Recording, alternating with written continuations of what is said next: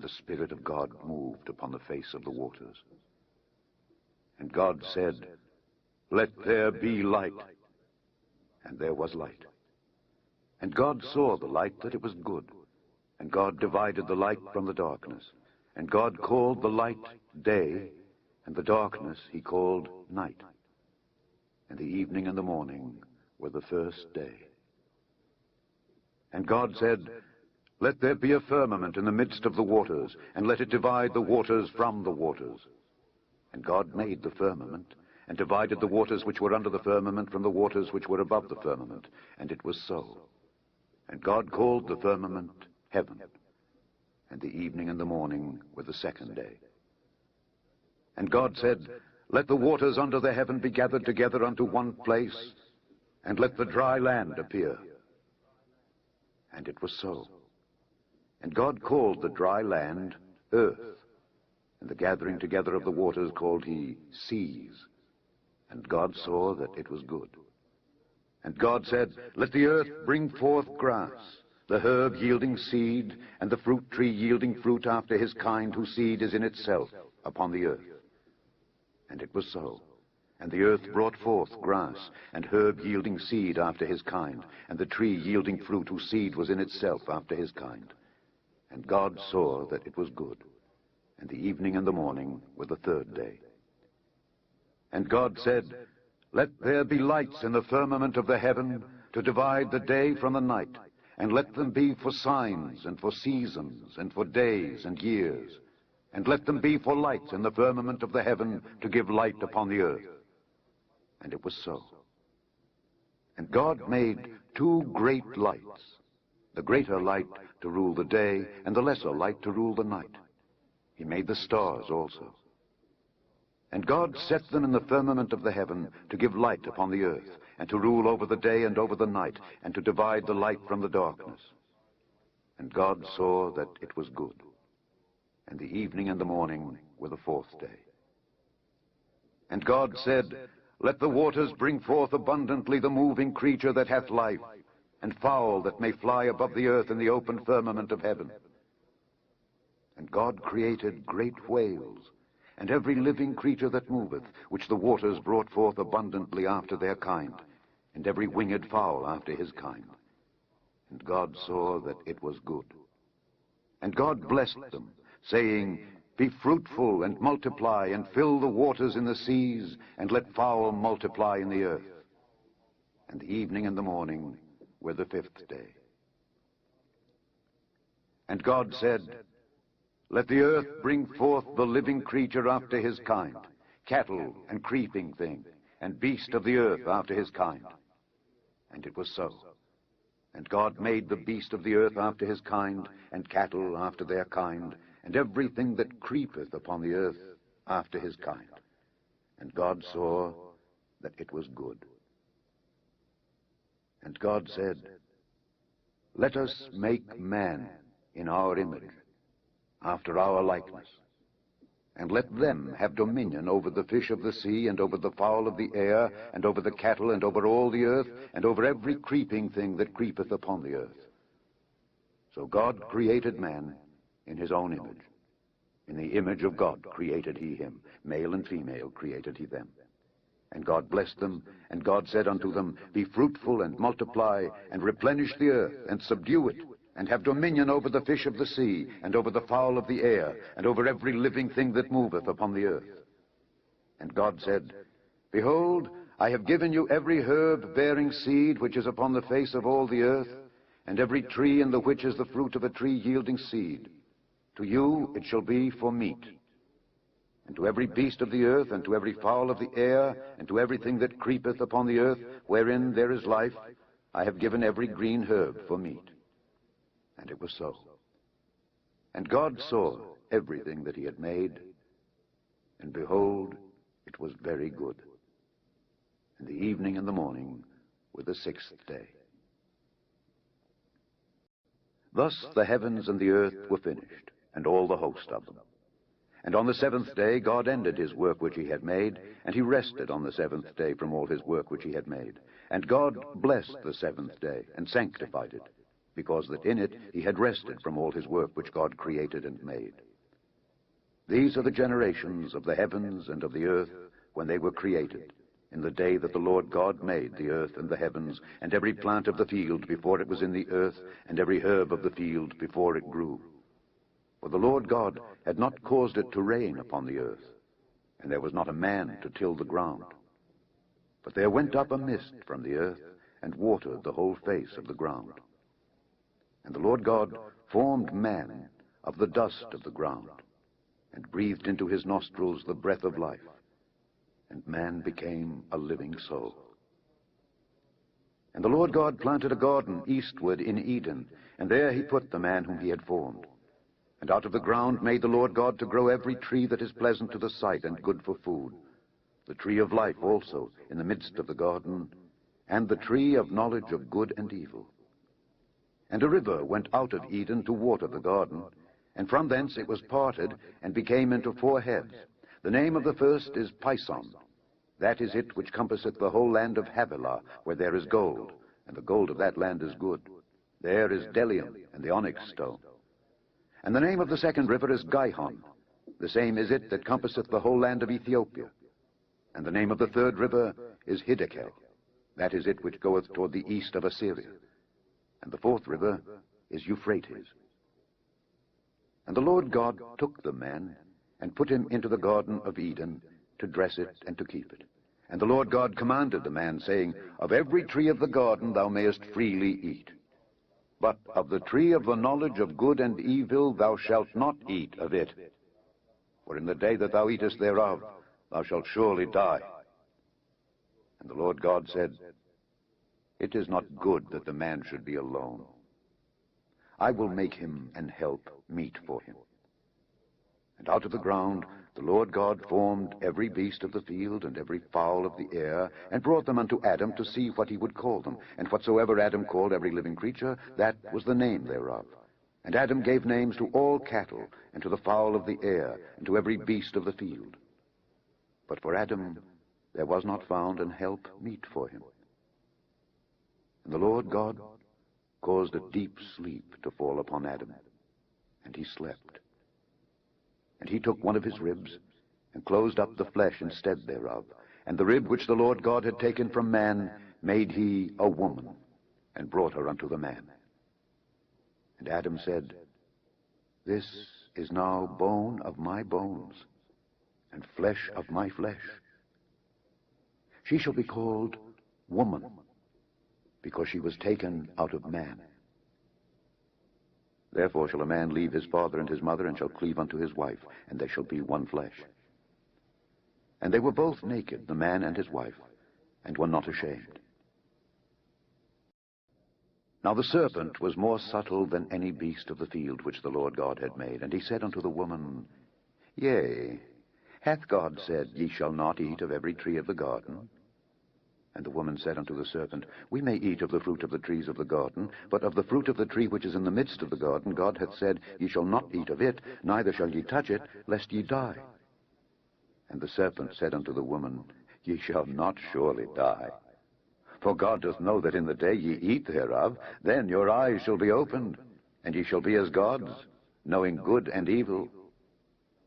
And when the woman saw that the tree was good for food, and that it was pleasant to the eyes, and a tree to be desired to make one wise, she took of the fruit thereof, and did eat, and gave also unto her husband with her, and he did eat. And the eyes of them both were opened, and they knew that they were naked. And they sewed fig leaves together, and made themselves aprons. And they heard the voice of the Lord God walking in the garden in the cool of the day. And Adam and his wife hid themselves from the presence of the Lord God amongst the trees of the garden. And the Lord God called unto Adam, and said unto him, Where art thou? And he said, I heard thy voice in the garden, and I was afraid, because I was naked, and I hid myself. And he said, Who told thee that thou wast naked? Hast thou eaten of the tree whereof I commanded thee that thou shouldest not eat? And the man said, The woman whom thou gavest to be with me, she gave me of the tree, and I did eat. And the Lord God said unto the woman, What is this that thou hast done? And the woman said, The serpent beguiled me, and I did eat. And the Lord God said unto the serpent, Because thou hast done this, thou art cursed above all cattle and above every beast of the field. Upon thy belly shalt thou go, and dust shalt thou eat all the days of thy life. And I will put enmity between thee and the woman, and between thy seed and her seed. It shall bruise thy head, and thou shalt bruise his heel. Unto the woman he said, I will greatly multiply thy sorrow and thy conception.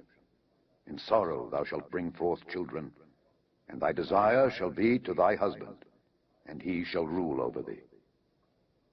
And unto Adam he said, Because thou hast hearkened unto the voice of thy wife, and hast eaten of the tree of which I commanded thee, saying, Thou shalt not eat of it, cursed is the ground for thy sake. In sorrow shalt thou eat of it all the days of thy life. Thorns also and thistles shall it bring forth to thee, and thou shalt eat the herb of the field. In the sweat of thy face shalt thou eat bread, till thou return unto the ground.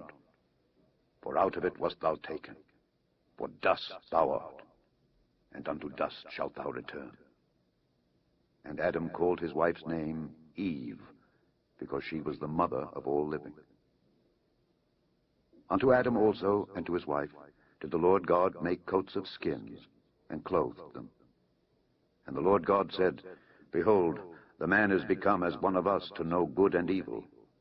And now, lest he put forth his hand and take also of the tree of life, and eat, and live forever. Therefore the Lord God sent him forth from the Garden of Eden to till the ground from whence he was taken. So he drove out the man, and he placed at the east of the Garden of Eden cherubims, and a flaming sword which turned every way to keep the way of the tree of life. Eve his wife, and she conceived, and bare Cain, and said, I have gotten a man from the Lord. And she again bare his brother Abel. And Abel was a keeper of sheep, but Cain was a tiller of the ground. And in process of time it came to pass that Cain brought of the fruit of the ground an offering unto the Lord. And Abel he also brought of the firstlings of his flock and of the fat thereof. And the Lord had respect unto Abel and to his offering, but unto Cain and to his offering he had not respect. And Cain was very wroth, and his countenance fell. And the Lord said unto Cain, Why art thou wroth? And why is thy countenance fallen? If thou doest well, shalt thou not be accepted? And if thou doest not well, sin lieth at the door. And unto thee shall be his desire, and thou shalt rule over him. And Cain talked with Abel his brother. And it came to pass, when they were in the field, that Cain rose up against Abel his brother, and slew him. And the Lord said unto Cain, Where is Abel thy brother? And he said, I know not. Am I my brother's keeper? And he said, What hast thou done? The voice of thy brother's blood crieth unto me from the ground. And now art thou cursed from the earth, which hath opened her mouth to receive thy brother's blood from thy hand. When thou tillest the ground, it shall not henceforth yield unto thee her strength. A fugitive and a vagabond shalt thou be in the earth. And Cain said unto the Lord, My punishment is greater than I can bear. Behold, thou hast driven me out this day from the face of the earth, and from thy face shall I be hid. And I shall be a fugitive and a vagabond in the earth, and it shall come to pass that every one that findeth me shall slay me. And the Lord said unto him, Therefore whosoever slayeth Cain, vengeance shall be taken on him sevenfold. And the Lord set a mark upon Cain, lest any finding him should kill him. And Cain went out from the presence of the Lord, and dwelt in the land of Nod, on the east of Eden. And Cain knew his wife, and she conceived, and bare Enoch. And he builded a city, and called the name of the city after the name of his son, Enoch. And unto Enoch was born Irad, and Irad begat Mehujael, and Mehujael begat Methusael, and Methusael begat Lamech. And Lamech took unto him 2 wives. The name of the one was Adah, and the name of the other Zillah. And Adah bare Jabal. He was the father of such as dwell in tents, and of such as have cattle. And his brother's name was Jubal. He was the father of all such as handle the harp and organ. And Zillah she also bare Tubal-Cain, an instructor of every artificer in brass and iron. And the sister of Tubal-Cain was Naamah. And Lamech said unto his wives, Adah and Zillah, Hear my voice. Ye wives of Lamech, hearken unto my speech. For I have slain a man to my wounding, and a young man to my hurt. If Cain shall be avenged sevenfold, truly Lamech 70 and sevenfold. And Adam knew his wife again, and she bare a son, and called his name Seth. For God said, She hath appointed me another seed instead of Abel, whom Cain slew. And to Seth, to him also there was born a son, and he called his name Enos. Then began men to call upon the name of the Lord. Chapter 4. This is the book of the generations of Adam. In the day that God created man, in the likeness of God made he him. Male and female created he them, and blessed them, and called their name Adam, in the day when they were created. And Adam lived 130 years, and begat a son in his own likeness, after his image, and called his name Seth. And the days of Adam after he had begotten Seth were 800 years, and he begat sons and daughters. And all the days that Adam lived were 930 years, and he died. And Seth lived 105 years, and begat Enos. And Seth lived after he begat Enos 807 years, and begat sons and daughters. And all the days of Seth were 912 years, and he died. And Enos lived 90 years, and begat Cainan. And Enos lived after he begat Cainan 815 years, and begat sons and daughters. And all the days of Enos were 905 years, and he died. And Cainan lived 70 years, and begat Mahalaleel. And Cainan lived after he begat Mahalaleel 840 years, and begat sons and daughters. And all the days of Cainan were 910 years, and he died. And Mahalaleel lived 65 years, and begat Jared. And Mahalaleel lived after he begat Jared 830 years, and begat sons and daughters. And all the days of Mahalaleel were 895 years, and he died. And Jared lived 162 years, and he begat Enoch. And Jared lived after he begat Enoch 800 years, and begat sons and daughters. And all the days of Jared were 962 years, and he died. And Enoch lived 65 years, and begat Methuselah. And Enoch walked with God after he begat Methuselah 300 years, and begat sons and daughters. And all the days of Enoch were 365 years. And Enoch walked with God, and he was not, for God took him. And Methuselah lived 187 years, and begat Lamech. And Methuselah lived after he begat Lamech 782 years, and begat sons and daughters. And all the days of Methuselah were 969 years, and he died. And Lamech lived 182 years, and begat a son, and he called his name Noah, saying, This same shall comfort us concerning our work and toil of our hands, because of the ground which the Lord hath cursed. And Lamech lived after he begat Noah 595 years, and begat sons and daughters. And all the days of Lamech were 777 years, and he died. And Noah was 500 years old, and Noah begat Shem, Ham, and Japheth.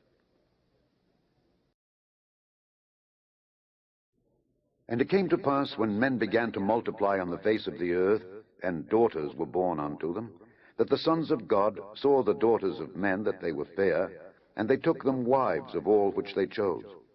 And the Lord said, My spirit shall not always strive with man, for that he also is flesh. Yet his days shall be 120 years. There were giants in the earth in those days, and also after that, when the sons of God came in unto the daughters of men, and they bare children to them, the same became mighty men, which were of old, men of renown. And God saw that the wickedness of man was great in the earth, and that every imagination of the thoughts of his heart was only evil continually. And it repented the Lord that he had made man on the earth, and it grieved him at his heart. And the Lord said, I will destroy man whom I have created from the face of the earth, both man and beast, and the creeping thing, and the fowls of the air, for it repenteth me that I have made them. But Noah found grace in the eyes of the Lord. These are the generations of Noah. Noah was a just man, and perfect in his generations, and Noah walked with God. And Noah begat 3 sons, Shem, Ham, and Japheth. The earth also was corrupt before God, and the earth was filled with violence.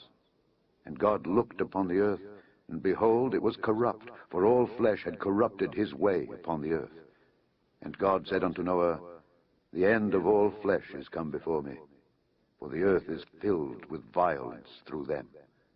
And behold, I will destroy them with the earth.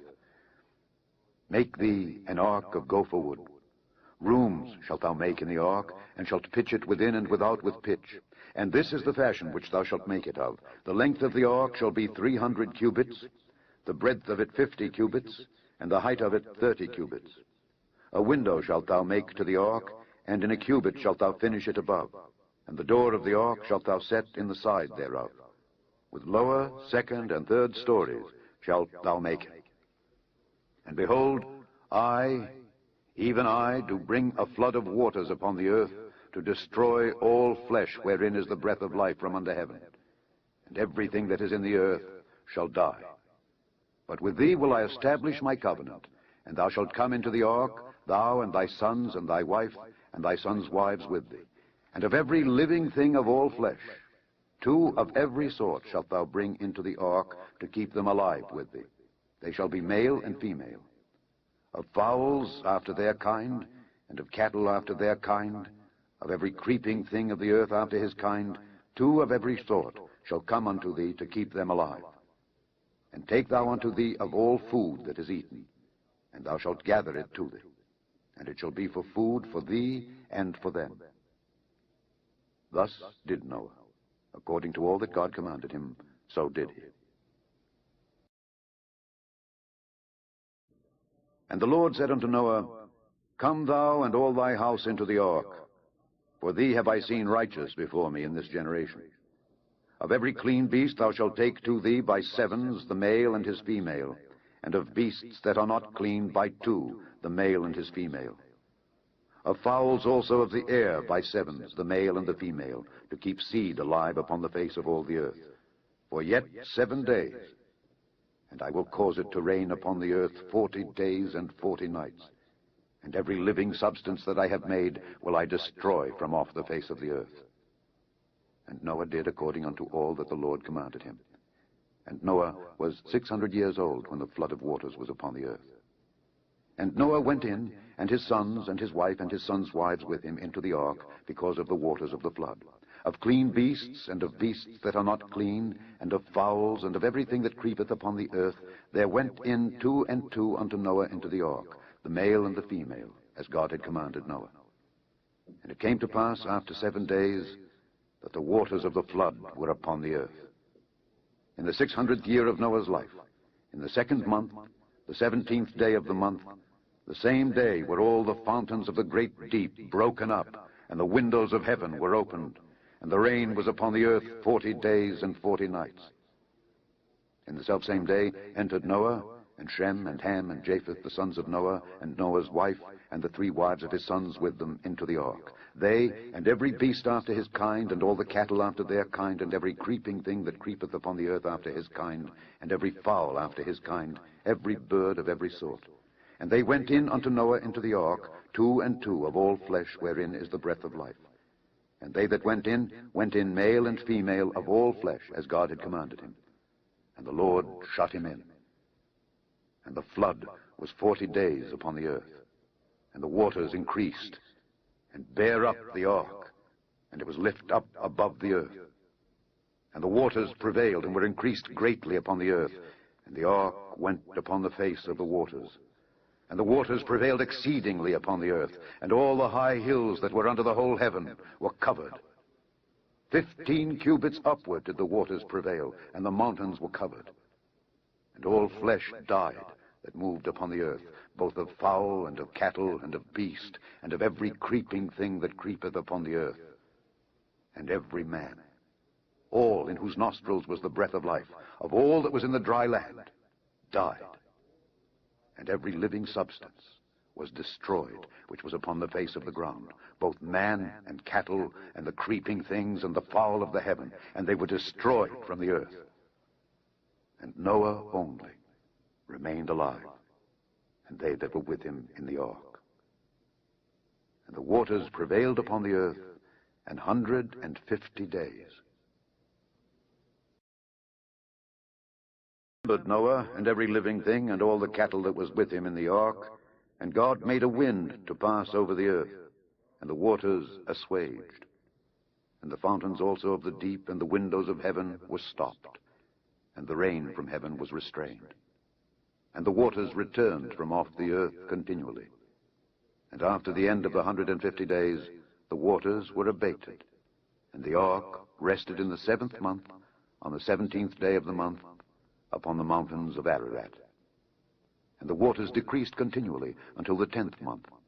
In the 10th month, on the 1st day of the month, were the tops of the mountains seen. And it came to pass at the end of 40 days that Noah opened the window of the ark which he had made, and he sent forth a raven, which went forth to and fro until the waters were dried up from off the earth. Also he sent forth a dove from him to see if the waters were abated from off the face of the ground. But the dove found no rest for the sole of her foot, and she returned unto him into the ark, for the waters were on the face of the whole earth. Then he put forth his hand, and took her, and pulled her in unto him into the ark. And he stayed yet other 7 days, and again he sent forth the dove out of the ark. And the dove came in to him in the evening, and lo, in her mouth was an olive leaf plucked off. So Noah knew that the waters were abated from off the earth. And he stayed yet other 7 days, and sent forth the dove, which returned not again unto him any more. And it came to pass in the 601st year, in the 1st month, the 1st day of the month, the waters were dried up from off the earth. And Noah removed the covering of the ark, and looked, and behold, the face of the ground was dry. And in the 2nd month, on the 27th day of the month, was the earth dried. And God spake unto Noah, saying, Go forth of the ark, thou, and thy wife, and thy sons wives with thee. Bring forth with thee every living thing that is with thee of all flesh, both of fowl and of cattle, and of every creeping thing that creepeth upon the earth, that they may breed abundantly in the earth, and be fruitful and multiply upon the earth. And Noah went forth, and his sons, and his wife, and his sons' wives with him. Every beast, every creeping thing, and every fowl, and whatsoever creepeth upon the earth after their kinds, went forth out of the ark. And Noah builded an altar unto the Lord, and took of every clean beast, and of every clean fowl, and offered burnt offerings on the altar. And the Lord smelled a sweet savor. And the Lord said in his heart, I will not again curse the ground any more for man's sake. For the imagination of man's heart is evil from his youth. Neither will I again smite any more everything living, as I have done.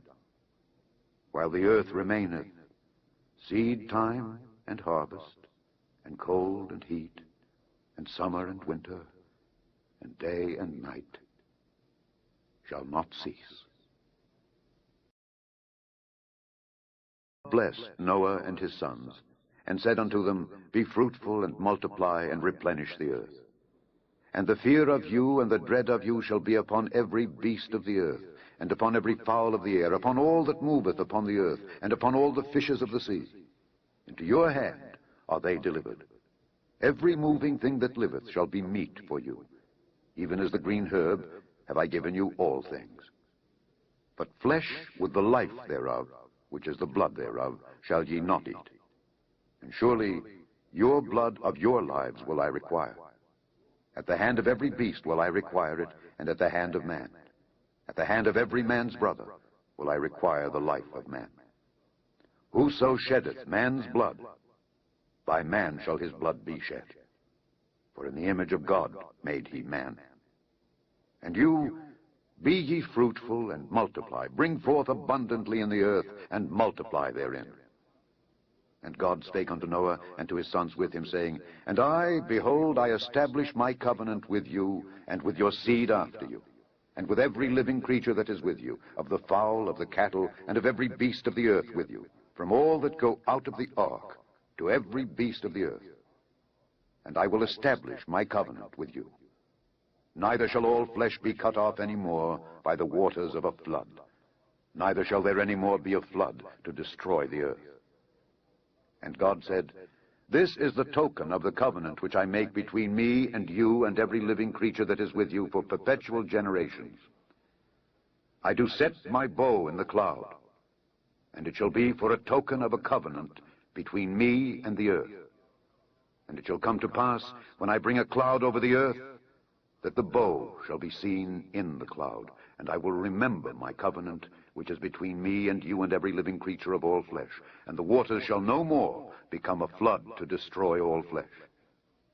And the bow shall be in the cloud, and I will look upon it, that I may remember the everlasting covenant between God and every living creature of all flesh that is upon the earth. And God said unto Noah, This is the token of the covenant which I have established between me and all flesh that is upon the earth. And the sons of Noah that went forth of the ark were Shem and Ham and Japheth. And Ham is the father of Canaan. These are the three sons of Noah, and of them was the whole earth overspread. And Noah began to be an husbandman, and he planted a vineyard, and he drank of the wine, and was drunken, and he was uncovered within his tent. And Ham, the father of Canaan, saw the nakedness of his father, and told his two brethren without. And Shem and Japheth took a garment, and laid it upon both their shoulders, and went backward, and covered the nakedness of their father. And their faces were backward, and they saw not their father's nakedness. And Noah awoke from his wine, and knew what his younger son had done unto him. And he said, Cursed be Canaan, a servant of servants shall he be unto his brethren. And he said, Blessed be the Lord God of Shem, and Canaan shall be his servant. God shall enlarge Japheth, and he shall dwell in the tents of Shem, and Canaan shall be his servant. And Noah lived after the flood 350 years, and all the days of Noah were 950 years, and he died. These are the generations of the sons of Noah, Shem, Ham, and Japheth. And unto them were sons born after the flood. The sons of Japheth, Gomer, and Magog, and Madai, and Javan, and Tubal, and Meshech, and Tyrus. And the sons of Gomer, Ashkenaz, and Riphath, and Togarmah. And the sons of Javan, Elisha, and Tarshish, Kittim, and Dodanim. By these were the isles of the Gentiles divided in their lands, every one after his tongue, after their families, in their nations. And the sons of Ham, Cush, and Mizraim, and Phut, and Canaan. And the sons of Cush, Seba, and Havilah, and Sabta, and Raamah, and Sabteka. And the sons of Raamah, Sheba, and Dedan. And Cush begat Nimrod. He began to be a mighty one in the earth. He was a mighty hunter before the Lord. Wherefore it is said, even as Nimrod, the mighty hunter before the Lord. And the beginning of his kingdom was Babel, and Erech, and Akkad, and Calneh, in the land of Shinar. Out of that land went forth Asher, and builded Nineveh, and the city Rehoboth, and Calah, and Resen between Nineveh and Calah, the same as a great city. And Mizraim begat Ludim, and Anamim, and Lehabim, and Naphtuhim, and Pathrusim, and Cashluhim, out of whom came Philistim, and Caphtorim. And Canaan begat Sidon, his firstborn, and Heth, and the Jebusite, and the Amorite, and the Girgasite, and the Hivite, and the Archite, and the Sinite, and the Arbadite, and the Zemarite, and the Hamathite. And afterward were the families of the Canaanites spread abroad. And the border of the Canaanites was from Sidon as thou comest to Gerar unto Gaza, as thou goest unto Sodom and Gomorrah, and Admah, and Zeboim, even unto Lasha. These are the sons of Ham, after their families, after their tongues, in their countries, and in their nations. Unto Shem also, the father of all the children of Eber, the brother of Japheth the elder, even to him were children born. The children of Shem, Elam, and Asher, and Arphaxad, and Lud, and Aram. And the children of Aram, Uz, and Hul, and Gether, and Mash. And Arphaxad begat Salah, and Salah begat Eber. And unto Eber were born two sons. The name of one was Peleg, for in his days was the earth divided. And his brother's name was Joktan. And Joktan begat Almodad, and Sheleph, and Hazar-Maveth, and Jerah, and Hadoram, and Uzal, and Diklah, and Obal, and Abimael, and Sheba, and Ophir, and Havilah, and Jobab. All these were the sons of Joktan. And their dwelling was from Mesha, as thou goest unto Sephar, a mount of the east. These are the sons of Shem, after their families, after their tongues, in their lands after their nations. These are the families of the sons of Noah, after their generations in their nations, and by these were the nations divided in the earth after the flood. It was of one language and of one speech. And it came to pass, as they journeyed from the east, that they found a plain in the land of Shinar, and they dwelt there. And they said one to another, Go to, let us make brick, and burn them throughly. And they had brick for stone, and slime had they for mortar. And they said, Go to, let us build us a city and a tower, whose top may reach unto heaven, and let us make us a name, lest we be scattered abroad upon the face of the whole earth. And the Lord came down to see the city and the tower which the children of men builded. And the Lord said, Behold, the people is one, and they have all one language, and this they begin to do. And now nothing will be restrained from them which they have imagined to do. Go to, let us go down, and there confound their language, that they may not understand one another's speech. So the Lord scattered them abroad from thence upon the face of all the earth, and they left off to build the city. Therefore is the name of it called Babel, because the Lord did there confound the language of all the earth. And from thence did the Lord scatter them abroad upon the face of all the earth. These are the generations of Shem. Shem was 100 years old, and he begat Arphaxad 2 years after the flood. And Shem lived after he begat Arphaxad 500 years, and begat sons and daughters. And Arphaxad lived 35 years, and begat Salah. And Arphaxad lived after he begat Salah 403 years, and begat sons and daughters. And Salah lived 30 years, and begat Eber. And Salah lived after he begat Eber 403 years, and begat sons and daughters. And Eber lived 34 years, and begat Peleg. And Eber lived after he begat Peleg 430 years, and begat sons and daughters. And Peleg lived 30 years, and begat Reu. And Peleg lived after he begat Reu 209 years, and begat sons and daughters. And Reu lived 32 years, and begat Serug. And Reu lived after he begat Serug 207 years, and begat sons and daughters. And Serug lived 30 years, and begat Nahor. And Serug lived after he begat Nahor 200 years, and begat sons and daughters. And Nahor lived 29 years, and begat Terah. And Nahor lived after he begat Terah 119 years, and begat sons and daughters. And Terah lived 70 years, and begat Abram, Nahor, and Haran. Now these are the generations of Terah. Terah begat Abram, Nahor, and Haran. And Haran begat Lot. And Haran died before his father Terah in the land of his nativity, in Ur of the Chaldees. And Abram and Nahor took them wives. The name of Abram's wife was Sarai, and the name of Nahor's wife Milcah, the daughter of Haran, the father of Milcah, and the father of Iscah. But Sarai was barren. She had no child. And Terah took Abram his son, and Lot the son of Haran, his son's son, and Sarai his daughter-in-law, his son Abram's wife, and they went forth with them from Ur of the Chaldees to go into the land of Canaan. And they came unto Haran, and dwelt there. And the days of Terah were 205 years, and Terah died in Haran.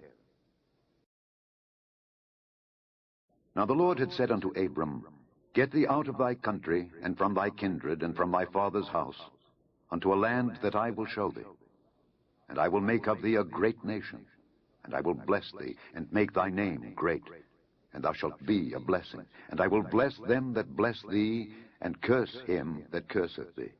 And in thee shall all families of the earth be blessed. So Abram departed, as the Lord had spoken unto him, and Lot went with him. And Abram was 75 years old when he departed out of Haran. And Abram took Sarai his wife, and Lot his brother's son, and all their substance that they had gathered, and the souls that they had gotten in Haran, and they went forth to go into the land of Canaan. And into the land of Canaan they came. And Abram passed through the land unto the place of Sichem, unto the plain of Moreh, and the Canaanite was then in the land. And the Lord appeared unto Abram, and said, Unto thy seed will I give this land. And there builded he an altar unto the Lord who appeared unto him. And he removed from thence unto a mountain on the east of Bethel, and pitched his tent, having Bethel on the west, and Hai on the east. And there he builded an altar unto the Lord, and called upon the name of the Lord. And Abram journeyed going on still toward the south. And there was a famine in the land, and Abram went down into Egypt to sojourn there, for the famine was grievous in the land. And it came to pass, when he was come near to enter into Egypt, that he said unto Sarai his wife, Behold now, I know that thou art a fair woman to look upon. Therefore it shall come to pass, when the Egyptians shall see thee, that they shall say, This is his wife, and they will kill me, but they will save thee alive.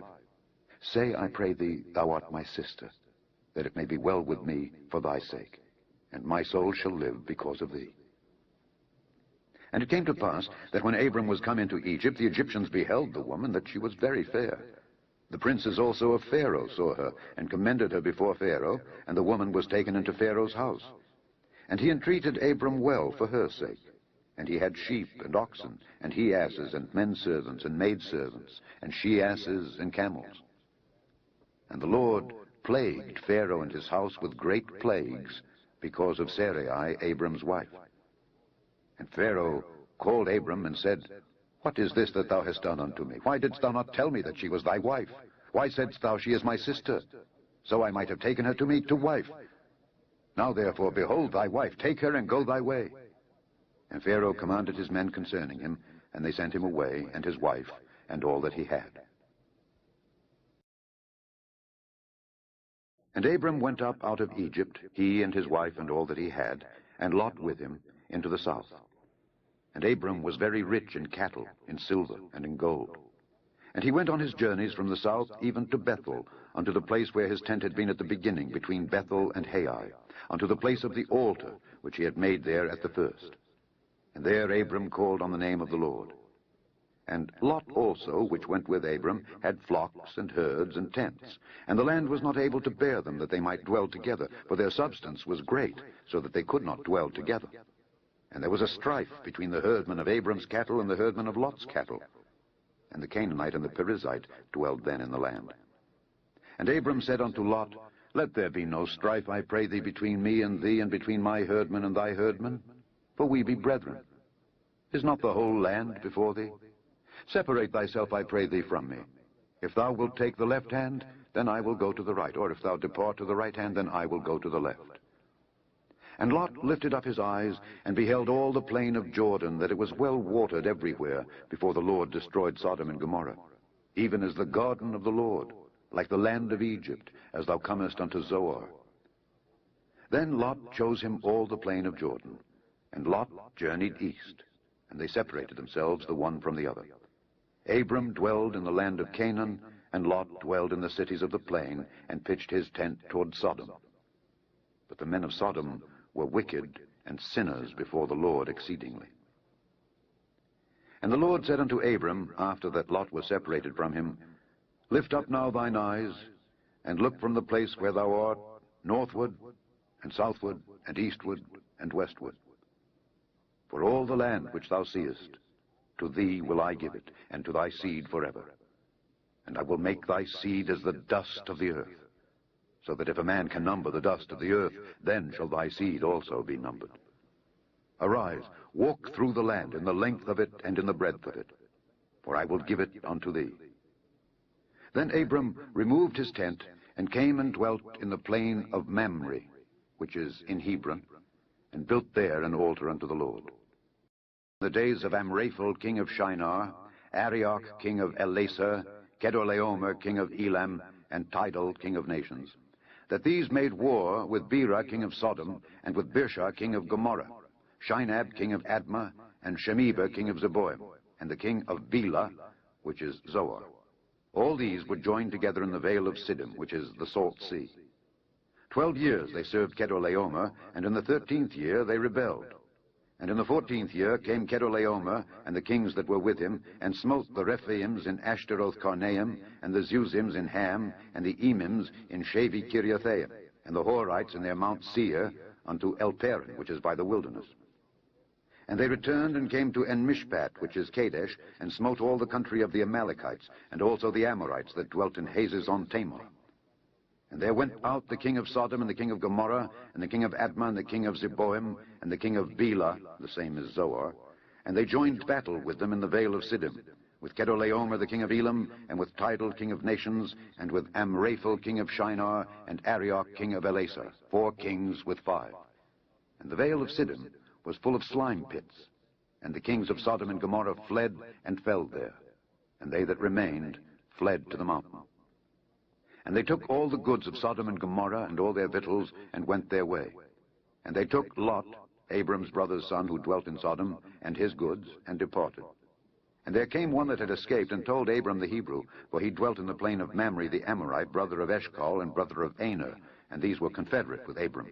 And when Abram heard that his brother was taken captive, he armed his trained servants, born in his own house, 318, and pursued them unto Dan. And he divided himself against them, he and his servants, by night, and smote them, and pursued them unto Hobah, which is on the left hand of Damascus. And he brought back all the goods, and also brought again his brother Lot, and his goods, and the women also, and the people. And the king of Sodom went out to meet him after his return from the slaughter of Chedorlaomer and of the kings that were with him at the valley of Shavi, which is the king's dale. And Melchizedek, king of Salem, brought forth bread and wine, and he was the priest of the Most High God. And he blessed him, and said, Blessed be Abram of the Most High God, possessor of heaven and earth, and blessed be the Most High God, which hath delivered thine enemies into thy hand. And he gave him tithes of all. And the king of Sodom said unto Abram, Give me the persons, and take the goods to thyself. And Abram said to the king of Sodom, I have lifted up mine hand unto the Lord, the Most High God, the possessor of heaven and earth, that I will not take from a thread even to a shoe latchet, and that I will not take anything that is thine, lest thou shouldest say, I have made Abram rich. Save only that which the young men have eaten, and the portion of the men which went with me, Aner, Eshcol, and Mamre. Let them take their portion.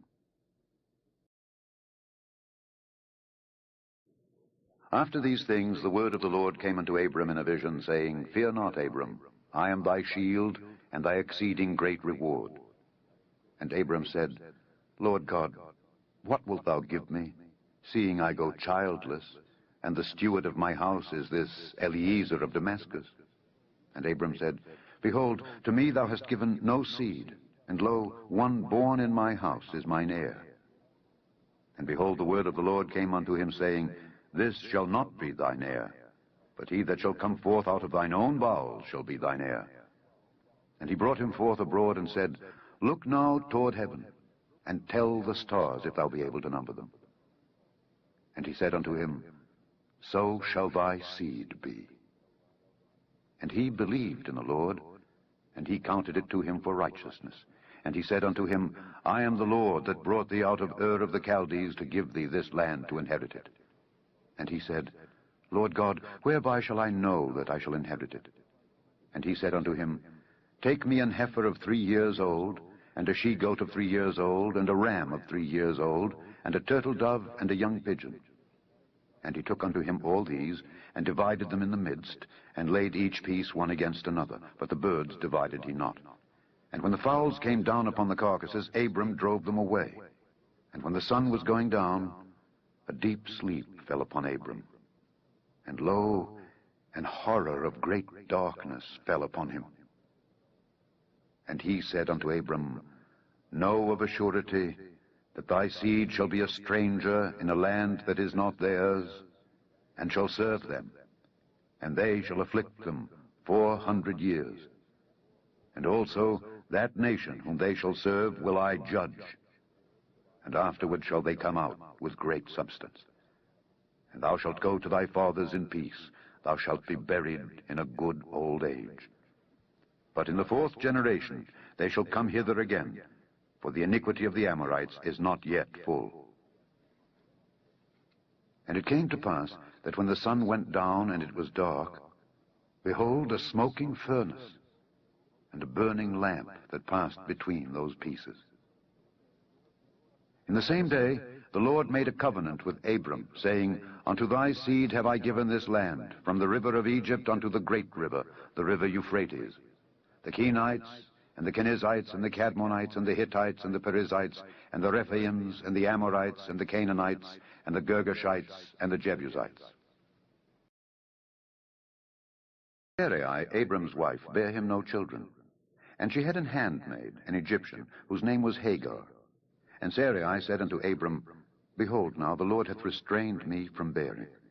I pray thee, go in unto my maid. It may be that I may obtain children by her. And Abram hearkened to the voice of Sarai.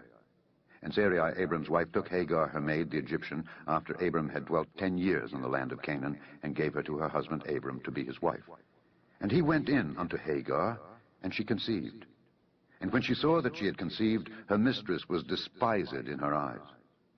And Sarai said unto Abram, My wrong be upon thee. I have given my maid into thy bosom, and when she saw that she had conceived, I was despised in her eyes. The Lord judge between me and thee. But Abram said unto Sarai, Behold, thy maid is in thy hand. Do to her as it pleaseth thee. And when Sarai dealt hardly with her, she fled from her face. And the angel of the Lord found her by a fountain of water in the wilderness, by the fountain in the way to Shur. And he said, Hagar, Sarai's maid, whence camest thou, and whither wilt thou go? And she said, I flee from the face of my mistress Sarai. And the angel of the Lord said unto her, Return to thy mistress, and submit thyself under her hands.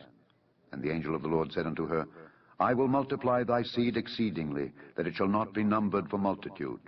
And the angel of the Lord said unto her, Behold, thou art with child, and shalt bear a son, and shalt call his name Ishmael, because the Lord hath heard thy affliction. And he will be a wild man. His hand will be against every man, and every man's hand against him. And he shall dwell in the presence of all his brethren. And she called the name of the Lord that spake unto her, Thou, God, seest me. For she said, Have I also here looked after him that seeth me? Wherefore the well was called Beer-lahai-roi. Behold, it is between Kadesh and Bered. And Hagar bare Abram a son, and Abram called his son's name, which Hagar bare, Ishmael. And Abram was 86 years old when Hagar bare Ishmael to Abram. 20 years old and 9, the Lord appeared to Abram and said unto him, I am the Almighty God. Walk before me, and be thou perfect. And I will make my covenant between me and thee, and will multiply thee exceedingly. And Abram fell on his face, and God talked with him, saying, As for me, behold, my covenant is with thee, and thou shalt be a father of many nations. Neither shall thy name any more be called Abram, but thy name shall be Abraham. For a father of many nations have I made thee. And I will make thee exceeding fruitful, and I will make nations of thee, and kings shall come out of thee. And I will establish my covenant between me and thee and thy seed after thee in their generations for an everlasting covenant, to be a God unto thee and to thy seed after thee. And I will give unto thee and to thy seed after thee the land wherein thou art a stranger, all the land of Canaan, for an everlasting possession. And I will be their God. And God said unto Abraham, Thou shalt keep my covenant, therefore, thou and thy seed after thee, in their generations. This is my covenant, which ye shall keep, between me and you and thy seed after thee. Every man-child among you shall be circumcised. And ye shall circumcise the flesh of your foreskin, and it shall be a token of the covenant betwixt me and you. And he that is 8 days old shall be circumcised among you, every man-child in your generations. He that is born in the house, or bought with money of any stranger, which is not of thy seed. He that is born in thy house, and he that is bought with thy money, must needs be circumcised. And my covenant shall be in your flesh for an everlasting covenant. And the uncircumcised man-child whose flesh of his foreskin is not circumcised, that soul shall be cut off from his people. He hath broken my covenant. And God said unto Abraham, As for Sarai thy wife, thou shalt not call her name Sarai, but Sarah shall her name be. And I will bless her, and give thee a son also of her. Yea, I will bless her, and she shall be a mother of nations. Kings of people shall be of her. Then Abraham fell upon his face, and laughed, and said in his heart, Shall a child be born unto him that is 100 years old? And shall Sarah that is 90 years old bear? And Abraham said unto God, Oh, that Ishmael might live before thee. And God said, Sarah thy wife shall bear thee a son indeed, and thou shalt call his name Isaac. And I will establish my covenant with him for an everlasting covenant, and with his seed after him. And as for Ishmael, I have heard thee. Behold, I have blessed him, and will make him fruitful, and will multiply him exceedingly. 12 princes shall he beget, and I will make him a great nation. But my covenant will I establish with Isaac, which Sarah shall bear unto thee at this set time in the next year. And he left off talking with him, and God went up from Abraham. And Abraham took Ishmael his son, and all that were born in his house, and all that were bought with his money, every male among the men of Abraham's house, and circumcised the flesh of their foreskin in the selfsame day, as God had said unto him. And Abram was 90 years old and 9 when he was circumcised in the flesh of his foreskin. And Ishmael his son was 13 years old when he was circumcised in the flesh of his foreskin. In the selfsame day was Abraham circumcised, and Ishmael his son. And all the men of his house, born in the house and bought with money of the stranger, were circumcised with him. Appeared unto him in the plains of Mamre, and he sat in the tent door in the heat of the day. And he lifted up his eyes and looked, and lo, 3 men stood by him. And when he saw them, he ran to meet them from the tent door, and bowed himself toward the ground, and said, My Lord, if now I have found favor in thy sight, pass not away, I pray thee, from thy servant. Let a little water, I pray you, be fetched, and wash your feet, and rest yourselves under the tree. And I will fetch a morsel of bread, and comfort ye your hearts. After that ye shall pass on. For therefore are ye come to your servant. And they said, So do as thou hast said. And Abraham hastened into the tent unto Sarah, and said, Make ready quickly 3 measures of fine meal, knead it, and make cakes upon the hearth. And Abraham ran unto the herd, and fetched a calf tender and good, and gave it unto a young man, and he hasted to dress it. And he took butter and milk, and the calf which he had dressed, and set it before them. And he stood by them under the tree, and they did eat. And they said unto him, Where is Sarah thy wife? And he said, Behold, in the tent. And he said, I will certainly return unto thee according to the time of life. And lo, Sarah thy wife shall have a son. And Sarah heard it in the tent door which was behind him. Now Abraham and Sarah were old and well stricken in age, and it ceased to be with Sarah after the manner of women. Therefore Sarah laughed within herself, saying, After I am waxed old shall I have pleasure, my Lord being old also? And the Lord said unto Abraham, Wherefore did Sarah laugh, saying, Shall I of a surety bear a child which am old? Is anything too hard for the Lord? At the time appointed I will return unto thee, according to the time of life, and Sarah shall have a son. Then Sarah denied, saying, I laughed not, for she was afraid. And he said, Nay, but thou didst laugh. And the men rose up from thence, and looked toward Sodom. And Abraham went with them to bring them on the way. And the Lord said, Shall I hide from Abraham that thing which I do? Seeing that Abraham shall surely become a great and mighty nation, and all the nations of the earth shall be blessed in him. For I know him, that he will command his children and his household after him, and they shall keep the way of the Lord, to do justice and judgment, that the Lord may bring upon Abraham that which he hath spoken of him. And the Lord said, Because the cry of Sodom and Gomorrah is great, and because their sin is very grievous, I will go down now, and see whether they have done altogether according to the cry of it which is come unto me.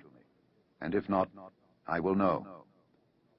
And the men turned their faces from thence, and went toward Sodom. But Abraham stood yet before the Lord. And Abraham drew near, and said, Wilt thou also destroy the righteous with the wicked? Peradventure there be 50 righteous within the city. Wilt thou also destroy and not spare the place for the 50 righteous that are therein? That be far from thee to do after this manner, to slay the righteous with the wicked, and that the righteous should be as the wicked. That be far from thee. Shall not the judge of all the earth do right?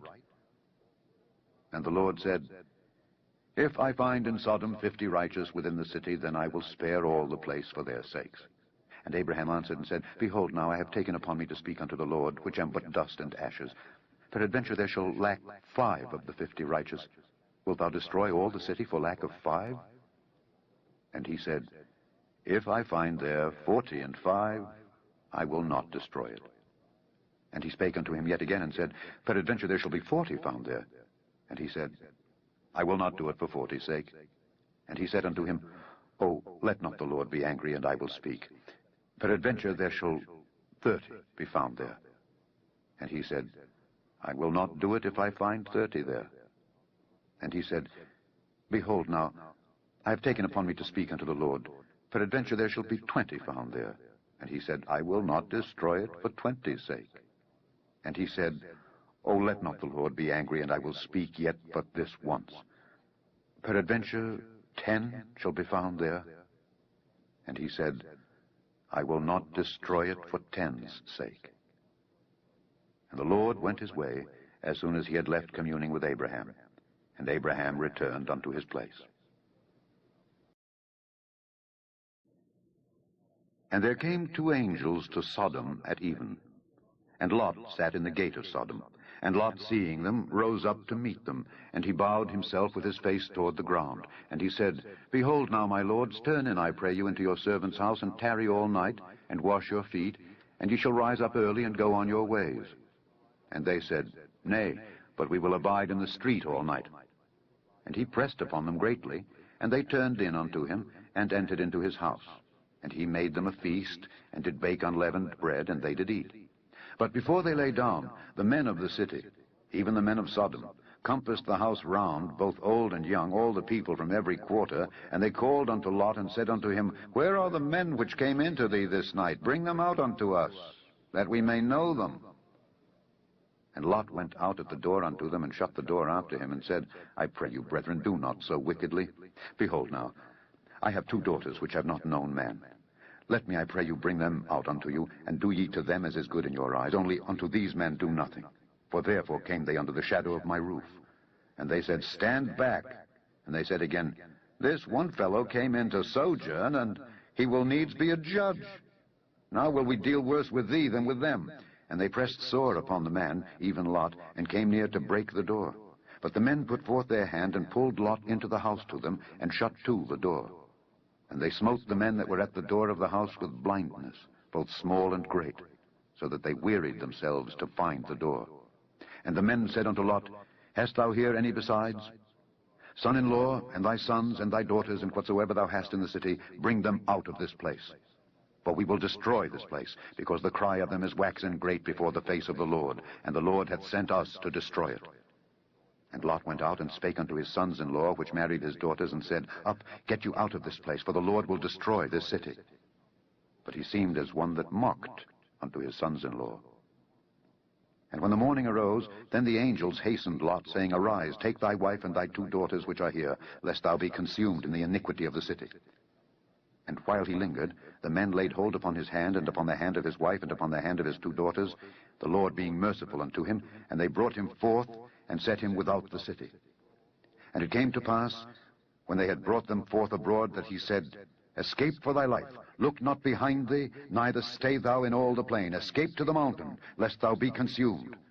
And Lot said unto them, O not so, my lord. Behold, now thy servant hath found grace in thy sight, and thou hast magnified thy mercy, which thou hast showed unto me in saving my life. And I cannot escape to the mountain, lest some evil take me, and I die. Behold now, this city is near to flee unto, and it is a little one. O let me escape thither. Is it not a little one? And my soul shall live. And he said unto him, See, I have accepted thee concerning this thing also, that I will not overthrow this city, for the which thou hast spoken. Haste thee, escape thither, for I cannot do anything till thou be come thither. Therefore the name of the city was called Zoar. The sun was risen upon the earth when Lot entered into Zoar. Then the Lord rained upon Sodom and upon Gomorrah brimstone and fire from the Lord out of heaven. And he overthrew those cities, and all the plain, and all the inhabitants of the cities, and that which grew upon the ground. But his wife looked back from behind him, and she became a pillar of salt. And Abraham gat up early in the morning to the place where he stood before the Lord, and he looked toward Sodom and Gomorrah, and toward all the land of the plain, and beheld, and lo, the smoke of the country went up as the smoke of a furnace. And it came to pass, when God destroyed the cities of the plain, that God remembered Abraham, and sent Lot out of the midst of the overthrow, when he overthrew the cities in the which Lot dwelt. And Lot went up out of Zoar, and dwelt in the mountain, and his 2 daughters with him, for he feared to dwell in Zoar. And he dwelt in a cave, he and his 2 daughters. And the firstborn said unto the younger, Our father is old, and there is not a man in the earth to come in unto us after the manner of all the earth. Come, let us make our father drink wine, and we will lie with him, that we may preserve seed of our father. And they made their father drink wine that night, and the firstborn went in and lay with her father. And he perceived not when she lay down, nor when she arose. And it came to pass on the morrow, that the firstborn said unto the younger, Behold, I lay yesternight with my father. Let us make him drink wine this night also, and go thou in, and lie with him, that we may preserve seed of our father. And they made their father drink wine that night also. And the younger arose and lay with him, and he perceived not when she lay down, nor when she arose. Thus were both the daughters of Lot with child by their father. And the firstborn bare a son, and called his name Moab, the same as the father of the Moabites unto this day. And the younger, she also bare a son, and called his name Ben-Ammi, the same as the father of the children of Ammon unto this day. Thence toward the south country, and dwelled between Kadesh and Shur, and sojourned in Gerar. And Abraham said of Sarah his wife, She is my sister. And Abimelech king of Gerar sent and took Sarah. But God came to Abimelech in a dream by night, and said to him, Behold, thou art but a dead man, for the woman which thou hast taken, for she is a man's wife. But Abimelech had not come near her. And he said, Lord, wilt thou slay also a righteous nation? Said he not unto me, She is my sister? And she, even she herself, said, He is my brother. In the integrity of my heart and innocency of my hands have I done this. And God said unto him in a dream, Yea, I know that thou didst this in the integrity of thy heart, for I also withheld thee from sinning against me. Therefore suffered I thee not to touch her. Now therefore restore the man his wife, for he is a prophet, and he shall pray for thee, and thou shalt live. And if thou restore her not, know thou that thou shalt surely die, thou and all that are thine. Therefore Abimelech rose early in the morning, and called all his servants, and told all these things in their ears, and the men were sore afraid. Then Abimelech called Abraham, and said unto him, What hast thou done unto us? And what have I offended thee, that thou hast brought on me and on my kingdom a great sin? Thou hast done deeds unto me that ought not to be done. And Abimelech said unto Abraham, What sawest thou, that thou hast done this thing? And Abraham said, Because I thought, Surely the fear of God is not in this place, and they will slay me for my wife's sake. And yet indeed she is my sister. She is the daughter of my father, but not the daughter of my mother. And she became my wife. And it came to pass, when God caused me to wander from my father's house, that I said unto her, This is thy kindness which thou shalt show unto me. At every place whither we shall come, say of me, He is my brother. And Abimelech took sheep and oxen and men servants and women servants, and gave them unto Abraham, and restored him Sarah his wife. And Abimelech said, Behold, my land is before thee, dwell where it pleaseth thee. And unto Sarah he said, Behold, I have given thy brother 1,000 pieces of silver. Behold, he is to thee a covering of the eyes, unto all that are with thee, and with all other. Thus she was reproved. So Abraham prayed unto God, and God healed Abimelech and his wife and his maidservants, and they bare children. For the Lord had fast closed up all the wombs of the house of Abimelech because of Sarah, Abraham's wife. And the Lord visited Sarah as he had said, and the Lord did unto Sarah as he had spoken. For Sarah conceived, and bare Abraham a son in his old age, at the set time of which God had spoken to him. And Abraham called the name of his son that was born unto him, whom Sarah bare to him, Isaac. And Abraham circumcised his son Isaac, being 8 days old, as God had commanded him. And Abraham was 100 years old when his son Isaac was born unto him. And Sarah said, God hath made me to laugh, so that all that hear will laugh with me. And she said, Who would have said unto Abraham that Sarah should have given children suck? For I have borne him a son in his old age. And the child grew and was weaned, and Abraham made a great feast the same day that Isaac was weaned. And Sarah saw the son of Hagar the Egyptian, which she had borne unto Abraham, mocking. Wherefore she said unto Abraham, Cast out this bondwoman and her son, for the son of this bondwoman shall not be heir with my son, even with Isaac. And the thing was very grievous in Abraham's sight because of his son. And God said unto Abraham, Let it not be grievous in thy sight because of the lad and because of thy bondwoman. In all that Sarah hath said unto thee, hearken unto her voice. for in Isaac shall thy seed be called. And also of the son of the bondwoman will I make a nation, because he is thy seed. And Abraham rose up early in the morning, and took bread and a bottle of water, and gave it unto Hagar, putting it on her shoulder, and the child, and sent her away. And she departed, and wandered in the wilderness of Beersheba. And the water was spent in the bottle. And she cast the child under one of the shrubs, and she went and sat her down over against him a good way off, as it were a bowshot. For she said, Let me not see the death of the child. And she sat over against him, and lifted up her voice, and wept. And God heard the voice of the lad. And the angel of God called to Hagar out of heaven, and said unto her, What aileth thee, Hagar? Fear not, for God hath heard the voice of the lad where he is. Arise, lift up the lad, and hold him in thine hand, for I will make him a great nation. And God opened her eyes, and she saw a well of water. And she went and filled the bottle with water, and gave the lad drink. And God was with the lad, and he grew and dwelt in the wilderness, and became an archer. And he dwelt in the wilderness of Paran, and his mother took him a wife out of the land of Egypt.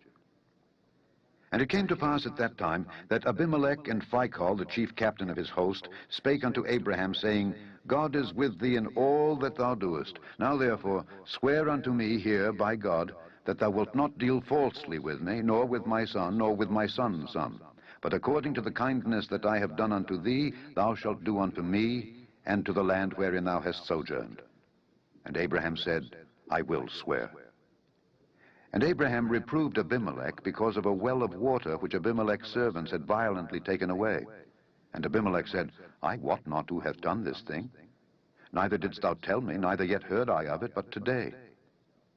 And Abraham took sheep and oxen, and gave them unto Abimelech, and both of them made a covenant. And Abraham set 7 ewe lambs of the flock by themselves. And Abimelech said unto Abraham, What mean these 7 ewe lambs which thou hast set by themselves? And he said, For these 7 ewe lambs shalt thou take of my hand, that they may be a witness unto me that I have digged this well. Wherefore he called that place Beersheba, because there they swear, both of them. Thus they made a covenant at Beersheba. Then Abimelech rose up, and Phicol, the chief captain of his host, and they returned into the land of the Philistines. And Abraham planted a grove in Beersheba, and called there on the name of the Lord, the everlasting God. And Abraham sojourned in the Philistines' land many days. That God did tempt Abraham, and said unto him, Abraham. And he said, Behold, here I am.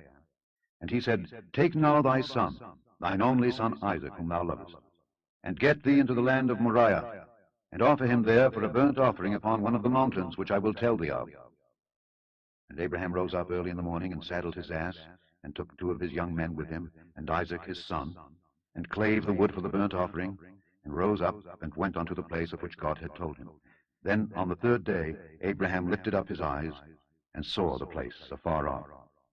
And Abraham said unto his young men, Abide ye here with the ass, and I and the lad will go yonder and worship, and come again to you.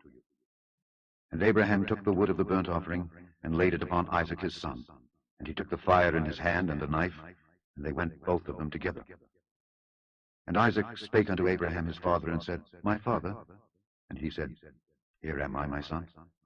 And he said, Behold the fire and the wood, but where is the lamb for a burnt offering? And Abraham said, My son, God will provide himself a lamb for a burnt offering. So they went both of them together. And they came to the place which God had told him of. And Abraham built an altar there, and laid the wood in order, and bound Isaac his son, and laid him on the altar upon the wood. And Abraham stretched forth his hand, and took the knife to slay his son. And the angel of the Lord called unto him out of heaven, and said, Abraham, Abraham. And he said, Here am I. And he said, Lay not thine hand upon the lad, neither do thou anything unto him. For now I know that thou fearest God, seeing thou hast not withheld thy son, thine only son, from me. And Abraham lifted up his eyes and looked, and behold, behind him a ram caught in a thicket by his horns. And Abraham went and took the ram, and offered him up for a burnt offering in the stead of his son. And Abraham called the name of that place Jehovah-Jireh, as it is said to this day, in the mount of the Lord it shall be seen. And the angel of the Lord called unto Abraham out of heaven the second time, and said, By myself have I sworn, saith the Lord, for because thou hast done this thing, and hast not withheld thy son, thine only son, that in blessing I will bless thee, and in multiplying I will multiply thy seed as the stars of the heaven, and as the sand which is upon the seashore, and thy seed shall possess the gate of his enemies. And in thy seed shall all the nations of the earth be blessed, because thou hast obeyed my voice. So Abraham returned unto his young man, and they rose up and went together to Beersheba. And Abraham dwelt at Beersheba.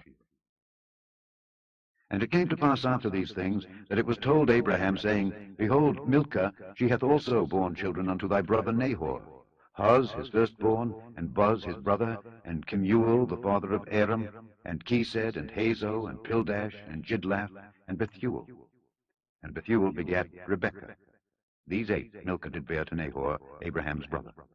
And his concubine, whose name was Reumah, she bare also Tebah, and Gaham, and Thahash, and Maacah. And Sarah was 127 years old. These were the years of the life of Sarah. And Sarah died in Kirjath Arba, the same as Hebron in the land of Canaan. And Abraham came to mourn for Sarah, and to weep for her. And Abraham stood up from before his dead, and spake unto the sons of Heth, saying, I am a stranger and a sojourner with you. Give me a possession of a burying place with you, that I may bury my dead out of my sight. And the children of Heth answered Abraham, saying unto him, Hear us, my lord. Thou art a mighty prince among us. In the choice of our sepulchres bury thy dead. None of us shall withhold from thee his sepulchre, but that thou mayest bury thy dead. And Abraham stood up and bowed himself to the people of the land, even to the children of Heth. And he communed with them, saying, If it be your mind that I should bury my dead out of my sight, hear me, and entreat for me to Ephron the son of Zohar, that he may give me the cave of Machpelah, which he hath, which is in the end of his field. For as much money as it is worth, he shall give it me for a possession of a burying place amongst you. And Ephron dwelt among the children of Heth. And Ephron the Hittite answered Abraham in the audience of the children of Heth, even of all that went in at the gate of his city, saying, Nay, my lord, hear me. The field give I thee, and the cave that is therein I give it thee. In the presence of the sons of my people give I it thee. Bury thy dead. And Abraham bowed down himself before the people of the land. And he spake unto Ephron in the audience of the people of the land, saying, But if thou wilt give it, I pray thee hear me.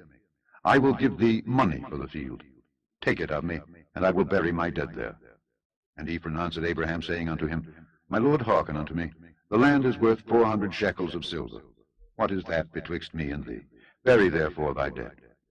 And Abraham hearkened unto Ephron, and Abraham weighed to Ephron the silver, which he had named in the audience of the sons of Heth, 400 shekels of silver, current money with the merchant. And the field of Ephron, which was in Machpelah, which was before Mamre, the field and the cave which was therein, and all the trees that were in the field, that were in all the borders round about, were made sure unto Abraham for a possession in the presence of the children of Heth, before all that went in at the gate of his city. And after this, Abraham buried Sarah his wife in the cave of the field of Machpelah before Mamre, the same as Hebron in the land of Canaan. And the field and the cave that is therein were made sure unto Abraham for a possession of a burying place by the sons of Heth.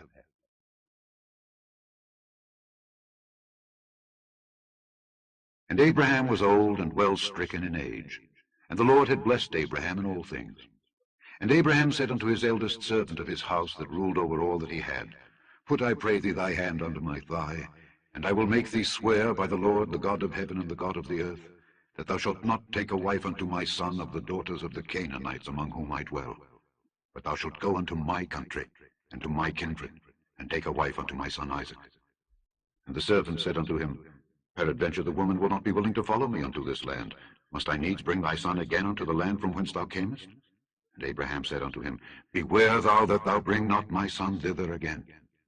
The Lord God of heaven, which took me from my father's house, and from the land of my kindred, and which spake unto me, and that sware unto me, saying, Unto thy seed will I give this land, he shall send his angel before thee, And thou shalt take a wife unto my son from thence. And if the woman will not be willing to follow thee, then thou shalt be clear from this my oath. Only bring not my son thither again. And the servant put his hand unto the thigh of Abraham his master, and sware to him concerning that matter. And the servant took 10 camels of the camels of his master, and departed, for all the goods of his master were in his hand. And he arose and went to Mesopotamia, unto the city of Nahor. And he made his camels to kneel down without the city by a well of water, at the time of the evening, even the time that women go out to draw water. And he said, O Lord God of my master Abraham, I pray thee, send me good speed this day, and show kindness unto my master Abraham. Behold, I stand here by the well of water, and the daughters of the men of the city come out to draw water.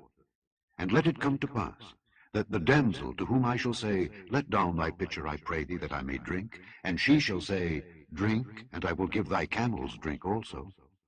Let the same be she that thou hast appointed for thy servant Isaac. And thereby shall I know that thou hast showed kindness unto my master. And it came to pass, before he had done speaking, that behold, Rebekah came out, who was born to Bethuel, son of Milcah, the wife of Nahor, Abraham's brother, with her pitcher upon her shoulder. And the damsel was very fair to look upon, a virgin, neither had any man known her.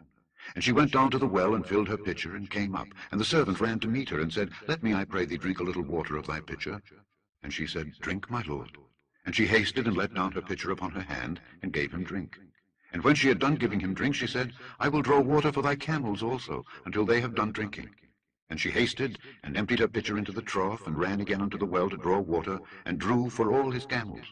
And the man, wondering at her, held his peace, to wit whether the Lord had made his journey prosperous or not. And it came to pass, as the camels had done drinking, that the man took a golden earring of 1/2 shekel weight, and 2 bracelets for her hands of 10 shekels weight of gold, and said, Whose daughter art thou? Tell me, I pray thee. Is there room in thy father's house for us to lodge in? And she said unto him, I am the daughter of Bethuel, the son of Milcah, which she bare unto Nahor. She said moreover unto him, We have both straw and provender enough, and room to lodge in. And the man bowed down his head, and worshipped the Lord. And he said, Blessed be the Lord God of my master Abraham, who hath not left destitute my master of his mercy and his truth. I being in the way, the Lord led me to the house of my master's brethren. And the damsel ran and told them of her mother's house these things. And Rebekah had a brother, and his name was Laban. And Laban ran out unto the man unto the well. And it came to pass, when he saw the earring and bracelets upon his sister's hands, and when he heard the words of Rebekah his sister, saying, Thus spake the man unto me, that he came unto the man. And behold, he stood by the camels at the well. And he said, Come in, thou blessed of the Lord. Wherefore standest thou without? For I have prepared the house, and room for the camels. And the man came into the house. And he ungirded his camels, and gave straw and provender for the camels, and water to wash his feet, and the men's feet that were with him. And there was set meat before him to eat. But he said, I will not eat until I have told mine errand.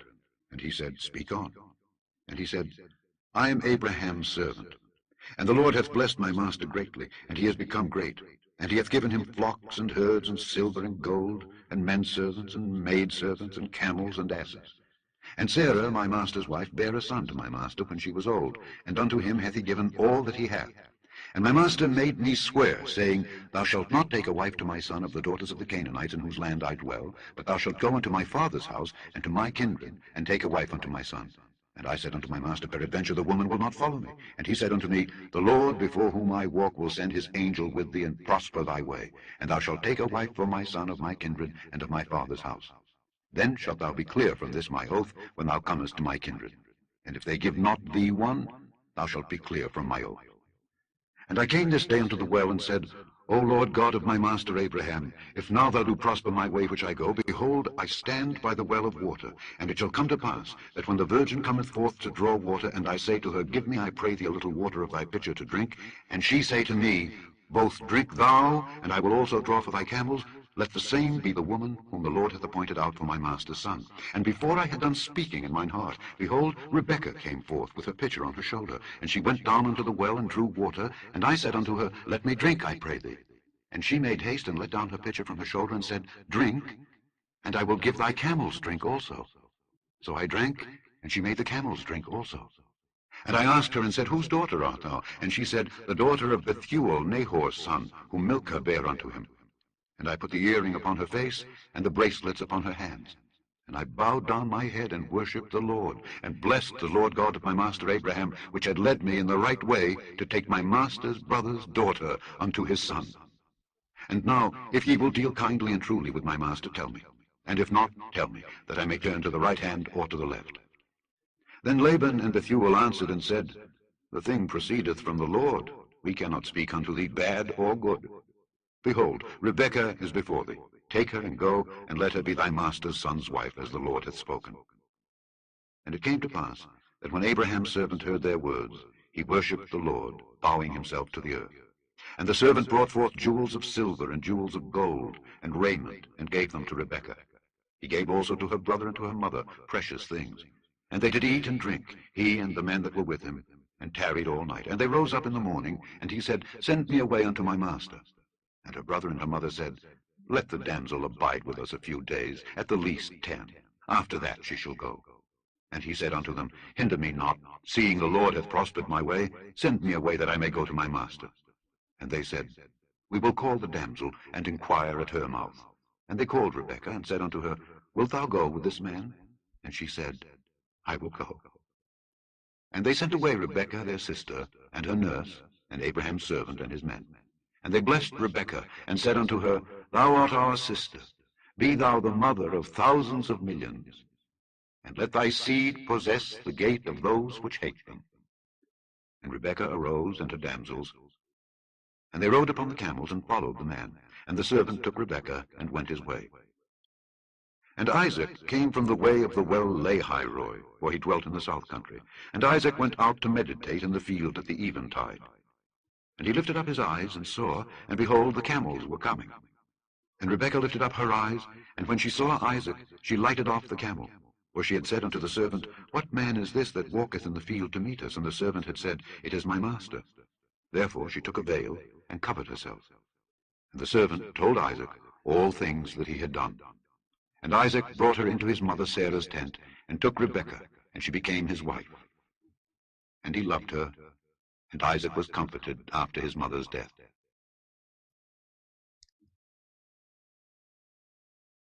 Chapter 25.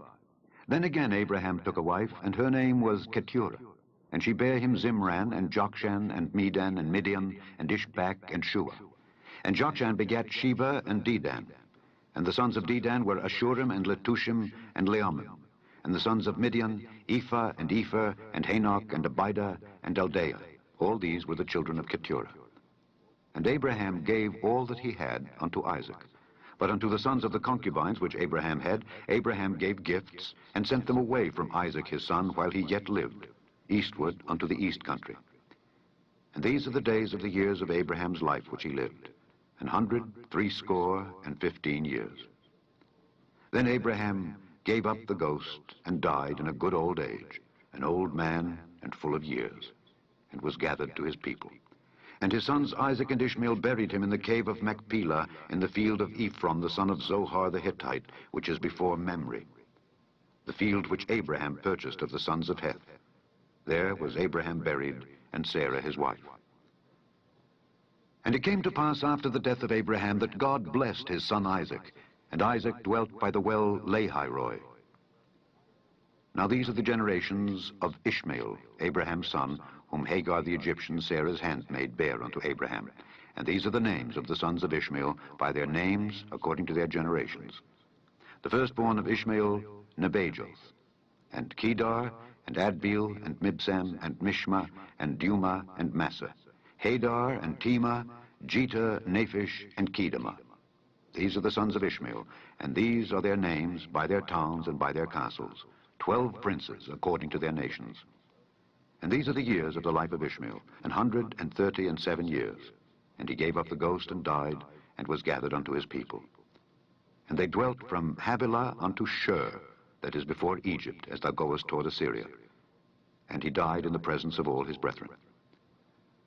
And these are the generations of Isaac, Abraham's son. Abraham begat Isaac.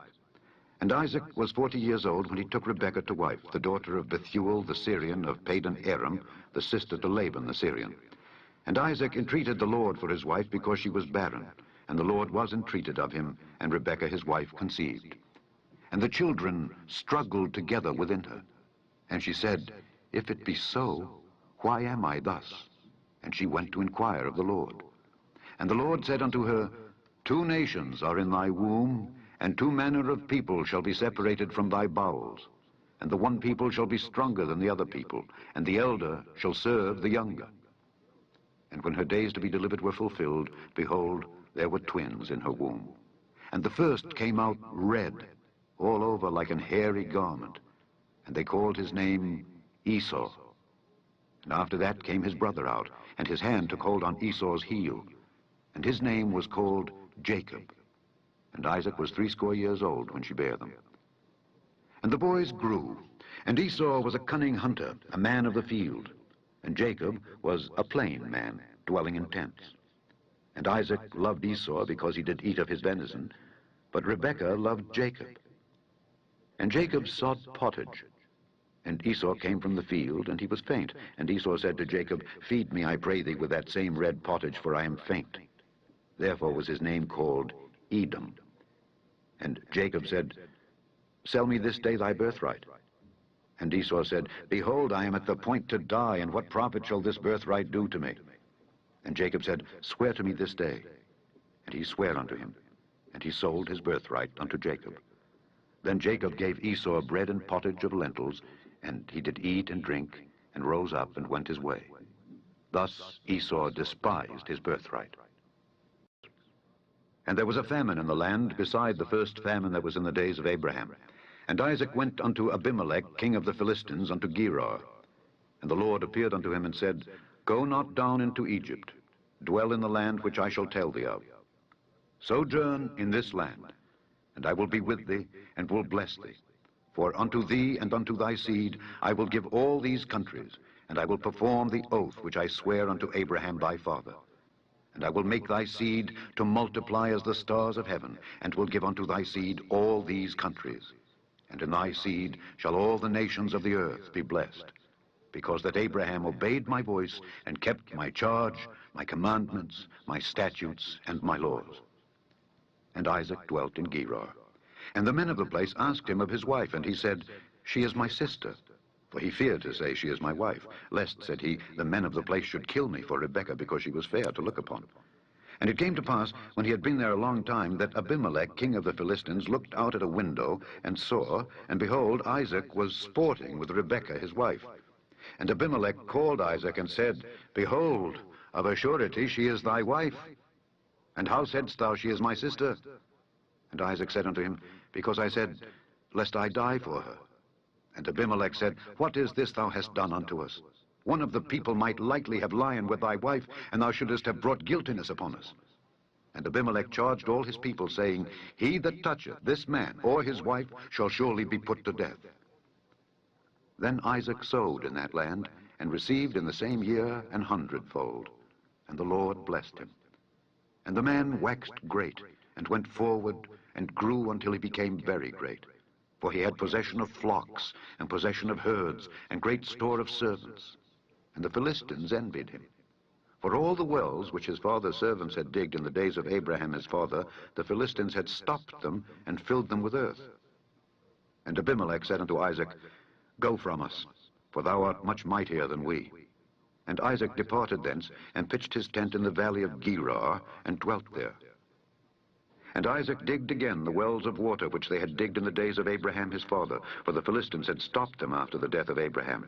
And he called their names after the names by which his father had called them. And Isaac's servants digged in the valley, and found there a well of springing water. And the herdmen of Gerar did strive with Isaac's herdmen, saying, The water is ours. And he called the name of the well Esek, because they strove with him. And they digged another well, and strove for that also, and he called the name of it Sitnah. And he removed from thence, and digged another well, and for that they strove not. And he called the name of it Rehoboth. And he said, For now the Lord hath made room for us, and we shall be fruitful in the land. And he went up from thence to Beersheba. And the Lord appeared unto him the same night, and said, I am the God of Abraham thy father. Fear not, for I am with thee, and will bless thee, and multiply thy seed for my servant Abraham's sake. And he builded an altar there, and called upon the name of the Lord, and pitched his tent there. And there Isaac's servants digged a well. Then Abimelech went to him from Gerar, and Ahuzzath, one of his friends, and Phicol, the chief captain of his army. And Isaac said unto them, Wherefore come ye to me, seeing ye hate me, and have sent me away from you? And they said, We saw certainly that the Lord was with thee. And we said, Let there be now an oath betwixt us, even betwixt us and thee, and let us make a covenant with thee, that thou wilt do us no hurt, as we have not touched thee, and as we have done unto thee nothing but good, and have sent thee away in peace. Thou art now the blessed of the Lord. And he made them a feast, and they did eat and drink. And they rose up betimes in the morning, and sware one to another. And Isaac sent them away, and they departed from him in peace. And it came to pass the same day that Isaac's servants came and told him concerning the well which they had digged, and said unto him, We have found water. And he called it Sheba. Therefore the name of the city is Beersheba unto this day. And Esau was 40 years old when he took to wife Judith the daughter of Beeri the Hittite, and Bashemath the daughter of Elon the Hittite, which were a grief of mind unto Isaac and to Rebekah. But when Isaac was old, and his eyes were dim, so that he could not see, he called Esau his eldest son, and said unto him, My son. And he said unto him, Behold, here am I. And he said, Behold, now I am old, I know not the day of my death.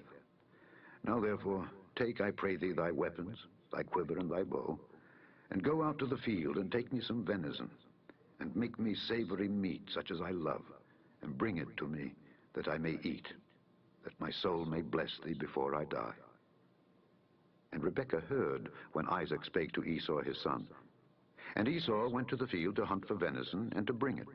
And Rebekah spake unto Jacob her son, saying, Behold, I heard thy father speak unto Esau thy brother, saying, Bring me venison, and make me savory meat, that I may eat and bless thee before the Lord before my death.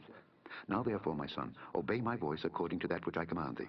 Go now to the flock, and fetch me from thence 2 good kids of the goats, and I will make them savory meat for thy father, such as he loveth, and thou shalt bring it to thy father, that he may eat, and that he may bless thee before his death. And Jacob said to Rebekah his mother, Behold, Esau my brother is a hairy man, and I am a smooth man. My father peradventure will feel me, and I shall seem to him as a deceiver, and I shall bring a curse upon me, and not a blessing. And his mother said unto him, Upon me be thy curse, my son. Only obey my voice, and go fetch me them.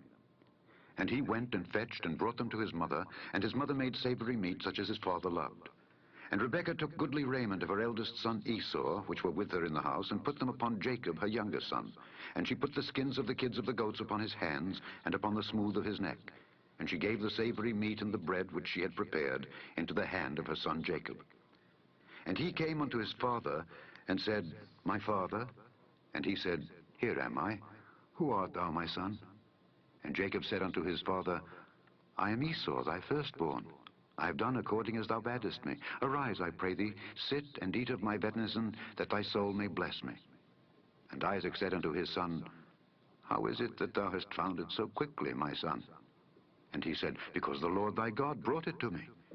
And Isaac said unto Jacob, Come near, I pray thee, that I may feel thee, my son, whether thou be my very son Esau or not. And Jacob went near unto Isaac his father, and he felt him, and said, The voice is Jacob's voice, but the hands are the hands of Esau. And he discerned him not, because his hands were hairy, as his brother Esau's hands. So he blessed him, and he said, Art thou my very son Esau? And he said, I am. And he said, Bring it near to me, and I will eat of my son's venison, that my soul may bless thee. And he brought it near to him, and he did eat. And he brought him wine, and he drank. And his father Isaac said unto him, Come near now, and kiss me, my son. And he came near, and kissed him. And he smelled the smell of his raiment, and blessed him, and said, See, the smell of my son is as the smell of a field which the Lord hath blessed. Therefore God give thee of the dew of heaven, and the fatness of the earth, and plenty of corn and wine. Let peoples serve thee, and nations bow down to thee. Be Lord over thy brethren, and let thy mother's sons bow down to thee. Cursed be every one that curseth thee, and blessed be he that blesseth thee. And it came to pass, as soon as Isaac had made an end of blessing Jacob, and Jacob was yet scarce gone out from the presence of Isaac his father, that Esau his brother came in from his hunting. And he also had made savory meat, and brought it unto his father, and said unto his father, Let my father arise, and eat of his son's venison, that thy soul may bless me. And Isaac his father said unto him, Who art thou? And he said, I am thy son, thy firstborn Esau. And Isaac trembled very exceedingly, and said, Who? Where is he that hath taken venison, and brought it me? And I have eaten of all before thou camest, and have blessed him. Yea, and he shall be blessed. And when Esau heard the words of his father, he cried with a great and exceeding bitter cry, and said unto his father, Bless me, even me also, O my father. And he said, Thy brother came with subtlety, and hath taken away thy blessing. And he said, Is not he rightly named Jacob? For he hath supplanted me these 2 times. He took away my birthright, and behold, now he hath taken away my blessing. And he said, Hast thou not reserved a blessing for me? And Isaac answered and said unto Esau, Behold, I have made him thy lord, and all his brethren have I given to him for servants, and with corn and wine have I sustained him. And what shall I do now unto thee, my son? And Esau said unto his father, Hast thou but one blessing, my father? Bless me, even me also, O my father. And Esau lifted up his voice and wept. And Isaac his father answered and said unto him, Behold, thy dwelling shall be the fatness of the earth, and of the dew of heaven from above. And by thy sword shalt thou live, and shalt serve thy brother. And it shall come to pass, when thou shalt have the dominion, that thou shalt break his yoke from off thy neck. And Esau hated Jacob because of the blessing wherewith his father blessed him. And Esau said in his heart, The days of mourning for my father are at hand. Then will I slay my brother Jacob. And these words of Esau, her elder son, were told to Rebekah. And she sent and called Jacob, her younger son, and said unto him, Behold, thy brother Esau, as touching thee, doth comfort himself, purposing to kill thee.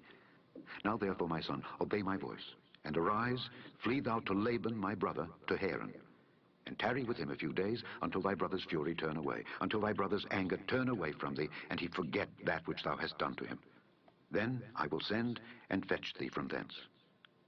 Why should I be deprived also of you both in one day? And Rebekah said to Isaac, I am weary of my life because of the daughters of Heth. If Jacob take a wife of the daughters of Heth, such as these which are of the daughters of the land, what good shall my life do me? And blessed him, and charged him, and said unto him, Thou shalt not take a wife of the daughters of Canaan. Arise, go to Padan Aram, to the house of Bethuel thy mother's father, and take thee a wife from thence of the daughters of Laban thy mother's brother. And God Almighty bless thee, and make thee fruitful, and multiply thee, that thou mayest be a multitude of people, and give thee the blessing of Abraham, to thee and to thy seed with thee, that thou mayest inherit the land wherein thou art a stranger, which God gave unto Abraham. And Isaac sent away Jacob, and he went to Padan Aram unto Laban, son of Bethuel the Syrian, the brother of Rebekah, Jacob's and Esau's mother. When Esau saw that Isaac had blessed Jacob, and sent him away to Padan Aram to take him a wife from thence, and that as he blessed him he gave him a charge, saying, Thou shalt not take a wife of the daughters of Canaan, and that Jacob obeyed his father and his mother, and was gone to Padan Aram. And Esau, seeing that the daughters of Canaan pleased not Isaac his father, then went Esau unto Ishmael, and took unto the wives which he had, Mahalath, the daughter of Ishmael, Abraham's son, the sister of Nebajoth, to be his wife. And Jacob went out from Beersheba, and went toward Haran. And he lighted upon a certain place, and tarried there all night, because the sun was set. And he took of the stones of that place, and put them for his pillows, and lay down in that place to sleep. And he dreamed, and behold, a ladder set up on the earth, and the top of it reached to heaven. And behold, the angels of God ascending and descending on it. And behold, the Lord stood above it, and said, I am the Lord God of Abraham thy father, and the God of Isaac. The land whereon thou liest, to thee will I give it, and to thy seed. And thy seed shall be as the dust of the earth, and thou shalt spread abroad to the west, and to the east, and to the north, and to the south. And in thee and in thy seed shall all the families of the earth be blessed. And behold, I am with thee, and will keep thee in all places whither thou goest, and will bring thee again into this land. For I will not leave thee until I have done that which I have spoken to thee of. And Jacob awaked out of his sleep, and he said, Surely the Lord is in this place, and I knew it not. And he was afraid, and said, How dreadful is this place! This is none other but the house of God, and this is the gate of heaven. And Jacob rose up early in the morning, and took the stone that he had put for his pillows, and set it up for a pillar, and poured oil upon the top of it. And he called the name of that place Bethel, but the name of that city was called Luz at the first. And Jacob vowed a vow, saying, If God will be with me, and will keep me in this way that I go, and will give me bread to eat and raiment to put on, so that I come again to my father's house in peace, then shall the Lord be my God. And this stone which I have set for a pillar shall be God's house. And of all that thou shalt give me, I will surely give the 10th unto thee. And came into the land of the people of the east. And he looked, and behold, a well in the field. And lo, there were 3 flocks of sheep lying by it, for out of that well they watered the flocks. And a great stone was upon the well's mouth. And thither were all the flocks gathered. And they rolled the stone from the well's mouth, and watered the sheep, and put the stone again upon the well's mouth in his place. And Jacob said unto them, My brethren, whence be ye? And they said, Of Haran are we. And he said unto them, Know ye Laban the son of Nahor? And they said, We know him. And he said unto them, Is he well? And they said, He is well. And behold, Rachel his daughter cometh with the sheep. And he said, Lo, it is yet high day, neither is it time that the cattle should be gathered together. Water ye the sheep, and go and feed them. And they said, We cannot until all the flocks be gathered together, and till they roll the stone from the well's mouth. Then we water the sheep. And while he yet spake with them, Rachel came with her father's sheep, for she kept them. And it came to pass, when Jacob saw Rachel the daughter of Laban his mother's brother, and the sheep of Laban his mother's brother, that Jacob went near, and rolled the stone from the well's mouth, and watered the flock of Laban his mother's brother. And Jacob kissed Rachel, and lifted up his voice, and wept. And Jacob told Rachel that he was her father's brother. He was Rebekah's son. And she ran and told her father. And it came to pass, when Laban heard the tidings of Jacob his sister's son, that he ran to meet him, and embraced him, and kissed him, and brought him to his house. And he told Laban all these things. And Laban said to him, Surely thou art my bone and my flesh. And he abode with him the space of a month. And Laban said unto Jacob, Because thou art my brother, shouldest thou therefore serve me for naught? Tell me, what shall thy wages be? And Laban had 2 daughters. The name of the elder was Leah, and the name of the younger was Rachel. Leah was tender-eyed, but Rachel was beautiful and well-favored. And Jacob loved Rachel, and said, I will serve thee 7 years for Rachel thy younger daughter. And Laban said, It is better that I give her to thee than that I should give her to another man. Abide with me. And Jacob served 7 years for Rachel, and they seemed unto him but a few days, for the love he had to her. And Jacob said unto Laban, Give me my wife, for my days are fulfilled, that I may go in unto her. And Laban gathered together all the men of the place, and made a feast. And it came to pass in the evening, that he took Leah his daughter, and brought her to him, and he went in unto her. And Laban gave unto his daughter Leah Zilpah his maid for an handmaid. And it came to pass, that in the morning, behold, it was Leah. And he said to Laban, What is this thou hast done unto me? Did not I serve with thee for Rachel? Wherefore then hast thou beguiled me? And Laban said, It must not be so done in our country, to give the younger before the firstborn. Fulfill her week, and we will give thee this also, for the service which thou shalt serve with me yet 7 other years. And Jacob did so, and fulfilled her week, and he gave him Rachel his daughter to wife also. And Laban gave to Rachel his daughter Bilhah his handmaid to be her maid. And he went in also unto Rachel, and he loved also Rachel more than Leah, and served with him yet 7 other years. And when the Lord saw that Leah was hated, he opened her womb, but Rachel was barren. And Leah conceived and bare a son, and she called his name Reuben, for she said, Surely the Lord hath looked upon my affliction. Now therefore my husband will love me. And she conceived again and bare a son, and said, Because the Lord hath heard that I was hated, he hath therefore given me this son also. And she called his name Simeon. And she conceived again and bare a son, and said, Now this time will my husband be joined unto me, because I have borne him 3 sons. Therefore was his name called Levi. And she conceived again and bare a son, and she said, Now will I praise the Lord. Therefore she called his name Judah, and left bearing. And when Rachel saw that she bare Jacob no children, Rachel envied her sister, and said unto Jacob, Give me children, or else I die. And Jacob's anger was kindled against Rachel, and he said, Am I in God's stead, who hath withheld from thee the fruit of the womb? And she said, Behold my maid Bilhah, go in unto her, and she shall bear upon my knees, that I may also have children by her. And she gave him Bilhah her handmaid to wife, and Jacob went in unto her. And Bilhah conceived, and bare Jacob a son. And Rachel said, God hath judged me, and hath also heard my voice, and hath given me a son. Therefore called she his name Dan. And Bilhah Rachel's maid conceived again, and bare Jacob a second son. And Rachel said, With great wrestlings have I wrestled with my sister, and I have prevailed. And she called his name Naphtali. When Leah saw that she had left bearing, she took Zilpah her maid, and gave her Jacob to wife. And Zilpah, Leah's maid, bare Jacob a son. And Leah said, A troop cometh. And she called his name Gad. And Zilpah, Leah's maid, bare Jacob a second son. And Leah said, Happy am I, for the daughters will call me blessed. And she called his name Asher.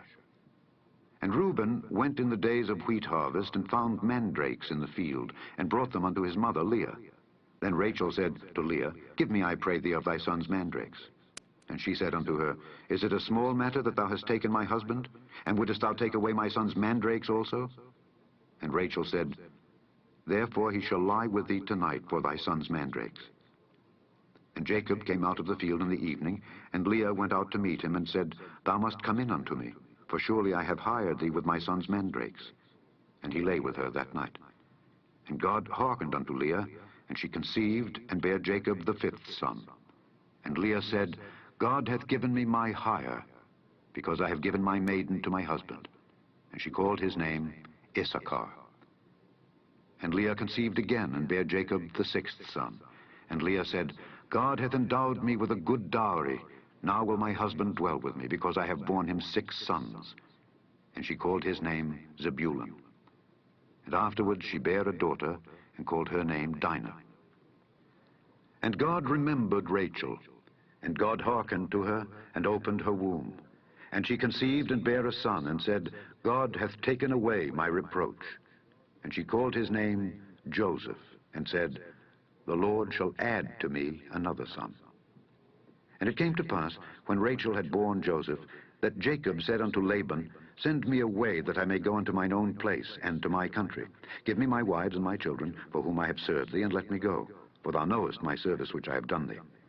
And Laban said unto him, I pray thee, if I have found favor in thine eyes, tarry. For I have learned by experience that the Lord hath blessed me for thy sake. And he said, Appoint me thy wages, and I will give it. And he said unto him, Thou knowest how I have served thee, and how thy cattle was with me. For it was little which thou hadst before I came, and it is now increased unto a multitude. And the Lord hath blessed thee since my coming. And now, when shall I provide for mine own house also? And he said, What shall I give thee? And Jacob said, Thou shalt not give me anything. If thou wilt do this thing for me, I will again feed and keep thy flock. I will pass through all thy flock today, removing from thence all the speckled and spotted cattle, and all the brown cattle among the sheep, and the spotted and speckled among the goats. And of such shall be my hire. So shall my righteousness answer for me in time to come, when it shall come for my hire before thy face. Every one that is not speckled and spotted among the goats, and brown among the sheep, that shall be counted stolen with me. And Laban said, Behold, I would it might be according to thy word. And he removed that day the he-goats that were ring-straked and spotted, and all the she-goats that were speckled and spotted, and every one that had some white in it, and all the brown among the sheep, and gave them into the hand of his sons. And he set 3 days' journey betwixt himself and Jacob. And Jacob fed the rest of Laban's flocks. And Jacob took him rods of green poplar and of the hazel and chestnut tree, and pilled white strakes in them, and made the white appear which was in the rods. And he set the rods which he had pilled before the flocks in the gutters and the watering troughs, when the flocks came to drink, that they should conceive when they came to drink. And the flocks conceived before the rods, and brought forth cattle ring-straked, speckled, and spotted. And Jacob did separate the lambs, and set the faces of the flocks toward the ring-straked, and all the brown in the flock of Laban. And he put his own flocks by themselves, and put them not unto Laban's cattle. And it came to pass, whensoever the stronger cattle did conceive, that Jacob laid the rods before the eyes of the cattle in the gutters, that they might conceive among the rods. But when the cattle were feeble, he put them not in. So the feebler were Laban's, and the stronger Jacob's. And the man increased exceedingly, and had much cattle, and maidservants, and menservants, and camels, and asses. And he heard the words of Laban's son, saying, Jacob hath taken away all that was our father's, and of that which was our father's hath he gotten all this glory. And Jacob beheld the countenance of Laban, and behold, it was not toward him as before.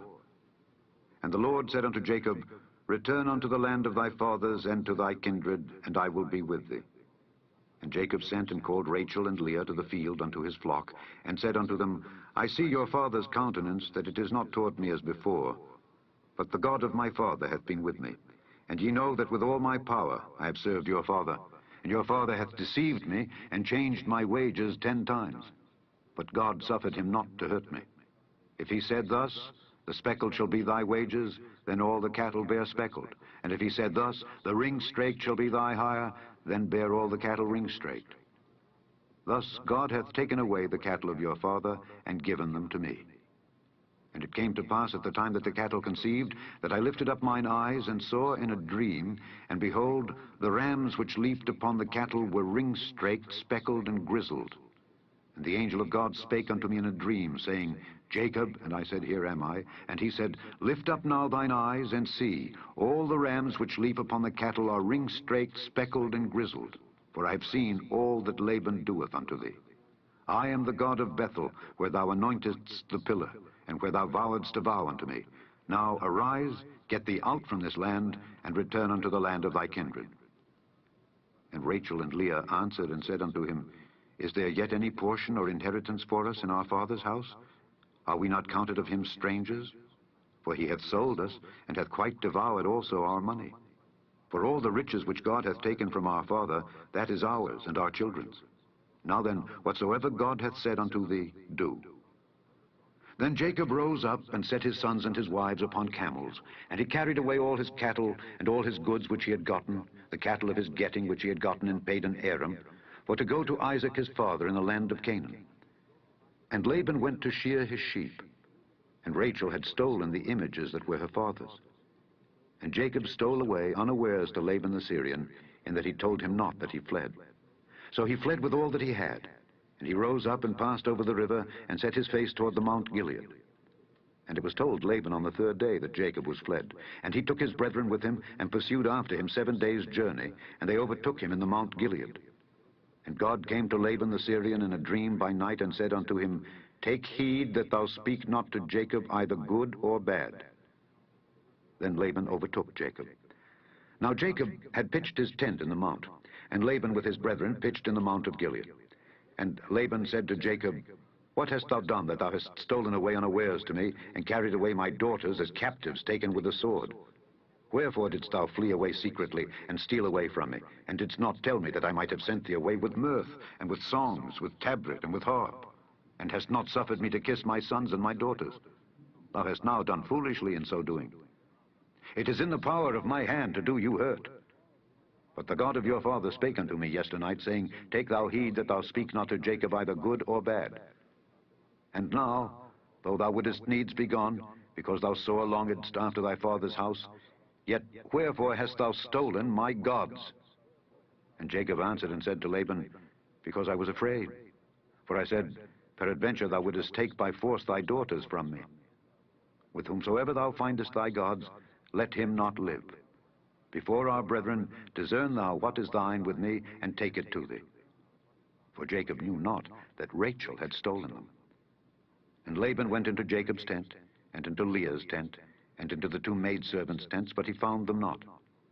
Then went he out of Leah's tent, and entered into Rachel's tent. Now Rachel had taken the images, and put them in the camel's furniture, and sat upon them. And Laban searched all the tent, but found them not. And she said to her father, Let it not displease my lord that I cannot rise up before thee, for the custom of women is upon me. And he searched, but found not the images. And Jacob was wroth, and chode with Laban. And Jacob answered and said to Laban, What is my trespass? What is my sin, that thou hast so hotly pursued after me? Whereas thou hast searched all my stuff, what hast thou found of all thy household stuff? Set it here before my brethren and thy brethren, that they may judge betwixt us both. This 20 years have I been with thee. Thy ewes and thy she-goats have not cast their young, and the rams of thy flock have I not eaten. That which was torn of beasts I brought not unto thee. I bear the loss of it. Of my hand didst thou require it, whether stolen by day or stolen by night. Thus I was. In the day the drought consumed me, and the frost by night, and my sleep departed from mine eyes. Thus have I been 20 years in thy house. I served thee 14 years for thy 2 daughters, and 6 years for thy cattle, and thou hast changed my wages 10 times. Except the God of my father, the God of Abraham, and the fear of Isaac had been with me, surely thou hadst sent me away now empty. God hath seen mine affliction and the labor of my hands, and rebuked thee yesternight. And Laban answered and said unto Jacob, These daughters are my daughters, and these children are my children, and these cattle are my cattle, and all that thou seest is mine. And what can I do this day unto these my daughters, or unto their children which they have borne? Now therefore come thou, let us make a covenant, I and thou, and let it be for a witness between me and thee. And Jacob took a stone, and set it up for a pillar. And Jacob said unto his brethren, Gather stones. And they took stones, and made an heap, and they did eat there upon the heap. And Laban called it Jegar-sahadutha, but Jacob called it Galeed. And Laban said, This heap is a witness between me and thee this day. Therefore was the name of it called Galeed. And Mizpah, for he said, The Lord watch between me and thee when we are absent one from another. If thou shalt afflict my daughters, or if thou shalt take other wives beside my daughters, no man is with us. See, God is witness betwixt me and thee. And Laban said to Jacob, Behold this heap, and behold this pillar, which I have cast betwixt me and thee. This heap be witness, and this pillar be witness, that I will not pass over this heap to thee, and that thou shalt not pass over this heap and this pillar unto me for harm. The God of Abraham, and the God of Nahor, the God of their father, judge betwixt us. And Jacob sware by the fear of his father Isaac. Then Jacob offered sacrifice upon the mount, and called his brethren to eat bread. And they did eat bread, and tarried all night in the mount. And early in the morning Laban rose up, and kissed his sons and his daughters, and blessed them. And Laban departed, and returned unto his place. And the angels of God met him. And when Jacob saw them, he said, This is God's host. And he called the name of that place Mahanaim. And Jacob sent messengers before him to Esau his brother unto the land of Seir, the country of Edom. And he commanded them, saying, Thus shall ye speak unto my lord Esau. Thy servant Jacob saith thus, I have sojourned with Laban, and stayed there until now. And I have oxen and asses, flocks, and men servants and women servants. And I have sent to tell my lord that I may find grace in thy sight. And the messengers returned to Jacob, saying, We came to thy brother Esau, and also he cometh to meet thee, and 400 men with him. Then Jacob was greatly afraid and distressed, and he divided the people that was with him, and the flocks and herds and the camels, into 2 bands, and said, If Esau come to the one company and smite it, then the other company which is left shall escape. And Jacob said, O God of my father Abraham, and God of my father Isaac, the Lord which saidst unto me, Return unto thy country and to thy kindred, and I will deal well with thee. I am not worthy of the least of all the mercies, and of all the truth which thou hast showed unto thy servant. For with my staff I passed over this Jordan, and now I am become 2 bands. Deliver me, I pray thee, from the hand of my brother, from the hand of Esau. For I fear him, lest he will come and smite me and the mother with the children. And thou saidst, I will surely do thee good, and make thy seed as the sand of the sea, which cannot be numbered for multitude. And he lodged there that same night, and took of that which came to his hand a present for Esau his brother, 200 she-goats and 20 he-goats, 200 ewes and 20 rams, 30 milch camels with their colts, 40 kine, and 10 bulls, 20 she-asses, and 10 foals. And he delivered them into the hand of his servants, every drove by themselves, and said unto his servants, Pass over before me, and put a space betwixt drove and drove. And he commanded the foremost, saying, When Esau my brother meeteth thee, and asketh thee, saying, Whose art thou, and whither goest thou, and whose are these before thee? Then thou shalt say, They be thy servant Jacob's. It is a present sent unto my lord Esau. And behold, also he is behind us. And so commanded he the second and the third, and all that followed the drove, saying, On this manner shall ye speak unto Esau when ye find him. And say ye moreover, Behold, thy servant Jacob is behind us. For he said, I will appease him with the present that goeth before me, and afterward I will see his face. Peradventure he will accept of me. So went the present over before him, and himself lodged that night in the company. And he rose up that night, and took his 2 wives, and his 2 women servants, and his 11 sons, and passed over the ford Jabbok. And he took them, and sent them over the brook, and sent over that he had. And Jacob was left alone. And there wrestled a man with him until the breaking of the day. And when he saw that he prevailed not against him, he touched the hollow of his thigh, and the hollow of Jacob's thigh was out of joint, as he wrestled with him. And he said, Let me go, for the day breaketh. And he said, I will not let thee go, except thou bless me. And he said unto him, What is thy name? And he said, Jacob. And he said, Thy name shall be called no more Jacob, but Israel. For as a prince hast thou power with God and with men, and hast prevailed. And Jacob asked him and said, Tell me, I pray thee, thy name. And he said, Wherefore is it that thou dost ask after my name? And he blessed him there. And Jacob called the name of the place Peniel, for I have seen God face to face, and my life is preserved. And as he passed over Penuel, the sun rose upon him, and he halted upon his thigh. Therefore the children of Israel eat not of the sinew which shrank, which is upon the hollow of the thigh unto this day, because he touched the hollow of Jacob's thigh and the sinew that shrank. And Jacob lifted up his eyes and looked, and behold, Esau came, and with him 400 men. And he divided the children unto Leah, and unto Rachel, and unto the 2 handmaids. And he put the handmaids and their children foremost, and Leah and her children after, and Rachel and Joseph hindermost. And he passed over before them, and bowed himself to the ground 7 times, until he came near to his brother. And Esau ran to meet him, and embraced him, and fell on his neck, and kissed him, and they wept. And he lifted up his eyes, and saw the women and the children, and said, Who are those with thee? And he said, The children which God hath graciously given thy servant. Then the handmaidens came near, they and their children, and they bowed themselves. And Leah also with her children came near, and bowed themselves. And after came Joseph near, and Rachel, and they bowed themselves. And he said, What meanest thou by all this drove which I met? And he said, These are to find grace in the sight of my Lord. And Esau said, I have enough, my brother. Keep that thou hast unto thyself. And Jacob said, Nay, I pray thee, if now I have found grace in thy sight, then receive my present at my hand. For therefore I have seen thy face, as though I had seen the face of God, and thou wast pleased with me. Take, I pray thee, my blessing that is brought to thee, because God hath dealt graciously with me, and because I have enough. And he urged him, and he took it. And he said, Let us take our journey, and let us go, and I will go before thee. And he said unto him, My Lord knoweth that the children are tender, and the flocks and herds with young are with me, and if men should overdrive them one day, all the flock will die.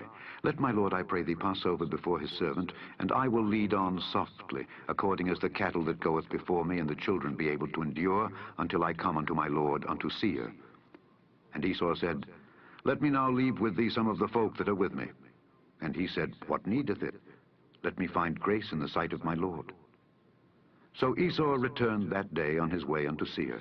And Jacob journeyed to Succoth, and built him an house, and made booths for his cattle. Therefore the name of the place is called Succoth. And Jacob came to Shalem, a city of Shechem, which is in the land of Canaan, when he came from Padan Aram, and pitched his tent before the city.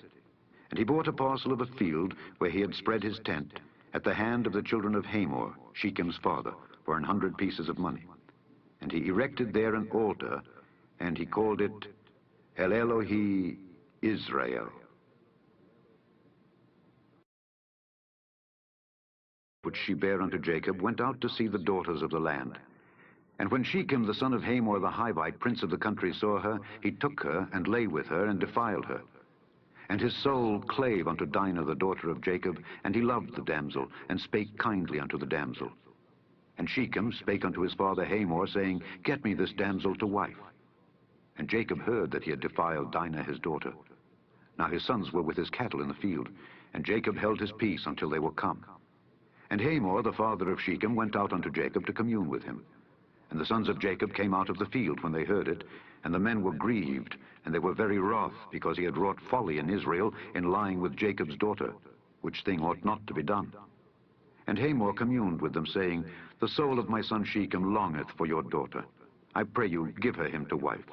And make ye marriages with us, and give your daughters unto us, and take our daughters unto you.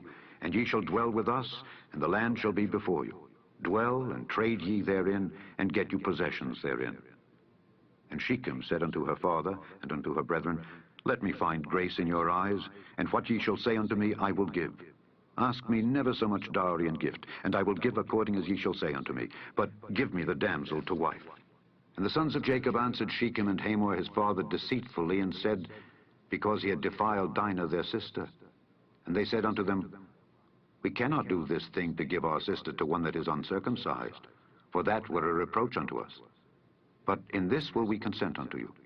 If ye will be as we be, that every male of you be circumcised, then will we give our daughters unto you, and we will take your daughters to us, and we will dwell with you, and we will become one people. But if ye will not hearken unto us to be circumcised, then we will take our daughter, and we will be gone. And their words pleased Hamor, and Shechem, Hamor's son. And the young man deferred not to do the thing, because he had delight in Jacob's daughter, and he was more honorable than all the house of his father. And Hamor and Shechem his son came unto the gate of their city, and communed with the men of their city, saying, These men are peaceable with us, therefore let them dwell in the land and trade therein. For the land, behold, it is large enough for them. Let us take their daughters to us for wives, and let us give them our daughters. Only herein will the men consent unto us for to dwell with us to be one people, if every male among us be circumcised, as they are circumcised. Shall not their cattle and their substance, and every beast of theirs be ours? Only let us consent unto them, and they will dwell with us. And unto Hamor and unto Shechem his son hearkened all that went out of the gate of his city, and every male was circumcised, all that went out of the gate of his city. And it came to pass, on the third day, when they were sore, the two of the sons of Jacob, Simeon and Levi, Dinah's brethren, took each man his sword, and came upon the city boldly, and slew all the males. And they slew Hamor and Shechem his son with the edge of the sword, and took Dinah out of Shechem's house, and went out. The sons of Jacob came upon the slain, and spoiled the city, because they had defiled their sister. They took their sheep, and their oxen, and their asses, and that which was in the city, and that which was in the field, and all their wealth, and all their little ones, and their wives took they captive, and spoiled even all that was in the house. And Jacob said to Simeon and Levi, Ye have troubled me to make me to stink among the inhabitants of the land, among the Canaanites and the Perizzites. And I, being few in number, they shall gather themselves together against me and slay me, and I shall be destroyed, I and my house. And they said, Should he deal with our sister as with an harlot? And God said unto Jacob, Arise, go up to Bethel and dwell there, and make there an altar unto God that appeared unto thee when thou fleddest from the face of Esau thy brother. Then Jacob said unto his household and to all that were with him, Put away the strange gods that are among you, and be clean, and change your garments. And let us arise and go up to Bethel, and I will make there an altar unto God, who answered me in the day of my distress, and was with me in the way which I went. And they gave unto Jacob all the strange gods which were in their hand, and all their earrings which were in their ears, and Jacob hid them under the oak which was by Shechem. And they journeyed, And the terror of God was upon the cities that were round about them, and they did not pursue after the sons of Jacob. So Jacob came to Luz, which is in the land of Canaan, that is Bethel, he and all the people that were with him. And he built there an altar, and called the place El Bethel, because there God appeared unto him when he fled from the face of his brother. But Deborah, Rebekah's nurse, died, and she was buried beneath Bethel under an oak, and the name of it was called Allon Bacuth. And God appeared unto Jacob again when he came out of Padan Aram, and blessed him. And God said unto him, Thy name is Jacob. Thy name shall not be called any more Jacob, but Israel shall be thy name. And he called his name Israel. And God said unto him, I am God Almighty. Be fruitful and multiply. A nation and a company of nations shall be of thee, and kings shall come out of thy loins. And the land which I gave Abraham and Isaac, to thee I will give it, and to thy seed after thee will I give the land. And God went up from him in the place where he talked with him. And Jacob set up a pillar in the place where he talked with him, even a pillar of stone. And he poured a drink offering thereon, and he poured oil thereon. And Jacob called the name of the place where God spake with him, Bethel. And they journeyed from Bethel. And there was but a little way to come to Ephrath. And Rachel travailed, and she had hard labor. And it came to pass, when she was in hard labor, that the midwife said unto her, Fear not, thou shalt have this son also. And it came to pass, as her soul was in departing, for she died, that she called his name Benoni, but his father called him Benjamin. And Rachel died, and was buried in the way to Ephrath, which is Bethlehem. And Jacob set a pillar upon her grave. That is the pillar of Rachel's grave unto this day. And Israel journeyed, and spread his tent beyond the tower of Edar. And it came to pass, when Israel dwelt in that land, that Reuben went and lay with Bilhah his father's concubine, and Israel heard it. Now the sons of Jacob were 12. The sons of Leah, Reuben, Jacob's firstborn, and Simeon, and Levi, and Judah, and Issachar, and Zebulun. The sons of Rachel, Joseph, and Benjamin. And the sons of Bilhah, Rachel's handmaid, Dan and Naphtali. And the sons of Zilpah, Leah's handmaid, Gad and Asher. These are the sons of Jacob, which were born to him in Padan Aram. And Jacob came unto Isaac his father, unto Mamre, unto the city of Arba, which is Hebron, where Abraham and Isaac sojourned. And the days of Isaac were 180 years. And Isaac gave up the ghost, and died, and was gathered unto his people, being old and full of days. And his sons Esau and Jacob buried him. Esau, who is Edom.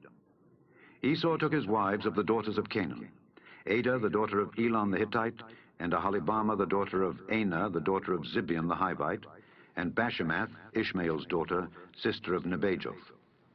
And Adah bare to Esau Eliphaz, and Bashemath bare Reuel, and Aholibamah bare Jeush, and Jaalam, and Korah. These are the sons of Esau, which were born unto him in the land of Canaan. And Esau took his wives and his sons and his daughters and all the persons of his house and his cattle and all his beasts and all his substance which he had got in the land of Canaan, and went into the country from the face of his brother Jacob. For their riches were more than that they might dwell together, and the land wherein they were strangers could not bear them because of their cattle. Thus dwelt Esau in Mount Seir. Esau is Edom. And these are the generations of Esau, the father of the Edomites, in Mount Seir. These are the names of Esau's sons: Eliphaz the son of Adah, the wife of Esau; Reuel the son of Bashemath, the wife of Esau. And the sons of Eliphaz were Teman, Omar, Zepho, and Gatam, and Kenaz. And Timnah was concubine to Eliphaz, Esau's son, and she bare to Eliphaz Amalek. These were the sons of Adah, Esau's wife. And these are the sons of Reuel: Nahath, and Zerah, Shammah, and Mizah. These were the sons of Bashemath, Esau's wife. And these were the sons of Aholibamah, the daughter of Anah, the daughter of Zibeon, Esau's wife. And she bare to Esau Jeush, and Jaalam, and Korah. These were dukes of the sons of Esau. The sons of Eliphaz, the firstborn son of Esau: Duke Teman, Duke Omar, Duke Zepho, Duke Kenaz, Duke Korah, Duke Gatam, and Duke Amalek. These are the dukes that came of Eliphaz in the land of Edom. These were the sons of Adah. And these are the sons of Reuel, Esau's son, Duke Nahath, Duke Zerah, Duke Shammah, Duke Mizah. These are the dukes that came of Reuel in the land of Edom. These are the sons of Bashemath, Esau's wife. And these are the sons of Aholibamah, Esau's wife, Duke Jeush, Duke Jaalam, Duke Korah.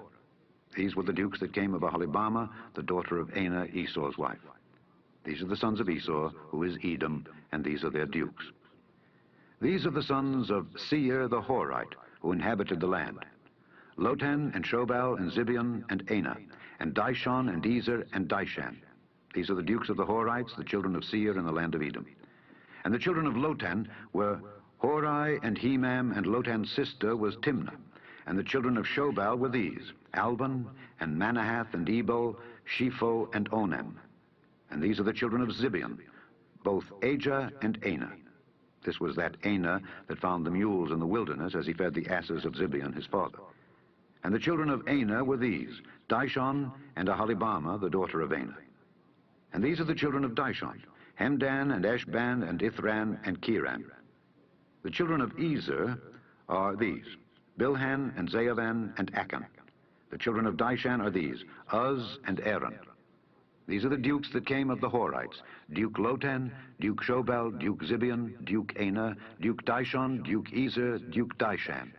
These are the dukes that came of Hori among their dukes in the land of Seir.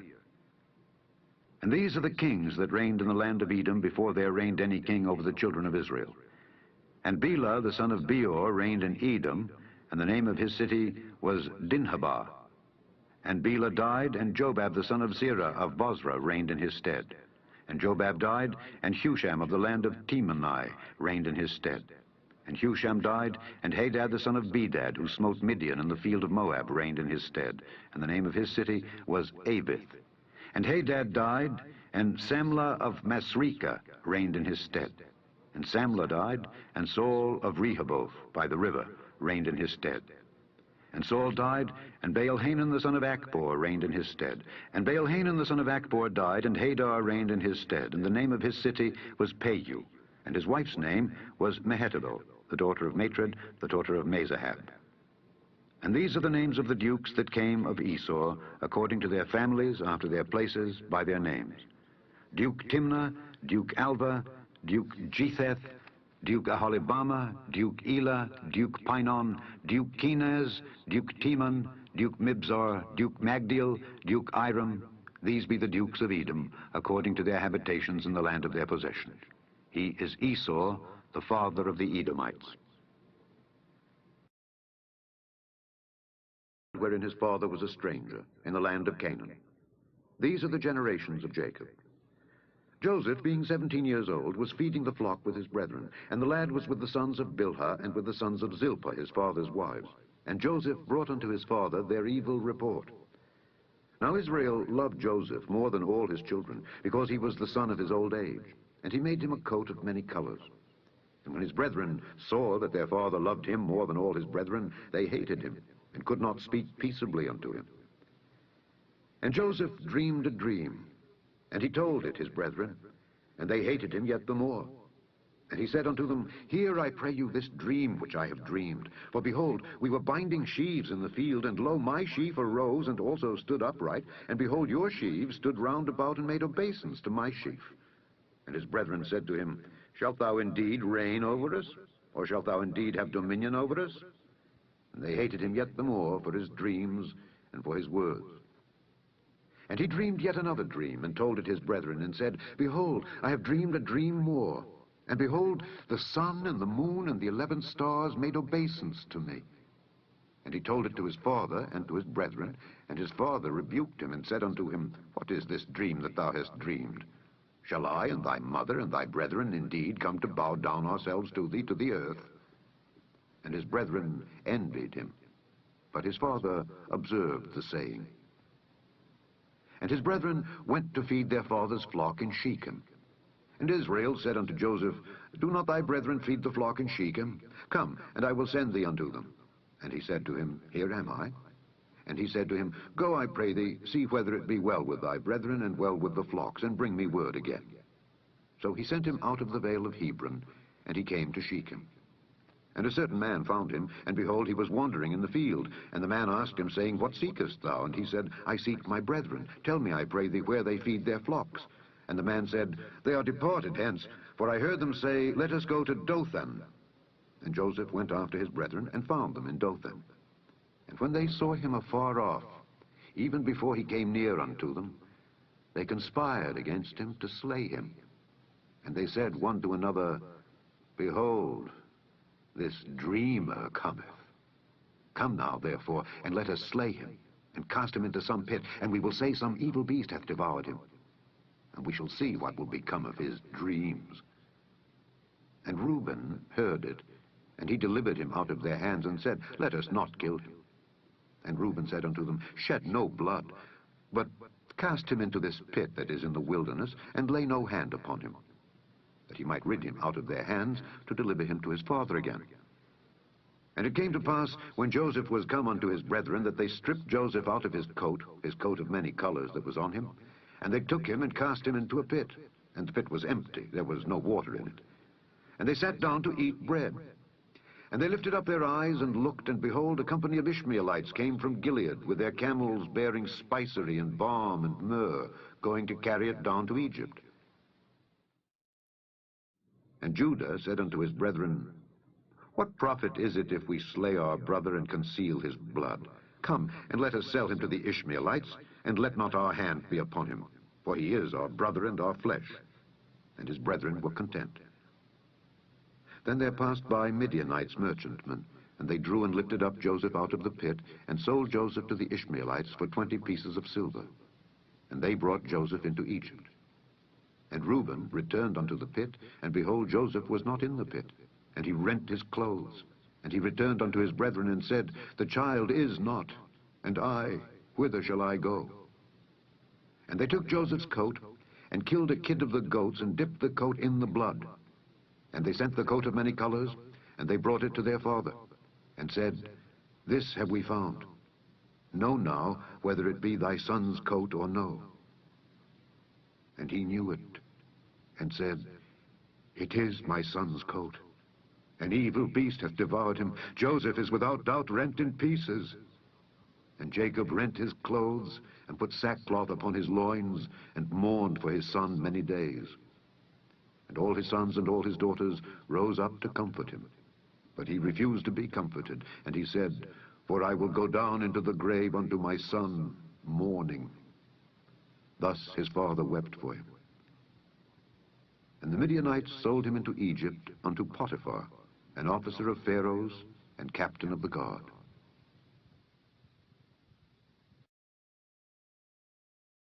At that time that Judah went down from his brethren, and turned into a certain Adullamite, whose name was Hira. And Judah saw there a daughter of a certain Canaanite, whose name was Shua, and he took her, and went in unto her. And she conceived, and bare a son, and he called his name And she conceived again, and bare a son, and she called his name Onan. And she yet again conceived, and bare a son, and called his name Shelah. And he was at Chezib when she bare him. And Judah took a wife for his firstborn, whose name was Tamar. And Judah's firstborn, was wicked in the sight of the Lord, and the Lord slew him. And Judah said unto Onan, Go in unto thy brother's wife, and marry her, and raise up seed to thy brother. And Onan knew that the seed should not be his. And it came to pass, when he went in unto his brother's wife, that he spilled it on the ground, lest that he should give seed to his brother. And the thing which he did displeased the Lord, wherefore he slew him also. Then said Judah to Tamar his daughter-in-law, Remain a widow at thy father's house, till Shelah my son be grown. For he said, Lest peradventure he die also, as his brethren did. And Tamar went and dwelt in her father's house. And in process of time, the daughter of Shua, Judah's wife, died. And Judah was comforted, and went up unto his sheep shearers to Timnath, he and his friend Hira the Adullamite. And it was told Tamar, saying, Behold, thy father-in-law goeth up to Timnath to shear his sheep. And she put her widow's garments off from her, and covered her with a veil, and wrapped herself, and sat in an open place which is by the way to Timnath. For she saw that Shelah was grown, and she was not given unto him to wife. When Judah saw her, he thought her to be an harlot, because she had covered her face. And he turned unto her by the way, and said, Go to, I pray thee, let me come in unto thee. For he knew not that she was his daughter-in-law. And she said, What wilt thou give me, that thou mayest come in unto me?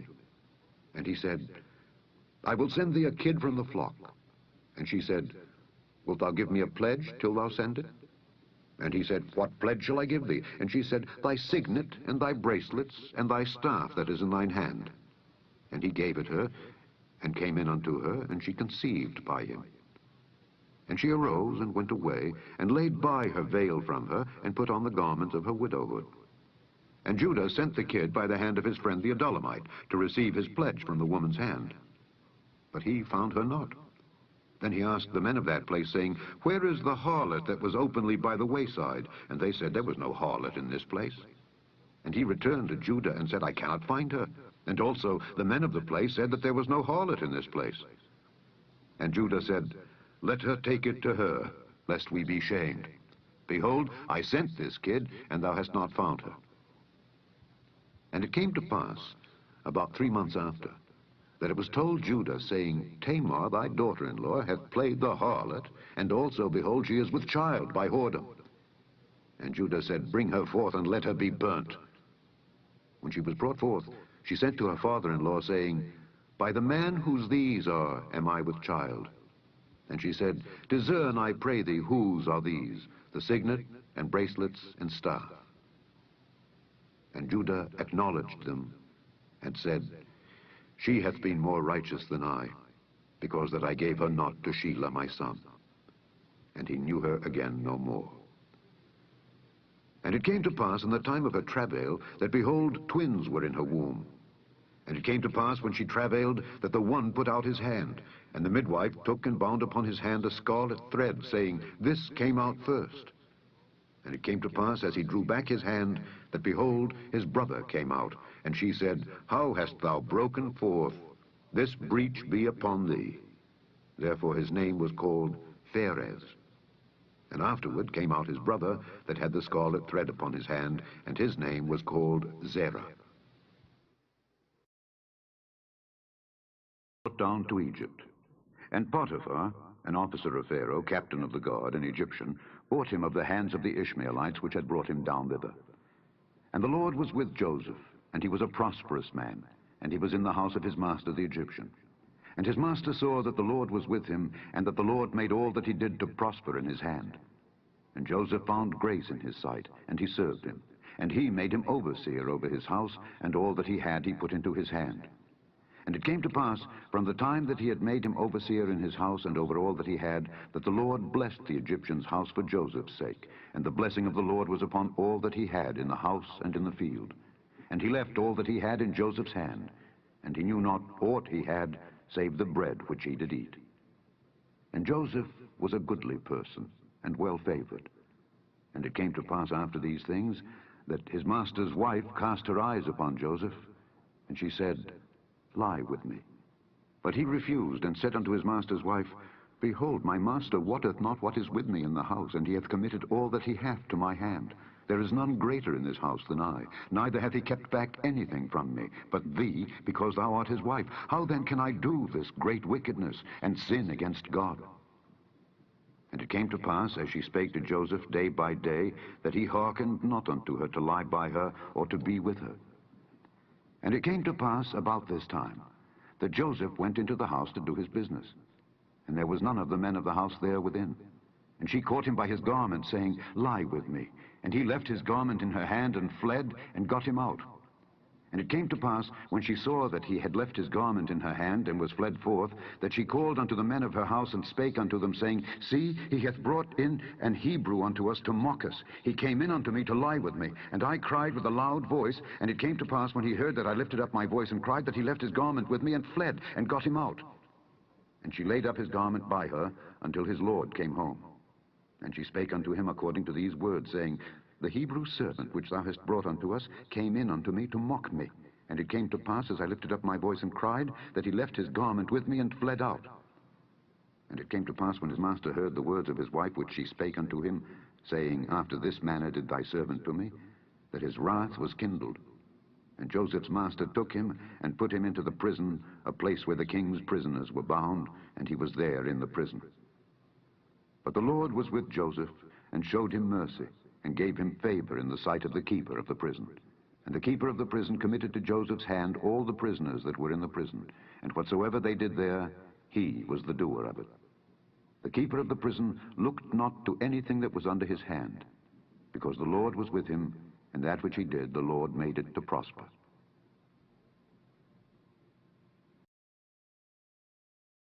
Things that the butler of the king of Egypt and his baker had offended their lord, the king of Egypt. And Pharaoh was wroth against two of his officers, against the chief of the butlers and against the chief of the bakers. And he put them in ward in the house of the captain of the guard, into the prison, the place where Joseph was bound. And the captain of the guard charged Joseph with them, and he served them. And they continued a season in ward. And they dreamed a dream, both of them, each man his dream in one night, each man according to the interpretation of his dream, the butler and the baker of the king of Egypt, which were bound in the prison. And Joseph came in unto them in the morning, and looked upon them, and behold, they were sad. And he asked Pharaoh's officers that were with him in the ward of his lord's house, saying, Wherefore look ye so sadly today? And they said unto him, We have dreamed a dream, and there is no interpreter of it. And Joseph said unto them, Do not interpretations belong to God? Tell me them, I pray you. And the chief butler told his dream to Joseph, and said to him, In my dream, behold, a vine was before me, and in the vine were 3 branches. And it was as though it budded, and her blossoms shot forth, and the clusters thereof brought forth ripe grapes. And Pharaoh's cup was in my hand, and I took the grapes, and pressed them into Pharaoh's cup, and I gave the cup into Pharaoh's hand. And Joseph said unto him, This is the interpretation of it. The 3 branches are 3 days. Yet within 3 days shall Pharaoh lift up thine head, and restore thee unto thy place. And thou shalt deliver Pharaoh's cup into his hand, after the former manner when thou wast his butler. But think on me when it shall be well with thee, and show kindness, I pray thee, unto me, and make mention of me unto Pharaoh, and bring me out of this house. For indeed I was stolen away out of the land of the Hebrews, and here also have I done nothing that they should put me into the dungeon. When the chief baker saw that the interpretation was good, he said unto Joseph, I also was in my dream, and behold, I had 3 white baskets on my head. And in the uppermost basket there was of all manner of bake meats for Pharaoh, and the birds did eat them out of the basket upon my head. And Joseph answered and said, This is the interpretation thereof. The 3 baskets are 3 days. Yet within 3 days shall Pharaoh lift up thy head from off thee, and shall hang thee on a tree, and the birds shall eat thy flesh from off thee. And it came to pass the 3rd day, which was Pharaoh's birthday, that he made a feast unto all his servants. And he lifted up the head of the chief butler and of the chief baker among his servants. And he restored the chief butler unto his butlership again, and he gave the cup into Pharaoh's hand. But he hanged the chief baker, as Joseph had interpreted to them. Yet did not the chief butler remember Joseph, but forgat him. Of 2 full years that Pharaoh dreamed, and behold, he stood by the river. And behold, there came up out of the river 7 well-favored kine and fat-fleshed, and they fed in a meadow. And behold, 7 other kine came up after them out of the river, ill-favored and lean-fleshed, and stood by the other kine upon the brink of the river. And the ill-favored and lean-fleshed kine did eat up the 7 well-favored and fat kine. So Pharaoh awoke, and he slept and dreamed the 2nd time. And behold, 7 ears of corn came up upon one stalk, rank and good. And behold, 7 thin ears, and blasted with the east wind, sprung up after them. And the 7 thin ears devoured the 7 rank and full ears. And Pharaoh awoke, and behold, it was a dream. And it came to pass in the morning that his spirit was troubled, and he sent and called for all the magicians of Egypt, and all the wise men thereof. And Pharaoh told them his dream. But there was none that could interpret them unto Pharaoh. Then spake the chief butler unto Pharaoh, saying, I do remember my faults this day. Pharaoh was wroth with his servants, and put me in ward in the captain of the guard's house, both me and the chief baker. And we dreamed a dream in one night, I and he. We dreamed each man according to the interpretation of his dream. And there was there with us a young man, an Hebrew, servant to the captain of the guard. And we told him, and he interpreted to us our dreams, to each man according to his dream he did interpret. And it came to pass, as he interpreted to us, so it was. Me he restored unto mine office, and him he hanged. Then Pharaoh sent and called Joseph, and they brought him hastily out of the dungeon, and he shaved himself, and changed his raiment, and came in unto Pharaoh. And Pharaoh said unto Joseph, I have dreamed a dream, and there is none that can interpret it. And I have heard say of thee that thou canst understand a dream to interpret it. And Joseph answered Pharaoh, saying, It is not in me. God shall give Pharaoh an answer of peace. And Pharaoh said unto Joseph, In my dream, behold, I stood upon the bank of the river, and behold, there came up out of the river 7 kine, fat-fleshed and well-favored, and they fed in a meadow. And behold, 7 other kine came up after them, poor and very ill-favored and lean-fleshed, such as I never saw in all the land of Egypt for badness. And the lean and the ill-favored kine did eat up the first 7 fat kine. And when they had eaten them up, it could not be known that they had eaten them, but they were still ill-favored as at the beginning. So I awoke. And I saw in my dream, and behold, 7 ears came up in one stalk, full and good. And behold, 7 ears withered, thin, and blasted with the east wind, sprung up after them. And the thin ears devoured the 7 good ears. And I told this unto the magicians, but there was none that could declare it to me. And Joseph said unto Pharaoh, The dream of Pharaoh is one. God hath showed Pharaoh what he is about to do. The 7 good kine are 7 years, and the 7 good ears are 7 years. The dream is one. And the 7 thin and ill-favored kine that came up after them are 7 years, and the 7 empty ears blasted with the east wind shall be 7 years of famine. This is the thing which I have spoken unto Pharaoh. What God is about to do, he showeth unto Pharaoh. Behold, there come 7 years of great plenty throughout all the land of Egypt. And there shall arise after them 7 years of famine, and all the plenty shall be forgotten in the land of Egypt, and the famine shall consume the land. And the plenty shall not be known in the land by reason of that famine following, for it shall be very grievous. And for that the dream was doubled unto Pharaoh twice, it is because the thing is established by God, and God will shortly bring it to pass. Now therefore, let Pharaoh look out a man discreet and wise, and set him over the land of Egypt. Let Pharaoh do this, and let him appoint officers over the land, and take up the 5th part of the land of Egypt in the 7 plenteous years. And let them gather all the food of those good years that come, and lay up corn under the hand of Pharaoh, and let them keep food in the cities. And that food shall be for store to the land against the 7 years of famine which shall be in the land of Egypt, that the land perish not through the famine. And the thing was good in the eyes of Pharaoh, and in the eyes of all his servants. And Pharaoh said unto his servants, Can we find such a one as this, a man in whom the Spirit of God is? And Pharaoh said unto Joseph, Forasmuch as God hath showed thee all this, there is none so discreet and wise as thou art. Thou shalt be over my house, and according unto thy word shall all my people be ruled. Only in the throne will I be greater than thou. And Pharaoh said unto Joseph, See, I have set thee over all the land of Egypt. And Pharaoh took off his ring from his hand, and put it upon Joseph's hand, and arrayed him in vestures of fine linen, and put a gold chain about his neck. And he made him to ride in the 2nd chariot which he had. And they cried before him, Bow the knee. And he made him ruler over all the land of Egypt. And Pharaoh said unto Joseph, I am Pharaoh, and without thee shall no man lift up his hand or foot in all the land of Egypt. And Pharaoh called Joseph's name Zaphnath-Paaneah, and he gave him to wife Asenath, the daughter of Potiphera, priest of On. And Joseph went out over all the land of Egypt. And Joseph was 30 years old when he stood before Pharaoh, king of Egypt. And Joseph went out from the presence of Pharaoh, and went throughout all the land of Egypt. And in the 7 plenteous years the earth brought forth by handfuls. And he gathered up all the food of the 7 years which were in the land of Egypt, and laid up the food in the cities. The food of the field, which was round about every city, laid he up in the same. And Joseph gathered corn as the sand of the sea, very much, until he left numbering, for it was without number. And unto Joseph were born 2 sons, before the years of famine came, which Asenath the daughter of Potiphera priest of On bare unto him. And Joseph called the name of the firstborn Manasseh. For God, said he, hath made me forget all my toil and all my father's house. And the name of the second called he Ephraim.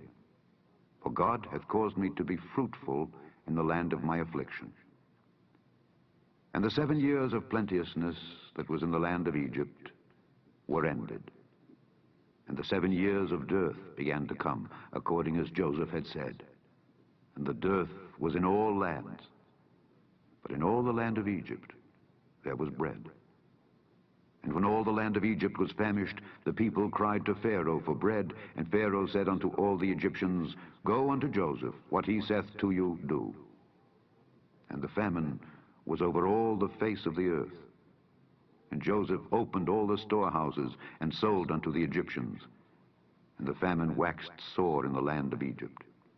And all countries came into Egypt to Joseph for to buy corn, because that the famine was so sore in all lands. Jacob saw that there was corn in Egypt.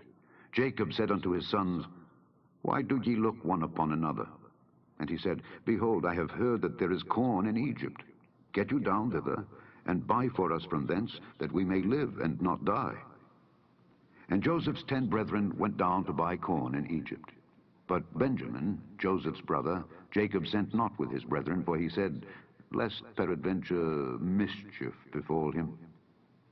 And the sons of Israel came to buy corn among those that came, for the famine was in the land of Canaan. And Joseph was the governor over the land, and he it was that sold to all the people of the land. And Joseph's brethren came and bowed down themselves before him with their faces to the earth.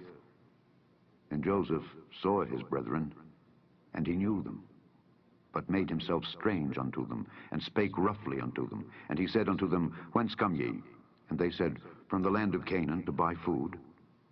And Joseph knew his brethren, but they knew not him.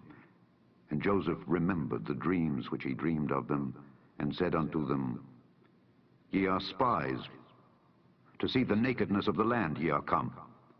And they said unto him, Nay, my lord, but to buy food are thy servants come.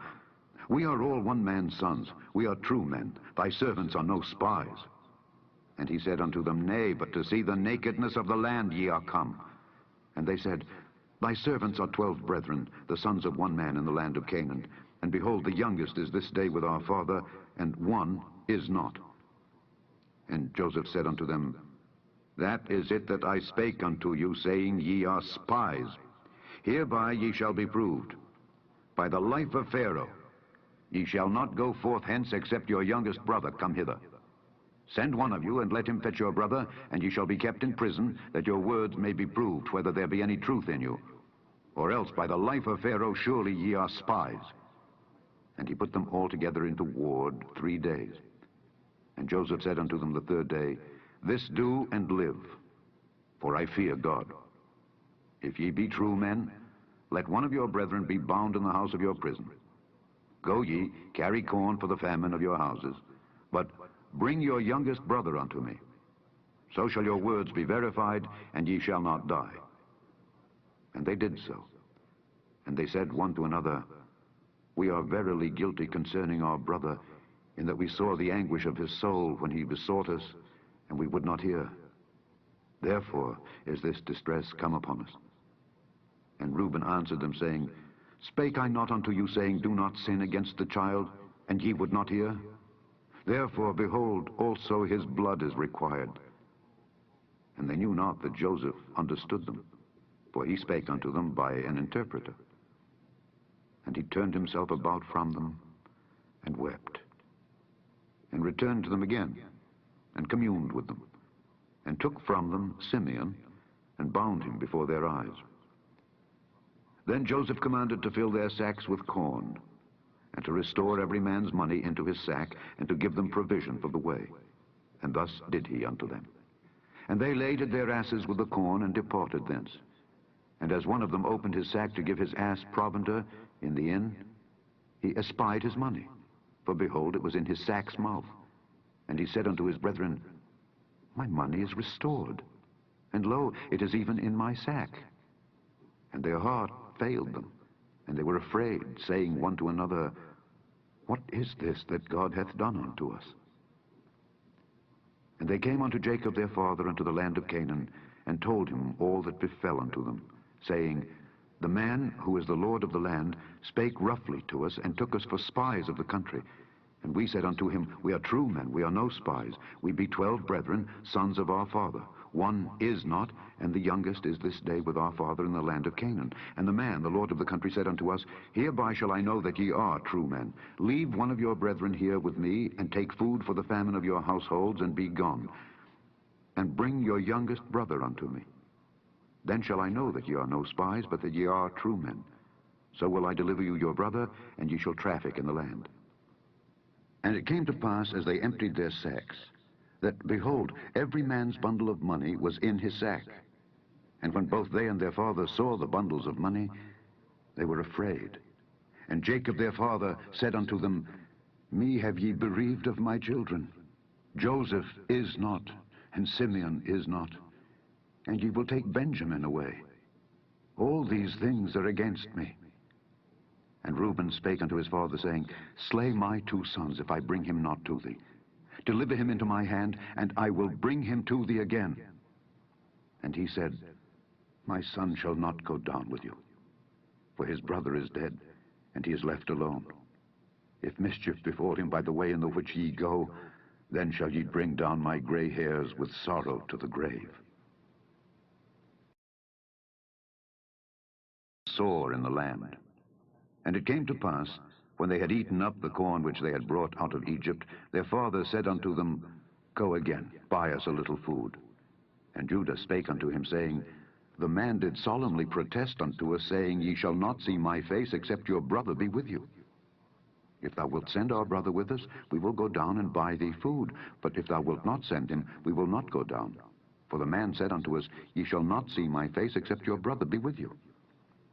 And Israel said, Wherefore dealt ye so ill with me, as to tell the man whether ye had yet a brother? And they said, The man asked us straitly of our state and of our kindred, saying, Is your father yet alive? Have ye another brother? And we told him according to the tenor of these words. Could we certainly know that he would say, Bring your brother down? And Judah said unto Israel his father, Send the lad with me, and we will arise and go, that we may live and not die, both we and thou, and also our little ones. I will be surety for him. Of my hand shalt thou require him. If I bring him not unto thee, and set him before thee, then let me bear the blame forever. For except we had lingered, surely now we had returned this second time. And their father Israel said unto them, If it must be so now, do this.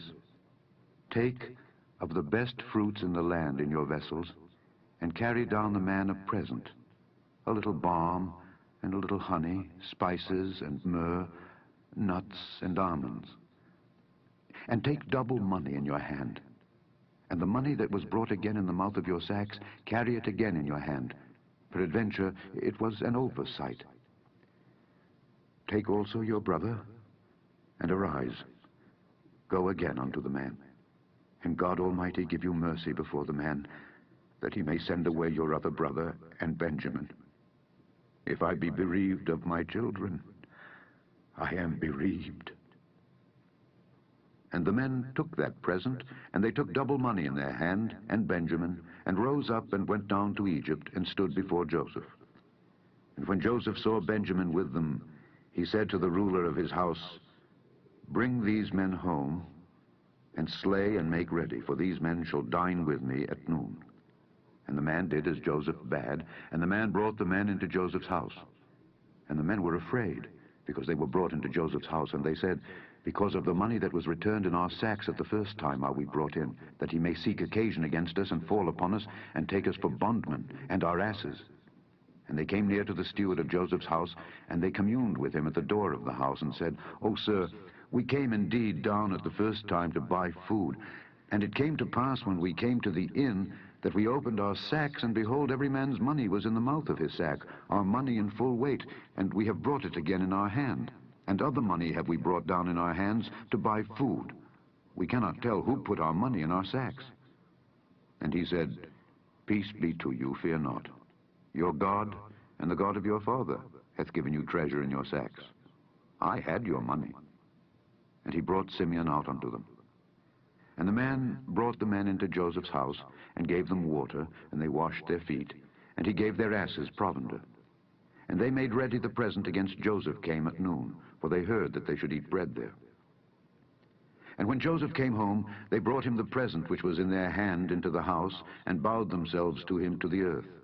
And he asked them of their welfare, and said, Is your father well?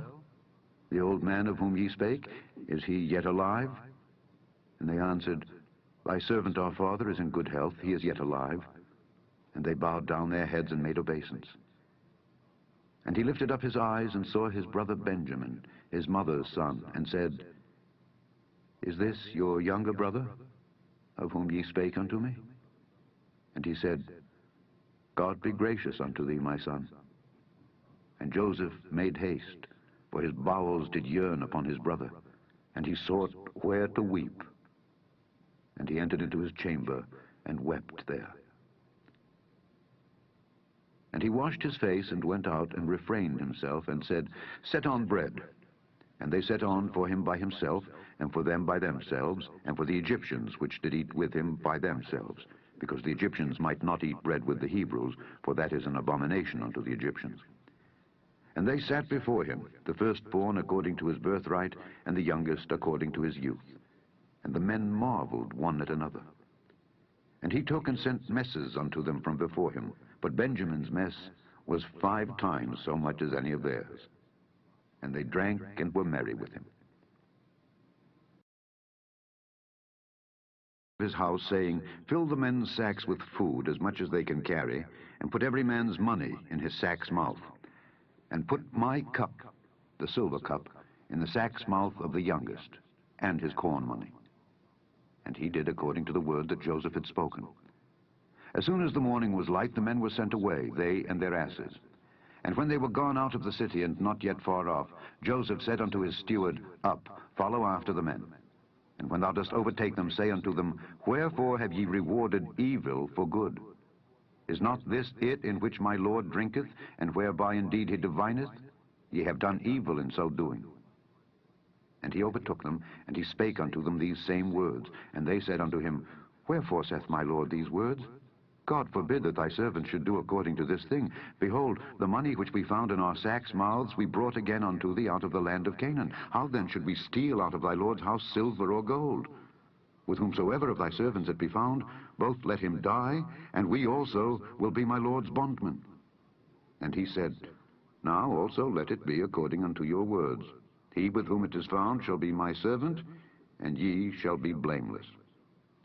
Then they speedily took down every man his sack to the ground, and opened every man his sack. And he searched, and began at the eldest, and left at the youngest. And the cup was found in Benjamin's sack. Then they rent their clothes, and laded every man his ass, and returned to the city. And Judah and his brethren came to Joseph's house, for he was yet there, and they fell before him on the ground. And Joseph said unto them, What deed is this that ye have done? Wot ye not that such a man as I can certainly divine? And Judah said, What shall we say unto my Lord? What shall we speak? Or how shall we clear ourselves? God hath found out the iniquity of thy servants. Behold, we are my Lord's servants, both we and he also with whom the cup is found. And he said, God forbid that I should do so. But the man in whose hand the cup is found, he shall be my servant. And as for you, get you up in peace unto your father. Then Judah came near unto him and said, O my Lord, let thy servant, I pray thee, speak a word in my Lord's ears, and let not thine anger burn against thy servant, for thou art even as Pharaoh. My Lord asked his servants, saying, Have ye a father or a brother? And we said unto my Lord, We have a father, an old man, and a child of his old age, a little one. And his brother is dead, and he alone is left of his mother, and his father loveth him. And thou saidst unto thy servants, Bring him down unto me, that I may set mine eyes upon him. And we said unto my Lord, The lad cannot leave his father, for if he should leave his father would die. And thou saidst unto thy servants, Except your youngest brother come down with you, ye shall see my face no more. And it came to pass, when we came up unto thy servant my father, we told him the words of my lord. And our father said, Go again and buy us a little food. And we said, We cannot go down. If our youngest brother be with us, then will we go down. For we may not see the man's face, except our youngest brother be with us. And thy servant my father said unto us, Ye know that my wife bare me 2 sons, and the one went out from me, and I said, Surely he is torn in pieces, and I saw him not since. And if ye take this also from me, and mischief befall him, ye shall bring down my gray hairs with sorrow to the grave. Now therefore, when I come to thy servant my father, and the lad be not with us, seeing that his life is bound up in the lad's life, it shall come to pass, when he seeth that the lad is not with us, that he will die. And thy servants shall bring down the gray hairs of thy servant our father with sorrow to the grave. For thy servant became surety for the lad unto my father, saying, If I bring him not unto thee, then I shall bear the blame to my father forever. Now therefore, I pray thee, let thy servant abide instead of the lad, a bondman to my lord. And let the lad go up with his brethren. For how shall I go up to my father, and the lad be not with me? Lest peradventure I see the evil that shall come on my father. Could not refrain himself before all them that stood by him. And he cried, Cause every man to go out from me. And there stood no man with him, while Joseph made himself known unto his brethren. And he wept aloud. And the Egyptians and the house of Pharaoh heard. And Joseph said unto his brethren, I am Joseph. Doth my father yet live? And his brethren could not answer him, for they were troubled at his presence. And Joseph said unto his brethren, Come near to me, I pray you. And they came near. And he said, I am Joseph, your brother, whom ye sold into Egypt. Now therefore be not grieved, nor angry with yourselves that ye sold me hither, for God did send me before you to preserve life. For these 2 years hath the famine been in the land, and yet there are 5 years, in the which there shall neither be earing nor harvest. And God sent me before you to preserve you a posterity in the earth, and to save your lives by a great deliverance. So now it was not you that sent me hither, but God. And he hath made me a father to Pharaoh, and lord of all his house, and a ruler throughout all the land of Egypt. Haste ye, and go up to my father, and say unto him, Thus saith thy son Joseph, God hath made me lord of all Egypt. Come down unto me, tarry not. And thou shalt dwell in the land of Goshen, and thou shalt be near unto me, thou and thy children and thy children's children, and thy flocks and thy herds, and all that thou hast. And there will I nourish thee. For yet there are 5 years of famine, lest thou and thy household and all that thou hast come to poverty. And behold, your eyes see, and the eyes of my brother Benjamin, that it is my mouth that speaketh unto you. And ye shall tell my father of all my glory in Egypt, and of all that ye have seen. And ye shall haste and bring down my father hither. And he fell upon his brother Benjamin's neck, and wept. And Benjamin wept upon his neck. Moreover, he kissed all his brethren, and wept upon them. And after that his brethren talked with him. And the fame thereof was heard in Pharaoh's house, saying, Joseph's brethren are come. And it pleased Pharaoh well, and his servants.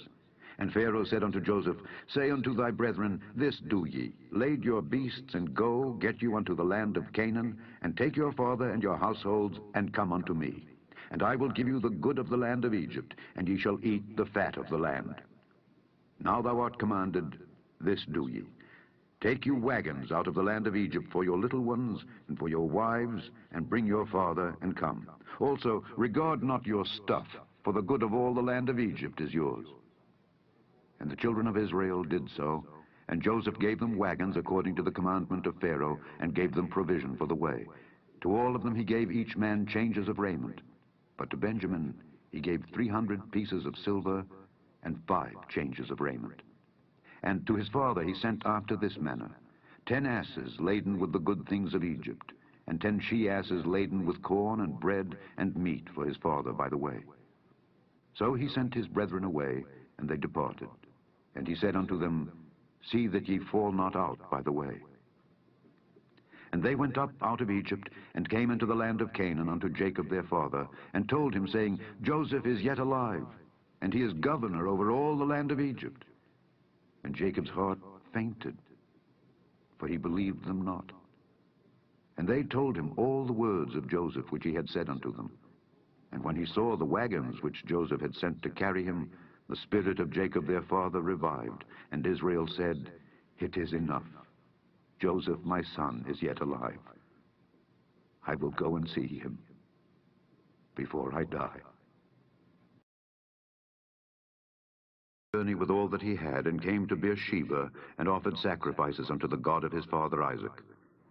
And God spake unto Israel in the visions of the night, and said, Jacob, Jacob. And he said, Here am I.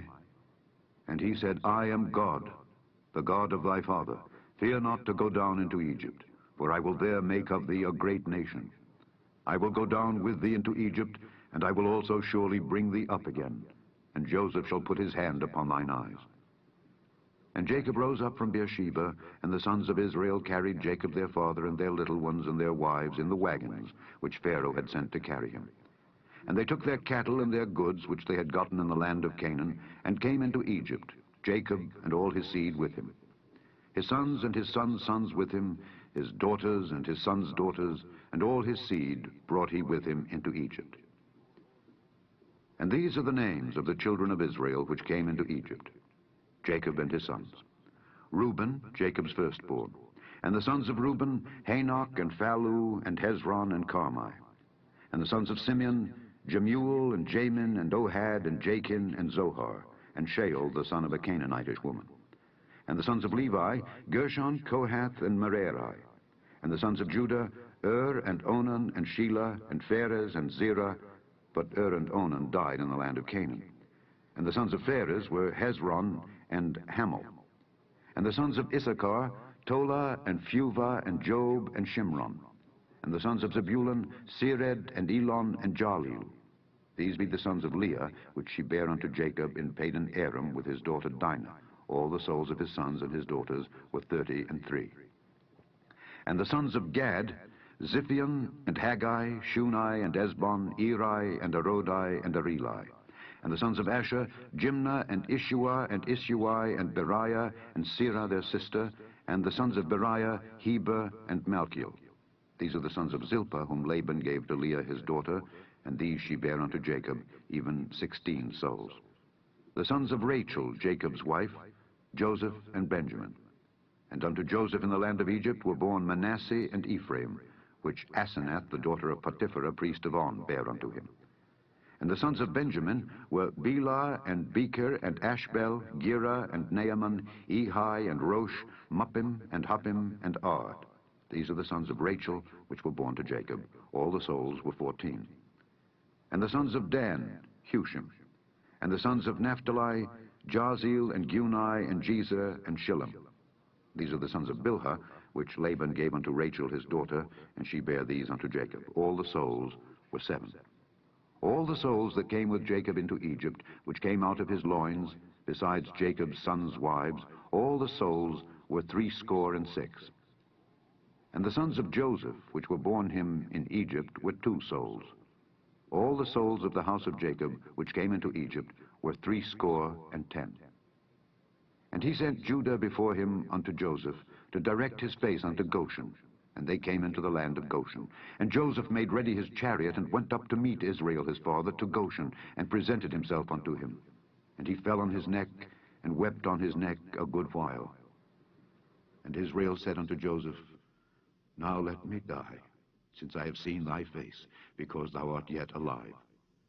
And Joseph said unto his brethren and unto his father's house, I will go up and show Pharaoh, and say unto him, My brethren and my father's house, which were in the land of Canaan, are come unto me. And the men are shepherds, for their trade hath been to feed cattle. And they have brought their flocks and their herds, and all that they have. And it shall come to pass, when Pharaoh shall call you, and shall say, What is your occupation? That ye shall say, Thy servant's trade hath been about cattle from our youth even until now, both we and also our fathers, that ye may dwell in the land of Goshen, for every shepherd is an abomination unto the Egyptians. told Pharaoh and said, My father and my brethren and their flocks and their herds and all that they have are come out of the land of Canaan, and behold, they are in the land of Goshen. And he took some of his brethren, even 5 men, and presented them unto Pharaoh. And Pharaoh said unto his brethren, What is your occupation? And they said unto Pharaoh, Thy servants are shepherds, both we and also our fathers. They said moreover unto Pharaoh, For to sojourn in the land are we come, for thy servants have no pasture for their flocks, for the famine is sore in the land of Canaan. Now therefore we pray thee, let thy servants dwell in the land of Goshen. And Pharaoh spake unto Joseph, saying, Thy father and thy brethren are come unto thee. The land of Egypt is before thee. In the best of the land make thy father and brethren to dwell. In the land of Goshen let them dwell. And if thou knowest any men of activity among them, then make them rulers over my cattle. And Joseph brought in Jacob his father, and set him before Pharaoh. And Jacob blessed Pharaoh. And Pharaoh said unto Jacob, How old art thou? And Jacob said unto Pharaoh, The days of the years of my pilgrimage are 130 years. Few and evil have the days of the years of my life been, and have not attained unto the days of the years of the life of my fathers in the days of their pilgrimage. And Jacob blessed Pharaoh, and went out from before Pharaoh. And Joseph placed his father and his brethren, and gave them a possession in the land of Egypt, in the best of the land, in the land of Ramesses, as Pharaoh had commanded. And Joseph nourished his father and his brethren and all his father's household with bread, according to their families. And there was no bread in all the land, for the famine was very sore, so that the land of Egypt and all the land of Canaan fainted by reason of the famine. And Joseph gathered up all the money that was found in the land of Egypt and in the land of Canaan for the corn which they bought. And Joseph brought the money into Pharaoh's house. And when money failed in the land of Egypt and in the land of Canaan, all the Egyptians came unto Joseph and said, Give us bread, for why should we die in thy presence? For the money faileth. And Joseph said, Give your cattle, and I will give you for your cattle if money fail. And they brought their cattle unto Joseph. And Joseph gave them bread in exchange for horses and for the flocks and for the cattle of the herds and for the asses. And he fed them with bread for all their cattle for that year.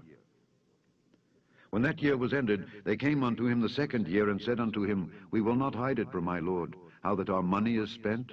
My lord also hath our herds of cattle. There is not aught left in the sight of my lord, but our bodies and our lands. Wherefore shall we die before thine eyes, both we and our land? Buy us and our land for bread, and we and our land will be servants unto Pharaoh, and give us seed that we may live and not die, that the land be not desolate. And Joseph bought all the land of Egypt for Pharaoh, for the Egyptians sold every man his field, because the famine prevailed over them. So the land became Pharaoh's. And as for the people, he removed them to cities from one end of the borders of Egypt even to the other end thereof. Only the land of the priests bought he not, for the priests had a portion assigned them of Pharaoh, and did eat their portion which Pharaoh gave them. Wherefore they sold not their lands. Then Joseph said unto the people, Behold, I have bought you this day and your land for Pharaoh. Lo, here is seed for you, and ye shall sow the land. And it shall come to pass in the increase that ye shall give the 5th part unto Pharaoh, and 4 parts shall be your own, for seed of the field, and for your food, and for them of your households, and for food for your little ones. And they said, Thou hast saved our lives. Let us find grace in the sight of my lord, and we will be Pharaoh's servants. And Joseph made it a law over the land of Egypt unto this day, that Pharaoh should have the 5th part, except the land of the priests only, which became not Pharaoh's. And Israel dwelt in the land of Egypt, in the country of Goshen. And they had possessions therein, and grew and multiplied exceedingly. And Jacob lived in the land of Egypt 17 years. So the whole age of Jacob was 147 years. And the time drew nigh that Israel must die. And he called his son Joseph, and said unto him, If now I have found grace in thy sight, put, I pray thee, thy hand under my thigh, and deal kindly and truly with me. Bury me not, I pray thee, in Egypt, but I will lie with my fathers. And thou shalt carry me out of Egypt, and bury me in their burying place. And he said, I will do as thou hast said. And he said, Swear unto me. And he sware unto him. And Israel bowed himself upon the bed's head.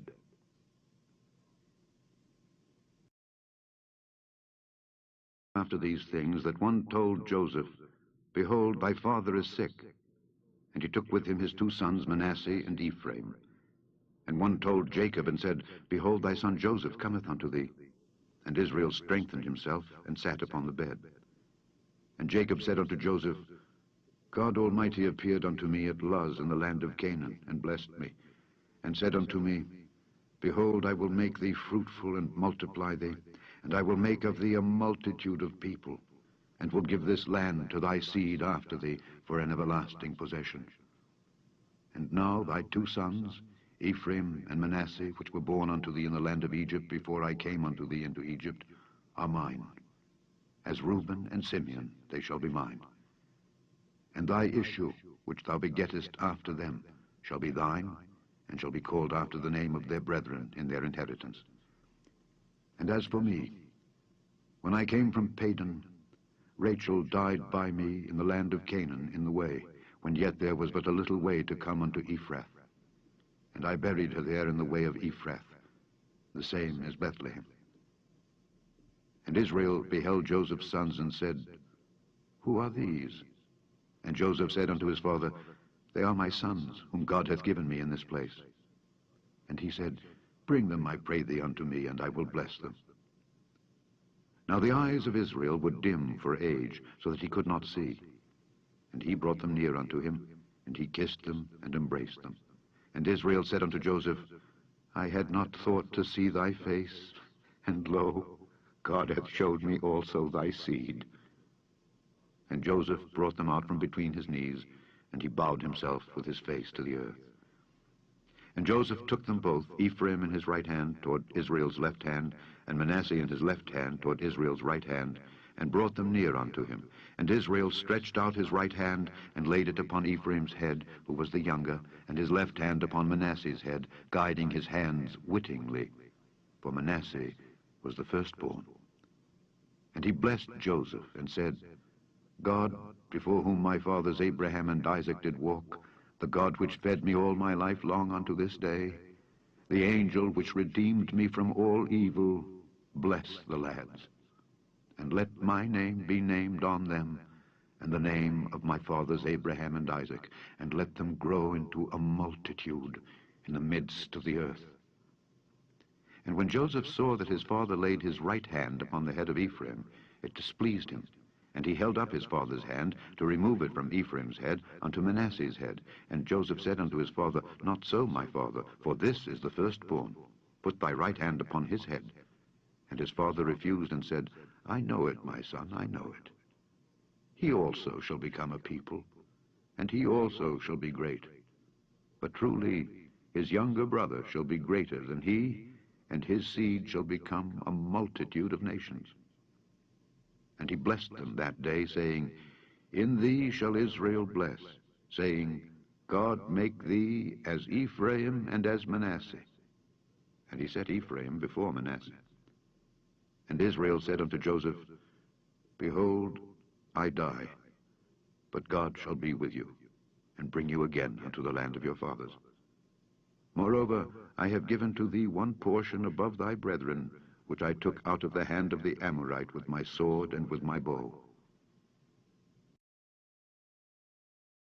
His sons, and said, Gather yourselves together, that I may tell you that which shall befall you in the last days. Gather yourselves together, and hear, ye sons of Jacob, and hearken unto Israel your father. Reuben, thou art my firstborn, my might, and the beginning of my strength, the excellency of dignity, and the excellency of power. Unstable as water, thou shalt not excel, because thou wentest up to thy father's bed, then defiledst thou it. He went up to my couch. Simeon and Levi are brethren. Instruments of cruelty are in their habitations. O my soul, come not thou into their secret. Unto their assembly, mine honor, be not thou united. For in their anger they slew a man, and in their self-will they digged down a wall. Cursed be their anger, for it was fierce, and their wrath, for it was cruel. I will divide them in Jacob, and scatter them in Israel. Judah, thou art he whom thy brethren shall praise. Thy hand shall be in the neck of thine enemies. Thy father's children shall bow down before thee. Judah is a lion's whelp. From the prey, my son, thou art gone up. He stooped down, he couched as a lion, and as an old lion. Who shall rouse him up? The scepter shall not depart from Judah, nor a lawgiver from between his feet, until Shiloh come, and unto him shall the gathering of the people be. Binding his foal unto the vine, and his ass's colt unto the choice vine, he washed his garments in wine, and his clothes in the blood of grapes. His eyes shall be red with wine, and his teeth white with milk. Zebulun shall dwell at the haven of the sea, and he shall be for an haven of ships, and his border shall be unto Zidon. Issachar is a strong ass, couching down between two burdens. And he saw that rest was good, and the land that it was pleasant, and bowed his shoulder to bear, and became a servant unto tribute. Dan shall judge his people as one of the tribes of Israel.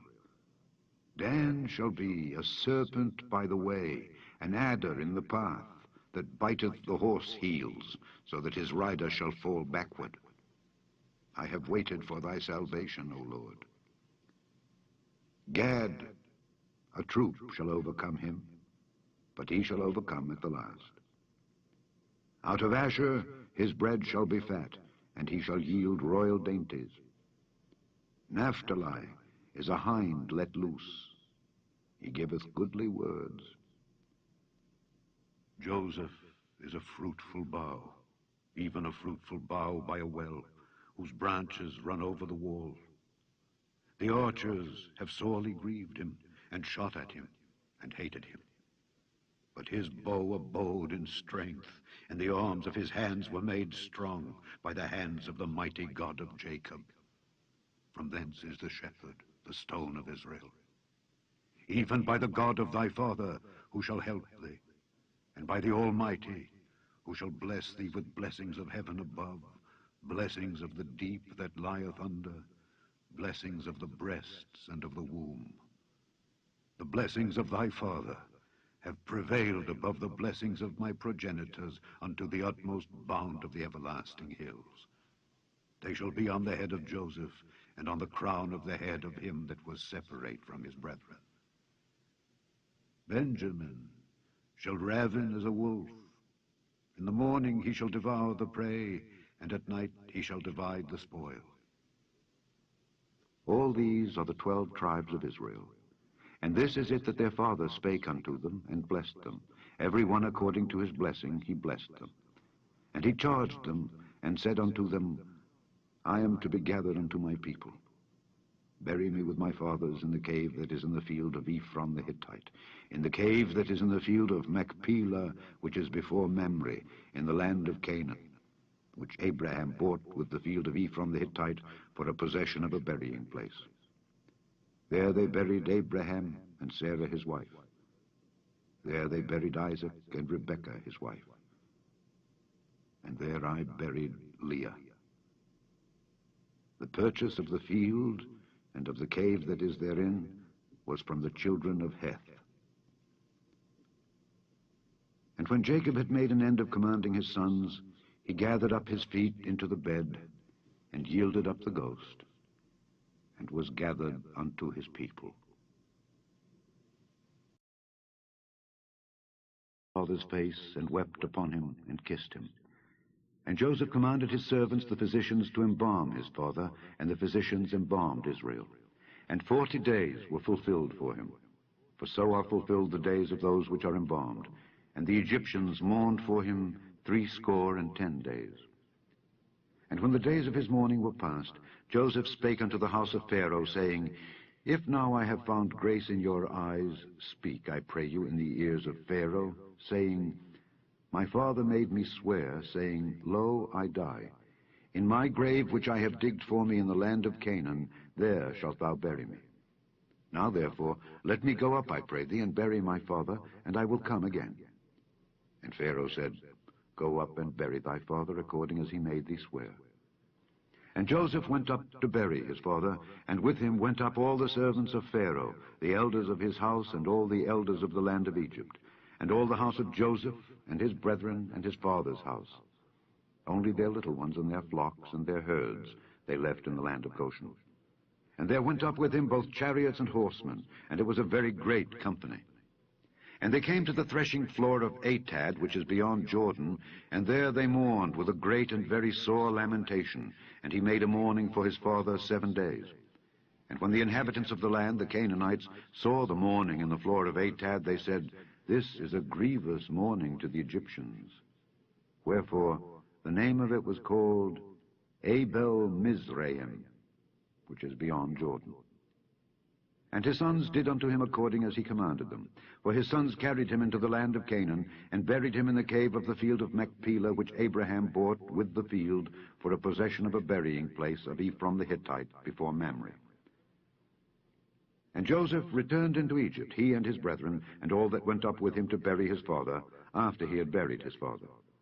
And when Joseph's brethren saw that their father was dead, they said, Joseph will peradventure hate us, and will certainly requite us all the evil which we did unto him.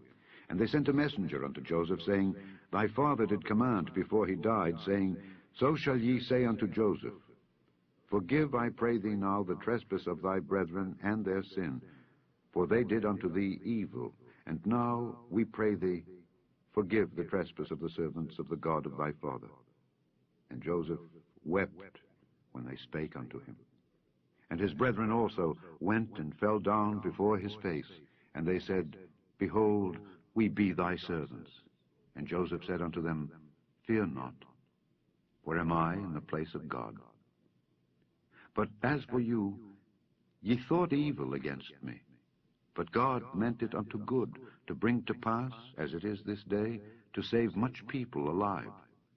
Now therefore fear ye not, I will nourish you and your little ones. And he comforted them, and spake kindly unto them. And Joseph dwelt in Egypt, he and his father's house. And Joseph lived 110 years. And Joseph saw Ephraim's children of the 3rd generation. The children also of Machir, the son of Manasseh, were brought up upon Joseph's knees. And Joseph said unto his brethren, I die, and God will surely visit you, and bring you out of this land unto the land which he sware to Abraham, to Isaac, and to Jacob. And Joseph took an oath of the children of Israel, saying, God will surely visit you, and ye shall carry up my bones from hence. So Joseph died, being 110 years old. And they embalmed him, and he was put in a coffin in Egypt. The end of the first book of Moses, called Genesis.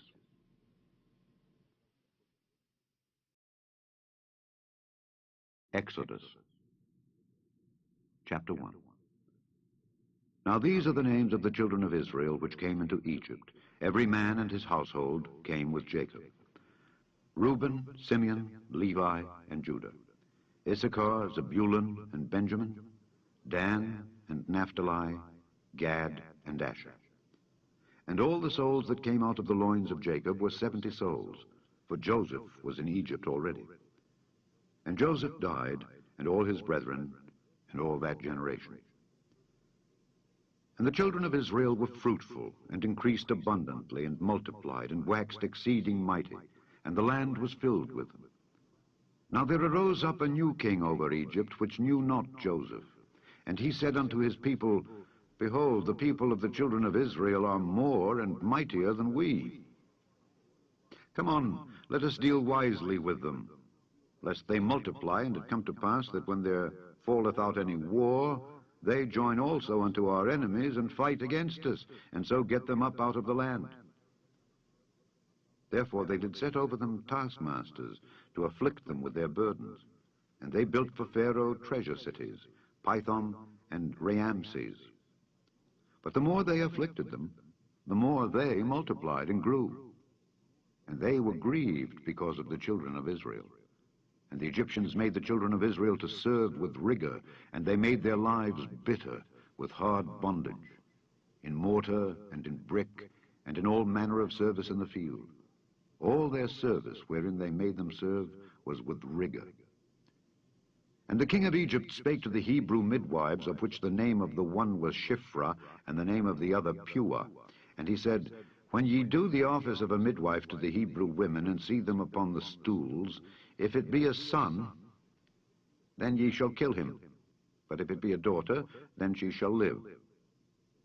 But the midwives feared God, and did not as the king of Egypt commanded them, but saved the men-children alive.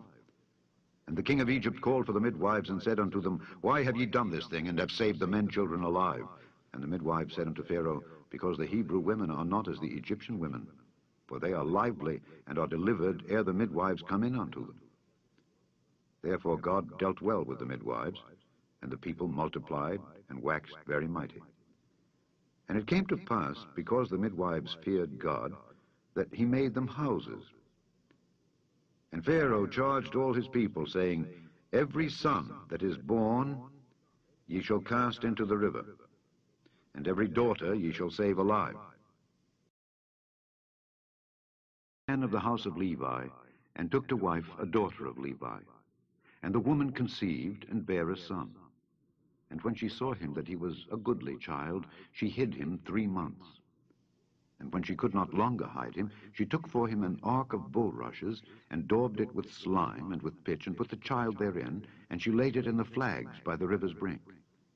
And his sister stood afar off, to wit what would be done to him.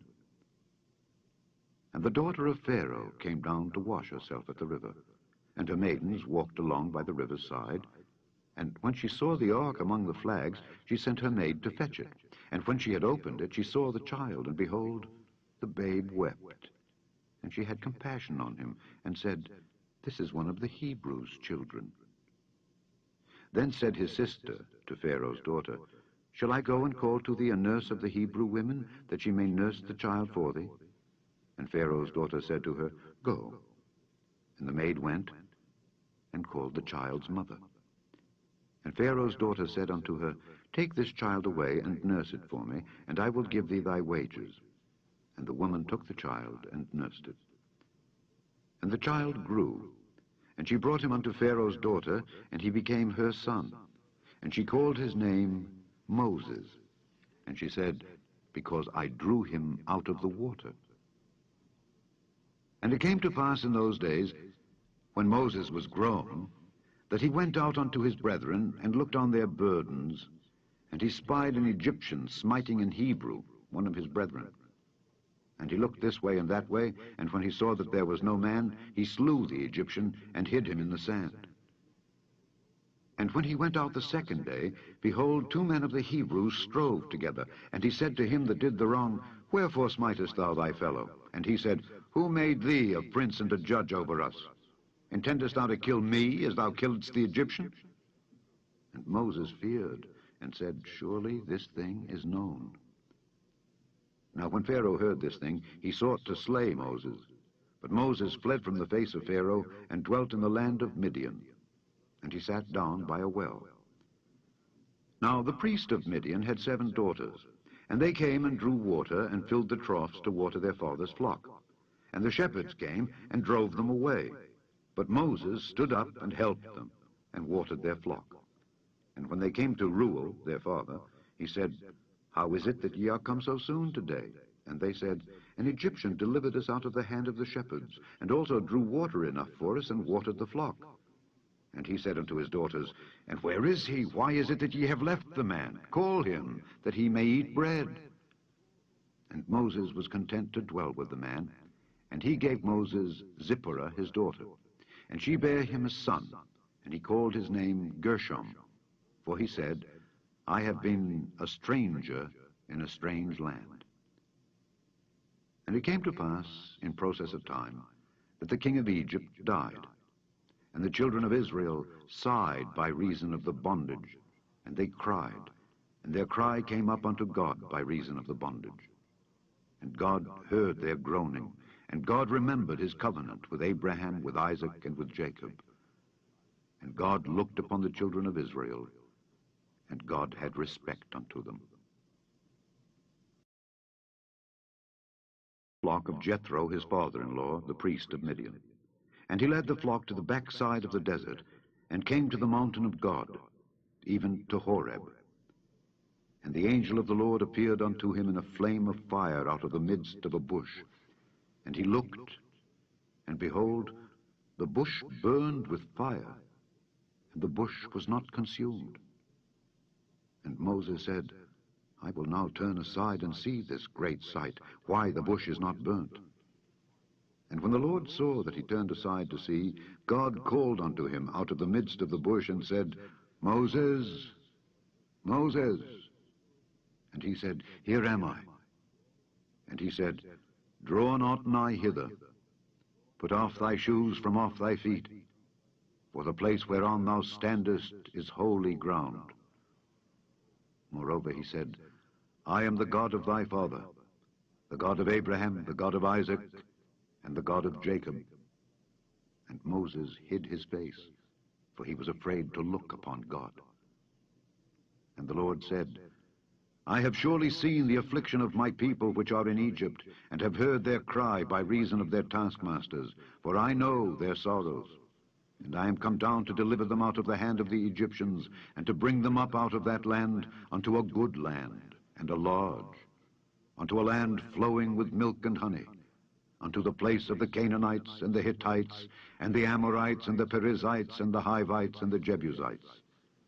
Now therefore, behold, the cry of the children of Israel is come unto me, and I have also seen the oppression wherewith the Egyptians oppress them. Come now therefore, and I will send thee unto Pharaoh, that thou mayest bring forth my people, the children of Israel, out of Egypt. And Moses said unto God, Who am I, that I should go unto Pharaoh, and that I should bring forth the children of Israel out of Egypt? And he said, Certainly I will be with thee, and this shall be a token unto thee, that I have sent thee. When thou hast brought forth the people out of Egypt, ye shall serve God upon this mountain. And Moses said unto God, Behold, when I come unto the children of Israel, and shall say unto them, The God of your fathers hath sent me unto you, and they shall say to me, What is his name? What shall I say unto them? And God said unto Moses, I am that I am. And he said, Thus shalt thou say unto the children of Israel, I am hath sent me unto you. And God said moreover unto Moses, Thus shalt thou say unto the children of Israel, The Lord God of your fathers, the God of Abraham, the God of Isaac, and the God of Jacob, hath sent me unto you.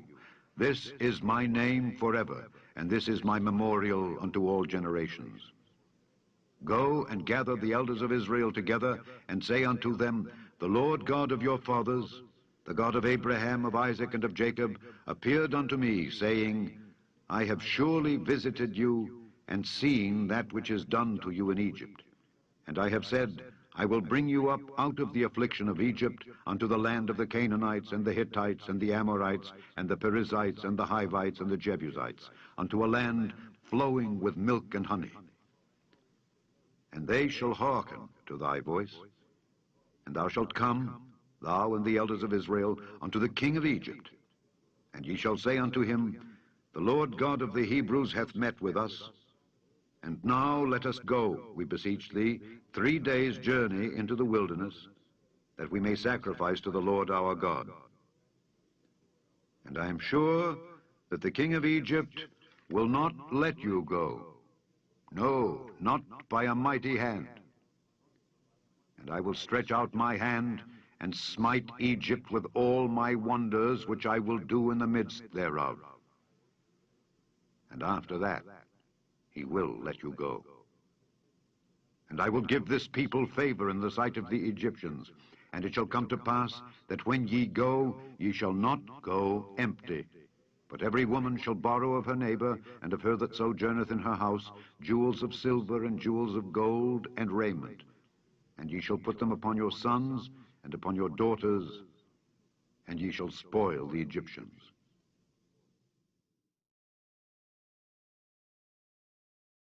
Moses answered and said, But behold, they will not believe me, nor hearken unto my voice, for they will say, The Lord hath not appeared unto thee. And the Lord said unto him, What is that in thine hand? And he said, A rod. And he said, Cast it on the ground. And he cast it on the ground, and it became a serpent. And Moses fled from before it. And the Lord said unto Moses, Put forth thine hand, and take it by the tail. And he put forth his hand, and caught it, and it became a rod in his hand. That they may believe that the Lord God of their fathers, the God of Abraham, the God of Isaac, and the God of Jacob, hath appeared unto thee. And the Lord said furthermore unto him, Put now thine hand into thy bosom. And he put his hand into his bosom. And when he took it out, behold, his hand was leprous as snow. And he said, Put thine hand into thy bosom again. And he put his hand into his bosom again, and plucked it out of his bosom, and behold, it was turned again as his other flesh. And it shall come to pass, if they will not believe thee, neither hearken to the voice of the first sign, that they will believe the voice of the latter sign. And it shall come to pass, if they will not believe also these two signs, neither hearken unto thy voice, that thou shalt take of the water of the river, and pour it upon the dry land, and the water which thou takest out of the river shall become blood upon the dry land. And Moses said unto the Lord, O my Lord, I am not eloquent, neither heretofore, nor since thou hast spoken unto thy servant. But I am slow of speech, and of a slow tongue. And the Lord said unto him, Who hath made man's mouth? Or who maketh the dumb, or deaf, or the seeing, or the blind? Have not I, the Lord? Now therefore go, and I will be thy mouth, and teach thee what thou shalt say. And he said, O my Lord, send, I pray thee, by the hand of him whom thou wilt send. And the anger of the Lord was kindled against Moses, and he said, Is not Aaron the Levite thy brother? I know that he can speak well. And also, behold, he cometh forth to meet thee. And when he seeth thee, he will be glad in his heart. And thou shalt speak unto him, and put words in his mouth, and I will be with thy mouth and with his mouth, and will teach you what ye shall do. And he shall be thy spokesman unto the people. And he shall be, even he, shall be to thee instead of a mouth, and thou shalt be to him instead of God. And thou shalt take this rod in thine hand, wherewith thou shalt do signs. And Moses went and returned to Jethro his father-in-law, and said unto him, Let me go, I pray thee, and return unto my brethren which are in Egypt, and see whether they be yet alive. And Jethro said to Moses, Go in peace. And the Lord said unto Moses in Midian, Go, return into Egypt, for all the men are dead which sought thy life. And Moses took his wife and his sons, and set them upon an ass, and he returned to the land of Egypt. And Moses took the rod of God in his hand. And the Lord said unto Moses, When thou goest to return into Egypt, see that thou do all those wonders before Pharaoh which I have put in thine hand. But I will harden his heart, that he shall not let the people go. And thou shalt say unto Pharaoh, Thus saith the Lord, Israel is my son, even my firstborn. And I say unto thee, Let my son go, that he may serve me. And if thou refuse to let him go, behold, I will slay thy son, even thy firstborn. And it came to pass by the way in the inn, that the Lord met him, and sought to kill him. Then Zipporah took a sharp stone, and cut off the foreskin of her son, and cast it at his feet, and said, Surely a bloody husband art thou to me. So he let him go. Then she said, A bloody husband thou art because of the circumcision. And the Lord said to Aaron, Go into the wilderness to meet Moses. And he went, and met him in the mount of God, and kissed him. And Moses told Aaron all the words of the Lord who had sent him, and all the signs which he had commanded him. And Moses and Aaron went and gathered together all the elders of the children of Israel. And Aaron spake all the words which the Lord had spoken unto Moses, and did the signs in the sight of the people. And the people believed. And when they heard that the Lord had visited the children of Israel, and that he had looked upon their affliction, then they bowed their heads and worshipped. And told Pharaoh, Thus saith the Lord God of Israel, Let my people go, that they may hold a feast unto me in the wilderness. And Pharaoh said, Who is the Lord, that I should obey his voice to let Israel go? I know not the Lord, neither will I let Israel go. And they said, The God of the Hebrews hath met with us. Let us go, we pray thee, 3 days' journey into the desert, and sacrifice unto the Lord our God, lest he fall upon us with pestilence, or with the sword. And the king of Egypt said unto them, Wherefore do ye, Moses and Aaron, let the people from their works? Get you unto your burdens. And Pharaoh said, Behold, the people of the land now are many, and ye make them rest from their burdens. And Pharaoh commanded the same day the taskmasters of the people and their officers, saying, Ye shall no more give the people straw to make brick as heretofore. Let them go and gather straw for themselves. And the tale of the bricks which they did make heretofore, ye shall lay upon them. Ye shall not diminish aught thereof, for they be idle. Therefore they cry, saying, Let us go and sacrifice to our God. Let their more work be laid upon the men, that they may labor therein. And let them not regard vain words. And the taskmasters of the people went out, and their officers, and they spake to the people, saying, Thus saith Pharaoh, I will not give you straw. Go ye, get you straw where ye can find it. Yet not aught of your work shall be diminished. So the people were scattered abroad throughout all the land of Egypt to gather stubble instead of straw. And the taskmasters hasted them, saying, Fulfill your works, your daily tasks, as when there was straw. And the officers of the children of Israel, which Pharaoh's taskmasters had set over them, were beaten, and demanded, Wherefore have ye not fulfilled your task in making brick, both yesterday and today as heretofore?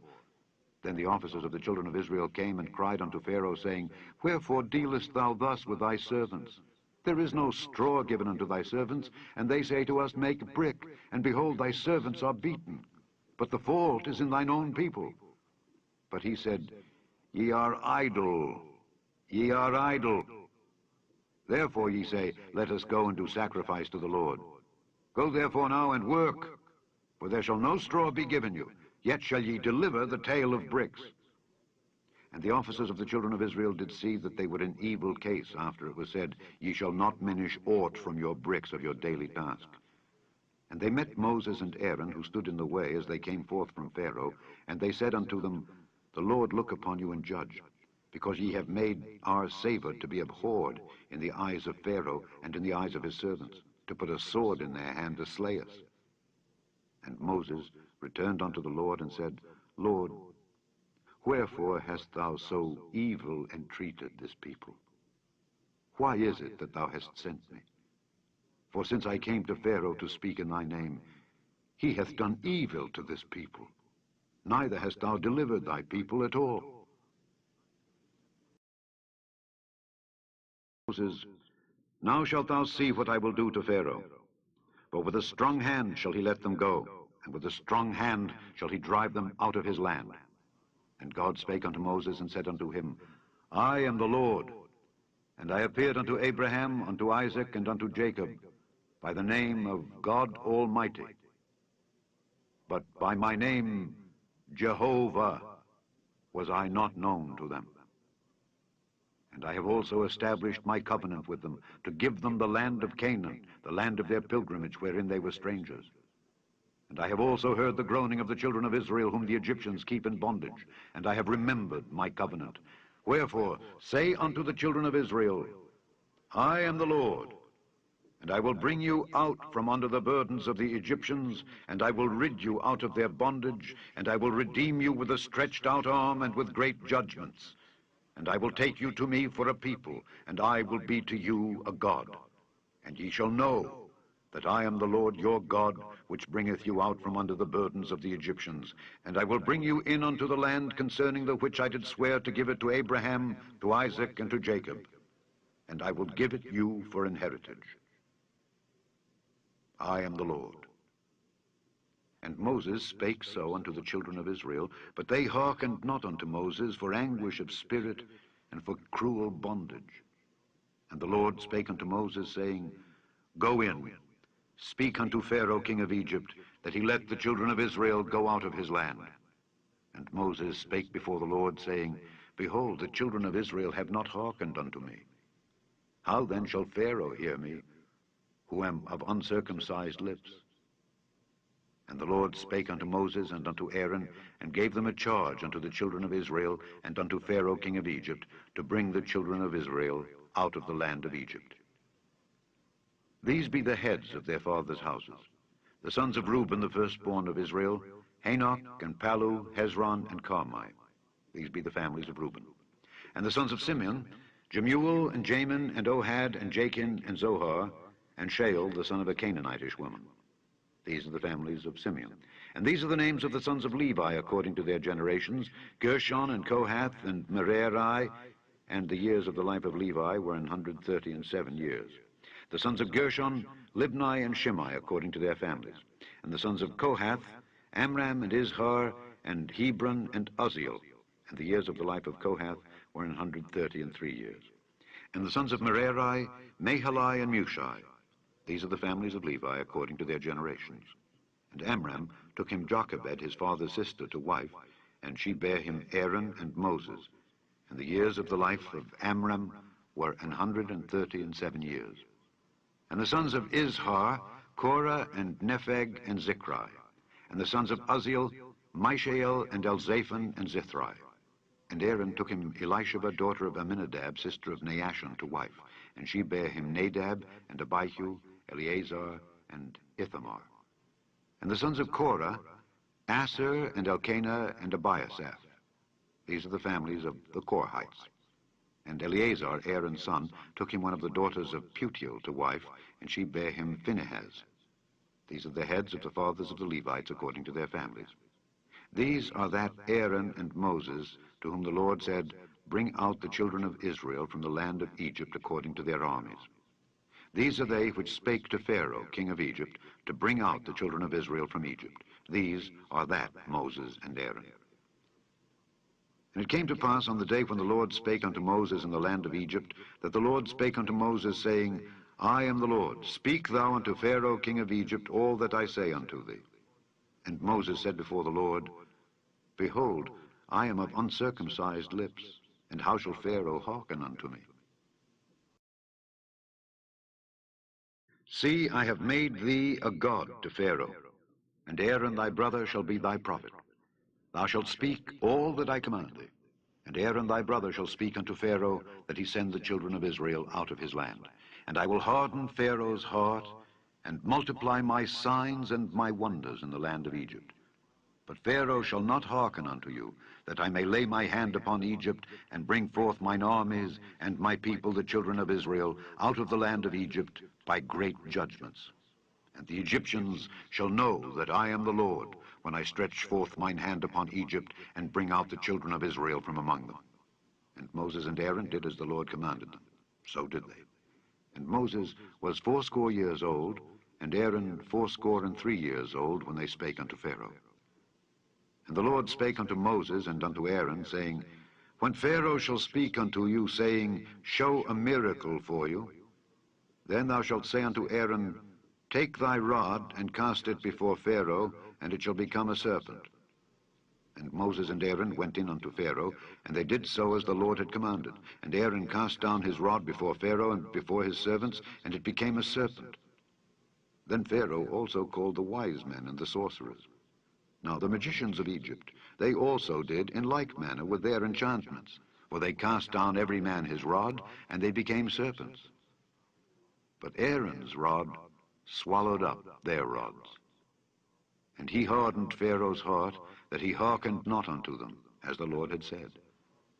And the Lord said unto Moses, Pharaoh's heart is hardened, he refuseth to let the people go. Get thee unto Pharaoh in the morning. Lo, he goeth out unto the water, and thou shalt stand by the river's brink against he come. And the rod which was turned to a serpent shalt thou take in thine hand. And thou shalt say unto him, The Lord God of the Hebrews hath sent me unto thee, saying, Let my people go, that they may serve me in the wilderness. And behold, hitherto thou wouldest not hear. Thus saith the Lord, In this thou shalt know that I am the Lord. Behold, I will smite with the rod that is in mine hand upon the waters which are in the river, and they shall be turned to blood. And the fish that is in the river shall die, and the river shall stink, and the Egyptians shall loathe to drink of the water of the river. And the Lord spake unto Moses, Say unto Aaron, Take thy rod, and stretch out thine hand upon the waters of Egypt, upon their streams, upon their rivers, and upon their ponds, and upon all their pools of water, that they may become blood, and that there may be blood throughout all the land of Egypt, both in vessels of wood and in vessels of stone. And Moses and Aaron did so as the Lord commanded. And he lifted up the rod and smote the waters that were in the river, in the sight of Pharaoh and in the sight of his servants, and all the waters that were in the river were turned to blood. And the fish that was in the river died, and the river stank, and the Egyptians could not drink of the water of the river. And there was blood throughout all the land of Egypt. And the magicians of Egypt did so with their enchantments. And Pharaoh's heart was hardened, neither did he hearken unto them, as the Lord had said. And Pharaoh turned and went into his house, neither did he set his heart to this also. And all the Egyptians digged round about the river for water to drink, for they could not drink of the water of the river. And 7 days were fulfilled after that the Lord had smitten the river. Spake unto Moses, Go unto Pharaoh, and say unto him, Thus saith the Lord, Let my people go, that they may serve me. And if thou refuse to let them go, behold, I will smite all thy borders with frogs. And the river shall bring forth frogs abundantly, which shall go up and come into thine house, and into thy bedchamber, and upon thy bed, and into the house of thy servants, and upon thy people, and into thine ovens, and into thy kneading troughs. And the frog shall come up both on thee, and upon thy people, and upon all thy servants. And the Lord spake unto Moses, Say unto Aaron, Stretch forth thine hand with thy rod over the streams, over the rivers, and over the ponds, and cause frogs to come up upon the land of Egypt. And Aaron stretched out his hand over the waters of Egypt, and the frogs came up and covered the land of Egypt. And the magicians did so with their enchantments, and brought up frogs upon the land of Egypt. Then Pharaoh called for Moses and Aaron, and said, Entreat the Lord that he may take away the frogs from me and from my people, and I will let the people go, that they may do sacrifice unto the Lord. And Moses said unto Pharaoh, Glory over me. When shall I entreat for thee and for thy servants and for thy people, to destroy the frogs from thee and thy houses, that they may remain in the river only? And he said, Tomorrow. And he said, Be it according to thy word, that thou mayest know that there is none like unto the Lord our God. And the frogs shall depart from thee, and from thy houses, and from thy servants, and from thy people. They shall remain in the river only. And Moses and Aaron went out from Pharaoh. And Moses cried unto the Lord because of the frogs which he had brought against Pharaoh. And the Lord did according to the word of Moses, and the frogs died out of the houses, out of the villages, and out of the fields. And they gathered them together upon heaps, and the land stank. But when Pharaoh saw that there was respite, he hardened his heart, and hearkened not unto them, as the Lord had said. And the Lord said unto Moses, Say unto Aaron, Stretch out thy rod, and smite the dust of the land, that it may become lice throughout all the land of Egypt. And they did so. For Aaron stretched out his hand with his rod, and smote the dust of the earth, and it became lice in man and in beast. All the dust of the land became lice throughout all the land of Egypt. And the magicians did so with their enchantments to bring forth lice, but they could not. So there were lice upon man and upon beast. Then the magicians said unto Pharaoh, This is the finger of God. And Pharaoh's heart was hardened, and he hearkened not unto them, as the Lord had said. And the Lord said unto Moses, Rise up early in the morning, and stand before Pharaoh. Lo, he cometh forth to the water. And say unto him, Thus saith the Lord, Let my people go, that they may serve me. Else, if thou wilt not let my people go, behold, I will send swarms of flies upon thee, and upon thy servants, and upon thy people, and into thy houses. And the houses of the Egyptians shall be full of swarms of flies, and also the ground whereon they are. And I will sever in that day the land of Goshen, in which my people dwell, that no swarms of flies shall be there, to the end thou mayest know that I am the Lord in the midst of the earth. And I will put a division between my people and thy people. Tomorrow shall this sign be. And the Lord did so, and there came a grievous swarm of flies into the house of Pharaoh, and into his servants' houses, and into all the land of Egypt. The land was corrupted by reason of the swarm of flies. And Pharaoh called for Moses and for Aaron, and said, Go ye, sacrifice to your God in the land. And Moses said, It is not meet so to do, for we shall sacrifice the abomination of the Egyptians to the Lord our God. Lo, shall we sacrifice the abomination of the Egyptians before their eyes, and will they not stone us? We will go 3 days' journey into the wilderness, and sacrifice to the Lord our God, as he shall command us. And Pharaoh said, I will let you go, that ye may sacrifice to the Lord your God in the wilderness. Only ye shall not go very far away. Entreat for me. And Moses said, Behold, I go out from thee, and I will entreat the Lord that the swarms of flies may depart from Pharaoh, from his servants, and from his people tomorrow. But let not Pharaoh deal deceitfully any more in not letting the people go to sacrifice to the Lord. And Moses went out from Pharaoh and entreated the Lord. And the Lord did according to the word of Moses, and he removed the swarms of flies from Pharaoh, from his servants, and from his people. There remained not one. And Pharaoh hardened his heart at this time also, neither would he let the people go. Unto Moses, Go in unto Pharaoh, and tell him, Thus saith the Lord God of the Hebrews, Let my people go, that they may serve me. For if thou refuse to let them go, and wilt hold them still, behold, the hand of the Lord is upon thy cattle which is in the field, upon the horses, upon the asses, upon the camels, upon the oxen, and upon the sheep. There shall be a very grievous murrain, and the Lord shall sever between the cattle of Israel and the cattle of Egypt, and there shall nothing die of all that is the children's of Israel. And the Lord appointed a set time, saying, Tomorrow the Lord shall do this thing in the land. And the Lord did that thing on the morrow, and all the cattle of Egypt died. But of the cattle of the children of Israel died not one. And Pharaoh sent, and behold, there was not one of the cattle of the Israelites dead. And the heart of Pharaoh was hardened, and he did not let the people go. And the Lord said unto Moses and unto Aaron, Take 2 you handfuls of ashes of the furnace, and let Moses sprinkle it toward the heaven in the sight of Pharaoh. And it shall become small dust in all the land of Egypt, and shall be a boil breaking forth with blains upon man and upon beast throughout all the land of Egypt.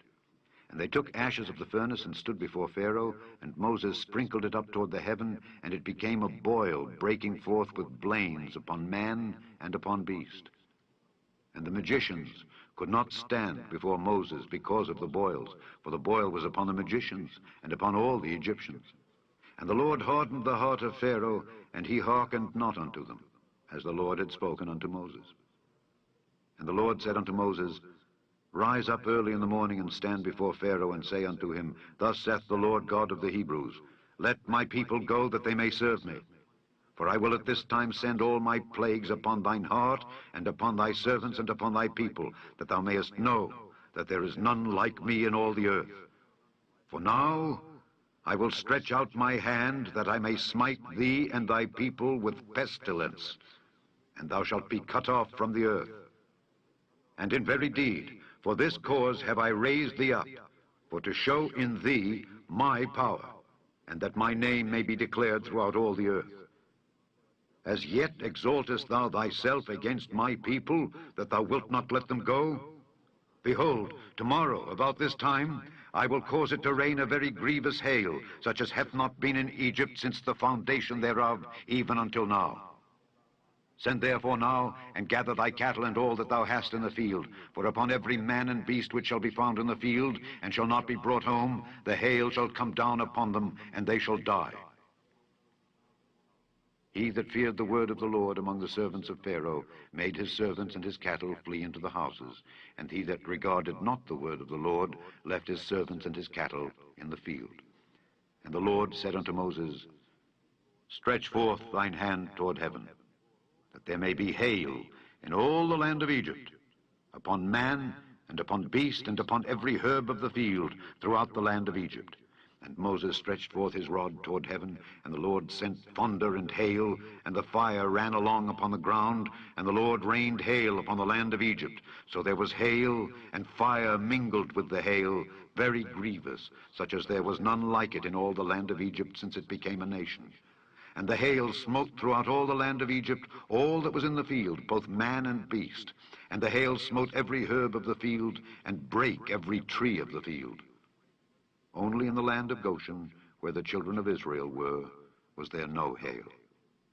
And Pharaoh sent and called for Moses and Aaron, and said unto them, I have sinned this time. The Lord is righteous, and I and my people are wicked. Entreat the Lord, for it is enough, that there be no more mighty thunderings and hail. And I will let you go, and ye shall stay no longer. And Moses said unto him, As soon as I am gone out of the city, I will spread abroad my hands unto the Lord, and the thunder shall cease, neither shall there be any more hail, that thou mayest know how that the earth is the Lord's. But as for thee and thy servants, I know that ye will not yet fear the Lord God. And the flax and the barley was smitten, for the barley was in the ear, and the flax was bold. But the wheat and the rye were not smitten, for they were not grown up. And Moses went out of the city from Pharaoh, and spread abroad his hands unto the Lord. And the thunders and hail ceased, and the rain was not poured upon the earth. And when Pharaoh saw that the rain and the hail and the thunders were ceased, he sinned yet more, and hardened his heart, he and his servants. And the heart of Pharaoh was hardened, neither would he let the children of Israel go, as the Lord had spoken by Moses. Moses, Go in unto Pharaoh, for I have hardened his heart and the heart of his servants, that I might show these my signs before him, and that thou mayest tell in the ears of thy son and of thy son's son what things I have wrought in Egypt, and my signs which I have done among them, that ye may know how that I am the Lord. And Moses and Aaron came in unto Pharaoh, and said unto him, Thus saith the Lord God of the Hebrews, How long wilt thou refuse to humble thyself before me? Let my people go, that they may serve me. Else, if thou refuse to let my people go, behold, tomorrow will I bring the locusts into thy coast, and they shall cover the face of the earth, that one cannot be able to see the earth. And they shall eat the residue of that which is escaped, which remaineth unto you from the hail, and shall eat every tree which groweth for you out of the field. And they shall fill thy houses, and the houses of all thy servants, and the houses of all the Egyptians, which neither thy fathers nor thy fathers' fathers have seen, since the day that they were upon the earth unto this day. And he turned himself, and went out from Pharaoh. And Pharaoh's servants said unto him, How long shall this man be a snare unto us? Let the men go, that they may serve the Lord their God. Knowest thou not yet that Egypt is destroyed? And Moses and Aaron were brought again unto Pharaoh, and he said unto them, Go, serve the Lord your God. But who are they that shall go? And Moses said, We will go with our young and with our old, with our sons and with our daughters, with our flocks and with our herds will we go, for we must hold a feast unto the Lord. And he said unto them, Let the Lord be so with you, as I will let you go and your little ones. Look to it, for evil is before you. Not so. Go now, ye that are men, and serve the Lord, for that ye did desire. And they were driven out from Pharaoh's presence. And the Lord said unto Moses, Stretch out thine hand over the land of Egypt for the locusts, that they may come up upon the land of Egypt, and eat every herb of the land, even all that the hail hath left. And Moses stretched forth his rod over the land of Egypt, and the Lord brought an east wind upon the land all that day and all that night. And when it was morning, the east wind brought the locusts. And the locusts went up over all the land of Egypt, and rested in all the coasts of Egypt. Very grievous were they. Before them there were no such locusts as they, neither after them shall be such. for they covered the face of the whole earth, so that the land was darkened. And they did eat every herb of the land, and all the fruit of the trees which the hail had left. And there remained not any green thing in the trees or in the herbs of the field throughout all the land of Egypt. Then Pharaoh called for Moses and Aaron in haste, and he said, I have sinned against the Lord your God and against you. Now therefore forgive, I pray thee, my sin, only this once, and entreat the Lord your God that he may take away from me this death only. And he went out from Pharaoh and entreated the Lord. And the Lord turned a mighty strong west wind, which took away the locusts and cast them into the Red Sea. There remained not one locust in all the coasts of Egypt. But the Lord hardened Pharaoh's heart so that he would not let the children of Israel go. And the Lord said unto Moses, Stretch out thine hand toward heaven, that there may be darkness over the land of Egypt, even darkness which may be felt.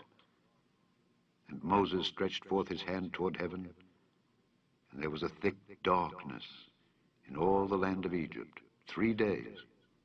They saw not one another, neither rose any from his place for 3 days.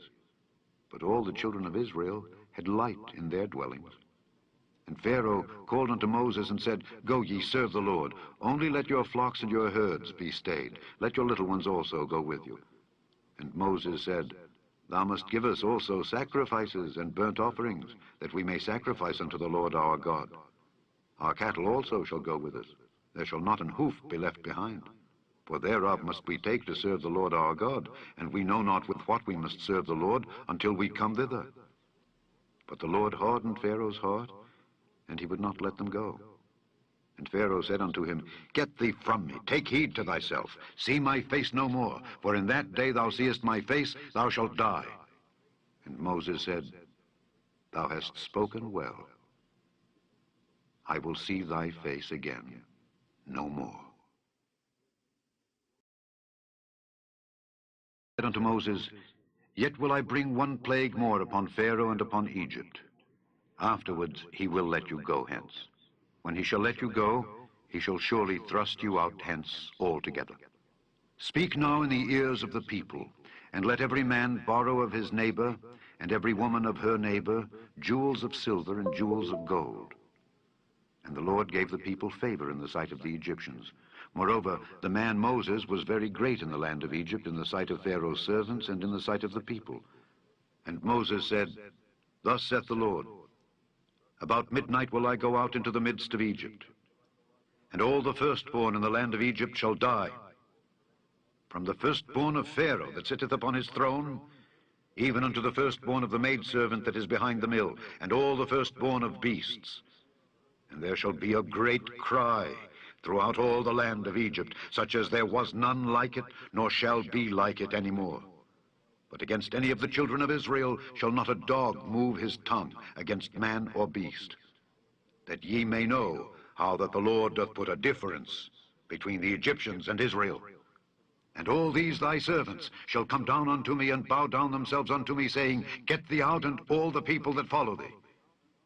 And after that I will go out. And he went out from Pharaoh in a great anger. And the Lord said unto Moses, Pharaoh shall not hearken unto you, that my wonders may be multiplied in the land of Egypt. And Moses and Aaron did all these wonders before Pharaoh. And the Lord hardened Pharaoh's heart, so that he would not let the children of Israel go out of his land. Unto Moses and Aaron in the land of Egypt, saying, This month shall be unto you the beginning of months. It shall be the first month of the year to you. Speak ye unto all the congregation of Israel, saying, In the 10th day of this month they shall take to them every man a lamb, according to the house of their fathers, a lamb for an house. And if the household be too little for the lamb, let him and his neighbor next unto his house take it according to the number of the souls. Every man according to his eating shall make your count for the lamb. Your lamb shall be without blemish, a male of the first year. Ye shall take it out from the sheep or from the goats. And ye shall keep it up until the 14th day of the same month. And the whole assembly of the congregation of Israel shall kill it in the evening. And they shall take of the blood and strike it on the 2 side posts, and on the upper doorpost of the houses wherein they shall eat it. And they shall eat the flesh in that night, roast with fire, and unleavened bread, and with bitter herbs they shall eat it. Eat not of it raw, nor sodden at all with water, but roast with fire, his head with his legs, and with the purtenance thereof. And ye shall let nothing of it remain until the morning, and that which remaineth of it until the morning ye shall burn with fire. And thus shall ye eat it, with your loins girded, your shoes on your feet, and your staff in your hand. And ye shall eat it in haste. It is the Lord's Passover. For I will pass through the land of Egypt this night, and will smite all the firstborn in the land of Egypt, both man and beast, and against all the gods of Egypt I will execute judgment. I am the Lord. And the blood shall be to you for a token upon the houses where ye are. And when I see the blood, I will pass over you, and the plague shall not be upon you to destroy you when I smite the land of Egypt. And this day shall be unto you for a memorial, and ye shall keep it a feast to the Lord throughout your generations. Ye shall keep it a feast by an ordinance forever.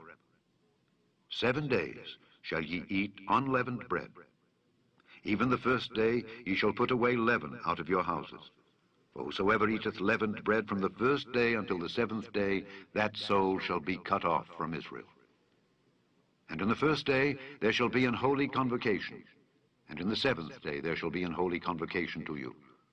No manner of work shall be done in them, save that which every man must eat, that only may be done of you. And ye shall observe the feast of unleavened bread. For in this selfsame day have I brought your armies out of the land of Egypt. Therefore shall ye observe this day in your generations by an ordinance forever. In the 1st month, on the 14th day of the month, at even, ye shall eat unleavened bread, until the 21st day of the month at even. 7 days shall there be no leaven found in your houses, for whosoever eateth that which is leavened, even that soul shall be cut off from the congregation of Israel, whether he be a stranger or born in the land. Ye shall eat nothing leavened. In all your habitations shall ye eat unleavened bread. Then Moses called for all the elders of Israel, and said unto them, Draw out and take you a lamb according to your families, and kill the Passover. And ye shall take a bunch of hyssop, and dip it in the blood that is in the basin, and strike the lintel and the 2 side posts with the blood that is in the basin. And none of you shall go out at the door of his house until the morning, for the Lord will pass through to smite the Egyptians. And when he seeth the blood upon the lintel and on the 2 side posts, the Lord will pass over the door, and will not suffer the destroyer to come in unto your houses to smite you. And ye shall observe this thing for an ordinance to thee and to thy sons forever. And it shall come to pass, when ye be come to the land which the Lord will give you, according as he hath promised, that ye shall keep this service. And it shall come to pass, when your children shall say unto you, What mean ye by this service? That ye shall say, It is the sacrifice of the Lord's Passover, who passed over the houses of the children of Israel in Egypt, when he smote the Egyptians and delivered our houses. And the people bowed the head and worshipped. And the children of Israel went away, and did as the Lord had commanded Moses and Aaron. So did they. And it came to pass that at midnight the Lord smote all the firstborn in the land of Egypt, from the firstborn of Pharaoh that sat on his throne, unto the firstborn of the captive that was in the dungeon, and all the firstborn of cattle. And Pharaoh rose up in the night, he and all his servants and all the Egyptians, and there was a great cry in Egypt, for there was not a house where there was not one dead. And he called for Moses and Aaron by night, and said, Rise up and get you forth from among my people, both ye and the children of Israel, and go, serve the Lord as ye have said. Also take your flocks and your herds as ye have said, and be gone, and bless me also. And the Egyptians were urgent upon the people that they might send them out of the land in haste, for they said, We be all dead men. And the people took their dough before it was leavened, their kneading troughs being bound up in their clothes upon their shoulders. And the children of Israel did according to the word of Moses. And they borrowed of the Egyptians jewels of silver and jewels of gold and raiment. And the Lord gave the people favor in the sight of the Egyptians, so that they lent unto them such things as they required. And they spoiled the Egyptians. And the children of Israel journeyed from Ramesses to Succoth, about 600,000 on foot that were men, beside children. And a mixed multitude went up also with them, and flocks and herds, even very much cattle.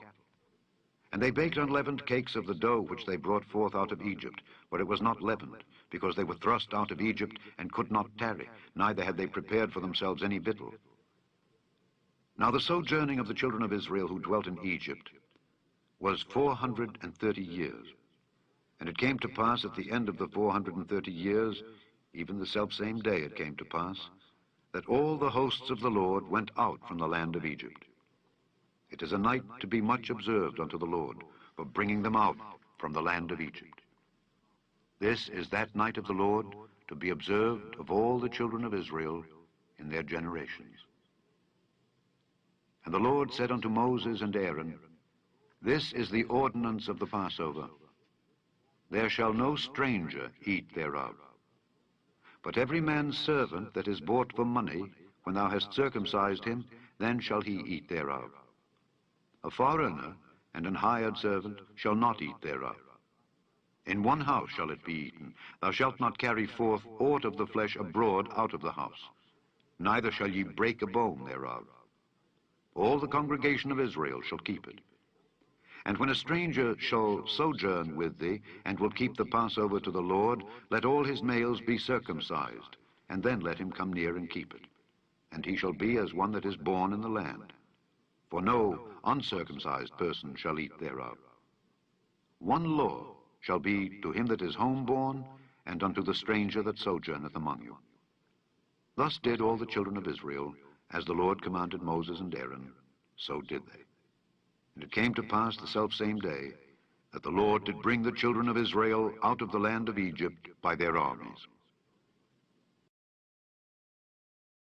And the Lord spake unto Moses, saying, Sanctify unto me all the firstborn, whatsoever openeth the womb among the children of Israel, both of man and of beast. It is mine.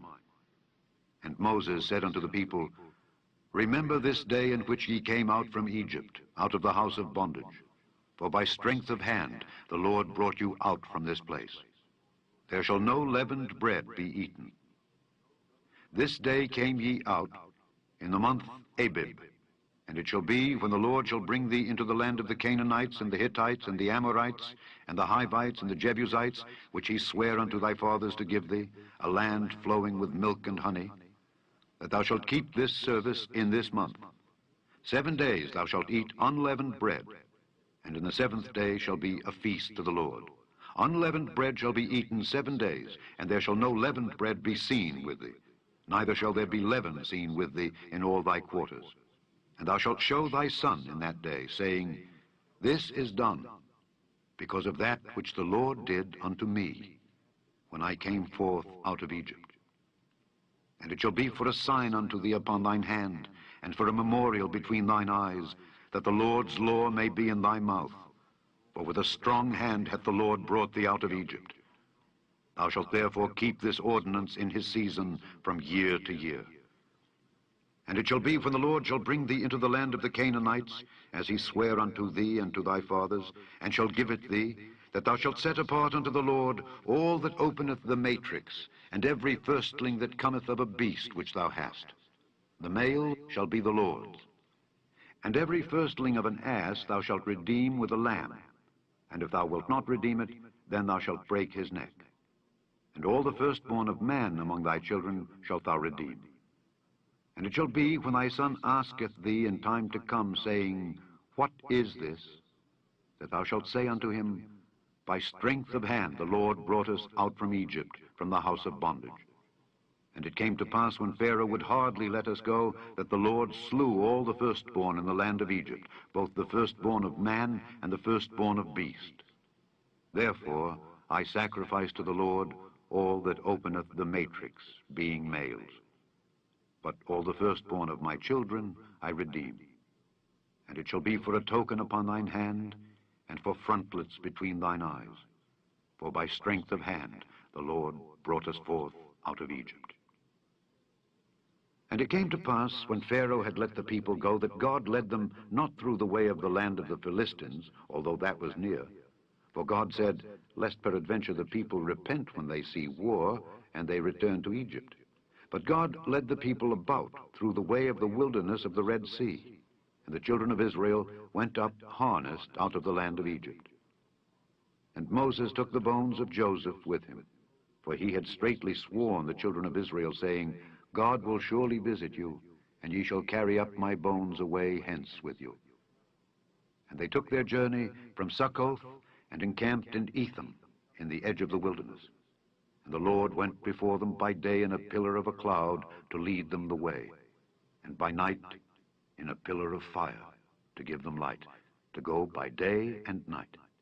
He took not away the pillar of the cloud by day, nor the pillar of fire by night from before the people.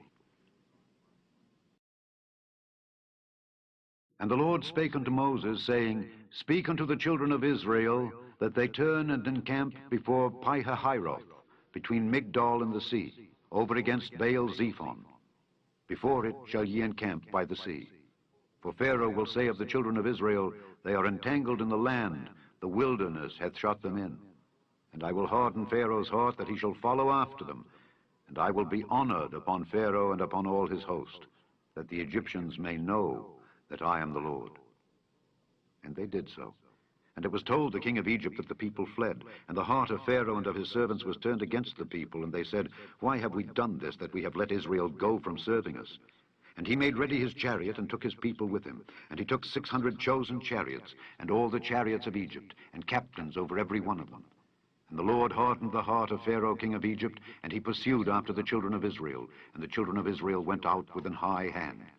But the Egyptians pursued after them, all the horses and chariots of Pharaoh, and his horsemen and his army, and overtook them encamping by the sea, beside Pi-hahiroth, before Baal-zephon. And when Pharaoh drew nigh, the children of Israel lifted up their eyes, and behold, the Egyptians marched after them, and they were sore afraid. And the children of Israel cried out unto the Lord. And they said unto Moses, Because there were no graves in Egypt, hast thou taken us away to die in the wilderness? Wherefore hast thou dealt thus with us, to carry us forth out of Egypt? Is not this the word that we did tell thee in Egypt, saying, Let us alone, that we may serve the Egyptians? For it had been better for us to serve the Egyptians, than that we should die in the wilderness. And Moses said unto the people, Fear ye not, stand still, and see the salvation of the Lord, which he will show to you today. For the Egyptians whom ye have seen today, ye shall see them again no more forever. The Lord shall fight for you, and ye shall hold your peace. And the Lord said unto Moses, Wherefore criest thou unto me? Speak unto the children of Israel, that they go forward. But lift thou up thy rod, and stretch out thine hand over the sea, and divide it. And the children of Israel shall go on dry ground through the midst of the sea. And I, behold, I will harden the hearts of the Egyptians, and they shall follow them. And I will get me honor upon Pharaoh and upon all his host, upon his chariots and upon his horsemen. And the Egyptians shall know that I am the Lord, when I have gotten me honor upon Pharaoh, upon his chariots, and upon his horsemen. And the angel of God, which went before the camp of Israel, removed and went behind them. And the pillar of the cloud went from before their face, and stood behind them. And it came between the camp of the Egyptians and the camp of Israel. And it was a cloud and darkness to them. But it gave light by night to these, so that the one came not near the other all the night. And Moses stretched out his hand over the sea, and the Lord caused the sea to go back by a strong east wind all that night, and made the sea dry land, and the waters were divided. And the children of Israel went into the midst of the sea upon the dry ground. And the waters were a wall unto them on their right hand and on their left. And the Egyptians pursued, and went in after them to the midst of the sea, even all Pharaoh's horses, his chariots, and his horsemen. And it came to pass that in the morning watch the Lord looked unto the host of the Egyptians through the pillar of fire and of the cloud, and troubled the host of the Egyptians, and took off their chariot wheels, that they drave them heavily, so that the Egyptians said, Let us flee from the face of Israel, for the Lord fighteth for them against the Egyptians. And the Lord said unto Moses, Stretch out thine hand over the sea, that the waters may come again upon the Egyptians, upon their chariots and upon their horsemen. And Moses stretched forth his hand over the sea, and the sea returned to his strength when the morning appeared, and the Egyptians fled against it. And the Lord overthrew the Egyptians in the midst of the sea, and the waters returned and covered the chariots and the horsemen and all the host of Pharaoh that came into the sea after them. There remained not so much as one of them. But the children of Israel walked upon dry land in the midst of the sea, and the waters were a wall unto them on their right hand and on their left. Thus the Lord saved Israel that day out of the hand of the Egyptians. And Israel saw the Egyptians dead upon the seashore. And Israel saw that great work which the Lord did upon the Egyptians, and the people feared the Lord and believed the Lord and his servant Moses.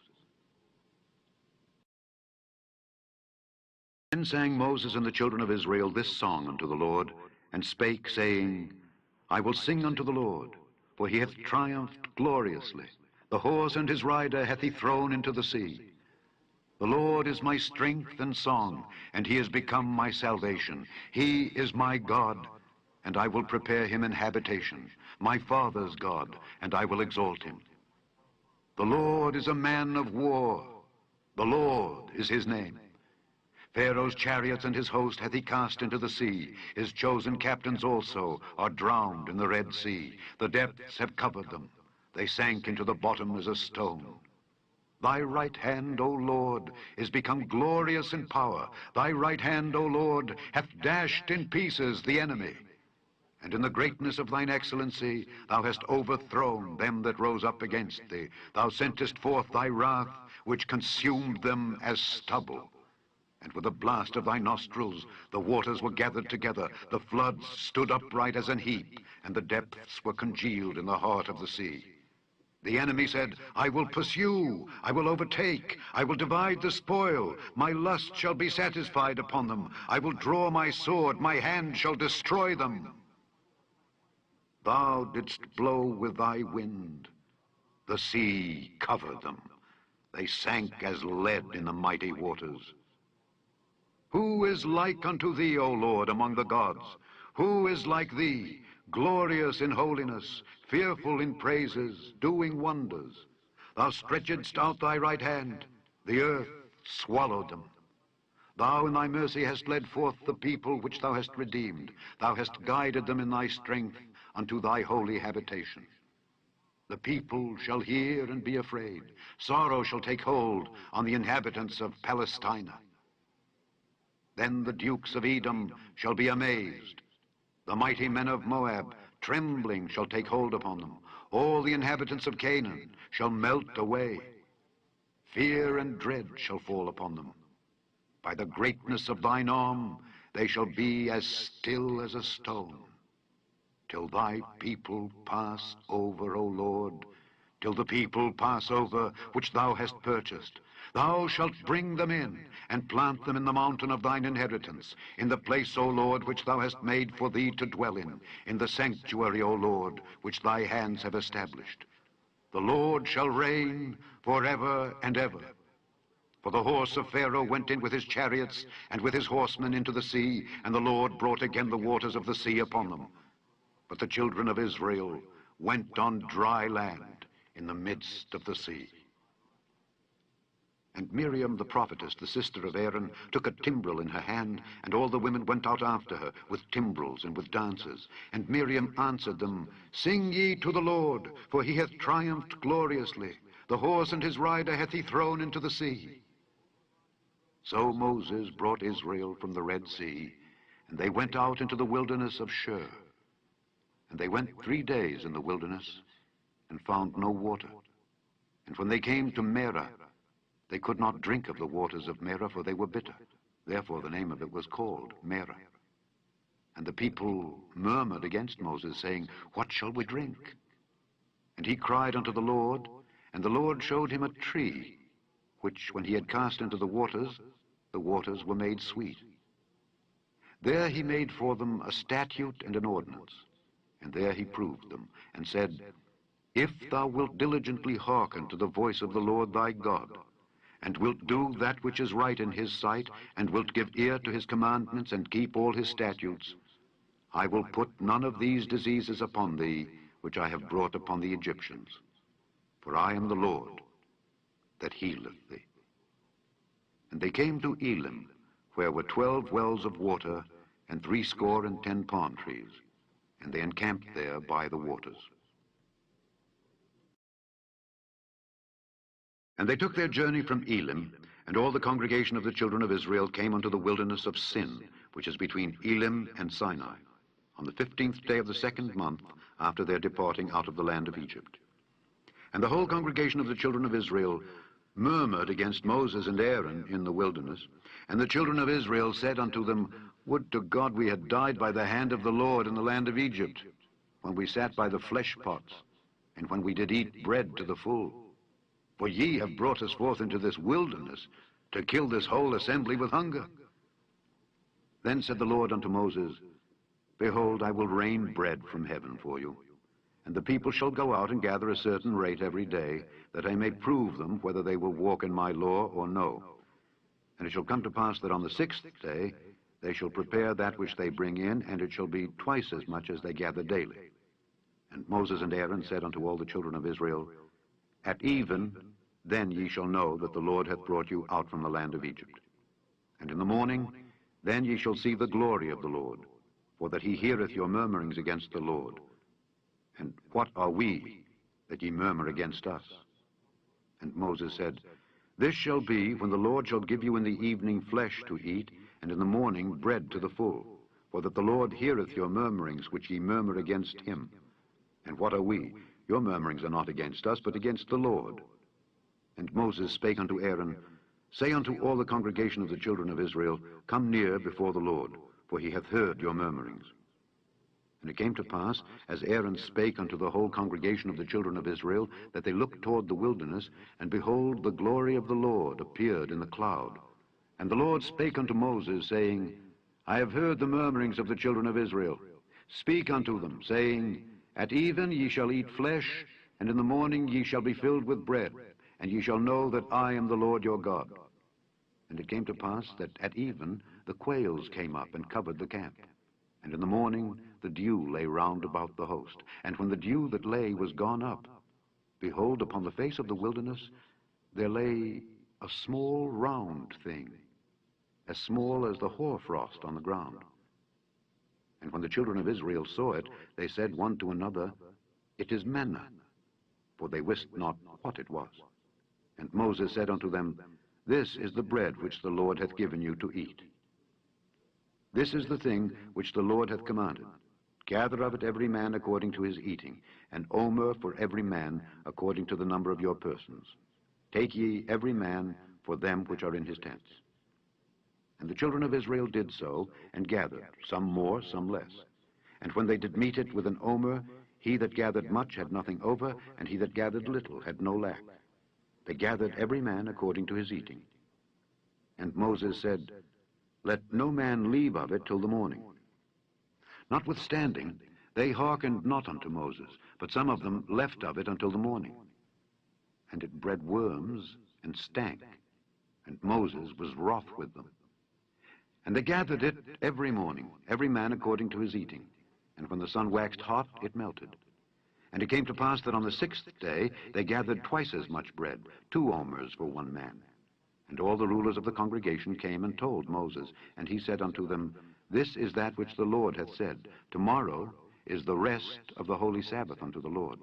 Bake that which ye will bake today, and seethe that ye will seethe, and that which remaineth over lay up for you to be kept until the morning. And they laid it up till the morning, as Moses bade, and it did not stink, neither was there any worm therein. And Moses said, Eat that today, for today is a Sabbath unto the Lord. Today ye shall not find it in the field. 6 days ye shall gather it, but on the 7th day, which is the Sabbath, in it there shall be none. And it came to pass that there went out some of the people on the 7th day for to gather, and they found none. And the Lord said unto Moses, How long refuse ye to keep my commandments and my laws? See, for that the Lord hath given you the Sabbath, therefore he giveth you on the 6th day the bread of 2 days. Abide ye every man in his place. Let no man go out of his place on the 7th day. So the people rested on the 7th day. And the house of Israel called the name thereof manna. And it was like coriander seed, white.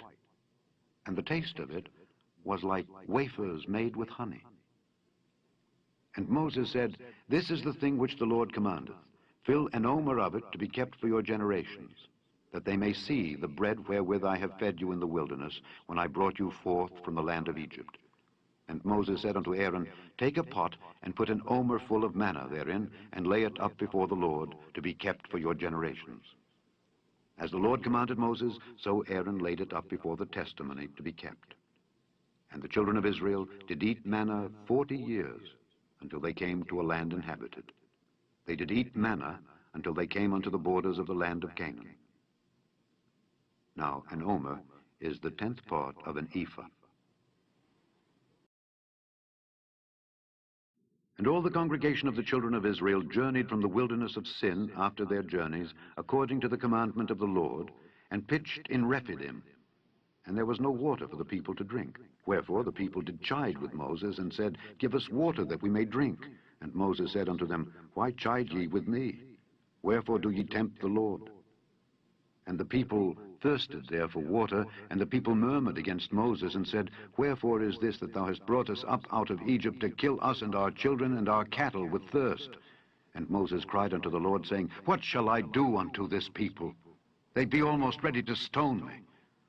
And the Lord said unto Moses, Go on before the people, and take with thee of the elders of Israel, and thy rod, wherewith thou smotest the river, take in thine hand, and go. Behold, I will stand before thee there upon the rock in Horeb, and thou shalt smite the rock, and there shall come water out of it, that the people may drink. And Moses did so in the sight of the elders of Israel. And he called the name of the place Massah and Meribah, because of the chiding of the children of Israel, and because they tempted the Lord, saying, Is the Lord among us or not? Then came Amalek, and fought with Israel in Rephidim. And Moses said unto Joshua, Choose us out men, and go out, fight with Amalek. Tomorrow I will stand on the top of the hill with the rod of God in mine hand. So Joshua did as Moses had said to him, and fought with Amalek. And Moses, Aaron, and Hur went up to the top of the hill.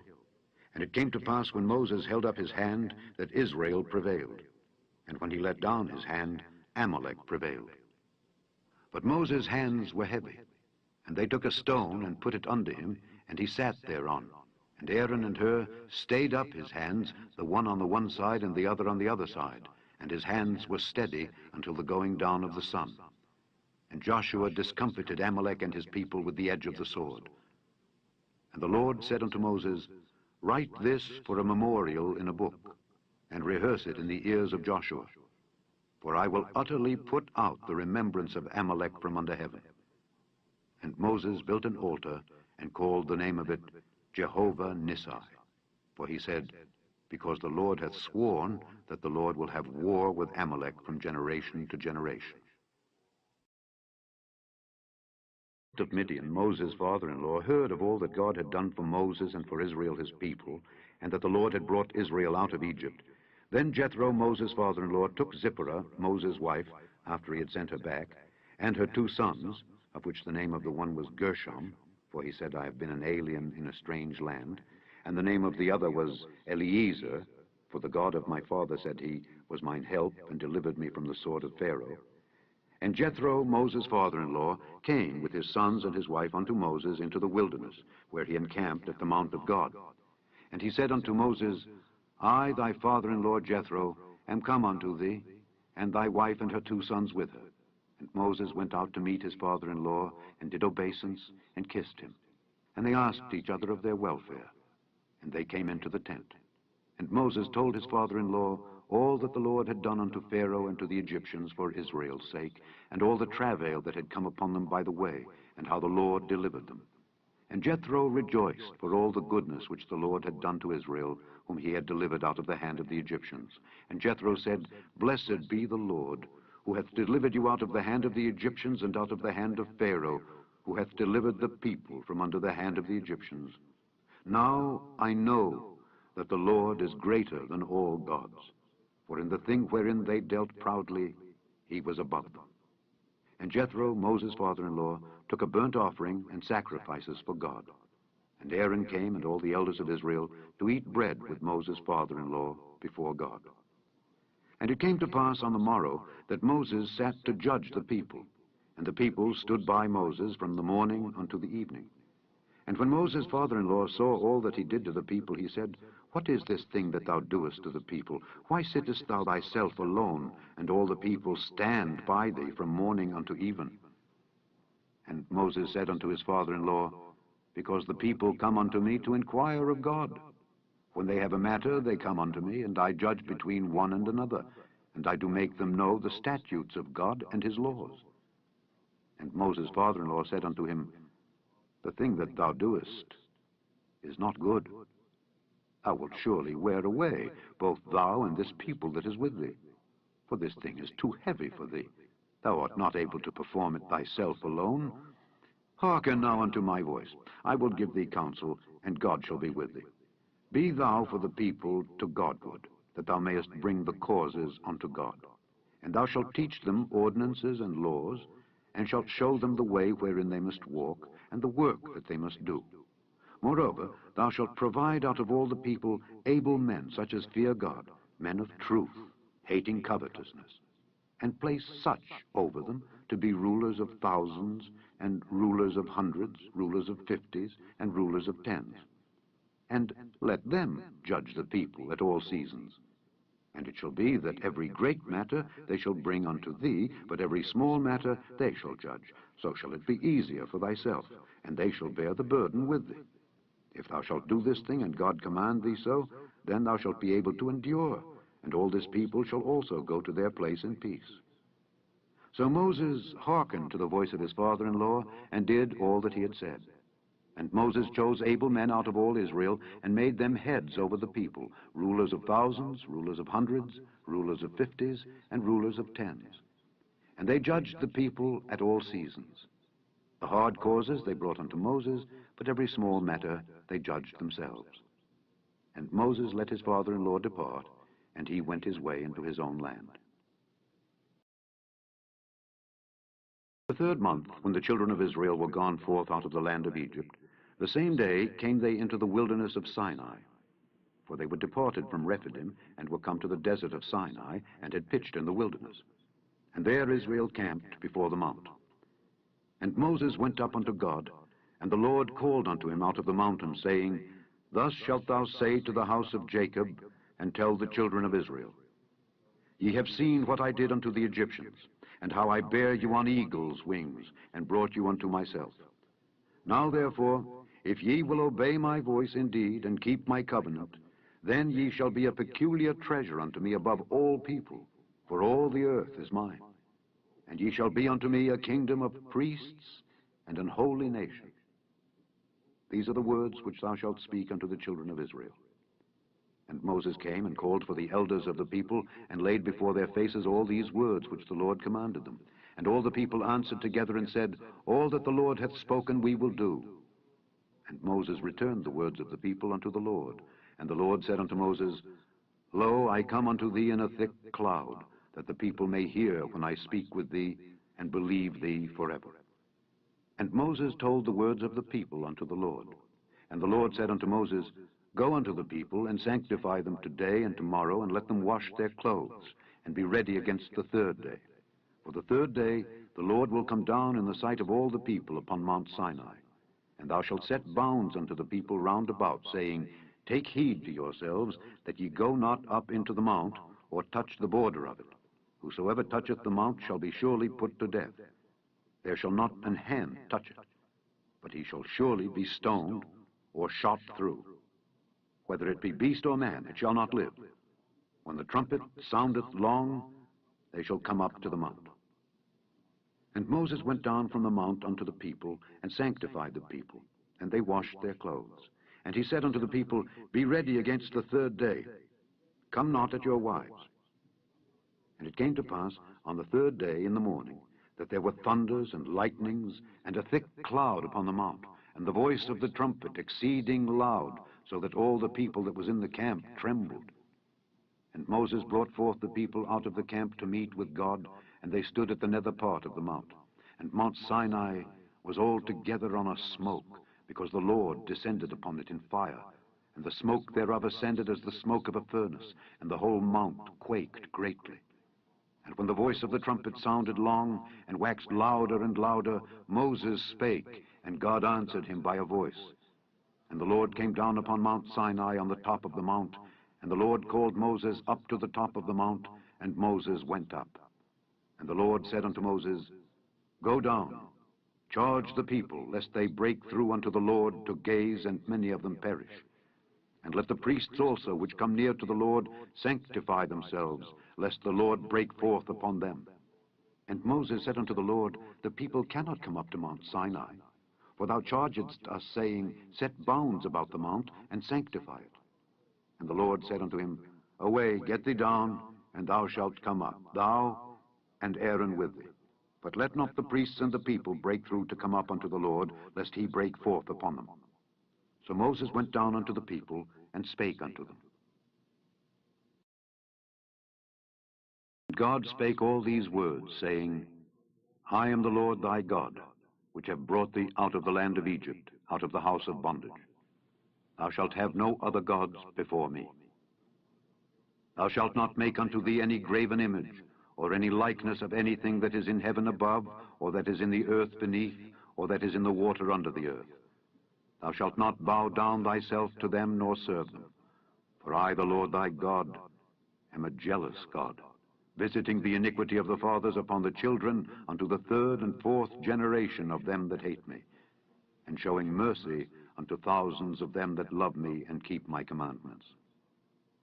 Thou shalt not take the name of the Lord thy God in vain, for the Lord will not hold him guiltless that taketh his name in vain. Remember the Sabbath day, to keep it holy.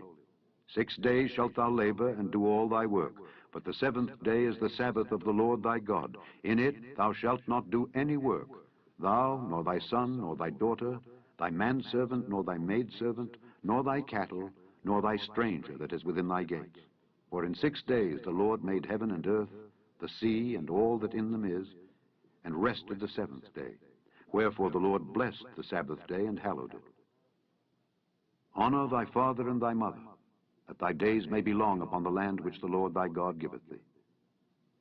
Thou shalt not kill. Thou shalt not commit adultery. Thou shalt not steal. Thou shalt not bear false witness against thy neighbor. Thou shalt not covet thy neighbor's house. Thou shalt not covet thy neighbor's wife, nor his manservant, nor his maidservant, nor his ox, nor his ass, nor anything that is thy neighbor's.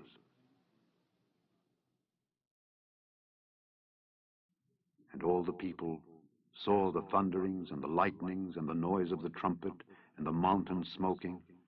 And when the people saw it, they removed and stood afar off. And they said unto Moses, Speak thou with us, and we will hear. But let not God speak with us, lest we die. And Moses said unto the people, Fear not, for God is come to prove you, and that his fear may be before your faces, that ye sin not. And the people stood afar off, and Moses drew near unto the thick darkness where God was. And the Lord said unto Moses, Thus thou shalt say unto the children of Israel, Ye have seen that I have talked with you from heaven. Ye shall not make with me gods of silver, neither shall ye make unto you gods of gold. An altar of earth thou shalt make unto me, and shalt sacrifice thereon thy burnt offerings, and thy peace offerings, thy sheep, and thine oxen. In all places where I record my name, I will come unto thee, and I will bless thee. And if thou wilt make me an altar of stone, thou shalt not build it of hewn stone. For if thou lift up thy tool upon it, thou hast polluted it. Neither shalt thou go up by steps unto mine altar, that thy nakedness be not discovered thereon. Now these are the judgments which thou shalt set before them. If thou buy an Hebrew servant, 6 years he shall serve, and in the 7th he shall go out free for nothing. If he came in by himself, he shall go out by himself. If he were married, then his wife shall go out with him.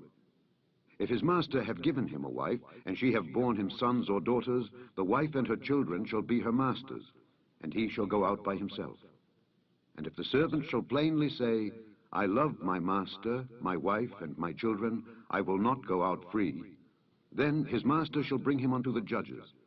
He shall also bring him to the door, or unto the doorpost, and his master shall bore his ear through with an awl, and he shall serve him forever.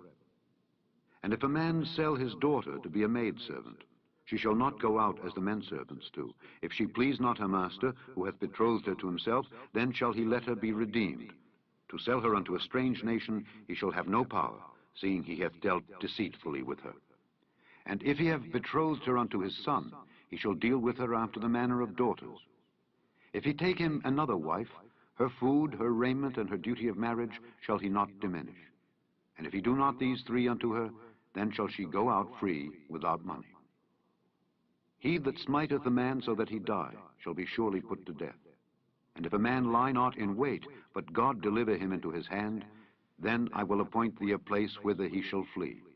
But if a man come presumptuously upon his neighbor to slay him with guile, thou shalt take him from mine altar, that he may die.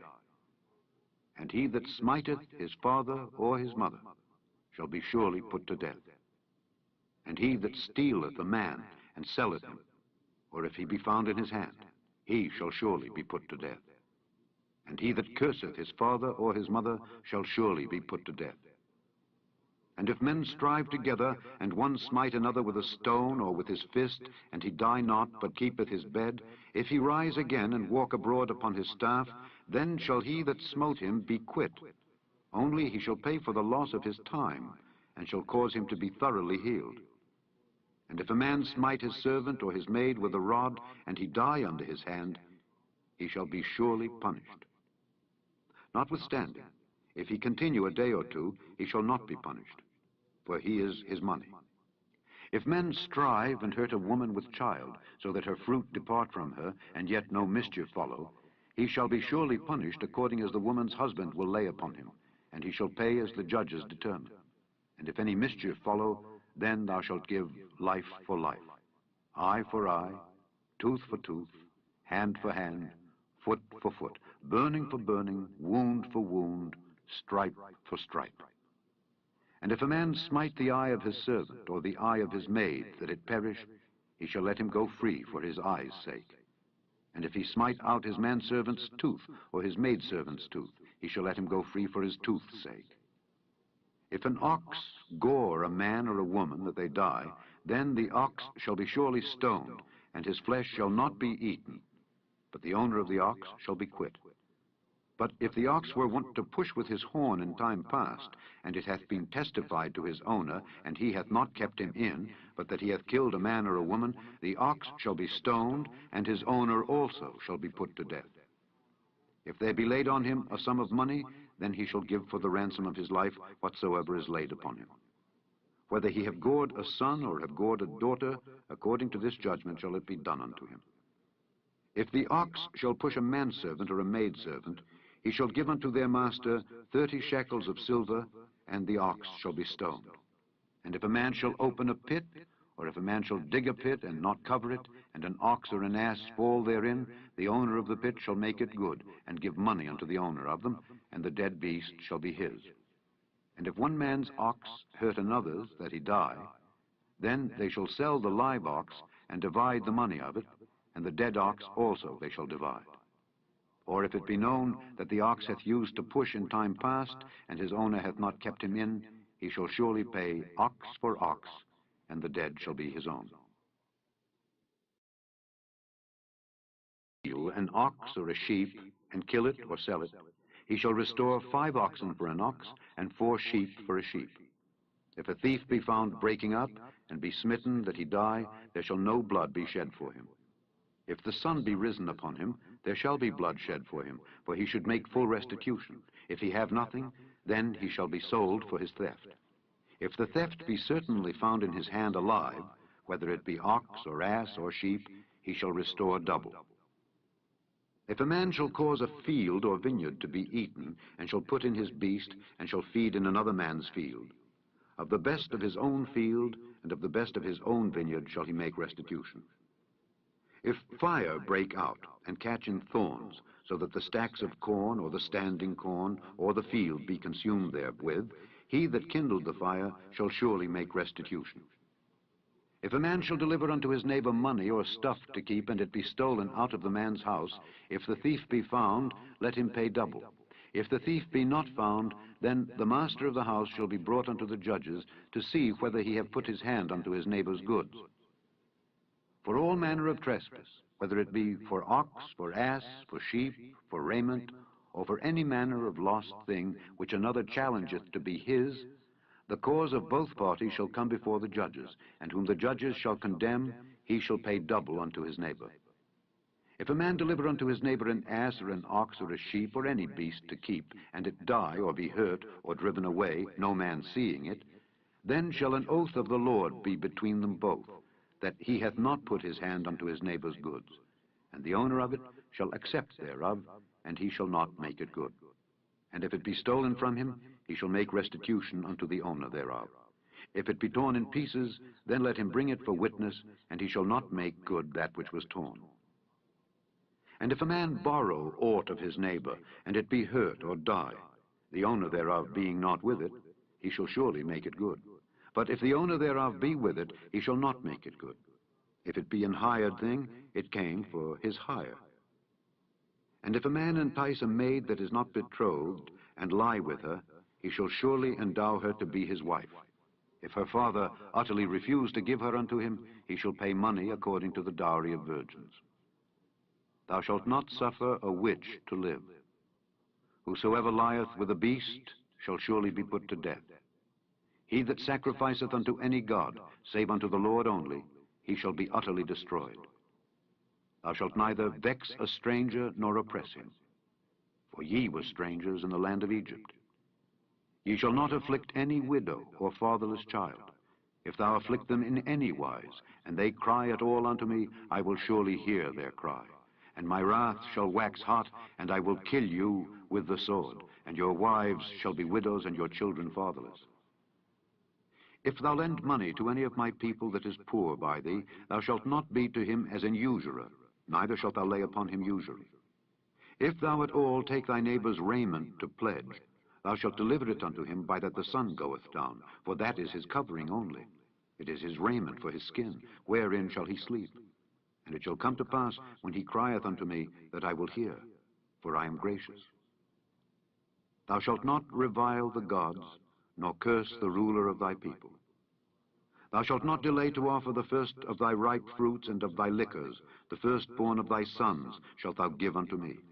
Likewise shalt thou do with thine oxen and with thy sheep. 7 days it shall be with his dam, on the 8th day thou shalt give it me. And ye shall be holy men unto me. Neither shall ye eat any flesh that is torn of beasts in the field. Ye shall cast it to the dogs. Do not raise a false report. Put not thine hand with the wicked to be an unrighteous witness. Thou shalt not follow a multitude to do evil, neither shalt thou speak in a cause to decline after many to wrest judgment.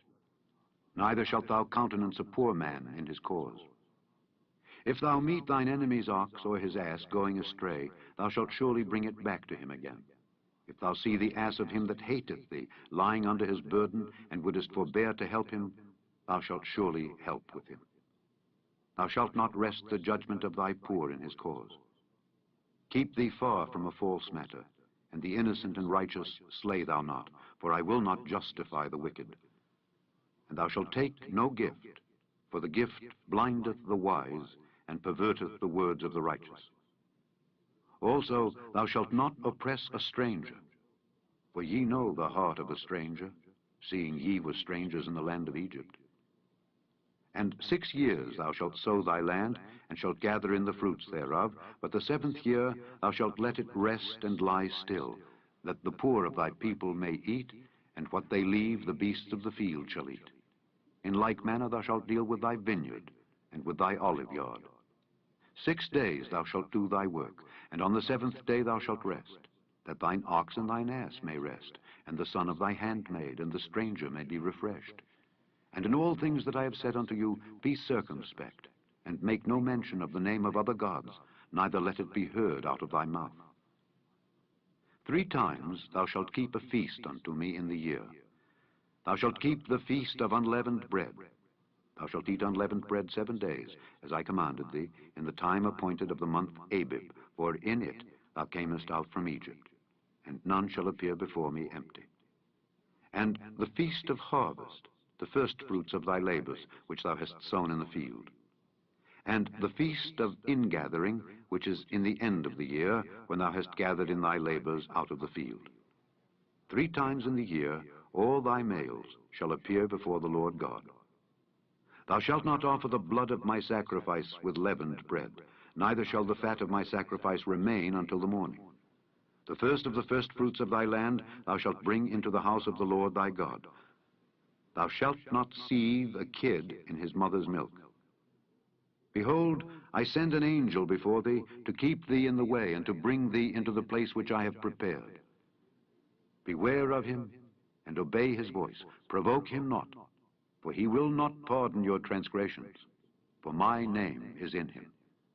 But if thou shalt indeed obey his voice and do all that I speak, then I will be an enemy unto thine enemies, and an adversary unto thine adversaries. For mine angel shall go before thee, and bring thee in unto the Amorites, and the Hittites, and the Perizzites, and the Canaanites, and the Hivites, and the Jebusites, and I will cut them off. Thou shalt not bow down to their gods, nor serve them, nor do after their works, but thou shalt utterly overthrow them, and quite break down their images. And ye shall serve the Lord your God, and he shall bless thy bread and thy water, and I will take sickness away from the midst of thee. There shall nothing cast their young, nor be barren in thy land. The number of thy days I will fulfill. I will send my fear before thee, and will destroy all the people to whom thou shalt come, and I will make all thine enemies turn their backs unto thee. And I will send hornets before thee, which shall drive out the Hivite, the Canaanite, and the Hittite from before thee. I will not drive them out from before thee in 1 year, lest the land become desolate, and the beast of the field multiply against thee. By little and little I will drive them out from before thee, until thou be increased and inherit the land. And I will set thy bounds from the Red Sea even unto the sea of the Philistines, and from the desert unto the river. For I will deliver the inhabitants of the land into your hand, and thou shalt drive them out before thee. Thou shalt make no covenant with them, nor with their gods. They shall not dwell in thy land, lest they make thee sin against me. For if thou serve their gods, it will surely be a snare unto thee. And he said unto Moses, Come up unto the Lord, thou and Aaron, Nadab, and Abihu, and 70 of the elders of Israel, and worship ye afar off. And Moses alone shall come near the Lord, but they shall not come nigh, neither shall the people go up with him. And Moses came and told the people all the words of the Lord, and all the judgments. And all the people answered with one voice and said, All the words which the Lord hath said will we do. And Moses wrote all the words of the Lord, and rose up early in the morning, and builded an altar under the hill, and 12 pillars according to the 12 tribes of Israel. And he sent young men of the children of Israel, which offered burnt offerings, and sacrificed peace offerings of oxen unto the Lord. And Moses took half of the blood, and put it in basins, and half of the blood he sprinkled on the altar. And he took the book of the covenant, and read in the audience of the people. And they said, All that the Lord hath said will we do, and be obedient. And Moses took the blood, and sprinkled it on the people, and said, Behold the blood of the covenant which the Lord hath made with you concerning all these words. Then went up Moses and Aaron, Nadab and Abihu, and 70 of the elders of Israel, and they saw the God of Israel. And there was under his feet as it were a paved work of a sapphire stone, and as it were the body of heaven in his clearness. And upon the nobles of the children of Israel he laid not his hand. Also they saw God, and did eat and drink. And the Lord said unto Moses, Come up to me into the mount, and be there. And I will give thee tables of stone, and a law, and commandments which I have written, that thou mayest teach them.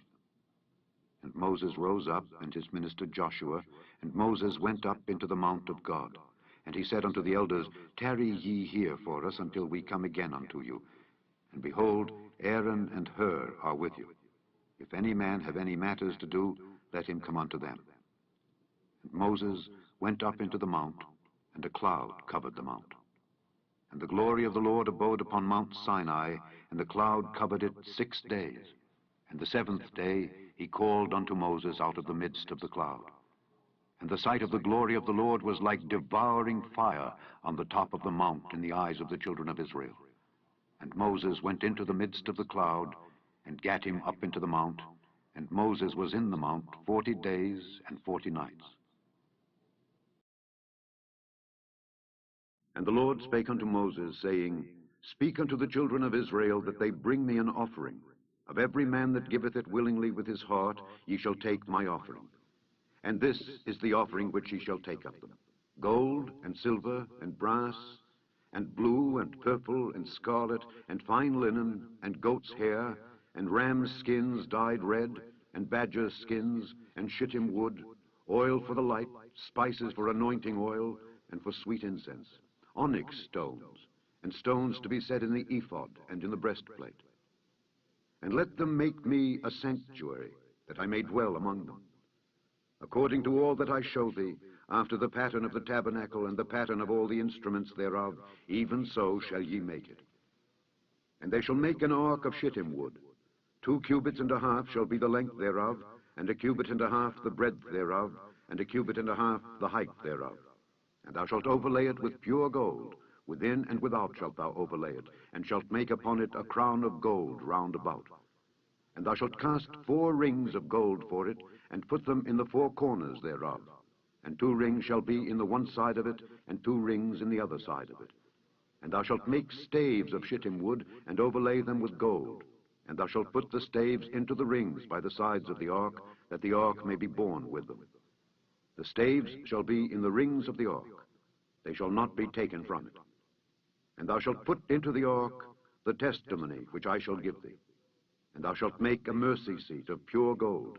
2 cubits and a half shall be the length thereof, and 1 cubit and a half the breadth thereof. And thou shalt make 2 cherubims of gold. Of beaten work shalt thou make them, in the 2 ends of the mercy seat. And make 1 cherub on the one end, and the other cherub on the other end. Even of the mercy seat shall ye make the cherubims on the 2 ends thereof. And the cherubims shall stretch forth their wings on high, covering the mercy seat with their wings, and their faces shall look one to another. Toward the mercy seat shall the faces of the cherubims be. And thou shalt put the mercy seat above upon the ark, and in the ark thou shalt put the testimony that I shall give thee. And there I will meet with thee, and I will commune with thee from above the mercy seat, from between the 2 cherubims which are upon the ark of the testimony, of all things which I will give thee in commandment unto the children of Israel. Thou shalt also make a table of shittim wood. 2 cubits shall be the length thereof, and 1 cubit the breadth thereof, and 1 cubit and a half the height thereof. And thou shalt overlay it with pure gold, and make thereto a crown of gold round about. And thou shalt make unto it a border of an hand breadth round about, and thou shalt make a golden crown to the border thereof round about. And thou shalt make for it 4 rings of gold, and put the rings in the 4 corners that are on the 4 feet thereof. Over against the border shall the rings be, for places of the staves to bear the table. And thou shalt make the staves of shittim wood, and overlay them with gold, that the table may be borne with them. And thou shalt make the dishes thereof, and spoons thereof, and covers thereof, and bowls thereof, to cover withal. Of pure gold shalt thou make them. And thou shalt set upon the table showbread before me alway. And thou shalt make a candlestick of pure gold. Of beaten work shall the candlestick be made. His shaft and his branches, his bowls, his knops, and his flowers shall be of the same. And 6 branches shall come out of the sides of it, 3 branches of the candlestick out of the one side, and 3 branches of the candlestick out of the other side. 3 bowls made like unto almonds, with a knop and a flower in one branch, and 3 bowls made like almonds in the other branch, with a knop and a flower. So in the 6 branches that come out of the candlestick.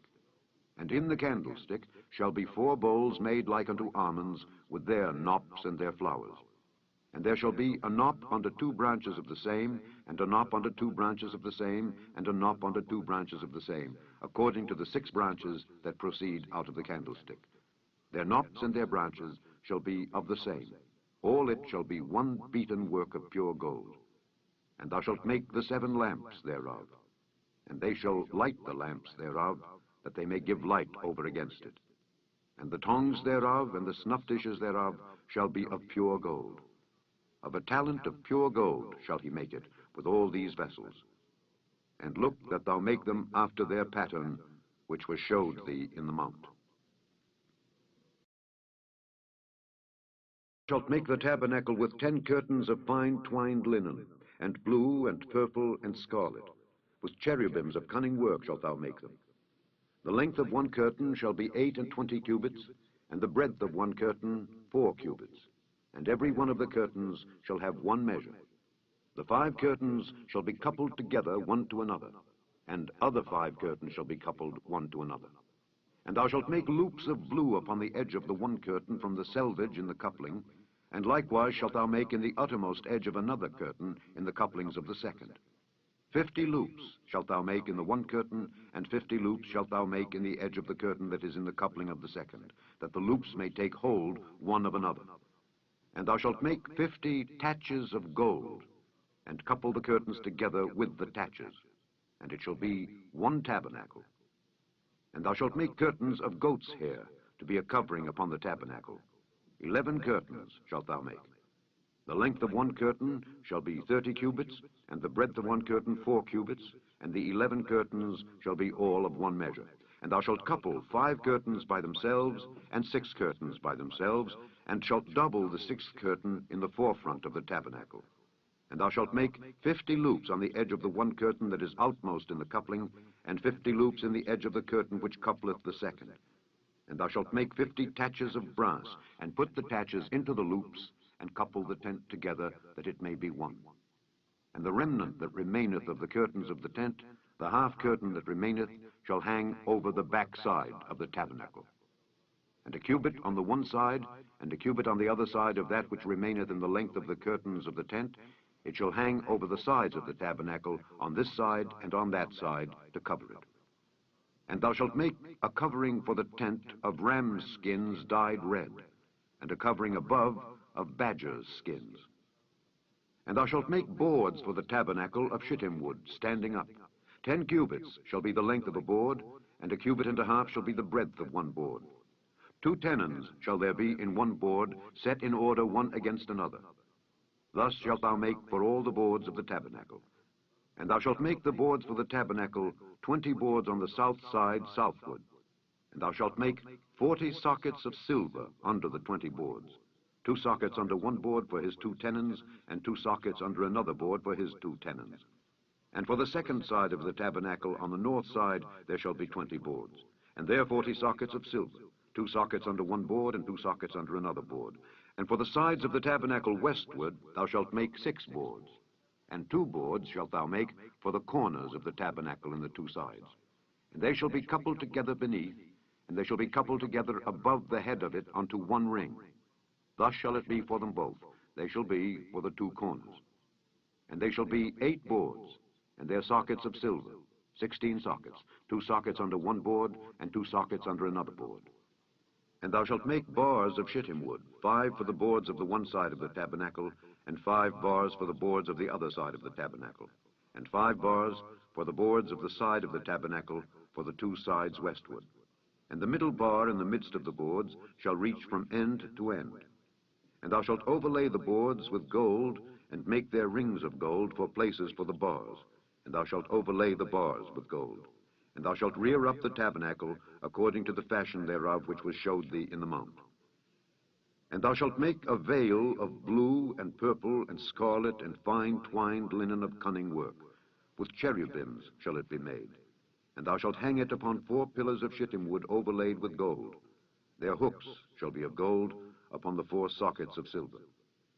And thou shalt hang up the veil under the taches, that thou mayest bring in thither within the veil the ark of the testimony. And the veil shall divide unto you between the holy place and the most holy. And thou shalt put the mercy seat upon the ark of the testimony in the most holy place. And thou shalt set the table without the veil, and the candlestick over against the table on the side of the tabernacle toward the south. And thou shalt put the table on the north side. And thou shalt make an hanging for the door of the tent of blue and purple and scarlet and fine twined linen, wrought with needlework. And thou shalt make for the hanging 5 pillars of shittim wood, and overlay them with gold, and their hooks shall be of gold, and thou shalt cast 5 sockets of brass for them. An altar of shittim wood, 5 cubits long and 5 cubits broad. The altar shall be 4 square, and the height thereof shall be 3 cubits. And thou shalt make the horns of it upon the 4 corners thereof. His horns shall be of the same. And thou shalt overlay it with brass. And thou shalt make his pans to receive his ashes, and his shovels, and his basins, and his flesh hooks, and his fire pans. All the vessels thereof thou shalt make of brass. And thou shalt make for it a grate of network of brass. And upon the net shalt thou make 4 brazen rings in the 4 corners thereof. And thou shalt put it under the compass of the altar beneath, that the net may be even to the midst of the altar.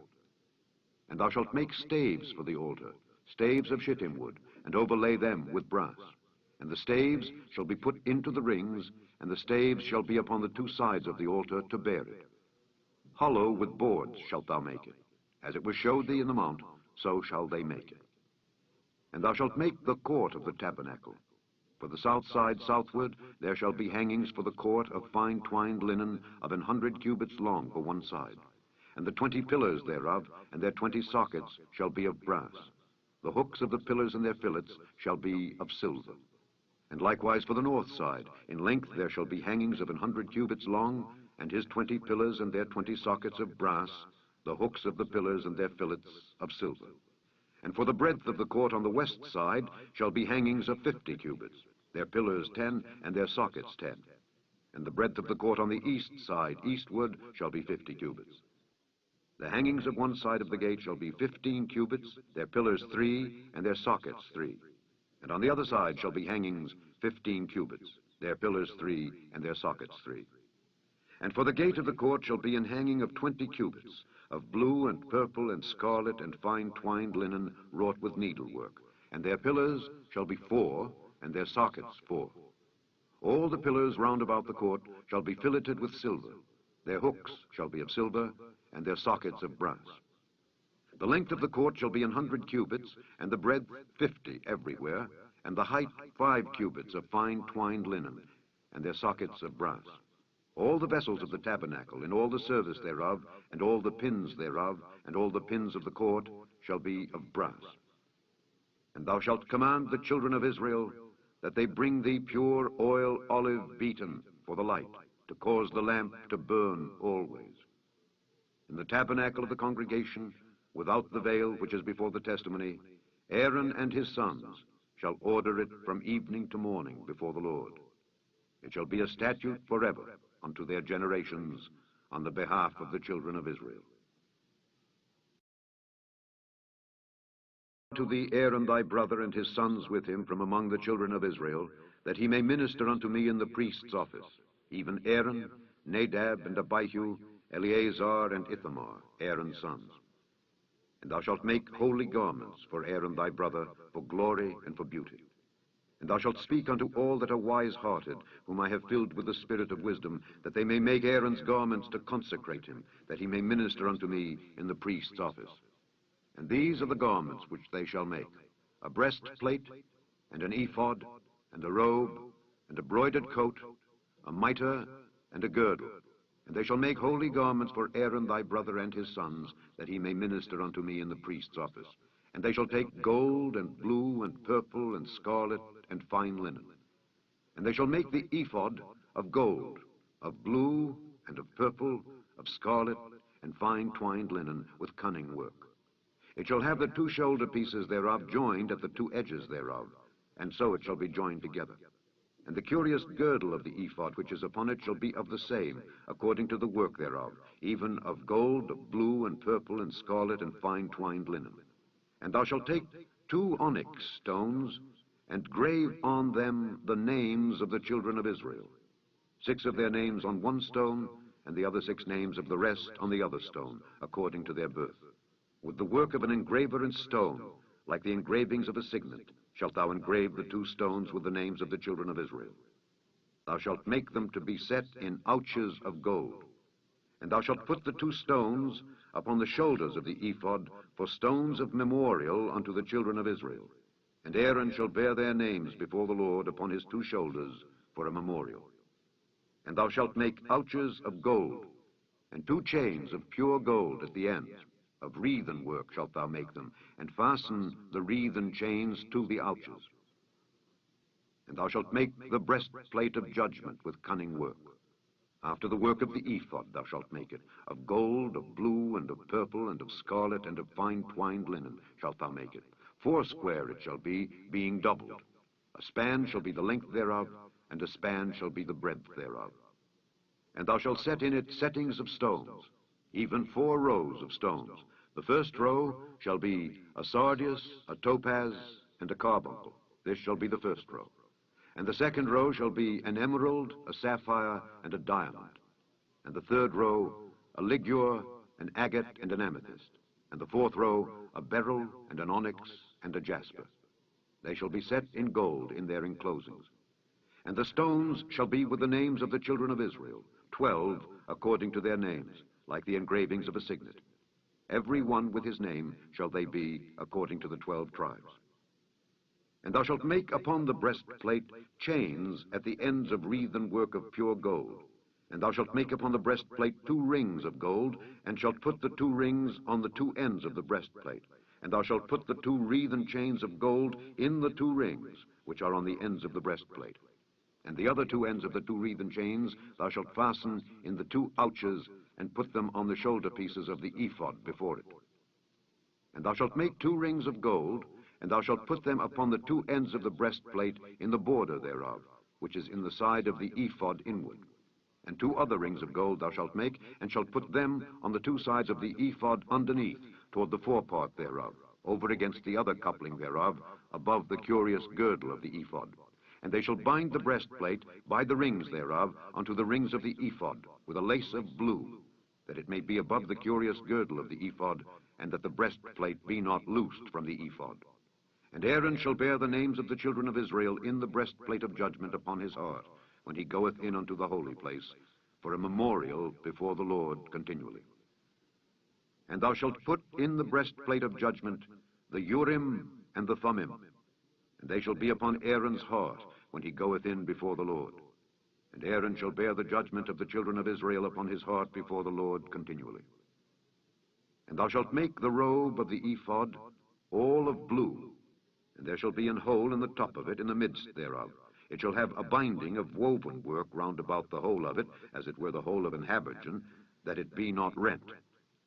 And beneath upon the hem of it thou shalt make pomegranates of blue, and of purple, and of scarlet, round about the hem thereof, and bells of gold between them round about, a golden bell and a pomegranate, a golden bell and a pomegranate, upon the hem of the robe round about. And it shall be upon Aaron to minister. And his sound shall be heard when he goeth in unto the holy place before the Lord, and when he cometh out, that he die not. And thou shalt make a plate of pure gold, and grave upon it, like the engravings of a signet, Holiness to the Lord. And thou shalt put it on a blue lace, that it may be upon the mitre, upon the forefront of the mitre it shall be. And it shall be upon Aaron's forehead, that Aaron may bear the iniquity of the holy things which the children of Israel shall hallow in all their holy gifts. And it shall be always upon his forehead, that they may be accepted before the Lord. And thou shalt embroider the coat of fine linen, and thou shalt make the mitre of fine linen, and thou shalt make the girdle of needlework. And for Aaron's sons thou shalt make coats, and thou shalt make for them girdles, and bonnets shalt thou make for them, for glory and for beauty. And thou shalt put them upon Aaron thy brother, and his sons with him, and shalt anoint them, and consecrate them, and sanctify them, that they may minister unto me in the priest's office. And thou shalt make them linen breeches to cover their nakedness. From the loins even unto the thighs they shall reach. And they shall be upon Aaron and upon his sons, when they come in unto the tabernacle of the congregation, or when they come near unto the altar to minister in the holy place, that they bear not iniquity and die. It shall be a statute forever unto him and his seed after him. This is the thing that thou shalt do unto them to hallow them, to minister unto me in the priest's office. Take 1 young bullock, and 2 rams without blemish, and unleavened bread, and cakes unleavened tempered with oil, and wafers unleavened anointed with oil. Of wheat and flour shalt thou make them. And thou shalt put them into 1 basket, and bring them in the basket, with the bullock and the 2 rams. And Aaron and his sons thou shalt bring unto the door of the tabernacle of the congregation, and shalt wash them with water. And thou shalt take the garments, and put upon Aaron the coat, and the robe of the ephod, and the breastplate, and gird him with the curious girdle of the ephod. And thou shalt put the mitre upon his head, and put the holy crown upon the mitre. Then shalt thou take the anointing oil, and pour it upon his head, and anoint him. And thou shalt bring his sons, and put coats upon them. And thou shalt gird them with girdles, Aaron and his sons, and put the bonnets on them. And the priest's office shall be theirs for a perpetual statute. And thou shalt consecrate Aaron and his sons. And thou shalt cause a bullock to be brought before the tabernacle of the congregation, and Aaron and his sons shall put their hands upon the head of the bullock.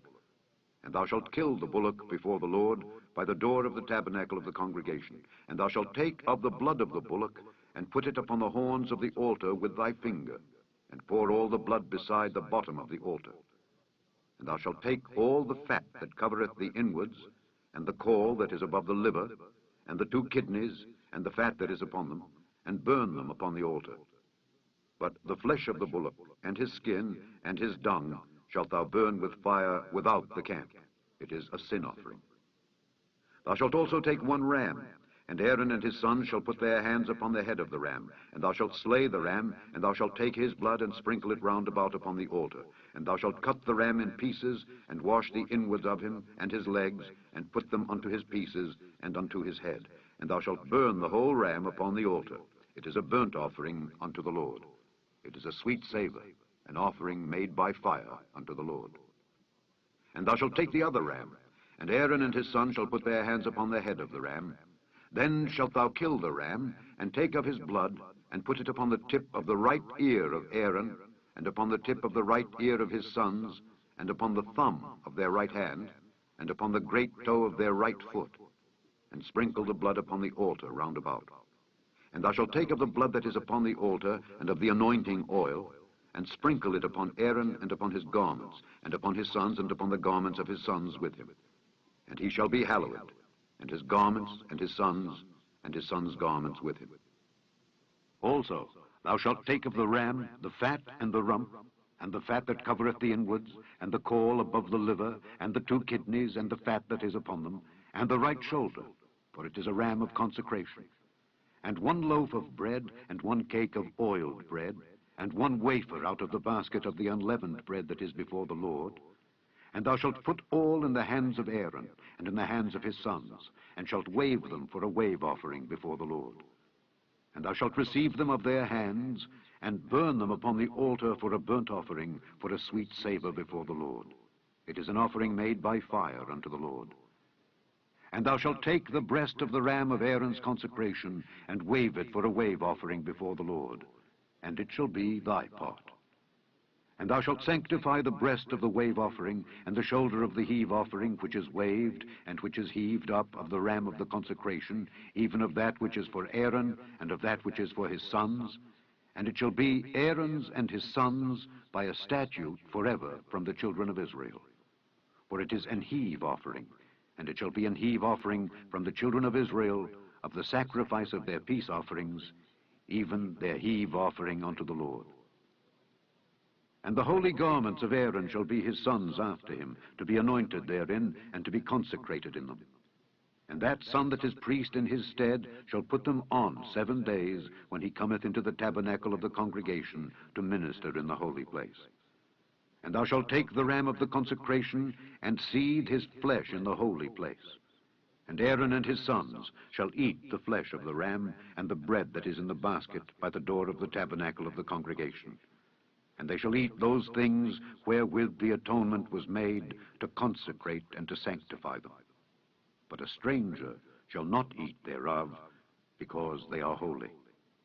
And if aught of the flesh of the consecrations or of the bread remain unto the morning, then thou shalt burn the remainder with fire. It shall not be eaten, because it is holy. And thus shalt thou do unto Aaron and to his sons according to all things which I have commanded thee. 7 days shalt thou consecrate them. And thou shalt offer every day a bullock for a sin offering for atonement.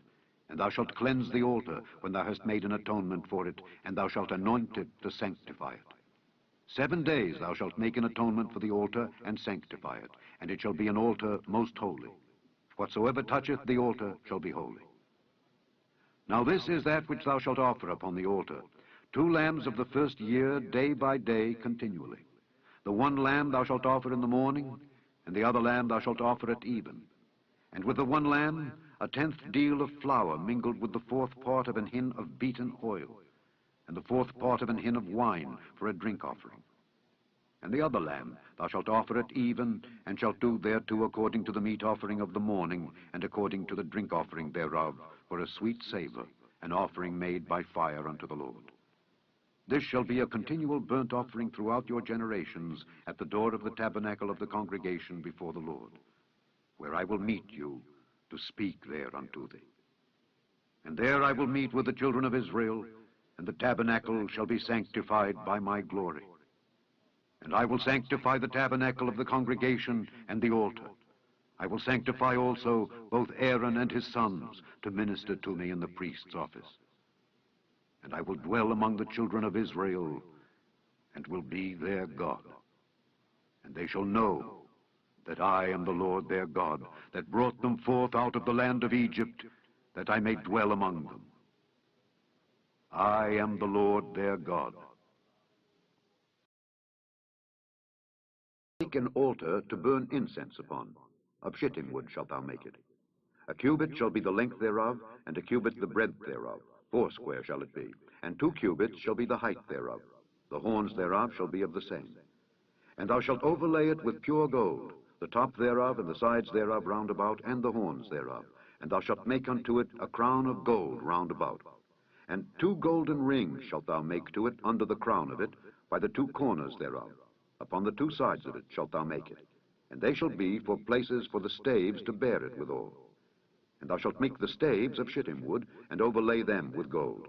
And thou shalt put it before the veil that is by the ark of the testimony, before the mercy seat that is over the testimony, where I will meet with thee. And Aaron shall burn thereon sweet incense every morning. When he dresseth the lamps, he shall burn incense upon it. And when Aaron lighteth the lamps at even, he shall burn incense upon it, a perpetual incense before the Lord throughout your generations. Ye shall offer no strange incense thereon, nor burnt sacrifice, nor meat offering, neither shall ye pour drink offering thereon. And Aaron shall make an atonement upon the horns of it once in a year, with the blood of the sin offering of atonements. Once in the year shall he make atonement upon it throughout your generations. It is most holy unto the Lord. And the Lord spake unto Moses, saying, When thou takest the sum of the children of Israel after their number, then shall they give every man a ransom for his soul unto the Lord, when thou numberest them, that there be no plague among them when thou numberest them. This they shall give, every one that passeth among them that are numbered, 1/2 shekel after the shekel of the sanctuary. A shekel is 20 gerahs. And 1/2 shekel shall be the offering of the Lord. Every one that passeth among them that are numbered from 20 years old and above shall give an offering unto the Lord. The rich shall not give more, and the poor shall not give less than 1/2 shekel, when they give an offering unto the Lord to make an atonement for your souls. And thou shalt take the atonement money of the children of Israel, and shalt appoint it for the service of the tabernacle of the congregation, that it may be a memorial unto the children of Israel before the Lord, to make an atonement for your souls. And the Lord spake unto Moses, saying, Thou shalt also make a laver of brass, and his foot also of brass, to wash withal. And thou shalt put it between the tabernacle of the congregation and the altar, and thou shalt put water therein. For Aaron and his sons shall wash their hands and their feet thereat. When they go into the tabernacle of the congregation, they shall wash with water, that they die not. or when they come near to the altar to minister, to burn offering made by fire unto the Lord, so they shall wash their hands and their feet, that they die not. And it shall be a statute forever to them, even to him and to his seed throughout their generations. Moreover the Lord spake unto Moses, saying, Take thou also unto thee principal spices, of pure myrrh 500 shekels, and of sweet cinnamon half so much, even 250 shekels, and of sweet calamus 250 shekels, and of cassia 500 shekels after the shekel of the sanctuary, and of oil olive and hin. And thou shalt make it an oil of holy ointment, an ointment compound after the art of the apothecary. It shall be an holy anointing oil. And thou shalt anoint the tabernacle of the congregation therewith, and the ark of the testimony, and the table and all his vessels, and the candlestick and his vessels, and the altar of incense, and the altar of burnt offering, with all his vessels, and the laver and his foot. And thou shalt sanctify them, that they may be most holy. Whatsoever toucheth them shall be holy. And thou shalt anoint Aaron and his sons, and consecrate them, that they may minister unto me in the priest's office. And thou shalt speak unto the children of Israel, saying, This shall be an holy anointing oil unto me throughout your generations. Upon man's flesh shall it not be poured, neither shall ye make any other like it after the composition of it. It is holy, and it shall be holy unto you. Whosoever compoundeth any like it, or whosoever putteth any of it upon a stranger, shall even be cut off from his people. And the Lord said unto Moses, Take unto thee sweet spices, stacte, and onycha, and galbanum, these sweet spices with pure frankincense. Of each shall there be a like weight. And thou shalt make it a perfume, a confection after the art of the apothecary, tempered together, pure and holy. And thou shalt beat some of it very small, and put of it before the testimony in the tabernacle of the congregation, where I will meet with thee. It shall be unto you most holy. And as for the perfume which thou shalt make, ye shall not make to yourselves according to the composition thereof. It shall be unto thee holy for the Lord. Whosoever shall make like unto that, to smell thereto, shall even be cut off from his people. 31. And the Lord spake unto Moses, saying, See, I have called by name Bezaleel the son of Uri, the son of Hur, of the tribe of Judah. And I have filled him with the Spirit of God, in wisdom and in understanding, and in knowledge, and in all manner of workmanship, to devise cunning works, to work in gold, and in silver, and in brass, and in cutting of stones, to set them, and in carving of timber, to work in all manner of workmanship. And I, behold, I have given with him Aholiab the son of Ahisamach, of the tribe of Dan. And in the hearts of all that are wise-hearted I have put wisdom, that they may make all that I have commanded thee.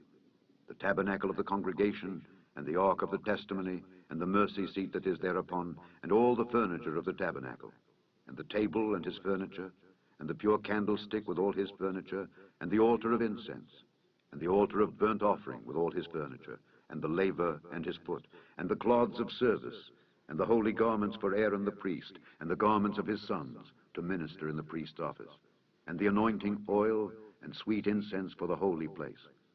According to all that I have commanded thee shall they do. And the Lord spake unto Moses, saying, Speak thou also unto the children of Israel, saying, Verily my Sabbaths ye shall keep, for it is a sign between me and you throughout your generations, that ye may know that I am the Lord that doth sanctify you. Ye shall keep the Sabbath therefore, for it is holy unto you. Every one that defileth it shall surely be put to death. For whosoever doeth any work therein, that soul shall be cut off from among his people. 6 days may work be done, but in the 7th is the Sabbath of rest, holy to the Lord. Whosoever doeth any work in the Sabbath day, he shall surely be put to death. Wherefore the children of Israel shall keep the Sabbath, to observe the Sabbath throughout their generations, for a perpetual covenant. It is a sign between me and the children of Israel forever. For in 6 days the Lord made heaven and earth, and on the 7th day he rested and was refreshed. And he gave unto Moses, when he had made an end of communing with him upon Mount Sinai, 2 tables of testimony, tables of stone, written with the finger of God. when the people saw that Moses delayed to come down out of the mount, the people gathered themselves together unto Aaron, and said unto him, Up, make us gods which shall go before us. For as for this Moses, the man that brought us up out of the land of Egypt, we wot not what is become of him. And Aaron said unto them, Break off the golden earrings which are in the ears of your wives, of your sons, and of your daughters, and bring them unto me. And all the people brake off the golden earrings which were in their ears, and brought them unto Aaron. And he received them at their hand, and fashioned it with a graving tool, after he had made it a molten calf. And they said, These be thy gods, O Israel, which brought thee up out of the land of Egypt. And when Aaron saw it, he built an altar before it. And Aaron made proclamation and said, Tomorrow is a feast to the Lord. And they rose up early on the morrow, and offered burnt offerings, and brought peace offerings. And the people sat down to eat and to drink, and rose up to play. And the Lord said unto Moses, Go, get thee down, for thy people which thou broughtest out of the land of Egypt have corrupted themselves. They have turned aside quickly out of the way which I commanded them. They have made them a molten calf, and have worshipped it, and have sacrificed thereunto, and said, These be thy gods, O Israel, which have brought thee up out of the land of Egypt. And the Lord said unto Moses, I have seen this people, and behold, it is a stiff-necked people. Now therefore let me alone, that my wrath may wax hot against them, and that I may consume them, and I will make of thee a great nation. And Moses besought the Lord his God, and said, Lord, why doth thy wrath wax hot against thy people, which thou hast brought forth out of the land of Egypt with great power and with a mighty hand? Wherefore should the Egyptians speak and say, For mischief did he bring them out, to slay them in the mountains, and to consume them from the face of the earth? Turn from thy fierce wrath, and repent of this evil against thy people. Remember Abraham, Isaac, and Israel, thy servants, to whom thou swarest by thine own self, and saidst unto them, I will multiply your seed as the stars of heaven. And all this land that I have spoken of will I give unto your seed, and they shall inherit it forever. And the Lord repented of the evil which he thought to do unto his people. And Moses turned and went down from the mount, and the 2 tables of the testimony were in his hand. The tables were written on both their sides. On the one side and on the other were they written. And the tables were the work of God, and the writing was the writing of God, graven upon the tables. And when Joshua heard the noise of the people as they shouted, he said unto Moses, There is a noise of war in the camp. And he said, It is not the voice of them that shout for mastery, neither is it the voice of them that cry for being overcome, but the noise of them that sing do I hear. And it came to pass, as soon as he came nigh unto the camp, that he saw the calf and the dancing. And Moses' anger waxed hot, and he cast the tables out of his hands, and brake them beneath the mount. And he took the calf which they had made, and burnt it in the fire, and ground it to powder, and strawed it upon the water, and made the children of Israel drink of it. And Moses said unto Aaron, What did this people unto thee, that thou hast brought so great a sin upon them? And Aaron said, Let not the anger of my Lord wax hot. Thou knowest the people, that they are set on mischief. For they said unto me, Make us gods which shall go before us. Whereas for this Moses, the man that brought us up out of the land of Egypt, we wot not what is become of him. And I said unto them, Whosoever hath any gold, let them break it off. So they gave it me. Then I cast it into the fire, and there came out this calf. And when Moses saw that the people were naked, for Aaron had made them naked unto their shame among their enemies, then Moses stood in the gate of the camp and said, Who is on the Lord's side? Let him come unto me. And all the sons of Levi gathered themselves together unto him. And he said unto them, Thus saith the Lord God of Israel, Put every man his sword by his side, and go in and out from gate to gate throughout the camp, and slay every man his brother, and every man his companion, and every man his neighbor. And the children of Levi did according to the word of Moses, and there fell of the people that day about 3,000 men. For Moses had said, Consecrate yourselves today to the Lord, even every man upon his son and upon his brother, that he may bestow upon you a blessing this day. And it came to pass on the morrow that Moses said unto the people, Ye have sinned a great sin, and now I will go up unto the Lord. Peradventure I shall make an atonement for your sin. And Moses returned unto the Lord and said, O, this people have sinned a great sin, and have made them gods of gold. Yet now, if thou wilt, forgive their sin. And if not, blot me, I pray thee, out of thy book which thou hast written. And the Lord said unto Moses, Whosoever hath sinned against me, him will I blot out of my book. Therefore now go, lead the people unto the place of which I have spoken unto thee.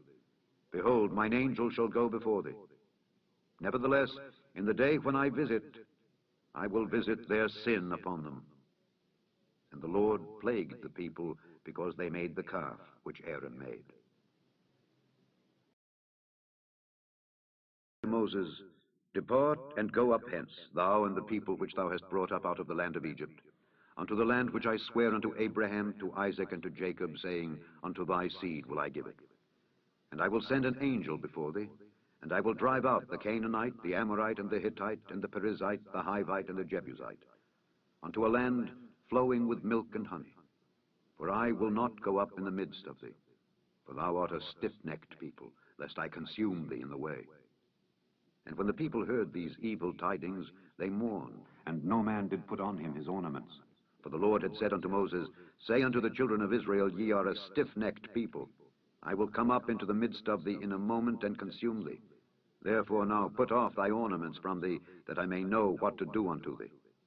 And the children of Israel stripped themselves of their ornaments by the Mount Horeb. And Moses took the tabernacle, and pitched it without the camp, afar off from the camp, and called it the tabernacle of the congregation. And it came to pass that every one which sought the Lord went out unto the tabernacle of the congregation, which was without the camp. And it came to pass, when Moses went out unto the tabernacle, that all the people rose up, and stood every man at his tent door, and looked after Moses, until he was gone into the tabernacle. And it came to pass, as Moses entered into the tabernacle, the cloudy pillar descended, and stood at the door of the tabernacle, and the Lord talked with Moses.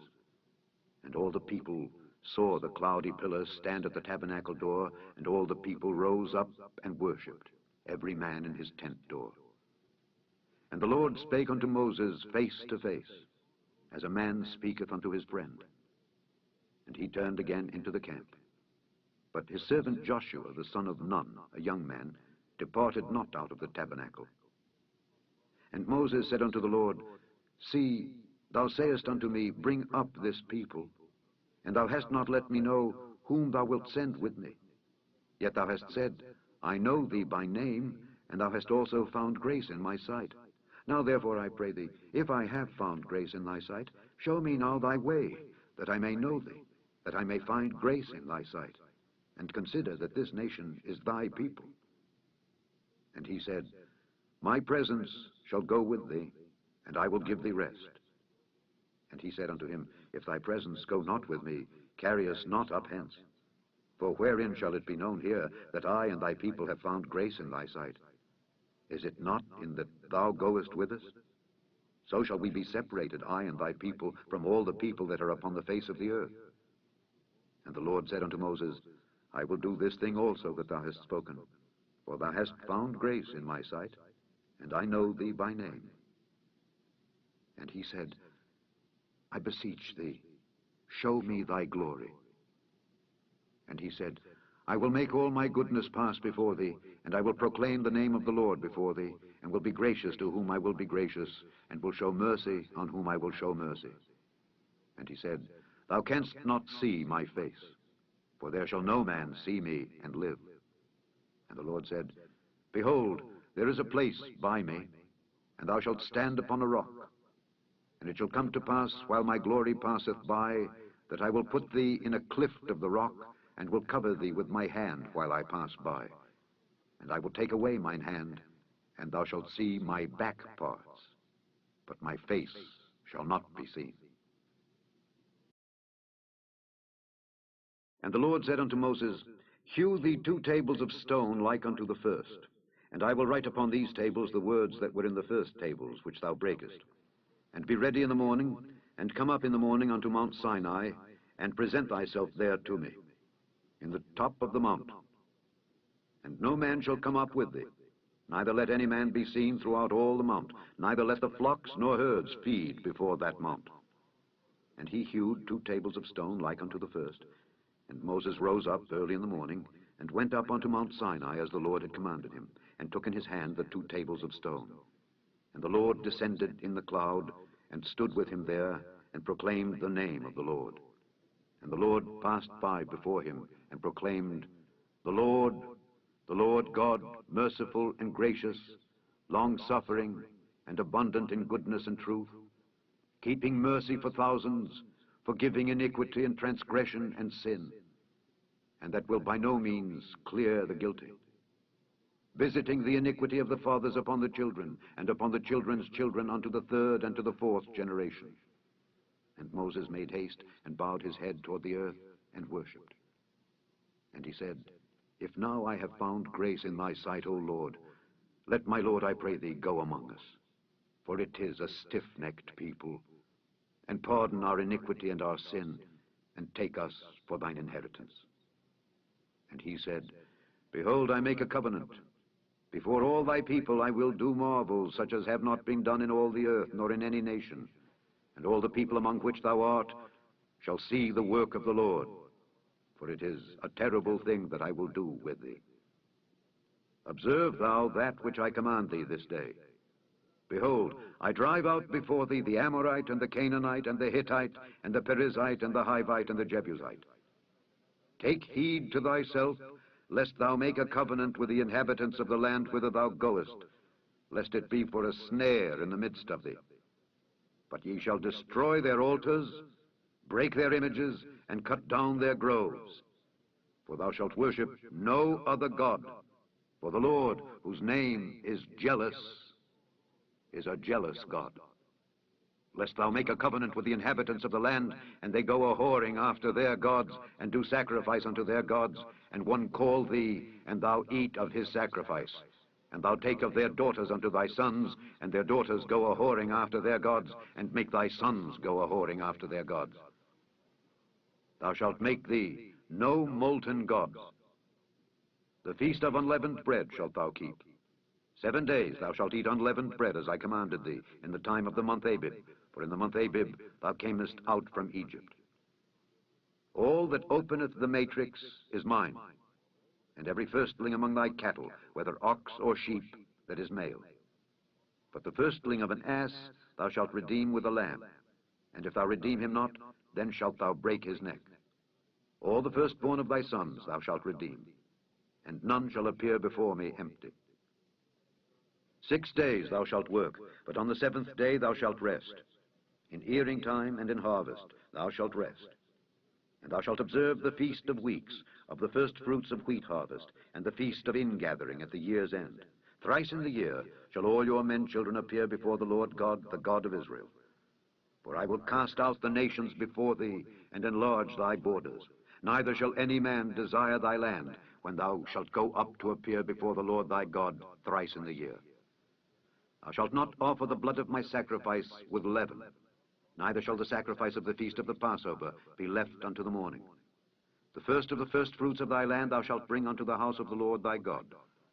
Thou shalt not see the kid in his mother's milk. And the Lord said unto Moses, write thou these words, for after the tenor of these words I have made a covenant with thee and with Israel. And he was there with the Lord 40 days and 40 nights. He did neither eat bread nor drink water. And he wrote upon the tables the words of the covenant, the 10 commandments. And it came to pass, when Moses came down from Mount Sinai with the 2 tables of testimony in Moses' hand, when he came down from the mount, that Moses wist not that the skin of his face shone while he talked with him.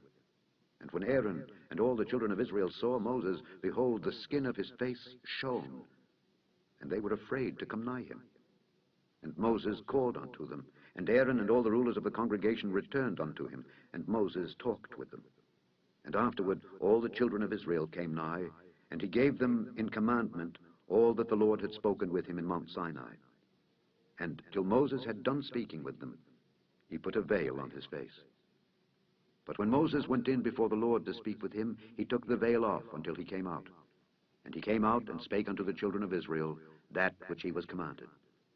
And the children of Israel saw the face of Moses, that the skin of Moses' face shone. And Moses put the veil upon his face again, until he went in to speak with him. And all the congregation of the children of Israel together, and said unto them, These are the words which the Lord hath commanded, that ye should do them. 6 days shall work be done, but on the 7th day there shall be to you an holy day, a Sabbath of rest to the Lord. Whosoever doeth work therein shall be put to death. Ye shall kindle no fire throughout your habitations upon the Sabbath day. And Moses spake unto all the congregation of the children of Israel, saying, This is the thing which the Lord commanded, saying, Take ye from among you an offering unto the Lord. Whosoever is of a willing heart, let him bring it, an offering of the Lord, gold and silver and brass, and blue and purple and scarlet and fine linen and goat's hair and ram's skins dyed red and badger's skins and shittim wood, and oil for the light, and spices for anointing oil, and for the sweet incense, and onyx stones, and stones to be set for the ephod and for the breastplate.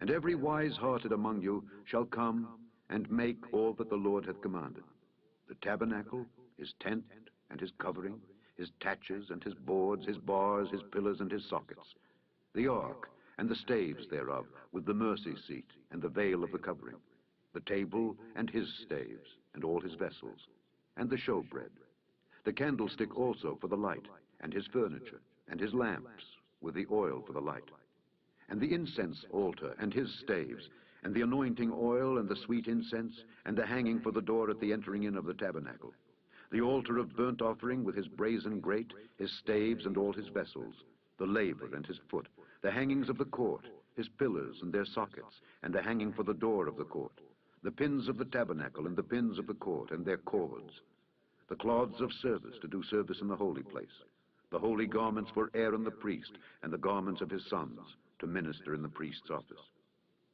And all the congregation of the children of Israel departed from the presence of Moses. And they came, every one whose heart stirred him up, and every one whom his spirit made willing. And they brought the Lord's offering to the work of the tabernacle of the congregation, and for all his service, and for the holy garments. And they came, both men and women, as many as were willing-hearted, and brought bracelets and earrings and rings and tablets, all jewels of gold. And every man that offered an offering of gold unto the Lord. And every man with whom was found blue and purple and scarlet and fine linen and goat's hair and red skins of rams and badger's skins brought them. Every one that did offer an offering of silver and brass brought the Lord's offering. And every man with whom was found shittim wood for any work of the service brought it. And all the women that were wise-hearted did spin with their hands, and brought that which they had spun, both of blue and of purple and of scarlet and of fine linen. And all the women whose hearts stirred them up in wisdom spun goat's hair.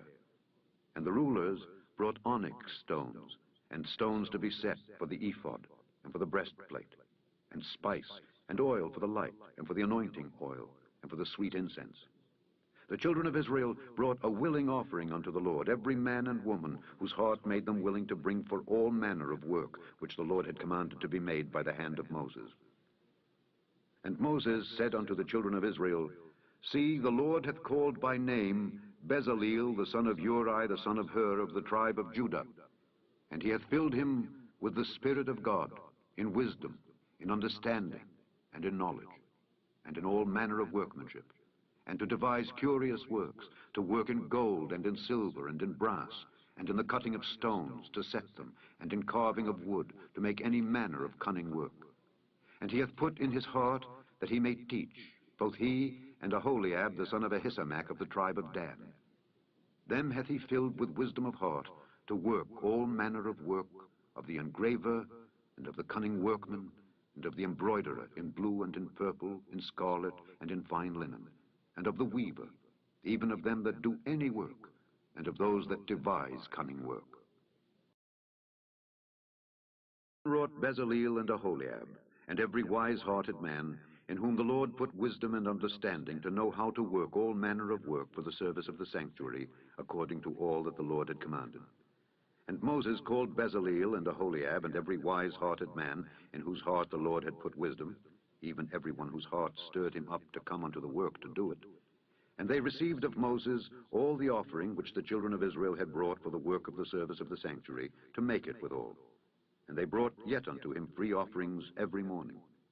And all the wise men that wrought all the work of the sanctuary came every man from his work which they made, and they spake unto Moses, saying, The people bring much more than enough for the service of the work which the Lord commanded to make. And Moses gave commandment, and they caused it to be proclaimed throughout the camp, saying, Let neither man nor woman make any more work for the offering of the sanctuary. So the people were restrained from bringing, for the stuff they had was sufficient for all the work to make it, and too much. And every wise-hearted man among them that wrought the work of the tabernacle made 10 curtains of fine twined linen, and blue, and purple, and scarlet. With cherubims of cunning work made he them. The length of one curtain was 28 cubits, and the breadth of one curtain 4 cubits. The curtains were all of one size.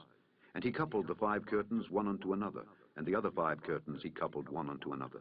And he made loops of blue on the edge of one curtain from the selvage in the coupling. Likewise he made in the uttermost side of another curtain in the couplings of the second. 50 loops made he in one curtain, and 50 loops made he in the edge of the curtain which was in the coupling of the second. The loops held one curtain to another.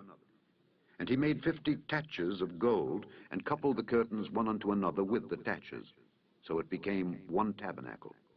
And he made curtains of goat's hair for the tent over the tabernacle. 11 curtains he made them.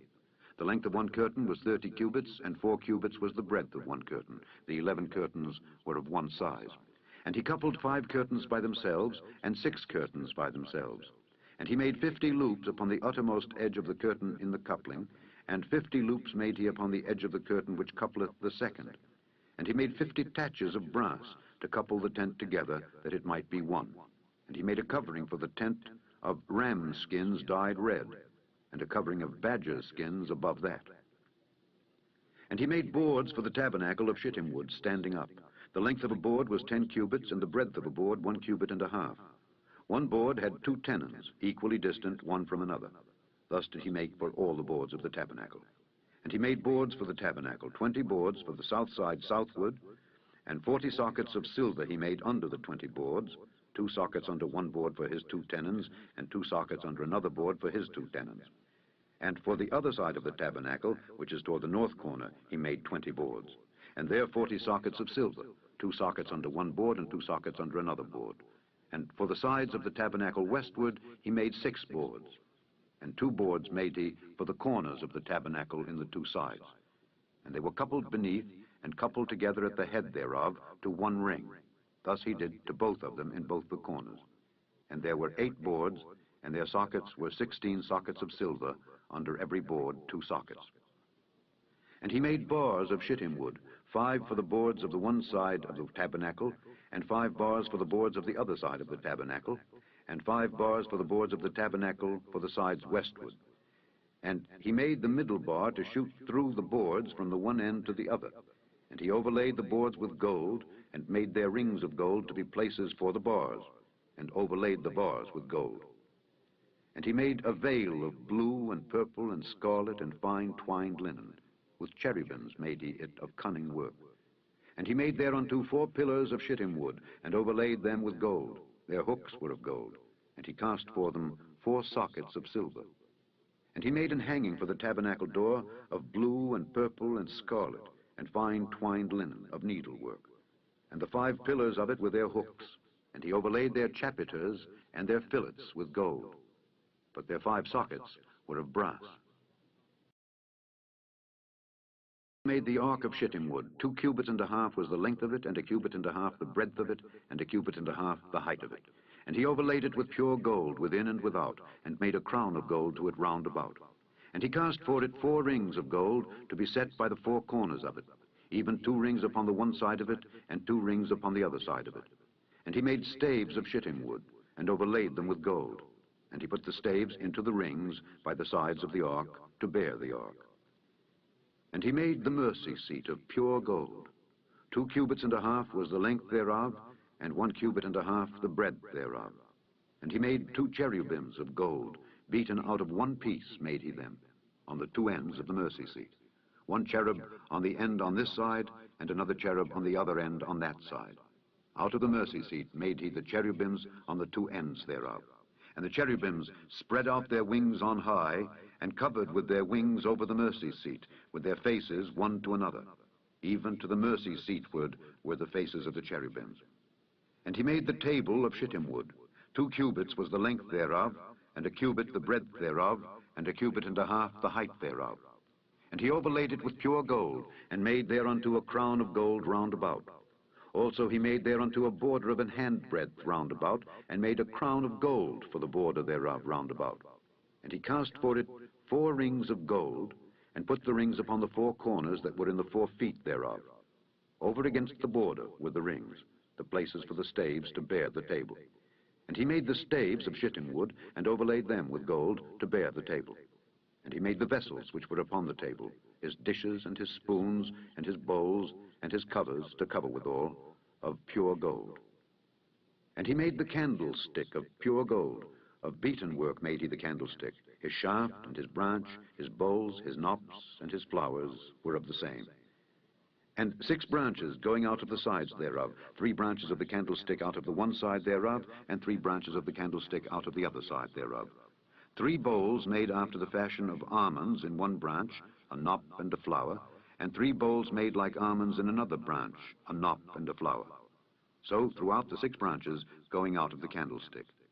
And in the candlestick were 4 bowls made like almonds, his knops and his flowers, and a knop under 2 branches of the same, and a knop under 2 branches of the same, and a knop under 2 branches of the same, according to the 6 branches going out of it. Their knops and their branches were of the same. All of it was one beaten work of pure gold. And he made his 7 lamps, and his snuffers, and his snuff dishes of pure gold. Of a talent of pure gold made he it, and all the vessels thereof. And he made the incense altar of shittim wood. The length of it was a cubit, and the breadth of it a cubit. It was 4 square, and 2 cubits was the height of it. The horns thereof were of the same. And he overlaid it with pure gold, both the top of it and the sides thereof round about, and the horns of it. Also he made unto it a crown of gold round about. And he made 2 rings of gold for it under the crown thereof, by the 2 corners of it, upon the 2 sides thereof, to be places for the staves to bear it withal. And he made the staves of shittim wood, and overlaid them with gold. And he made the holy anointing oil, and the pure incense of sweet spices, according to the work of the apothecary. And he made the altar of burnt offering of shittim wood. 5 cubits was the length thereof, and 5 cubits the breadth thereof. It was 4 square, and 3 cubits the height thereof. And he made the horns thereof on the 4 corners of it. The horns thereof were of the same, and he overlaid it with brass. And he made all the vessels of the altar, the pots and the shovels and the basins and the flesh hooks and the fire pans. All the vessels thereof made he of brass. And he made for the altar a brazen grate of network unto the compass thereof beneath unto the midst of it. And he cast 4 rings for the 4 ends of the grate of brass to be places for the staves. And he made the staves of shittim wood, and overlaid them with brass. And he put the staves into the rings on the sides of the altar to bear it withal. He made the altar hollow with boards. And he made the laver of brass, and the foot of it of brass, of the looking glasses of the women assembling, which assembled at the door of the tabernacle of the congregation. And he made the court. On the south side southward, the hangings of the court were of fine twined linen, 100 cubits. Their pillars were 20, and their brazen sockets 20. The hooks of the pillars and their fillets were of silver. And for the north side, the hangings were 100 cubits. Their pillars were 20, and their sockets of brass 20. The hooks of the pillars and their fillets of silver. And for the west side were hangings of 50 cubits. Their pillars 10, and their sockets 10. The hooks of the pillars and their fillets of silver. And for the east side eastward, 50 cubits. The hangings of the one side of the gate were 15 cubits. Their pillars 3, and their sockets 3. And for the other side of the court gate, on this hand and that hand, were hangings of 15 cubits. Their pillars 3, and their sockets 3. All the hangings of the court round about were of fine twined linen. And the sockets for the pillars were of brass. The hooks of the pillars and their fillets of silver, and the overlaying of their chapiters of silver. And all the pillars of the court were filleted with silver.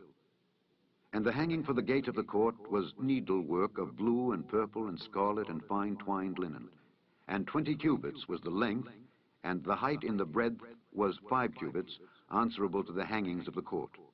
And their pillars were 4, and their sockets of brass 4, their hooks of silver, and the overlaying of their chapiters and their fillets of silver. And all the pins of the tabernacle and of the court round about were of brass.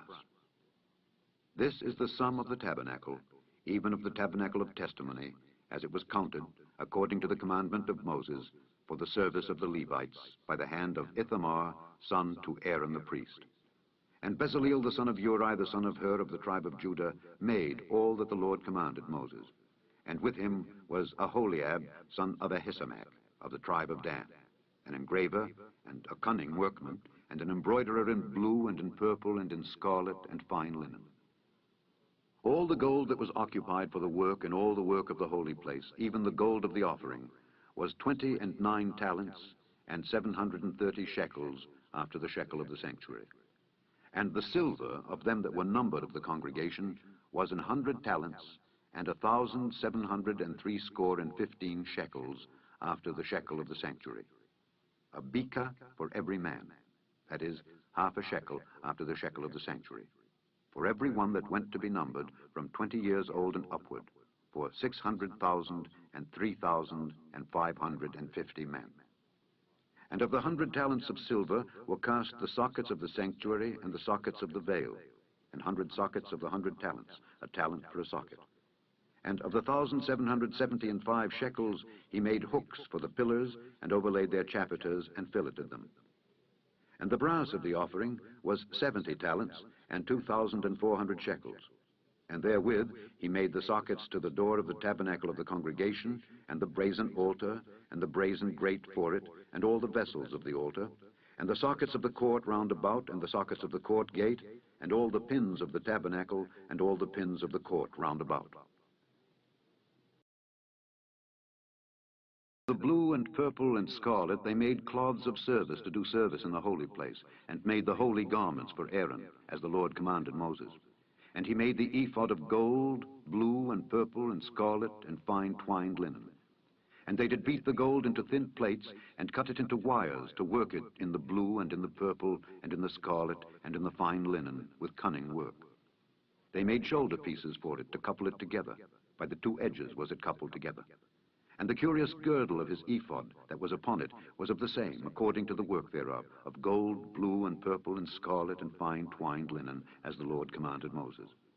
And they wrought onyx stones enclosed in ouches of gold, graven, as signets are graven, with the names of the children of Israel. And they put them on the shoulders of the ephod, that they should be stones for a memorial to the children of Israel, as the Lord commanded Moses.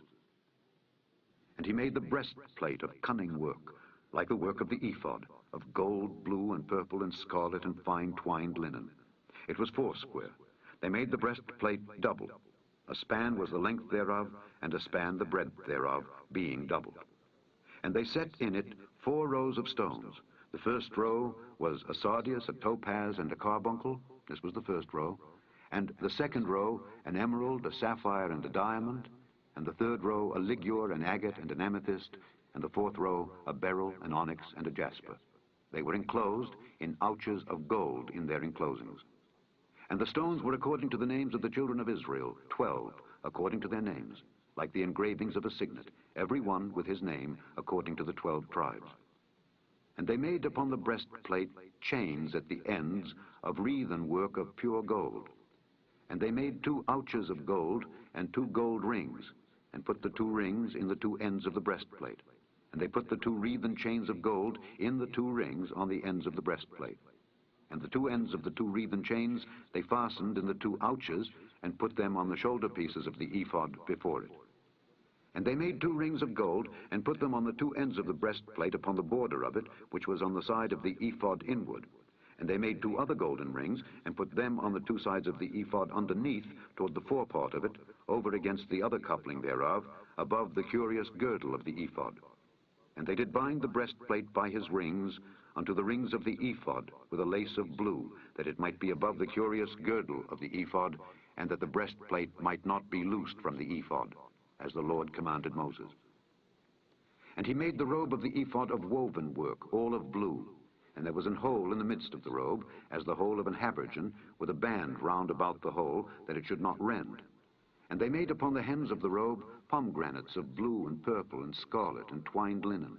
And they made bells of pure gold, and put the bells between the pomegranates upon the hem of the robe, round about between the pomegranates, a bell and a pomegranate, a bell and a pomegranate, round about the hem of the robe, to minister in, as the Lord commanded Moses. And they made coats of fine linen of woven work for Aaron and for his sons, and a mitre of fine linen, and goodly bonnets of fine linen, and linen breeches of fine twined linen, and a girdle of fine twined linen, and blue and purple and scarlet of needlework, as the Lord commanded Moses. And they made the plate of the holy crown of pure gold, and wrote upon it a writing like to the engravings of a signet, Holiness to the Lord.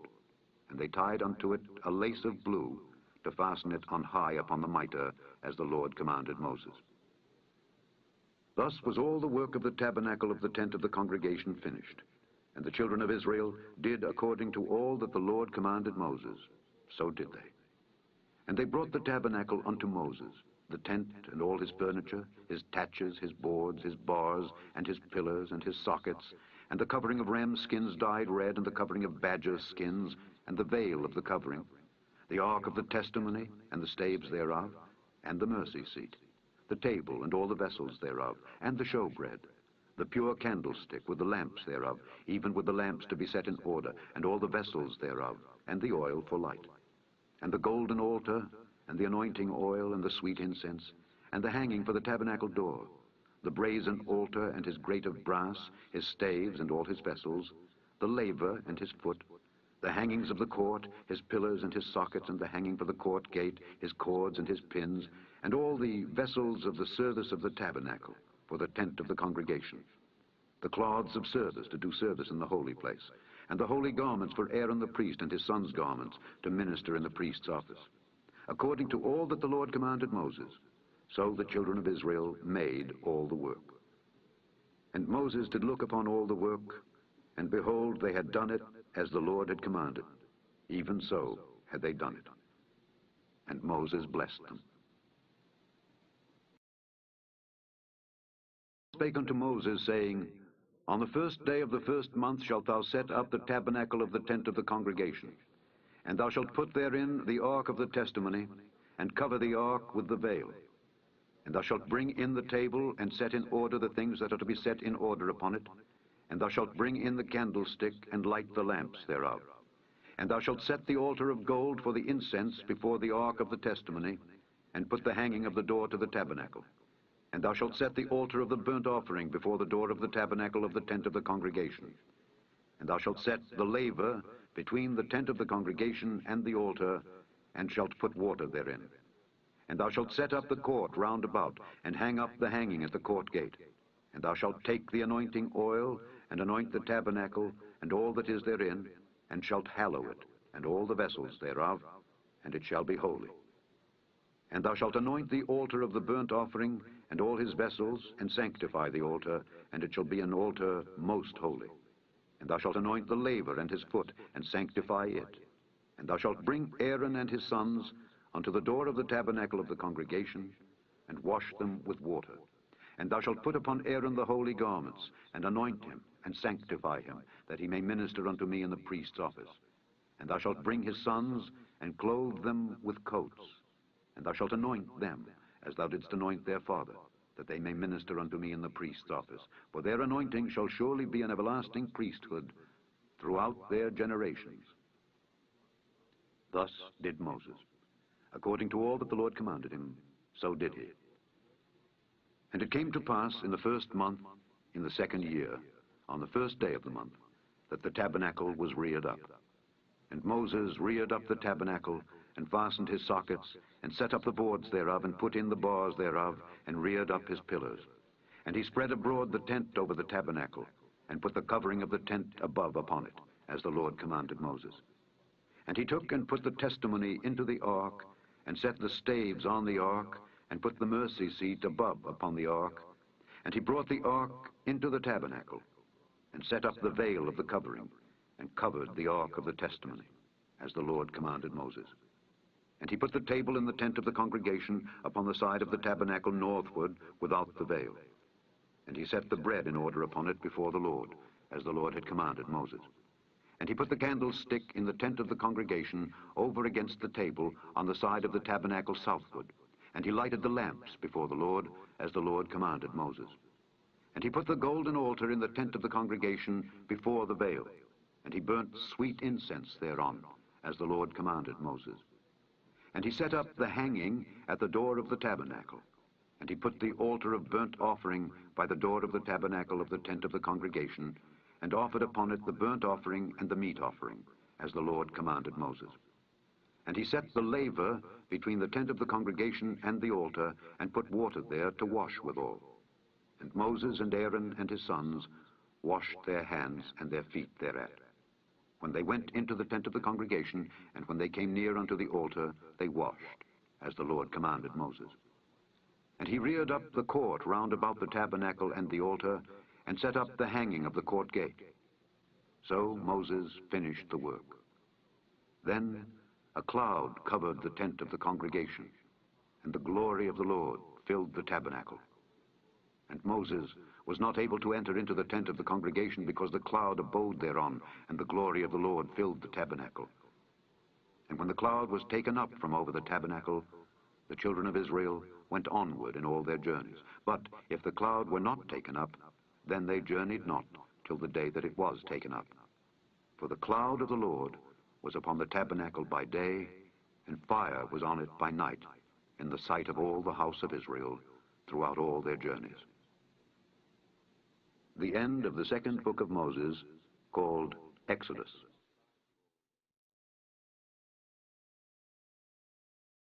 Leviticus. Chapter 1.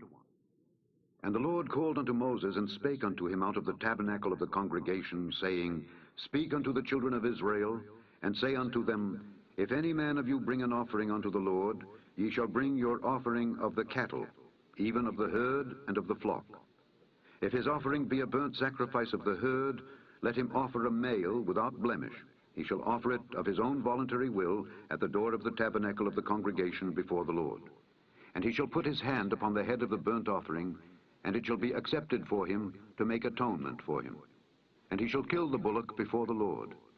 And the priests, Aaron's sons, shall bring the blood, and sprinkle the blood round about upon the altar that is by the door of the tabernacle of the congregation. And he shall flay the burnt offering, and cut it into his pieces. And the sons of Aaron the priest shall put fire upon the altar, and lay the wood in order upon the fire.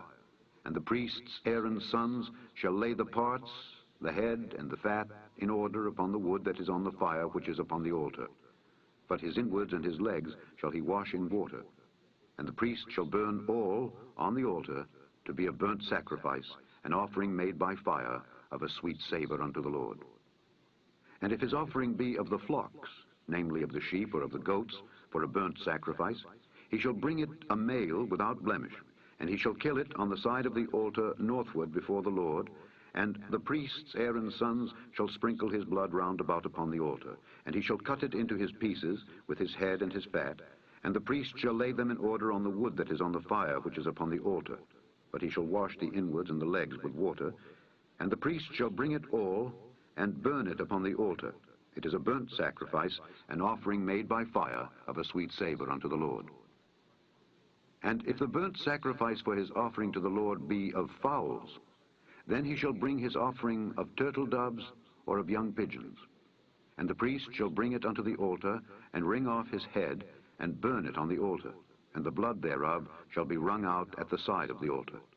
And he shall pluck away his crop with his feathers, and cast it beside the altar on the east part by the place of the ashes. And he shall cleave it with the wings thereof, but shall not divide it asunder. And the priest shall burn it upon the altar, upon the wood that is upon the fire. It is a burnt sacrifice, an offering made by fire, of a sweet savor unto the Lord. And when any will offer a meat offering unto the Lord, his offering shall be of fine flour. And he shall pour oil upon it, and put frankincense thereon. And he shall bring it to Aaron's sons the priests, And he shall take thereout his handful of the flour thereof, and of the oil thereof, with all the frankincense thereof.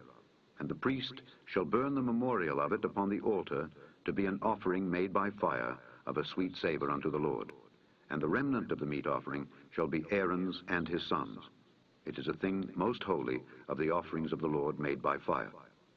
And if thou bring an oblation of a meat offering baken in the oven, it shall be unleavened cakes of fine flour mingled with oil, or unleavened wafers anointed with oil. And if thy oblation be a meat offering baken in a pan, it shall be of fine flour unleavened mingled with oil. Thou shalt part it in pieces and pour oil thereon. It is a meat offering. And if thy oblation be a meat offering baken in the frying pan, it shall be made of fine flour with oil. And thou shalt bring the meat offering that is made of these things unto the Lord. And when it is presented unto the priest, he shall bring it unto the altar. And the priest shall take from the meat offering a memorial thereof, and shall burn it upon the altar. It is an offering made by fire, of a sweet savour unto the Lord. And that which is left of the meat offering shall be Aaron's and his sons. It is a thing most holy of the offerings of the Lord made by fire. No meat offering which ye shall bring unto the Lord shall be made with leaven, for ye shall burn no leaven nor any honey in any offering of the Lord made by fire. As for the oblation of the first fruits, ye shall offer them unto the Lord, but they shall not be burnt on the altar for a sweet savour. And every oblation of thy meat offering shalt thou season with salt. Neither shalt thou suffer the salt of the covenant of thy God to be lacking from thy meat offering. With all thine offerings thou shalt offer salt. And if thou offer a meat offering of thy first fruits unto the Lord, thou shalt offer for the meat offering of thy first fruits green ears of corn dried by the fire, even corn beaten out of full ears. And thou shalt put oil upon it, and lay frankincense thereon. It is a meat offering. And the priest shall burn the memorial of it, part of the beaten corn thereof, and part of the oil thereof, with all the frankincense thereof. It is an offering made by fire unto the Lord. Chapter 3. And if his oblation be a sacrifice of peace offering, if he offer it of the herd, whether it be a male or female, he shall offer it without blemish before the Lord. And he shall lay his hand upon the head of his offering, and kill it at the door of the tabernacle of the congregation. And Aaron's sons, the priests, shall sprinkle the blood upon the altar round about. And he shall offer of the sacrifice of the peace offering an offering made by fire unto the Lord. The fat that covereth the inwards, and all the fat that is upon the inwards, and the 2 kidneys, and the fat that is on them, which is by the flanks, and the caul above the liver, with the kidneys, it shall he take away. And Aaron's sons shall burn it on the altar upon the burnt sacrifice, which is upon the wood that is on the fire. It is an offering made by fire, of a sweet savour unto the Lord. And if his offering for a sacrifice of peace offering unto the Lord be of the flock, male or female, he shall offer it without blemish. If he offer a lamb for his offering, then shall he offer it before the Lord, and he shall lay his hand upon the head of his offering, and kill it before the tabernacle of the congregation, and Aaron's sons shall sprinkle the blood thereof round about upon the altar. And he shall offer of the sacrifice of the peace offering an offering made by fire unto the Lord. The fat thereof and the whole rump, it shall he take off hard by the backbone, and the fat that covereth the inwards, and all the fat that is upon the inwards, and the 2 kidneys, and the fat that is upon them, which is by the flanks, and the caul above the liver, with the kidneys, it shall he take away. And the priest shall burn it upon the altar. It is the food of the offering made by fire unto the Lord. And if his offering be a goat, then he shall offer it before the Lord, and he shall lay his hand upon the head of it, and kill it before the tabernacle of the congregation, and the sons of Aaron shall sprinkle the blood thereof upon the altar round about. And he shall offer thereof his offering, even an offering made by fire unto the Lord. The fat that covereth the inwards, and all the fat that is upon the inwards, and the 2 kidneys, and the fat that is upon them, which is by the flanks, and the caul above the liver, with the kidneys, it shall he take away. And the priest shall burn them upon the altar. It is the food of the offering made by fire for a sweet savour. All the fat is the Lord's. It shall be a perpetual statute for your generations throughout all your dwellings, that ye eat neither fat nor blood. 4. And the Lord spake unto Moses, saying, Speak unto the children of Israel, saying, If a soul shall sin through ignorance against any of the commandments of the Lord concerning things which ought not to be done, and shall do against any of them, If the priest that is anointed do sin according to the sin of the people, then let him bring for his sin which he hath sinned a young bullock without blemish unto the Lord for a sin offering. And he shall bring the bullock unto the door of the tabernacle of the congregation before the Lord, and shall lay his hand upon the bullock's head, and kill the bullock before the Lord. And the priest that is anointed shall take of the bullock's blood, and bring it to the tabernacle of the congregation. And the priest shall dip his finger in the blood, and sprinkle of the blood 7 times before the Lord, before the veil of the sanctuary.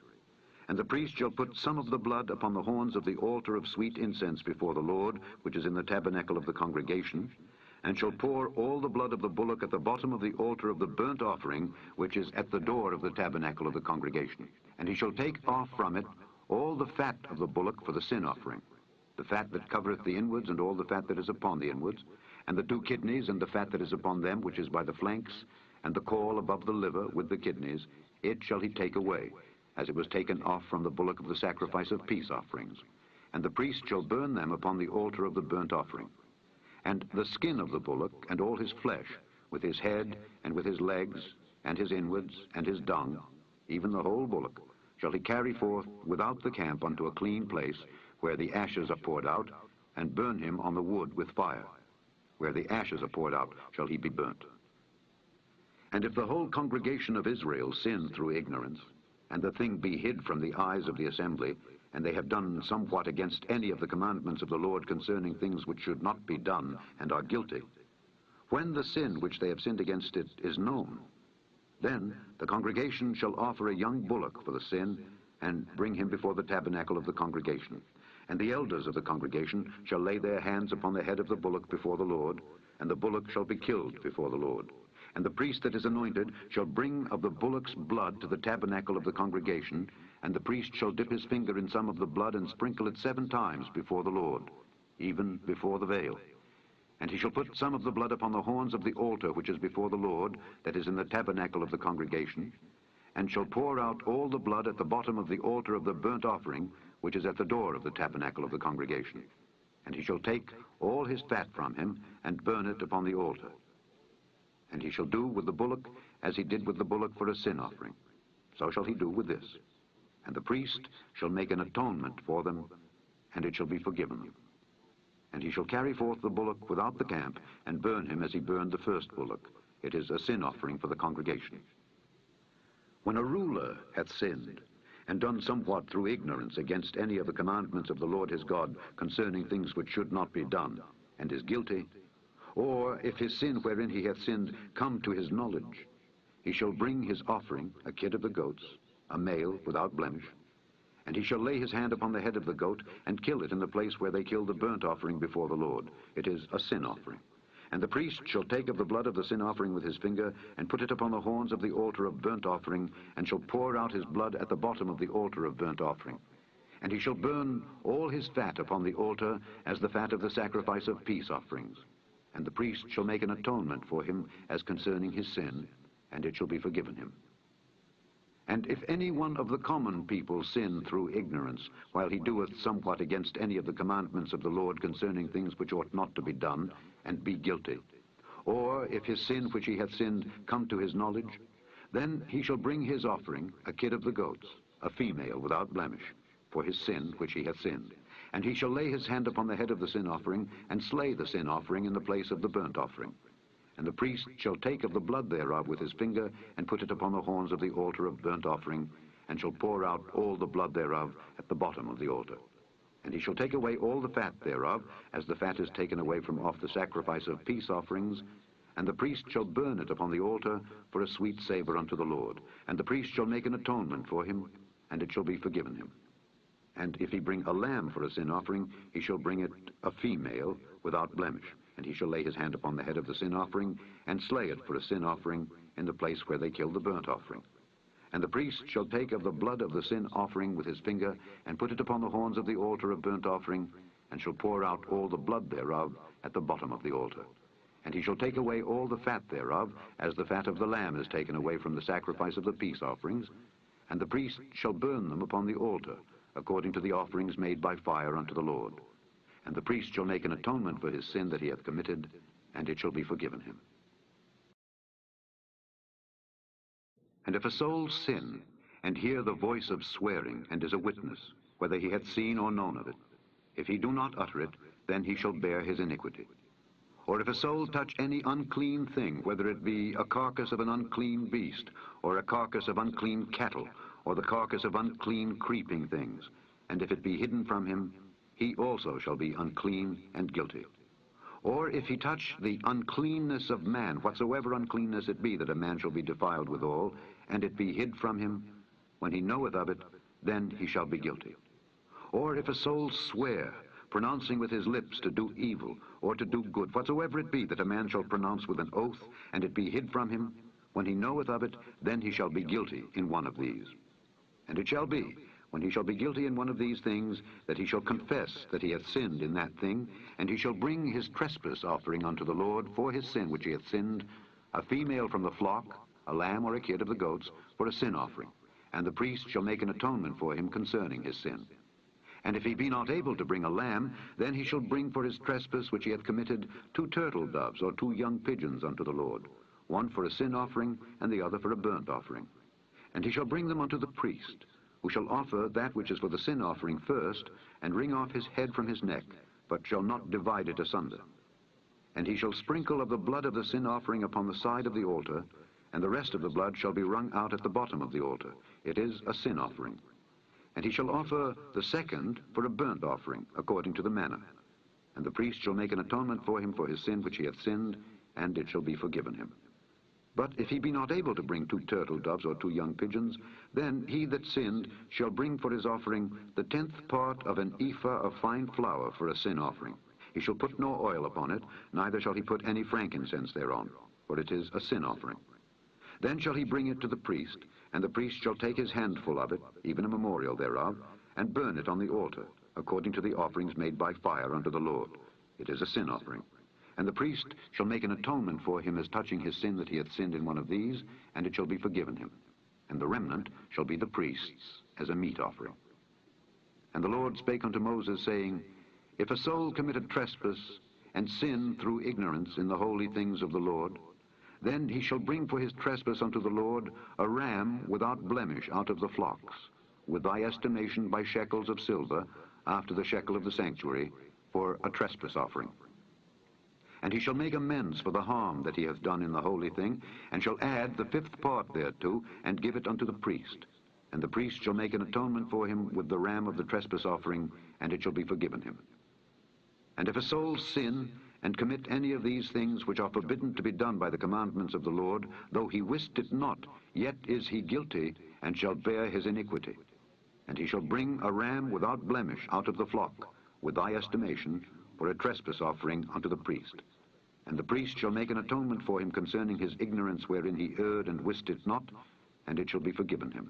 It is a trespass offering. He hath certainly trespassed against the Lord. 6. And the Lord spake unto Moses, saying, If a soul sin and commit a trespass against the Lord, and lie unto his neighbor in that which was delivered him to keep, or in fellowship, or in a thing taken away by violence, or hath deceived his neighbor, or have found that which was lost, and lieth concerning it, and sweareth falsely, in any of all these that a man doeth, sinning therein, then it shall be, because he hath sinned and is guilty, that he shall restore that which he took violently away, or the thing which he hath deceitfully gotten, or that which was delivered him to keep, or the lost thing which he found, or all that about which he hath sworn falsely. He shall even restore it in the principal, and shall add the 5th part more thereto, and give it unto him to whom it appertaineth, in the day of his trespass offering. And he shall bring his trespass offering unto the Lord, a ram without blemish out of the flock, with thy estimation, for a trespass offering unto the priest. And the priest shall make an atonement for him before the Lord, and it shall be forgiven him for anything of all that he hath done in trespassing therein. And the Lord spake unto Moses, saying, Command Aaron and his sons, saying, This is the law of the burnt offering. It is the burnt offering, because of the burning upon the altar all night unto the morning, and the fire of the altar shall be burning in it. And the priest shall put on his linen garment, and his linen breeches shall he put upon his flesh, and take up the ashes which the fire hath consumed with the burnt offering on the altar, and he shall put them beside the altar. And he shall put off his garments, and put on other garments, and carry forth the ashes without the camp unto a clean place. And the fire upon the altar shall be burning in it. It shall not be put out. And the priest shall burn wood on it every morning, and lay the burnt offering in order upon it, and he shall burn thereon the fat of the peace offerings. The fire shall ever be burning upon the altar. It shall never go out. And this is the law of the meat offering. The sons of Aaron shall offer it before the Lord, before the altar. And he shall take of it his handful of the flour of the meat offering, and of the oil thereof, and all the frankincense which is upon the meat offering, and shall burn it upon the altar for a sweet savour, even the memorial of it unto the Lord. And the remainder thereof shall Aaron and his sons eat. With unleavened bread shall it be eaten in the holy place. In the court of the tabernacle of the congregation they shall eat it. It shall not be baken with leaven. I have given it unto them for their portion of my offerings made by fire. It is most holy, as is the sin offering, and as the trespass offering. All the males among the children of Aaron shall eat of it. It shall be a statute forever in your generations concerning the offerings of the Lord made by fire. Every one that toucheth them shall be holy. And the Lord spake unto Moses, saying, This is the offering of Aaron and of his sons, which they shall offer unto the Lord in the day when he is anointed. The 10th part of an ephah of fine flour for a meat offering perpetual, half of it in the morning, and half thereof at night. In a pan it shall be made with oil, and when it is baken, thou shalt bring it in. And the baken pieces of the meat offering shalt thou offer for a sweet savour unto the Lord. And the priest of his sons that is anointed in his stead shall offer it. It is a statute forever unto the Lord.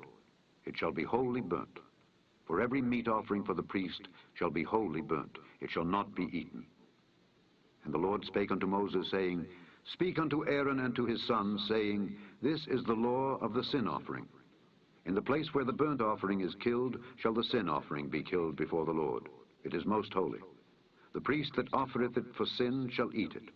In the holy place shall it be eaten, in the court of the tabernacle of the congregation. Whatsoever shall touch the flesh thereof shall be holy. And when there is sprinkled of the blood thereof upon any garment, thou shalt wash that whereon it was sprinkled in the holy place. But the earthen vessel wherein it is sodden shall be broken. And if it be sodden in a brazen pot, it shall be both scoured and rinsed in water. All the males among the priests shall eat thereof. It is most holy.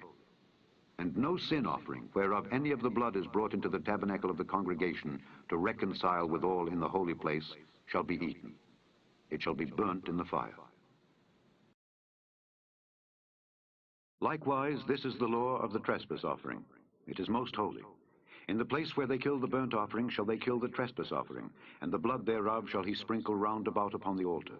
And he shall offer of it all the fat thereof, the rump, and the fat that covereth the inwards, and the 2 kidneys, and the fat that is on them, which is by the flanks, and the caul that is above the liver, with the kidneys. It shall he take away. And the priest shall burn them upon the altar for an offering made by fire unto the Lord. It is a trespass offering. Every male among the priests shall eat thereof. It shall be eaten in the holy place. It is most holy. As the sin offering is, so is the trespass offering. There is one law for them. The priest that maketh atonement therewith shall have it. And the priest that offereth any man's burnt offering, even the priest, shall have to himself the skin of the burnt offering which he hath offered. And all the meat offering that is baken in the oven, and all that is dressed in the frying pan and in the pan, shall be the priest's that offereth it. And every meat offering mingled with oil and dry shall all the sons of Aaron have, one as much as another. And this is the law of the sacrifice of peace offerings, which he shall offer unto the Lord. If he offer it for a thanksgiving, then he shall offer with the sacrifice of thanksgiving unleavened cakes mingled with oil, and unleavened wafers anointed with oil, and cakes mingled with oil of fine flour fried. Besides the cakes, he shall offer for his offering leavened bread with the sacrifice of thanksgiving of his peace offerings. And of it he shall offer one out of the whole oblation for an heave offering unto the Lord. And it shall be the priest's that sprinkleth the blood of the peace offerings. And the flesh of the sacrifice of his peace offerings for thanksgiving shall be eaten the same day that it is offered. He shall not leave any of it until the morning. But if the sacrifice of his offering be a vow or a voluntary offering, it shall be eaten the same day that he offereth his sacrifice, and on the morrow also the remainder of it shall be eaten. But the remainder of the flesh of the sacrifice on the 3rd day shall be burnt with fire. And if any of the flesh of the sacrifice of his peace offerings be eaten at all on the third day, it shall not be accepted, neither shall it be imputed unto him that offereth it. It shall be an abomination, and the soul that eateth of it shall bear his iniquity. And the flesh that toucheth any unclean thing shall not be eaten. It shall be burnt with fire. And as for the flesh, all that be clean shall eat thereof. But the soul that eateth of the flesh of the sacrifice of peace offerings that pertain unto the Lord, having his uncleanness upon him, even that soul shall be cut off from his people. Moreover, the soul that shall touch any unclean thing, as the uncleanness of man, or any unclean beast, or any abominable unclean thing, and eat of the flesh of the sacrifice of peace offerings which pertain unto the Lord, even that soul shall be cut off from his people. And the Lord spake unto Moses, saying, Speak unto the children of Israel, saying, Ye shall eat no manner of fat, of ox, or of sheep, or of goat. And the fat of the beast that dieth of itself, and the fat of that which is torn with beasts, may be used in any other use, but ye shall in no wise eat of it. For whosoever eateth the fat of the beast, of which men offer an offering made by fire unto the Lord, even the soul that eateth it shall be cut off from his people. Moreover, ye shall eat no manner of blood, whether it be of fowl or of beast, in any of your dwellings. Whatsoever soul it be that eateth any manner of blood, even that soul shall be cut off from his people. And the Lord spake unto Moses, saying, Speak unto the children of Israel, saying, He that offereth the sacrifice of his peace offerings unto the Lord shall bring his oblation unto the Lord of the sacrifice of his peace offerings. His own hands shall bring the offerings of the Lord made by fire, the fat with the breast, it shall he bring, that the breast may be waved for a wave offering before the Lord. And the priest shall burn the fat upon the altar, but the breast shall be Aaron's and his sons'. And the right shoulder shall ye give unto the priest for an heave offering of the sacrifices of your peace offerings. He among the sons of Aaron that offereth the blood of the peace offerings and the fat shall have the right shoulder for his part. For the wave breast and the heave shoulder have I taken of the children of Israel from off the sacrifices of their peace offerings, and have given them unto Aaron the priest and unto his sons by a statute forever from among the children of Israel. This is the portion of the anointing of Aaron and of the anointing of his sons out of the offerings of the Lord made by fire in the day when he presented them to minister unto the Lord in the priest's office, which the Lord commanded to be given them of the children of Israel in the day that he anointed them by a statute forever throughout their generations. This is the law of the burnt offering, of the meat offering, and of the sin offering, and of the trespass offering, and of the consecrations, and of the sacrifice of the peace offerings, which the Lord commanded Moses in Mount Sinai in the day that he commanded the children of Israel to offer their oblations unto the Lord in the wilderness of Sinai. And the Lord spake unto Moses, saying, Take Aaron and his sons with him, and the garments, and the anointing oil, and a bullock for the sin offering, and 2 rams, and a basket of unleavened bread. And gather thou all the congregation together unto the door of the tabernacle of the congregation. And Moses did as the Lord commanded him, and the assembly was gathered together unto the door of the tabernacle of the congregation. And Moses said unto the congregation, This is the thing which the Lord commanded to be done. And Moses brought Aaron and his sons, and washed them with water. And he put upon him the coat, and girded him with the girdle, and clothed him with the robe, and put the ephod upon him. And he girded him with the curious girdle of the ephod, and bound it unto him therewith. And he put the breastplate upon him. Also he put in the breastplate the Urim and the Thummim. And he put the mitre upon his head. Also upon the mitre, even upon his forefront, did he put the golden plate, the holy crown, as the Lord commanded Moses. And Moses took the anointing oil, and anointed the tabernacle, and all that was therein, and sanctified them. And he sprinkled thereof upon the altar 7 times, and anointed the altar and all his vessels, both the laver and his foot, to sanctify them. And he poured of the anointing oil upon Aaron's head, and anointed him to sanctify him. And Moses brought Aaron's sons, and put coats upon them, and girded them with girdles, and put bonnets upon them, as the Lord commanded Moses. And he brought the bullock for the sin offering. And Aaron and his sons laid their hands upon the head of the bullock for the sin offering. And he slew it.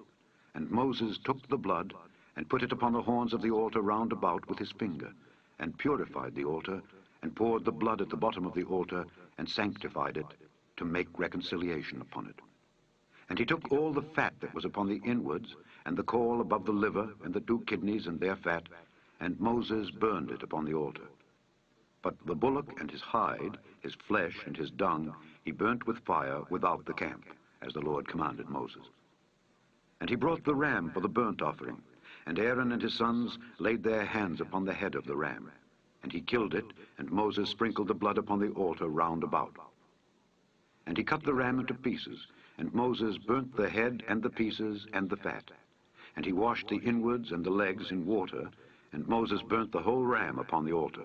It was a burnt sacrifice for a sweet savor, and an offering made by fire unto the Lord, as the Lord commanded Moses. And he brought the other ram, the ram of consecration. And Aaron and his sons laid their hands upon the head of the ram. And he slew it, and Moses took of the blood of it, and put it upon the tip of Aaron's right ear, and upon the thumb of his right hand, and upon the great toe of his right foot. And he brought Aaron's sons, and Moses put of the blood upon the tip of their right ear, and upon the thumbs of their right hands, and upon the great toes of their right feet. And Moses sprinkled the blood upon the altar round about. And he took the fat and the rump, and all the fat that was upon the inwards, and the caul above the liver, and the 2 kidneys and their fat, and the right shoulder. And out of the basket of unleavened bread that was before the Lord he took 1 unleavened cake, and a cake of oiled bread, and 1 wafer, and put them on the fat, and upon the right shoulder. And he put all upon Aaron's hands, and upon his sons' hands, and waved them for a wave offering before the Lord. And Moses took them from off their hands, and burnt them on the altar upon the burnt offering. They were consecrations for a sweet savor. It is an offering made by fire unto the Lord. And Moses took the breast, and waved it for a wave offering before the Lord. For of the ram of consecration it was Moses' part, as the Lord commanded Moses. And Moses took of the anointing oil, and of the blood which was upon the altar, and sprinkled it upon Aaron, and upon his garments, and upon his sons, and upon his sons' garments with him, and sanctified Aaron and his garments, and his sons' garments with him. And Moses said unto Aaron and to his sons, Boil the flesh at the door of the tabernacle of the congregation, and there eat it with the bread that is in the basket of consecrations, as I commanded, saying, Aaron and his sons shall eat it. And that which remaineth of the flesh and of the bread shall ye burn with fire. And ye shall not go out of the door of the tabernacle of the congregation in 7 days, until the days of your consecration be at an end. For 7 days shall he consecrate you. As he hath done this day, so the Lord hath commanded to do, to make an atonement for you. Therefore shall ye abide at the door of the tabernacle of the congregation day and night 7 days, and keep the charge of the Lord, that ye die not, for so I am commanded. So Aaron and his sons did all things which the Lord commanded by the hand of Moses.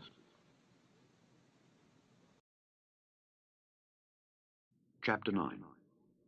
And it came to pass on the 8th day that Moses called Aaron and his sons and the elders of Israel. And he said unto Aaron, Take thee a young calf for a sin offering, and a ram for a burnt offering without blemish, and offer them before the Lord. And unto the children of Israel thou shalt speak, saying, Take ye a kid of the goats for a sin offering, and a calf and a lamb, both of the first year, without blemish, for a burnt offering. Also a bullock and a ram for peace offerings, to sacrifice before the Lord, and a meat offering mingled with oil, for today the Lord will appear unto you.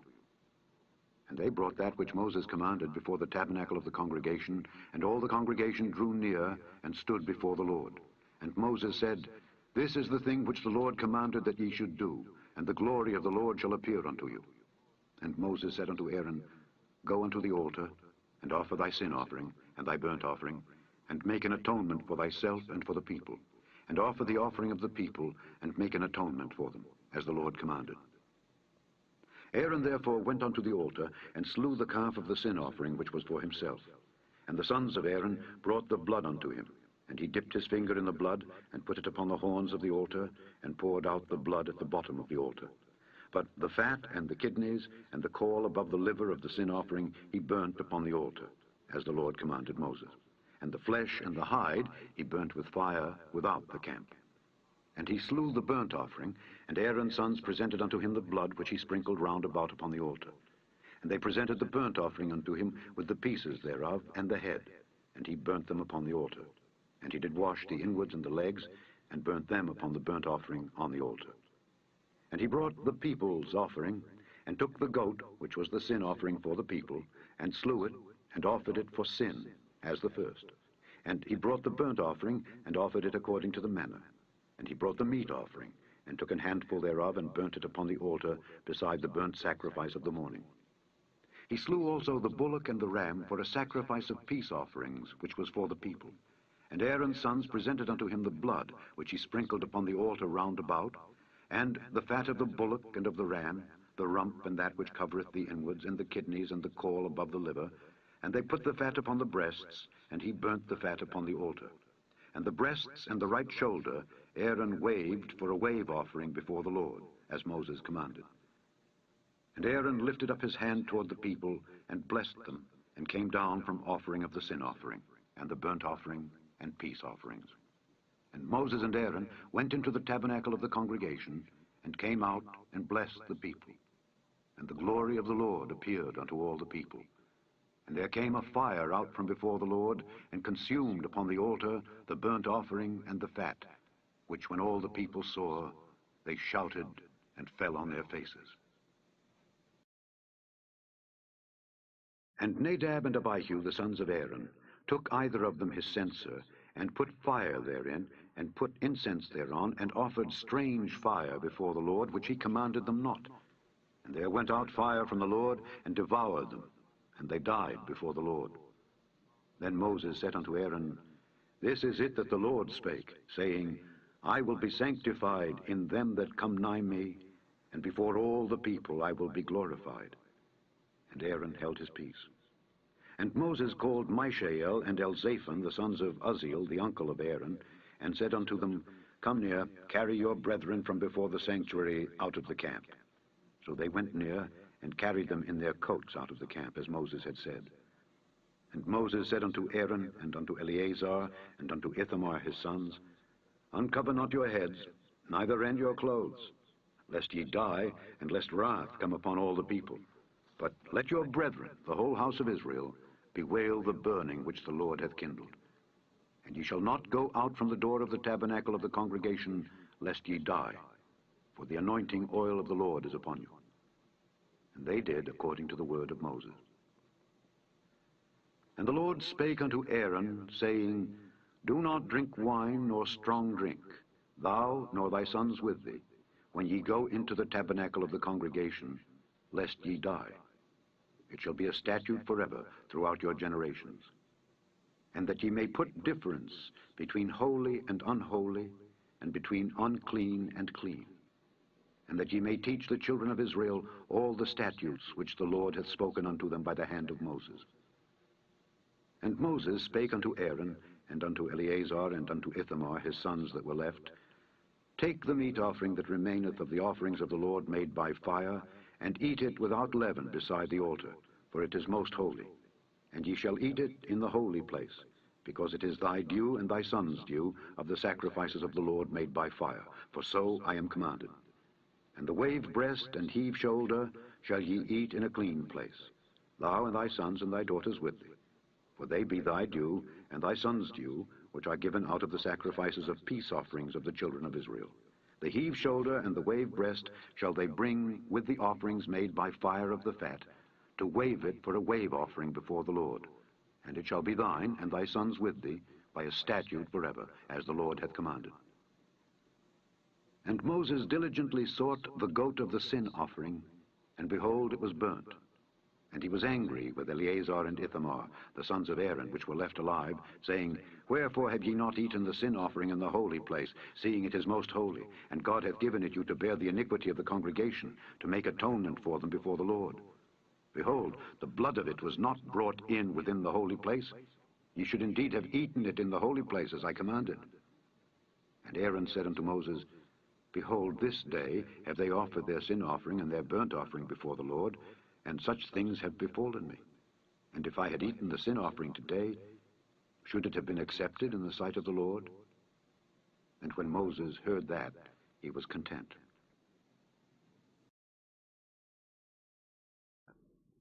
And the Lord spake unto Moses and to Aaron, saying unto them, Speak unto the children of Israel, saying, These are the beasts which ye shall eat among all the beasts that are on the earth. Whatsoever parteth the hoof, and is cloven-footed, and cheweth the cud among the beasts, that shall ye eat. Nevertheless, these shall ye not eat of them that chew the cud, or of them that divide the hoof, as the camel, because he cheweth the cud, but divideth not the hoof. He is unclean unto you. And the coney, because he cheweth the cud, but divideth not the hoof. He is unclean unto you. And the hare, because he cheweth the cud, but divideth not the hoof. He is unclean unto you. And the swine, though he divide the hoof, and be cloven-footed, yet he cheweth not the cud. He is unclean to you. Of their flesh shall ye not eat, and their carcass shall ye not touch. They are unclean to you. These shall ye eat of all that are in the waters. Whatsoever hath fins and scales in the waters, in the seas, and in the rivers, them shall ye eat. And all that have not fins and scales in the seas and in the rivers, of all that move in the waters, and of any living thing which is in the waters, they shall be an abomination unto you. They shall be even an abomination unto you. Ye shall not eat of their flesh, but ye shall have their carcasses in abomination. Whatsoever hath no fins nor scales in the waters, that shall be an abomination unto you. And these are they which ye shall have in abomination among the fowls. They shall not be eaten. They are an abomination. The eagle, and the ossifrage, and the osprey, and the vulture, and the kite after his kind. Every raven after his kind. And the owl, and the night hawk, and the cuckoo, and the hawk after his kind. And the little owl, and the cormorant, and the great owl, and the swan, and the pelican, and the jeer eagle, and the stork, the heron after her kind, and the lapwing, and the bat. All fowls that creep, going upon all four, shall be an abomination unto you. Yet these may ye eat of every flying creeping thing that goeth upon all four, which have legs above their feet, to leap withal upon the earth. Even these of them ye may eat, the locust after his kind, and the bald locust after his kind, and the beetle after his kind, and the grasshopper after his kind. But all other flying, creeping things which have 4 feet shall be an abomination unto you, and for these ye shall be unclean. Whosoever toucheth the carcass of them shall be unclean until the even. And whosoever beareth aught of the carcass of them shall wash his clothes, and be unclean until the even. The carcasses of every beast which divideth the hoof, and is not cloven-footed, nor cheweth the cud, are unclean unto you. Every one that toucheth them shall be unclean. And whatsoever goeth upon his paws, among all manner of beasts that go on all four, those are unclean unto you. Whoso toucheth their carcass shall be unclean until the even. And he that beareth the carcass of them shall wash his clothes, and be unclean until the even. They are unclean unto you. These also shall be unclean unto you among the creeping things that creep upon the earth, the weasel, and the mouse, and the tortoise after his kind, and the ferret, and the chameleon, and the lizard, and the snail, and the mole. These are unclean to you among all that creep. Whosoever doth touch them, when they be dead, shall be unclean until the even. And upon whatsoever any of them, when they are dead, doth fall, it shall be unclean, whether it be any vessel of wood, or raiment, or skin, or sack, whatsoever vessel it be, wherein any work is done, it must be put into water, and it shall be unclean until the even. So it shall be cleansed. And every earthen vessel, whereinto any of them falleth, whatsoever is in it shall be unclean, and ye shall break it. Of all meat which may be eaten, that on which such water cometh shall be unclean, and all drink that may be drunk in every such vessel shall be unclean. And everything whereupon any part of their carcass falleth shall be unclean, whether it be oven or ranges for pots, they shall be broken down, for they are unclean, and shall be unclean unto you. Nevertheless, a fountain or pit, wherein there is plenty of water, shall be clean, but that which toucheth their carcass shall be unclean. And if any part of their carcass fall upon any sowing seed which is to be sown, it shall be clean. But if any water be put upon the seed, and any part of their carcass fall thereon, it shall be unclean unto you. And if any beast of which ye may eat die, he that toucheth the carcass thereof shall be unclean until the even. And he that eateth of the carcass of it shall wash his clothes, and be unclean until the even. He also that beareth the carcass of it shall wash his clothes, and be unclean until the even. And every creeping thing that creepeth upon the earth shall be an abomination. It shall not be eaten. Whatsoever goeth upon the belly, And whatsoever goeth upon all four, or whatsoever hath more feet among all creeping things that creep upon the earth, them ye shall not eat, for they are an abomination. Ye shall not make yourselves abominable with any creeping thing that creepeth, neither shall ye make yourselves unclean with them, that ye should be defiled thereby. For I am the Lord your God. Ye shall therefore sanctify yourselves, and ye shall be holy. For I am holy. Neither shall ye defile yourselves with any manner of creeping thing that creepeth upon the earth. For I am the Lord that bringeth you up out of the land of Egypt to be your God. Ye shall therefore be holy, for I am holy. This is the law of the beasts, and of the fowl, and of every living creature that moveth in the waters, and of every creature that creepeth upon the earth, to make a difference between the unclean and the clean, and between the beast that may be eaten and the beast that may not be eaten. And the Lord spake unto Moses, saying, Speak unto the children of Israel, saying, If a woman have conceived seed, and born a man-child, then she shall be unclean 7 days. According to the days of the separation for her infirmity shall she be unclean. And in the 8th day the flesh of his foreskin shall be circumcised. And she shall then continue in the blood of her purifying 33 days. She shall touch no hallowed thing, nor come into the sanctuary, until the days of her purifying be fulfilled. But if she bear a maid child, then she shall be unclean 2 weeks, as in her separation. And she shall continue in the blood of her purifying 66 days. And when the days of her purifying are fulfilled, for a son or for a daughter, she shall bring a lamb of the first year for a burnt offering, and a young pigeon or a turtle dove for a sin offering, unto the door of the tabernacle of the congregation, unto the priest, who shall offer it before the Lord, and make an atonement for her, and she shall be cleansed from the issue of her blood. This is the law for her that hath borne a male or a female. And if she be not able to bring a lamb, then she shall bring 2 turtles or 2 young pigeons, the one for the burnt offering, and the other for a sin offering.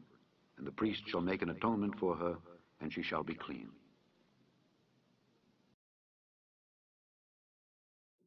And the Lord spake unto Moses and Aaron, saying, When a man shall have in the skin of his flesh a rising, a scab, or bright spot, and it be in the skin of his flesh like the plague of leprosy, then he shall be brought unto Aaron the priest, or unto one of his sons the priests. And the priest shall look on the plague in the skin of the flesh. And when the hair in the plague is turned white, and the plague in sight be deeper than the skin of his flesh, it is a plague of leprosy. And the priest shall look on him, and pronounce him unclean. If the bright spot be white in the skin of his flesh, and in sight be not deeper than the skin, and the hair thereof be not turned white, then the priest shall shut up him that hath the plague 7 days. And the priest shall look on him the 7th day, and behold, if the plague in his sight be at a stay, and the plague spread not in the skin, then the priest shall shut him up 7 days more. And the priest shall look on him again the 7th day. And behold, if the plague be somewhat dark, and the plague spread not in the skin, the priest shall pronounce him clean. It is but a scab, and he shall wash his clothes, and be clean. But if the scab spread much abroad in the skin, after that he hath been seen of the priest for his cleansing, he shall be seen of the priest again. And if the priest see that, behold, the scab spreadeth in the skin, then the priest shall pronounce him unclean.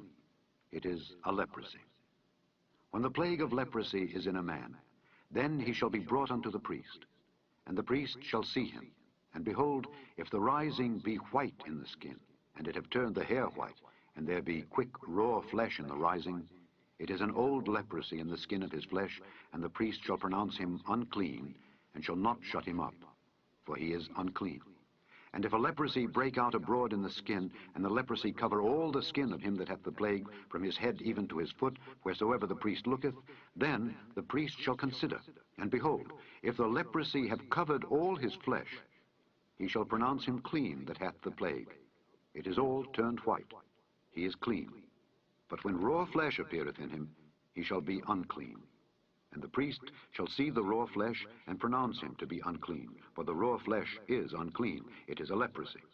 Or if the raw flesh turn again, and be changed unto white, he shall come unto the priest. And the priest shall see him. And behold, if the plague be turned into white, then the priest shall pronounce him clean that hath the plague.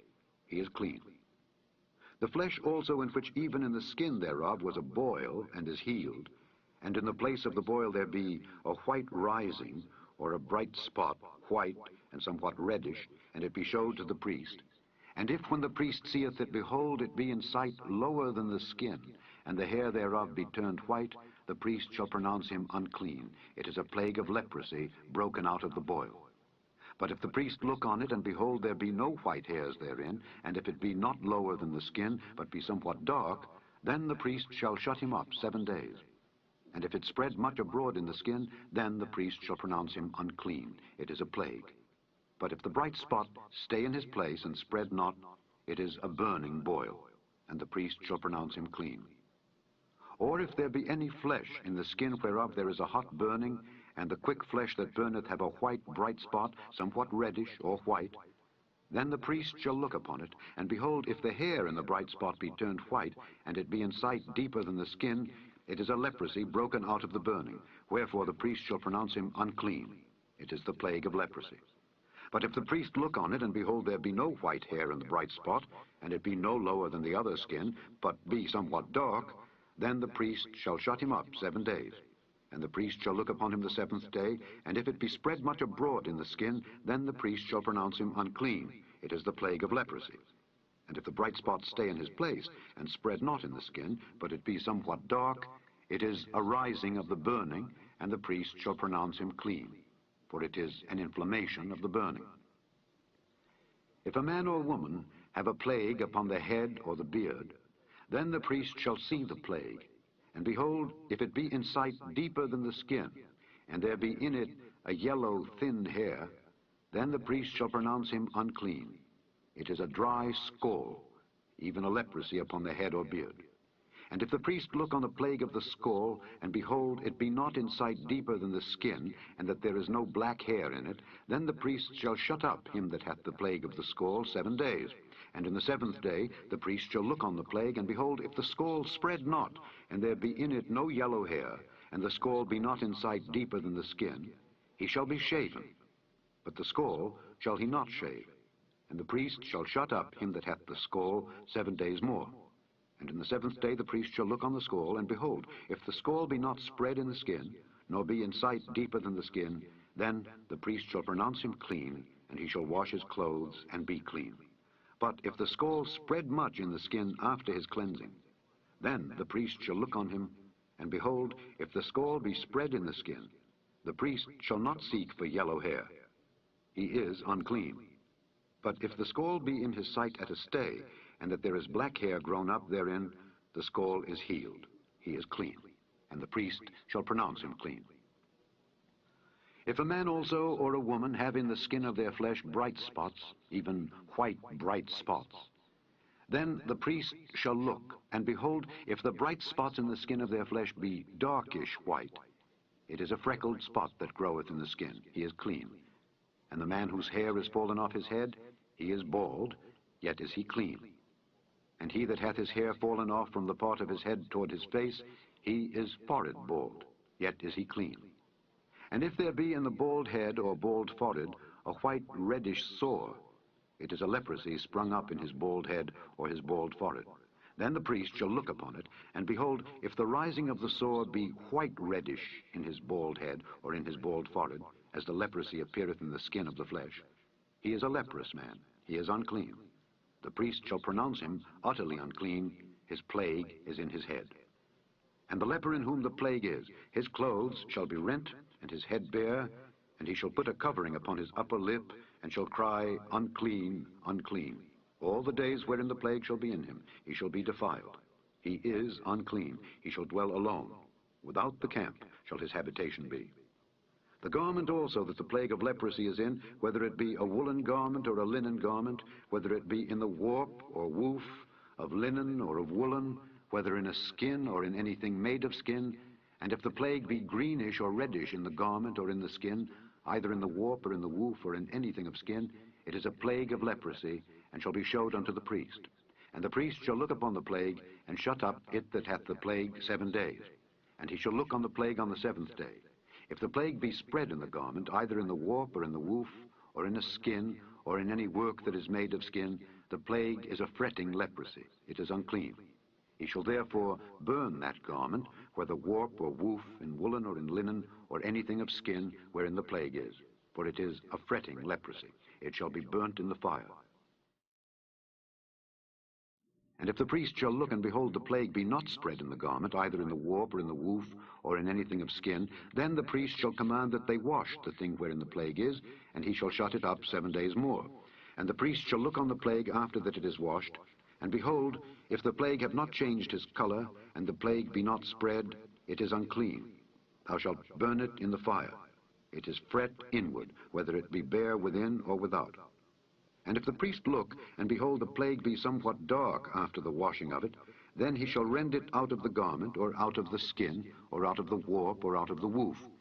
And if it appear still in the garment, either in the warp, or in the woof, or in anything of skin, it is a spreading plague.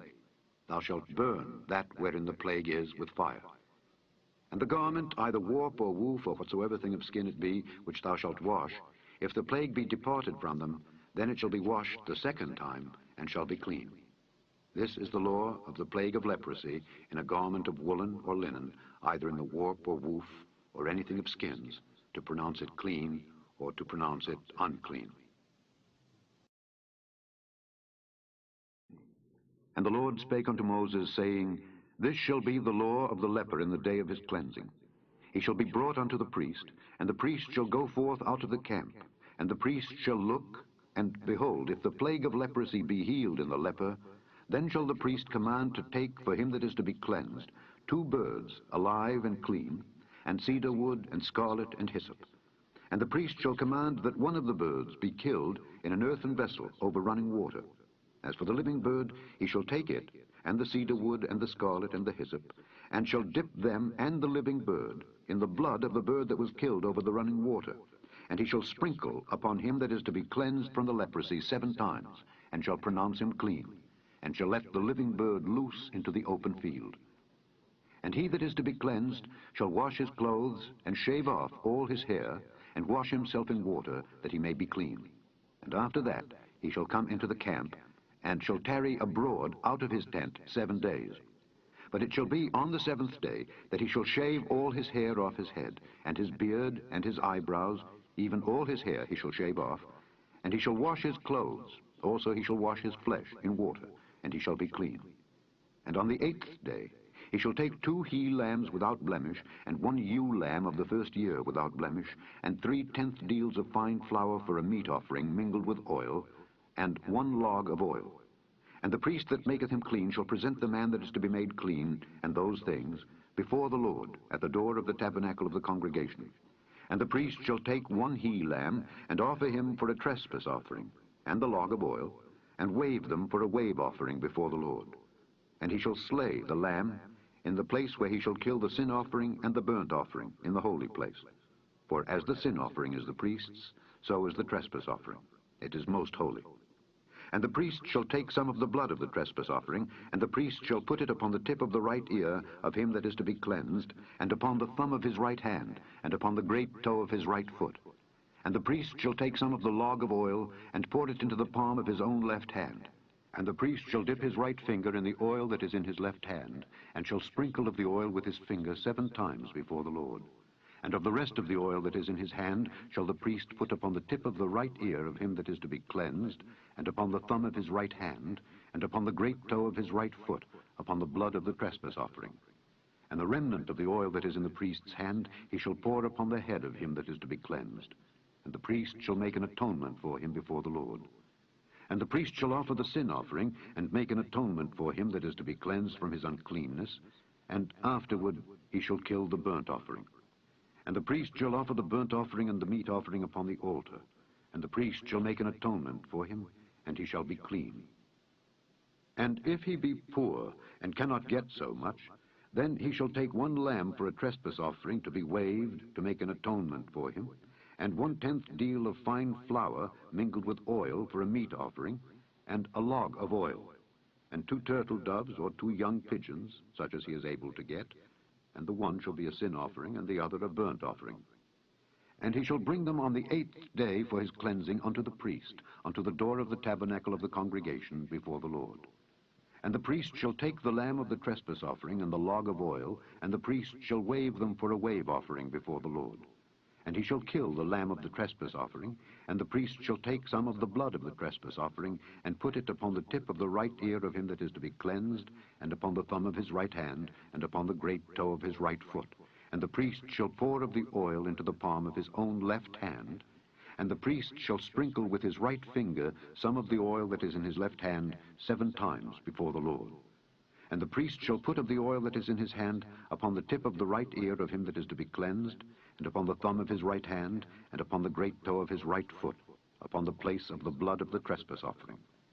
And the rest of the oil that is in the priest's hand he shall put upon the head of him that is to be cleansed, to make an atonement for him before the Lord. And he shall offer the one of the turtle doves, or of the young pigeons, such as he can get, even such as he is able to get, the one for a sin offering, and the other for a burnt offering, with the meat offering. And the priest shall make an atonement for him that is to be cleansed before the Lord. This is the law of him in whom is the plague of leprosy, whose hand is not able to get that which pertaineth to his cleansing. And the Lord spake unto Moses and unto Aaron, saying, When ye be come into the land of Canaan, which I give to you for a possession, and I put the plague of leprosy in a house of the land of your possession, and he that owneth the house shall come and tell the priest, saying, It seemeth to me there is as it were a plague in the house. Then the priest shall command that they empty the house, before the priest go into it to see the plague, that all that is in the house be not made unclean. And afterward the priest shall go in to see the house. And he shall look on the plague, and behold, if the plague be in the walls of the house with hollow strakes, greenish or reddish, which in sight are lower than the wall, then the priest shall go out of the house to the door of the house, and shut up the house 7 days. And the priest shall come again the 7th day, and shall look, and behold, if the plague be spread in the walls of the house, then the priest shall command that they take away the stones in which the plague is, and they shall cast them into an unclean place without the city. And he shall cause the house to be scraped within round about, and they shall pour out the dust that they scrape off without the city into an unclean place. And they shall take other stones, and put them in the place of those stones. And he shall take other mortar, and shall plaister the house. And if the plague come again, and break out in the house, after that he hath taken away the stones, and after he hath scraped the house, and after it is plaistered, then the priest shall come and look, and behold, if the plague be spread in the house, it is a fretting leprosy in the house. It is unclean. And he shall break down the house, the stones of it, and the timber thereof, and all the mortar of the house, and he shall carry them forth out of the city into an unclean place. Moreover, he that goeth into the house all the while that it is shut up shall be unclean until the even. And he that lieth in the house shall wash his clothes, and he that eateth in the house shall wash his clothes. And if the priest shall come in and look upon it, and behold, the plague hath not spread in the house after the house was plaistered, then the priest shall pronounce the house clean, because the plague is healed. And he shall take to cleanse the house 2 birds, and cedar wood, and scarlet, and hyssop. And he shall kill the one of the birds in an earthen vessel over running water. And he shall take the cedar wood, and the hyssop, and the scarlet, and the living bird, and dip them in the blood of the slain bird, and in the running water, and sprinkle the house 7 times. And he shall cleanse the house with the blood of the bird, and with the running water, and with the living bird, and with the cedar wood, and with the hyssop, and with the scarlet. But he shall let go the living bird out of the city into the open fields, and make an atonement for the house, and it shall be clean.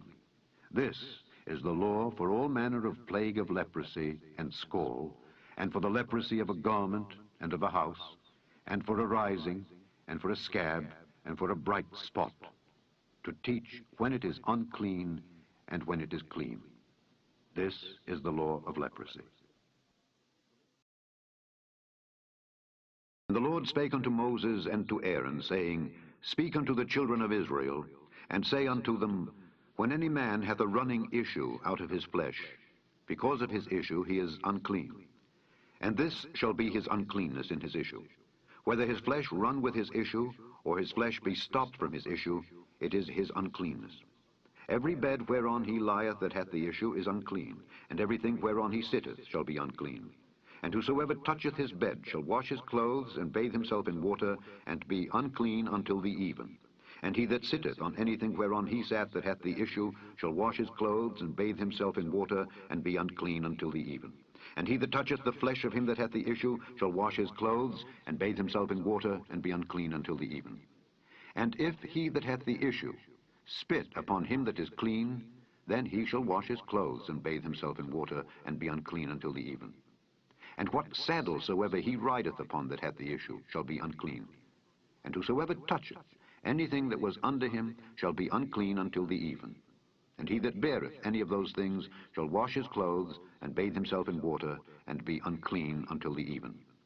And whomsoever he toucheth that hath the issue, and hath not rinsed his hands in water, he shall wash his clothes, and bathe himself in water, and be unclean until the even.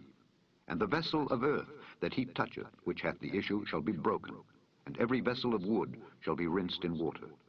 And when he that hath an issue is cleansed of his issue, then he shall number to himself 7 days for his cleansing, and wash his clothes, and bathe his flesh in running water, and shall be clean. And on the 8th day he shall take to him 2 turtle doves or 2 young pigeons, and come before the Lord unto the door of the tabernacle of the congregation, and give them unto the priest. And the priest shall offer them, the one for a sin offering, and the other for a burnt offering. And the priest shall make an atonement for him before the Lord for his issue. And if any man's seed of copulation go out from him, then he shall wash all his flesh in water, and be unclean until the even. And every garment and every skin whereon is the seed of copulation shall be washed with water, and be unclean until the even. The woman also with whom man shall lie with seed of copulation, they shall both bathe themselves in water, and be unclean until the even. And if a woman have an issue, and her issue in her flesh be blood, she shall be put apart 7 days, and whosoever toucheth her shall be unclean until the even. And everything that she lieth upon in her separation shall be unclean. Everything also that she sitteth upon shall be unclean. And whosoever toucheth her bed shall wash his clothes, and bathe himself in water, and be unclean until the even. And whosoever toucheth anything that she sat upon shall wash his clothes, and bathe himself in water, and be unclean until the even. And if it be on her bed, or on anything whereon she sitteth, when he toucheth it, he shall be unclean until the even. And if any man lie with her at all, and her flowers be upon him, he shall be unclean 7 days, and all the bed whereon he lieth shall be unclean. And if a woman have an issue of her blood many days out of the time of her separation, or if it run beyond the time of her separation, all the days of the issue of her uncleanness shall be as the days of her separation. She shall be unclean.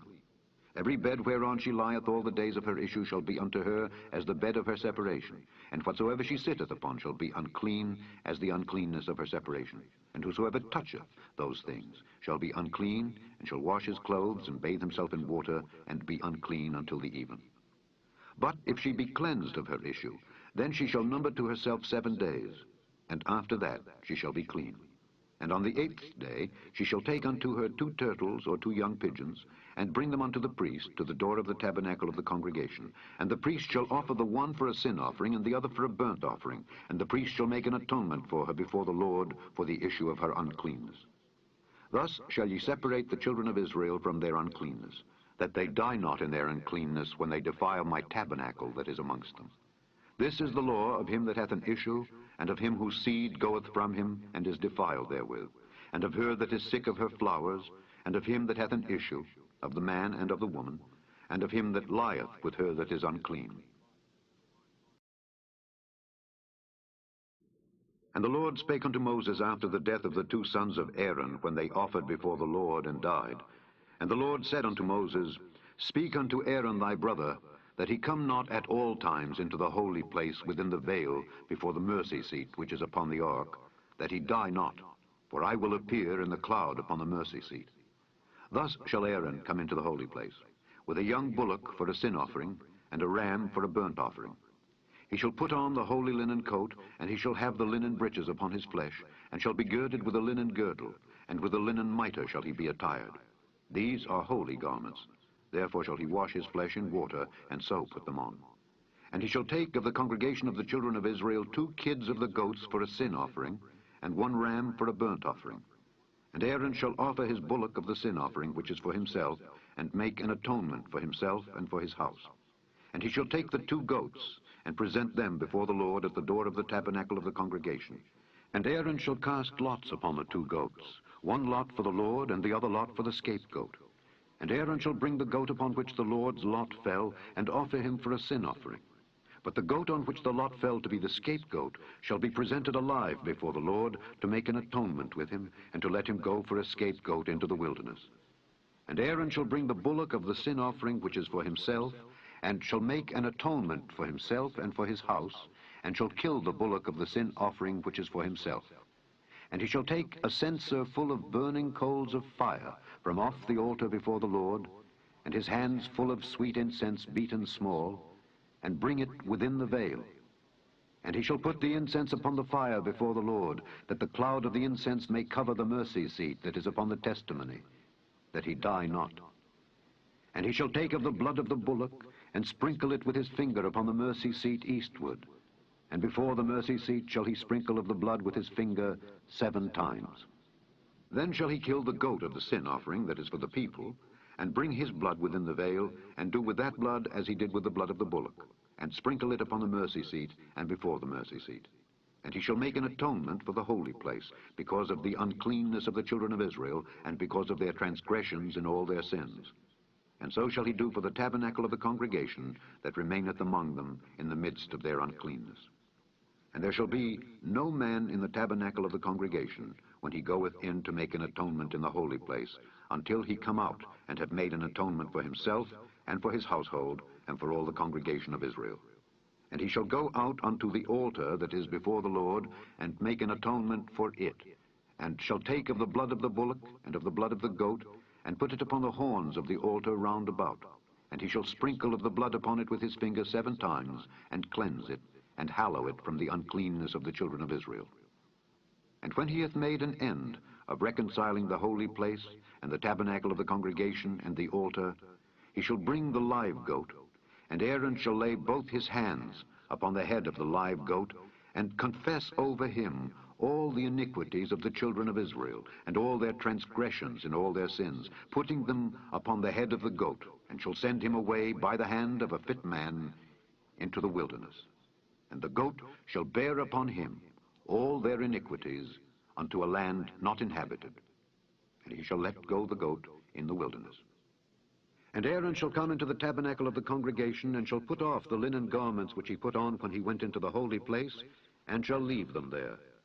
And he shall wash his flesh with water in the holy place, and put on his garments, and come forth, and offer his burnt offering and the burnt offering of the people, and make an atonement for himself and for the people. And the fat of the sin offering shall he burn upon the altar. And he that let go the goat for the scapegoat shall wash his clothes, and bathe his flesh in water, and afterward come into the camp.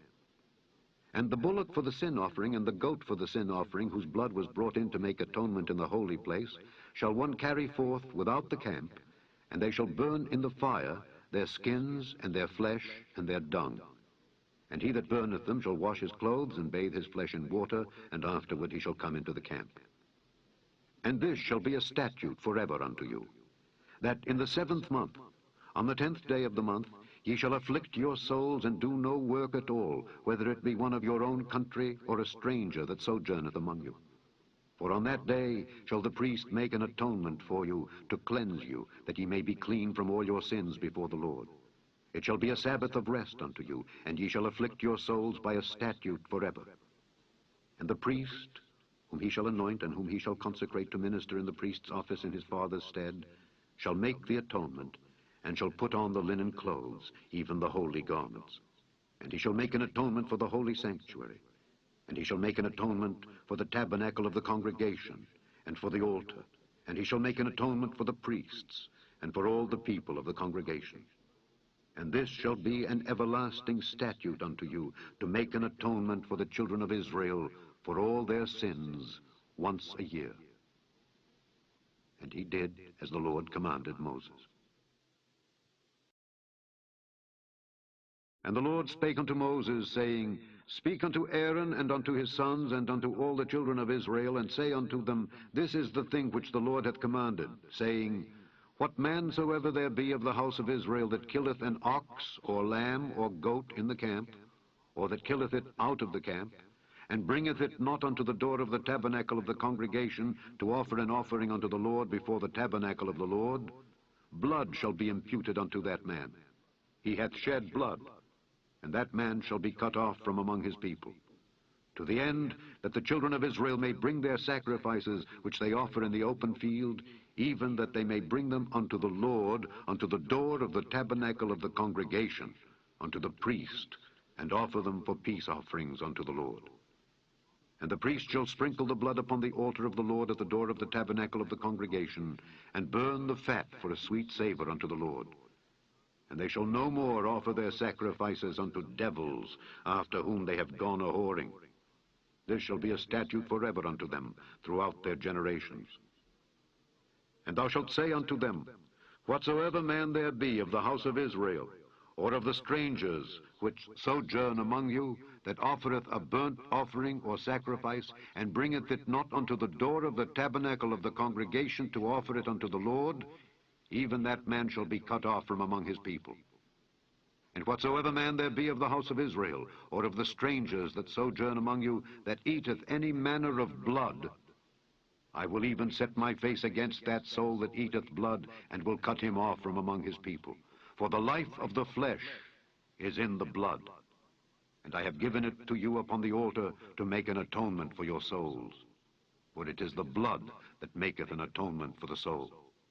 Therefore I said unto the children of Israel, No soul of you shall eat blood, neither shall any stranger that sojourneth among you eat blood. And whatsoever man there be of the children of Israel, or of the strangers that sojourn among you, which hunteth and catcheth any beast or fowl that may be eaten, he shall even pour out the blood thereof, and cover it with dust. For it is the life of all flesh. The blood of it is for the life thereof. Therefore I said unto the children of Israel, Ye shall eat the blood of no manner of flesh, for the life of all flesh is the blood thereof. Whosoever eateth it shall be cut off. And every soul that eateth that which died of itself, or that which was torn with beasts, whether it be one of your own country or a stranger, he shall both wash his clothes and bathe himself in water, and be unclean until the even. Then shall he be clean. But if he wash them not, nor bathe his flesh, then he shall bear his iniquity. And the Lord spake unto Moses, saying, Speak unto the children of Israel, and say unto them, I am the Lord your God. After the doings of the land of Egypt, wherein ye dwelt, shall ye not do. And after the doings of the land of Canaan, whither I bring you, shall ye not do. Neither shall ye walk in their ordinances. Ye shall do my judgments, and keep mine ordinances, to walk therein. I am the Lord your God. Ye shall therefore keep my statutes and my judgments, which if a man do, he shall live in them. I am the Lord. None of you shall approach to any that is near of kin to him, to uncover their nakedness. I am the Lord. The nakedness of thy father, or the nakedness of thy mother, shalt thou not uncover. She is thy mother. Thou shalt not uncover her nakedness. The nakedness of thy father's wife shalt thou not uncover. It is thy father's nakedness. The nakedness of thy sister, the daughter of thy father, or daughter of thy mother, whether she be born at home or born abroad, even their nakedness thou shalt not uncover. The nakedness of thy son's daughter, or of thy daughter's daughter, even their nakedness thou shalt not uncover, for theirs is thine own nakedness. The nakedness of thy father's wife's daughter, begotten of thy father, she is thy sister. Thou shalt not uncover her nakedness. Thou shalt not uncover the nakedness of thy father's sister. She is thy father's near kinswoman. Thou shalt not uncover the nakedness of thy mother's sister, for she is thy mother's near kinswoman. Thou shalt not uncover the nakedness of thy father's brother. Thou shalt not approach to his wife. She is thine aunt. Thou shalt not uncover the nakedness of thy daughter-in-law. She is thy son's wife. Thou shalt not uncover her nakedness. Thou shalt not uncover the nakedness of thy brother's wife. It is thy brother's nakedness. Thou shalt not uncover the nakedness of a woman and her daughter. Neither shalt thou take her son's daughter or her daughter's daughter to uncover her nakedness, for they are her near kinswomen. It is wickedness. Neither shalt thou take a wife to her sister, to vex her, to uncover her nakedness beside the other in her lifetime. Also, thou shalt not approach unto a woman to uncover her nakedness as long as she is put apart for her uncleanness. Moreover, thou shalt not lie carnally with thy neighbor's wife, to defile thyself with her. And thou shalt not let any of thy seed pass through the fire to Molech, neither shalt thou profane the name of thy God. I am the Lord. Thou shalt not lie with mankind as with womankind. It is abomination. Neither shalt thou lie with any beast, to defile thyself therewith. Neither shall any woman stand before a beast to lie down thereto. It is confusion. Defile not ye yourselves in any of these things, for in all these the nations are defiled, which I cast out before you, and the land is defiled. Therefore I do visit the iniquity thereof upon it, and the land itself vomiteth out her inhabitants. Ye shall therefore keep my statutes and my judgments, and shall not commit any of these abominations, neither any of your own nation, nor any stranger that sojourneth among you. For all these abominations have the men of the land done which were before you, and the land is defiled. That the land spew not you out also when ye defile it, as it spewed out the nations that were before you. For whosoever shall commit any of these abominations, even the souls that commit them shall be cut off from among their people. Therefore shall ye keep mine ordinance, that ye commit not any one of these abominable customs which were committed before you, and that ye defile not yourselves therein. I am the Lord your God. And the Lord spake unto Moses, saying, Speak unto all the congregation of the children of Israel, and say unto them, Ye shall be holy, for I, the Lord your God, am holy. Ye shall fear every man his mother and his father, and keep my Sabbaths. I am the Lord your God. Turn ye not unto idols, nor make to yourselves molten gods. I am the Lord your God. And if ye offer a sacrifice of peace offerings unto the Lord, ye shall offer it at your own will. It shall be eaten the same day ye offer it, and on the morrow. And if aught remain until the third day, it shall be burnt in the fire. And if it be eaten at all on the third day, it is abominable. It shall not be accepted. Therefore, every one that eateth it shall bear his iniquity, because he hath profaned the hallowed thing of the Lord, and that soul shall be cut off from among his people. And when ye reap the harvest of your land, thou shalt not wholly reap the corners of thy field, neither shalt thou gather the gleanings of thy harvest. And thou shalt not glean thy vineyard, neither shalt thou gather every grape of thy vineyard. Thou shalt leave them for the poor and stranger. I am the Lord your God. Ye shall not steal, neither deal falsely, neither lie one to another. And ye shall not swear by my name falsely, neither shalt thou profane the name of thy God. I am the Lord. Thou shalt not defraud thy neighbor, neither rob him. The wages of him that is hired shall not abide with thee all night until the morning. Thou shalt not curse the deaf, nor put a stumbling block before the blind, but shalt fear thy God. I am the Lord. Ye shall do no unrighteousness in judgment. Thou shalt not respect the person of the poor, nor honor the person of the mighty, but in righteousness shalt thou judge thy neighbor. Thou shalt not go up and down as a talebearer among thy people, neither shalt thou stand against the blood of thy neighbor. I am the Lord. Thou shalt not hate thy brother in thine heart. Thou shalt in any wise rebuke thy neighbor, and not suffer sin upon him. Thou shalt not avenge, nor bear any grudge against the children of thy people. But thou shalt love thy neighbor as thyself. I am the Lord. Ye shall keep my statutes. Thou shalt not let thy cattle gender with a diverse kind. Thou shalt not sow thy field with mingled seed, neither shall a garment mingled of linen and woolen come upon thee. And whosoever lieth carnally with a woman that is a bondmaid, betrothed to an husband, and not at all redeemed, nor freedom given her, she shall be scourged. They shall not be put to death, because she was not free. And he shall bring his trespass offering unto the Lord, unto the door of the tabernacle of the congregation, even a ram for a trespass offering. And the priest shall make an atonement for him with the ram of the trespass offering before the Lord, for his sin which he hath done. And the sin which he hath done shall be forgiven him.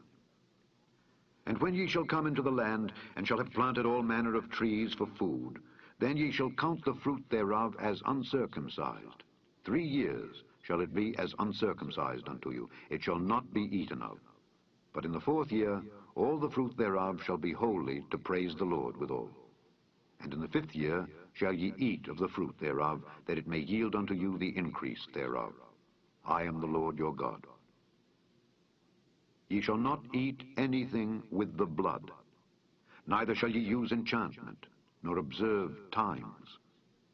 Ye shall not round the corners of your heads, neither shalt thou mar the corners of thy beard. Ye shall not make any cuttings in your flesh for the dead, nor print any marks upon you. I am the Lord. Do not prostitute thy daughter to cause her to be a whore, lest the land fall to whoredom, and the land become full of wickedness. Ye shall keep my Sabbaths, and reverence my sanctuary. I am the Lord. Regard not them that have familiar spirits, neither seek after wizards to be defiled by them. I am the Lord your God. Thou shalt rise up before the hoary head, and honor the face of the old man, and fear thy God. I am the Lord. And if a stranger sojourn with thee in your land, ye shall not vex him. But the stranger that dwelleth with you shall be unto you as one born among you, and thou shalt love him as thyself. For ye were strangers in the land of Egypt. I am the Lord your God.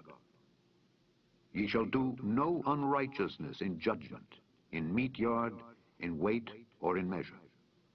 Just balances, just weights, a just ephah, and a just hin shall ye have.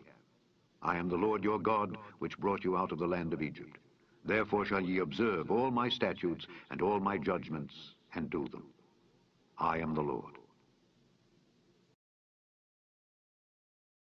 And the Lord spake unto Moses, saying, Again thou shalt say to the children of Israel, Whosoever he be of the children of Israel, or of the strangers that sojourn in Israel, that giveth any of his seed unto Molech, he shall surely be put to death.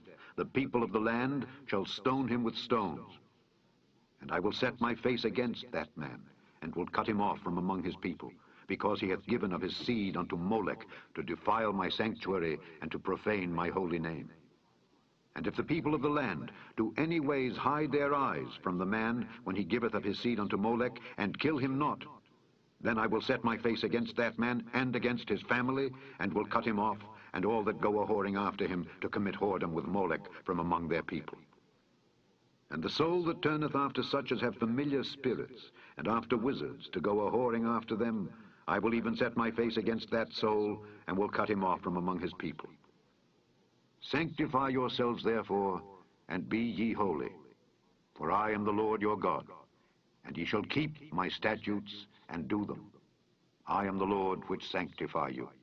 For every one that curseth his father or his mother shall be surely put to death. He hath cursed his father or his mother, his blood shall be upon him. And the man that committeth adultery with another man's wife, even he that committeth adultery with his neighbor's wife, the adulterer and the adulteress, shall surely be put to death. And the man that lieth with his father's wife hath uncovered his father's nakedness. Both of them shall surely be put to death. Their blood shall be upon them. And if a man lie with his daughter-in-law, both of them shall surely be put to death. They have wrought confusion. Their blood shall be upon them. If a man also lie with mankind, as he lieth with a woman, both of them have committed an abomination. They shall surely be put to death. Their blood shall be upon them. And if a man take a wife and her mother, it is wickedness. They shall be burnt with fire, both he and they, that there be no wickedness among you. And if a man lie with a beast, he shall surely be put to death, and ye shall slay the beast. And if a woman approach unto any beast, and lie down thereto, thou shalt kill the woman and the beast. They shall surely be put to death. Their blood shall be upon them. And if a man shall take his sister, his father's daughter or his mother's daughter, and see her nakedness, and she see his nakedness, it is a wicked thing, and they shall be cut off in the sight of their people. He hath uncovered his sister's nakedness. He shall bear his iniquity. And if a man shall lie with a woman having her sickness, and shall uncover her nakedness, he hath discovered her fountain, and she hath uncovered the fountain of her blood, and both of them shall be cut off from among their people. And thou shalt not uncover the nakedness of thy mother's sister, nor of thy father's sister, for he uncovereth his near kin. They shall bear their iniquity. And if a man shall lie with his uncle's wife, he hath uncovered his uncle's nakedness. They shall bear their sin. They shall die childless. And if a man shall take his brother's wife, it is an unclean thing. He hath uncovered his brother's nakedness. They shall be childless. Ye shall therefore keep all my statutes and all my judgments, and do them, that the land whither I bring you to dwell therein spew you not out. And ye shall not walk in the manners of the nation which I cast out before you, for they committed all these things, and therefore I abhorred them. But I have said unto you, ye shall inherit their land, and I will give it unto you to possess it, a land that floweth with milk and honey. I am the Lord your God, which have separated you from other people. Ye shall therefore put difference between clean beasts and unclean, and between unclean fowls and clean.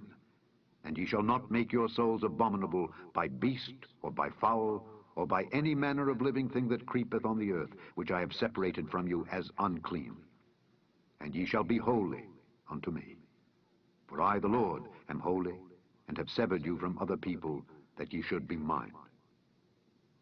A man also, or woman, that hath a familiar spirit, or that is a wizard, shall surely be put to death. They shall stone them with stones. Their blood shall be upon them.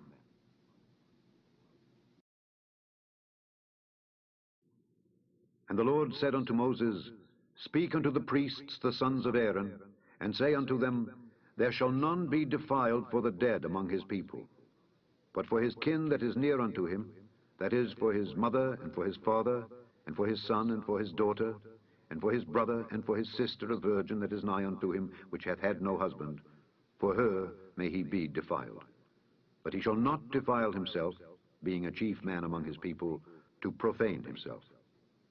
They shall not make baldness upon their head, neither shall they shave off the corner of their beard, nor make any cuttings in their flesh. They shall be holy unto their God, and not profane the name of their God. For the offerings of the Lord made by fire, and the bread of their God they do offer. Therefore they shall be holy. They shall not take a wife that is a whore, or profane. Neither shall they take a woman put away from her husband, for he is holy unto his God. Thou shalt sanctify him therefore, for he offereth the bread of thy God. He shall be holy unto thee, for I, the Lord, which sanctify you, am holy. And the daughter of any priest, if she profane herself by playing the whore, she profaneth her father. She shall be burnt with fire. And he that is the high priest among his brethren, upon whose head the anointing oil was poured, and that is consecrated to put on the garments, shall not uncover his head, nor rend his clothes. Neither shall he go in to any dead body, nor defile himself for his father or for his mother. Neither shall he go out of the sanctuary, nor profane the sanctuary of his God. For the crown of the anointing oil of his God is upon him. I am the Lord. And he shall take a wife in her virginity. A widow, or a divorced woman, or profane, or an harlot, these shall he not take, but he shall take a virgin of his own people to wife. Neither shall he profane his seed among his people, for I, the Lord, do sanctify him. And the Lord spake unto Moses, saying, Speak unto Aaron, saying, Whosoever he be of thy seed in their generations that hath any blemish, let him not approach to offer the bread of his God. For whatsoever man he be that hath a blemish, he shall not approach. A blind man, or a lame, or he that hath a flat nose, or anything superfluous, or a man that is broken-footed, or broken-handed, or crook-backed, or a dwarf, or that hath a blemish in his eye, or be scurvy, or scabbard, or hath his stones broken. No man that hath a blemish of the seed of Aaron the priest shall come nigh to offer the offerings of the Lord made by fire. He hath a blemish. He shall not come nigh to offer the bread of his God. He shall eat the bread of his God, both of the most holy and of the holy. Only he shall not go in unto the veil, nor come nigh unto the altar, because he hath a blemish, that he profane not my sanctuaries. For I, the Lord, do sanctify them. And Moses told it unto Aaron and to his sons, and unto all the children of Israel. And the Lord spake unto Moses, saying, Speak unto Aaron and to his sons, that they separate themselves from the holy things of the children of Israel, and that they profane not my holy name in those things which they hallow unto me. I am the Lord. Say unto them, whosoever he be of all your seed among your generations that goeth unto the holy things which the children of Israel hallow unto the Lord, having his uncleanness upon him, that soul shall be cut off from my presence. I am the Lord. What man soever of the seed of Aaron is a leper, or hath a running issue, he shall not eat of the holy things until he be clean. And whoso toucheth anything that is unclean by the dead, or a man whose seed goeth from him, or whosoever toucheth any creeping thing whereby he may be made unclean, or a man of whom he may take uncleanness, whatsoever uncleanness he hath, the soul which hath touched any such shall be unclean until even, and shall not eat of the holy things, unless he wash his flesh with water. And when the sun is down, he shall be clean, and shall afterward eat of the holy things, because it is his food. That which dieth of itself, or is torn with beasts, he shall not eat to defile himself therewith. I am the Lord. They shall therefore keep mine ordinance, lest they bear sin for it, and die therefore if they profane it. I, the Lord, do sanctify them. There shall no stranger eat of the holy thing. A sojourner of the priest, or an hired servant, shall not eat of the holy thing. But if the priest buy any soul with his money, he shall eat of it, and he that is born in his house, they shall eat of his meat. If the priest's daughter also be married unto a stranger, she may not eat of an offering of the holy things. But if the priest's daughter be a widow or divorced, and have no child, and is returned unto her father's house, as in her youth, she shall eat of her father's meat. But there shall no stranger eat thereof. And if a man eat of the holy thing unwittingly, then he shall put the fifth part thereof unto it, and shall give it unto the priest with the holy thing. And they shall not profane the holy things of the children of Israel, which they offer unto the Lord, or suffer them to bear the iniquity of trespass when they eat their holy things. For I, the Lord, do sanctify them. And the Lord spake unto Moses, saying, Speak unto Aaron and to his sons, and unto all the children of Israel, and say unto them, Whatsoever he be of the house of Israel, or of the strangers in Israel, that will offer his oblation for all his vows, and for all his free will offerings, which they will offer unto the Lord for a burnt offering, ye shall offer at your own will a male without blemish, of the beeves, of the sheep, or of the goats. But whatsoever hath a blemish, that shall ye not offer, for it shall not be acceptable for you. And whosoever offereth a sacrifice of peace offerings unto the Lord to accomplish his vow, or a free will offering in beeves or sheep, it shall be perfect to be accepted. There shall be no blemish therein. Blind, or broken, or maimed, or having a wen, or scurvy, or scabbard, ye shall not offer these unto the Lord, nor make an offering by fire of them upon the altar unto the Lord. Either a bullock or a lamb that hath anything superfluous or lacking in his parts, that mayest thou offer for a free will offering, but for a vow it shall not be accepted. Ye shall not offer unto the Lord that which is bruised, or crushed, or broken, or cut. Neither shall ye make any offering thereof in your land. Neither from a stranger's hand shall ye offer the bread of your God of any of these, because their corruption is in them, and blemishes be in them. They shall not be accepted for you. And the Lord spake unto Moses, saying, When a bullock or a sheep or a goat is brought forth, then it shall be 7 days under the dam, and from the 8th day and thenceforth it shall be accepted for an offering made by fire unto the Lord. And whether it be cow or ewe, ye shall not kill it and her young both in 1 day. And when ye will offer a sacrifice of thanksgiving unto the Lord, offer it at your own will. On the same day it shall be eaten up. Ye shall leave none of it until the morrow. I am the Lord. Therefore shall ye keep my commandments and do them. I am the Lord. Neither shall ye profane my holy name, but I will be hallowed among the children of Israel. I am the Lord, which hallow you, that brought you out of the land of Egypt, to be your God. I am the Lord.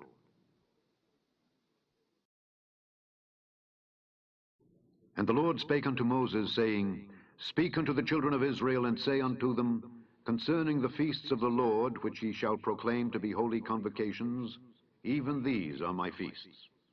6 days shall work be done, but the 7th day is the Sabbath of rest and holy convocation. Ye shall do no work therein. It is the Sabbath of the Lord in all your dwellings. These are the feasts of the Lord, even holy convocations, which ye shall proclaim in their seasons. In the 14th day of the first month at even is the Lord's Passover. And on the 15th day of the same month is the feast of unleavened bread unto the Lord. 7 days ye must eat unleavened bread. In the first day ye shall have an holy convocation. Ye shall do no servile work therein, but ye shall offer an offering made by fire unto the Lord 7 days. In the 7th day is an holy convocation. Ye shall do no servile work therein. And the Lord spake unto Moses, saying, Speak unto the children of Israel, and say unto them, When ye be come into the land which I give unto you, and shall reap the harvest thereof, then ye shall bring a sheaf of the firstfruits of your harvest unto the priest. And he shall wave the sheaf before the Lord to be accepted for you. On the morrow after the Sabbath the priest shall wave it. And ye shall offer that day when ye wave the sheaf an he lamb without blemish of the first year for a burnt offering unto the Lord. And the meat offering thereof shall be 2/10 deals of fine flour mingled with oil, an offering made by fire unto the Lord for a sweet savor. And the drink offering thereof shall be of wine, the 4th part of an hin.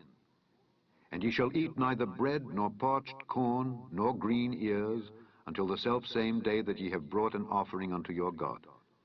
It shall be a statute forever throughout your generations in all your dwellings. And ye shall count unto you from the morrow after the Sabbath, from the day that ye brought the sheaf of the wave offering, 7 Sabbaths shall be complete.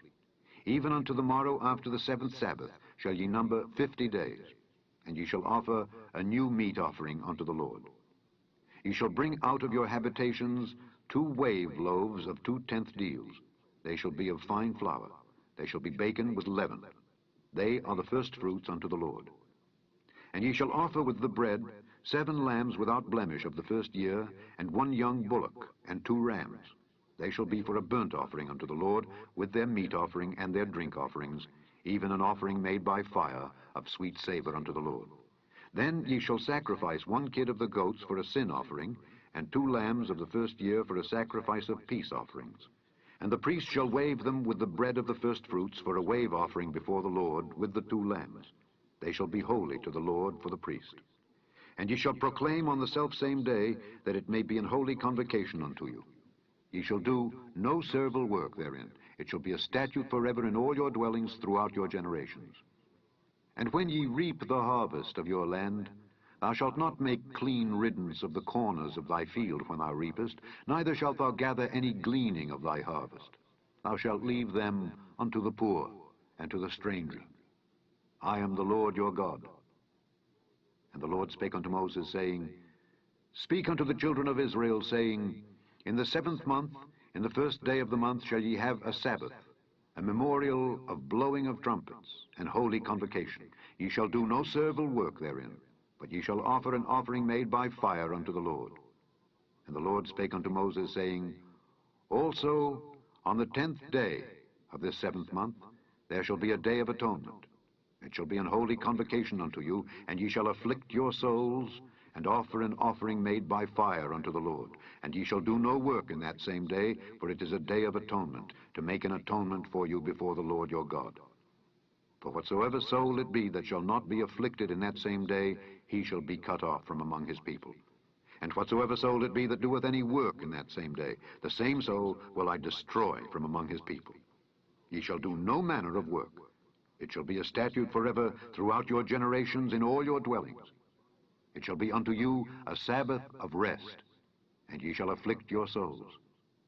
In the 9th day of the month at even, from even unto even, shall ye celebrate your Sabbath. And the Lord spake unto Moses, saying, Speak unto the children of Israel, saying, The 15th day of this 7th month shall be the feast of tabernacles for 7 days unto the Lord. On the 1st day shall be an holy convocation. Ye shall do no servile work therein. 7 days ye shall offer an offering made by fire unto the Lord. On the 8th day shall be an holy convocation unto you, and ye shall offer an offering made by fire unto the Lord. It is a solemn assembly, and ye shall do no servile work therein. These are the feasts of the Lord, which ye shall proclaim to be holy convocations, to offer an offering made by fire unto the Lord, a burnt offering, and a meat offering, a sacrifice, and drink offerings, everything upon his day. Beside the Sabbaths of the Lord, and beside your gifts, and beside all your vows, and beside all your free will offerings which ye give unto the Lord. Also in the 15th day of the 7th month, when ye have gathered in the fruit of the land, ye shall keep a feast unto the Lord 7 days. On the 1st day shall be a Sabbath, and on the 8th day shall be a Sabbath. And ye shall take you on the 1st day the boughs of goodly trees, branches of palm trees, and the boughs of thick trees, and willows of the brook, and ye shall rejoice before the Lord your God 7 days. And ye shall keep it a feast unto the Lord 7 days in the year. It shall be a statute forever in your generations. Ye shall celebrate it in the 7th month. Ye shall dwell in booths 7 days. All that are Israelites born shall dwell in booths, that your generations may know that I made the children of Israel to dwell in booths when I brought them out of the land of Egypt. I am the Lord your God. And Moses declared unto the children of Israel the feasts of the Lord. And the Lord spake unto Moses, saying, Command the children of Israel that they bring unto thee pure oil olive beaten for the light, to cause the lamps to burn continually. Without the veil of the testimony, in the tabernacle of the congregation, shall Aaron order it from the evening unto the morning before the Lord continually. It shall be a statute forever in your generations. He shall order the lamps upon the pure candlestick before the Lord continually. And thou shalt take fine flour, and bake 12 cakes thereof. 2/10 deals shall be in 1 cake. And thou shalt set them in 2 rows, 6 on a row, upon the pure table before the Lord. And thou shalt put pure frankincense upon each row, that it may be on the bread for a memorial, even an offering made by fire unto the Lord. Every Sabbath he shall set it in order before the Lord continually, being taken from the children of Israel by an everlasting covenant. And it shall be Aaron's and his sons, and they shall eat it in the holy place. For it is most holy unto him of the offerings of the Lord made by fire, by a perpetual statute. And the son of an Israelitish woman, whose father was an Egyptian, went out among the children of Israel, and this son of the Israelitish woman and a man of Israel strove together in the camp. And the Israelitish woman's son blasphemed the name of the Lord, and cursed. And they brought him unto Moses. And his mother's name was Shelomith, the daughter of Dibri of the tribe of Dan. And they put him in ward, that the mind of the Lord might be showed them. And the Lord spake unto Moses, saying, Bring forth him that hath cursed without the camp, and let all that heard him lay their hands upon his head, and let all the congregation stone him. And thou shalt speak unto the children of Israel, saying, Whosoever curseth his God shall bear his sin. And he that blasphemeth the name of the Lord, he shall surely be put to death, and all the congregation shall certainly stone him, as well the stranger as he that is born in the land, when he blasphemeth the name of the Lord, shall be put to death. And he that killeth any man shall surely be put to death. And he that killeth a beast shall make it good, beast for beast. And if a man cause a blemish in his neighbor, as he hath done, so shall it be done to him. Breach for breach, eye for eye, tooth for tooth. As he hath caused a blemish in a man, so shall it be done to him again. And he that killeth a beast, he shall restore it. And he that killeth a man, he shall be put to death. Ye shall have one manner of law, as well for the stranger as for one of your own country, for I am the Lord your God. And Moses spake to the children of Israel, that they should bring forth him that had cursed out of the camp, and stone him with stones. And the children of Israel did as the Lord commanded Moses. And the Lord spake unto Moses in Mount Sinai, saying, Speak unto the children of Israel, and say unto them, When ye come into the land which I give you, then shall the land keep a Sabbath unto the Lord. 6 years thou shalt sow thy field, and 6 years thou shalt prune thy vineyard, and gather in the fruit thereof. But in the 7th year shall be a Sabbath of rest unto the land, a Sabbath for the Lord. Thou shalt neither sow thy field, nor prune thy vineyard. That which groweth of its own accord of thy harvest thou shalt not reap, neither gather the grapes of thy vine undressed. for it is a year of rest unto the land. And the Sabbath of the land shall be meat for you, for thee, and for thy servant, and for thy maid, and for thy hired servant, and for thy stranger that sojourneth with thee, and for thy cattle, and for the beast that are in thy land, shall all the increase thereof be meat. And thou shalt number 7 Sabbaths of years unto thee, 7 times 7 years. And the space of the 7 Sabbaths of years shall be unto thee 49 years. Then shalt thou cause the trumpet of the Jubilee to sound on the 10th day of the 7th month. In the day of atonement shall ye make the trumpet sound throughout all your land. And ye shall hallow the 50th year, and proclaim liberty throughout all the land unto all the inhabitants thereof. It shall be a jubilee unto you. And ye shall return every man unto his possession, and ye shall return every man unto his family. A jubilee shall that 50th year be unto you. Ye shall not sow, neither reap that which groweth of itself in it, nor gather the grapes in it of thy vine undressed. For it is the jubilee, it shall be holy unto you. Ye shall eat the increase thereof out of the field. In the year of this jubilee ye shall return every man unto his possession. And if thou sell aught unto thy neighbor, or buyest aught of thy neighbor's hand, ye shall not oppress one another. According to the number of years after the Jubilee thou shalt buy of thy neighbor, and according unto the number of years of the fruits he shall sell unto thee. According to the multitude of years thou shalt increase the price thereof, and according to the fewness of years thou shalt diminish the price of it. For according to the number of the years of the fruits doth he sell unto thee. Ye shall not therefore oppress one another, but thou shalt fear thy God, for I am the Lord your God. Wherefore ye shall do my statutes, and keep my judgments, and do them, and ye shall dwell in the land in safety. And the land shall yield her fruit, and ye shall eat your fill, and dwell therein in safety. And if ye shall say, What shall we eat in the 7th year? Behold, we shall not sow, nor gather in our increase. Then I will command my blessing upon you in the 6th year, and it shall bring forth fruit for 3 years. And ye shall sow the 8th year, and eat yet of old fruit until the 9th year. Until her fruits come in, ye shall eat of the old store. The land shall not be sold forever, for the land is mine. For ye are strangers and sojourners with me. And in all the land of your possession ye shall grant a redemption for the land. If thy brother be waxen poor, and hath sold away some of his possession, and if any of his kin come to redeem it, then shall he redeem that which his brother sold. And if the man have none to redeem it, and himself be able to redeem it, then let him count the years of the sale thereof, and restore the overplus unto the man to whom he sold it, that he may return unto his possession. But if he be not able to restore it to him, then that which is sold shall remain in the hand of him that hath bought it until the year of Jubilee. And in the Jubilee it shall go out, and he shall return unto his possession. If a man sell a dwelling house in a walled city, then he may redeem it within a whole year after it is sold. Within a full year may he redeem it.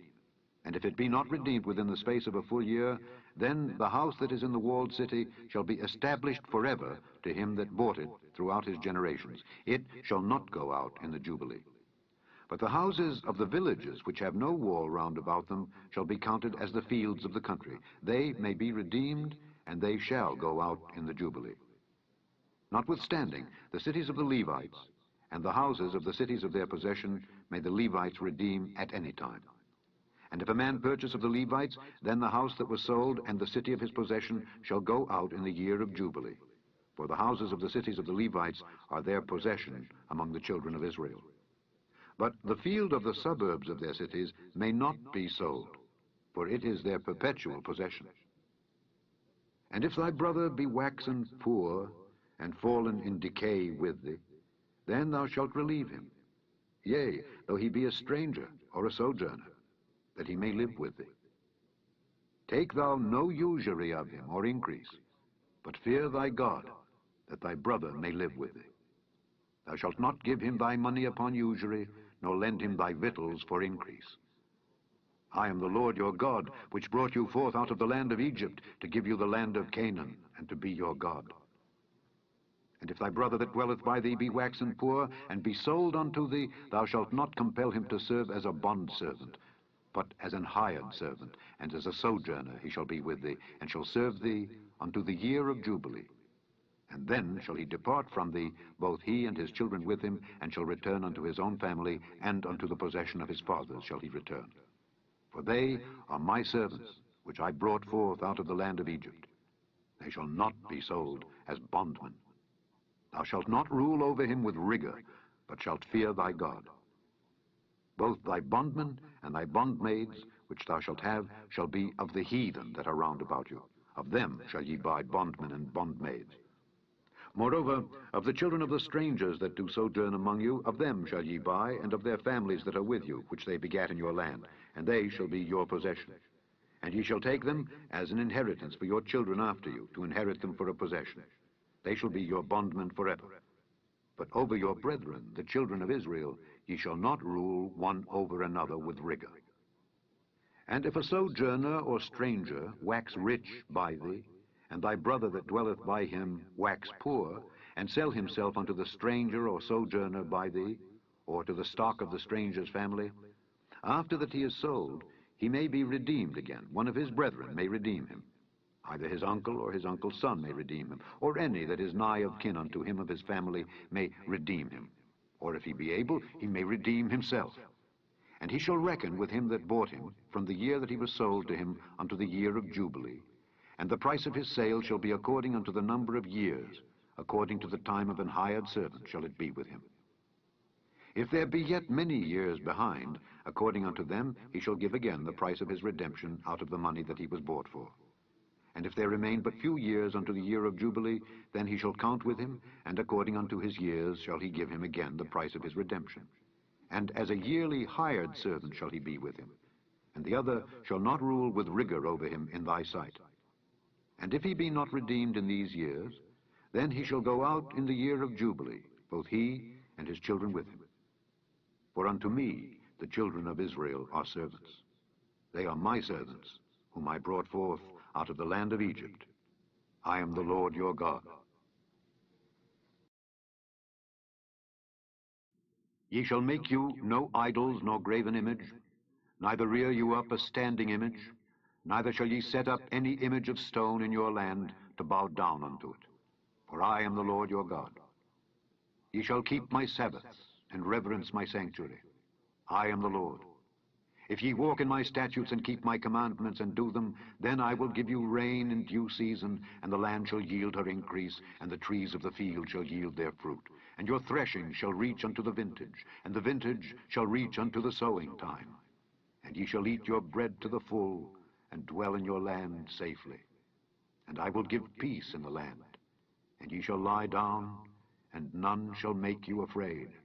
And I will rid evil beasts out of the land, neither shall the sword go through your land. And ye shall chase your enemies, and they shall fall before you by the sword.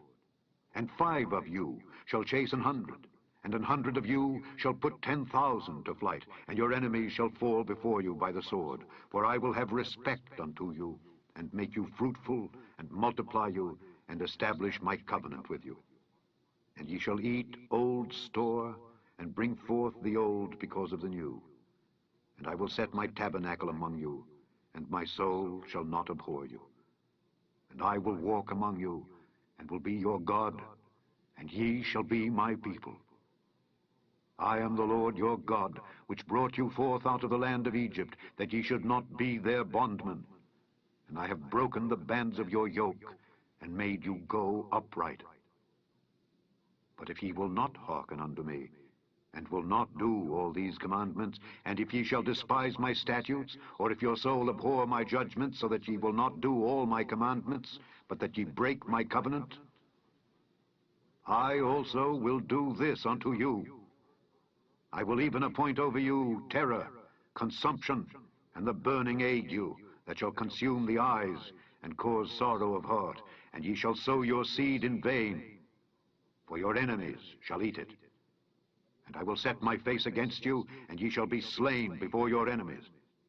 They that hate you shall reign over you, and ye shall flee when none pursueth you. And if ye will not yet for all this hearken unto me, then I will punish you 7 times more for your sins. And I will break the pride of your power, and I will make your heaven as iron, and your earth as brass. And your strength shall be spent in vain, for your land shall not yield her increase, neither shall the trees of the land yield their fruits. And if ye walk contrary unto me, and will not hearken unto me, I will bring 7 times more plagues upon you, according to your sins.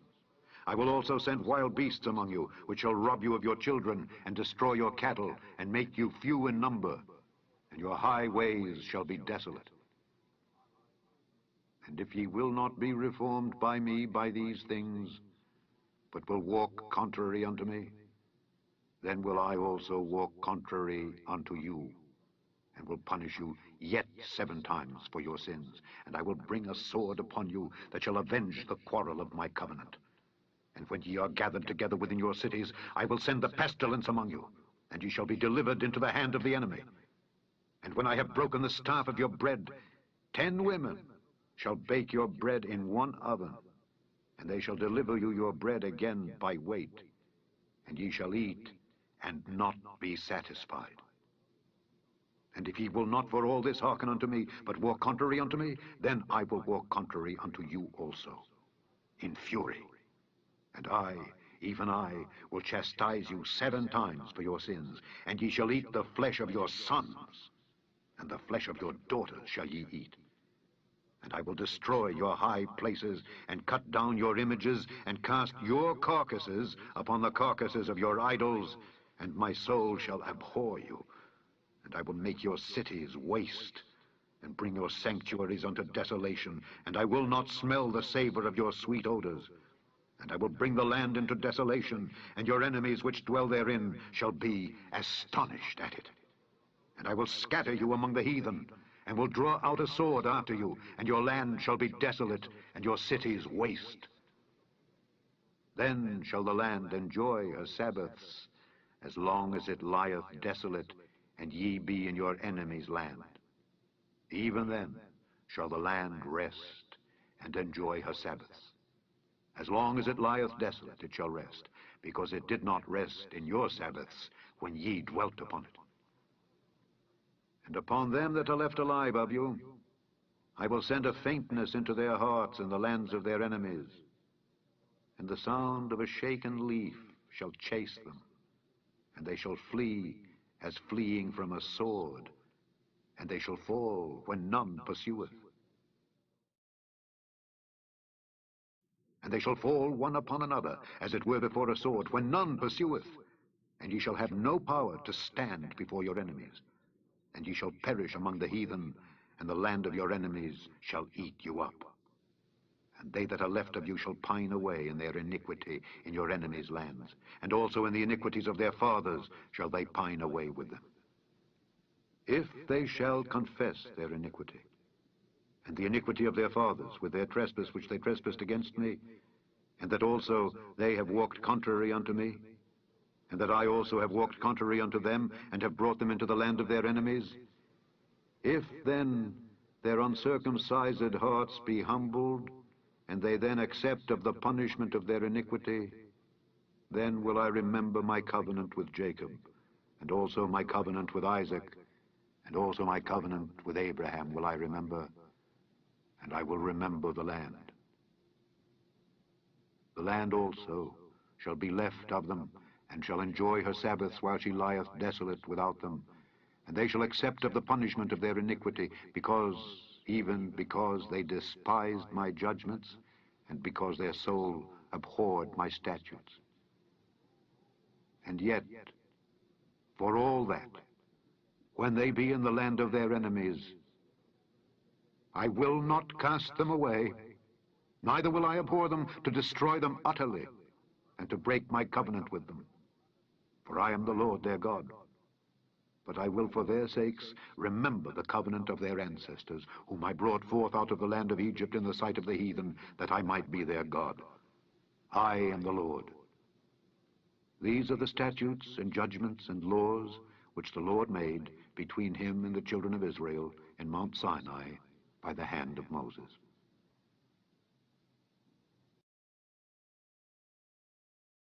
And the Lord spake unto Moses, saying, Speak unto the children of Israel, and say unto them, When a man shall make a singular vow, the persons shall be for the Lord by thy estimation.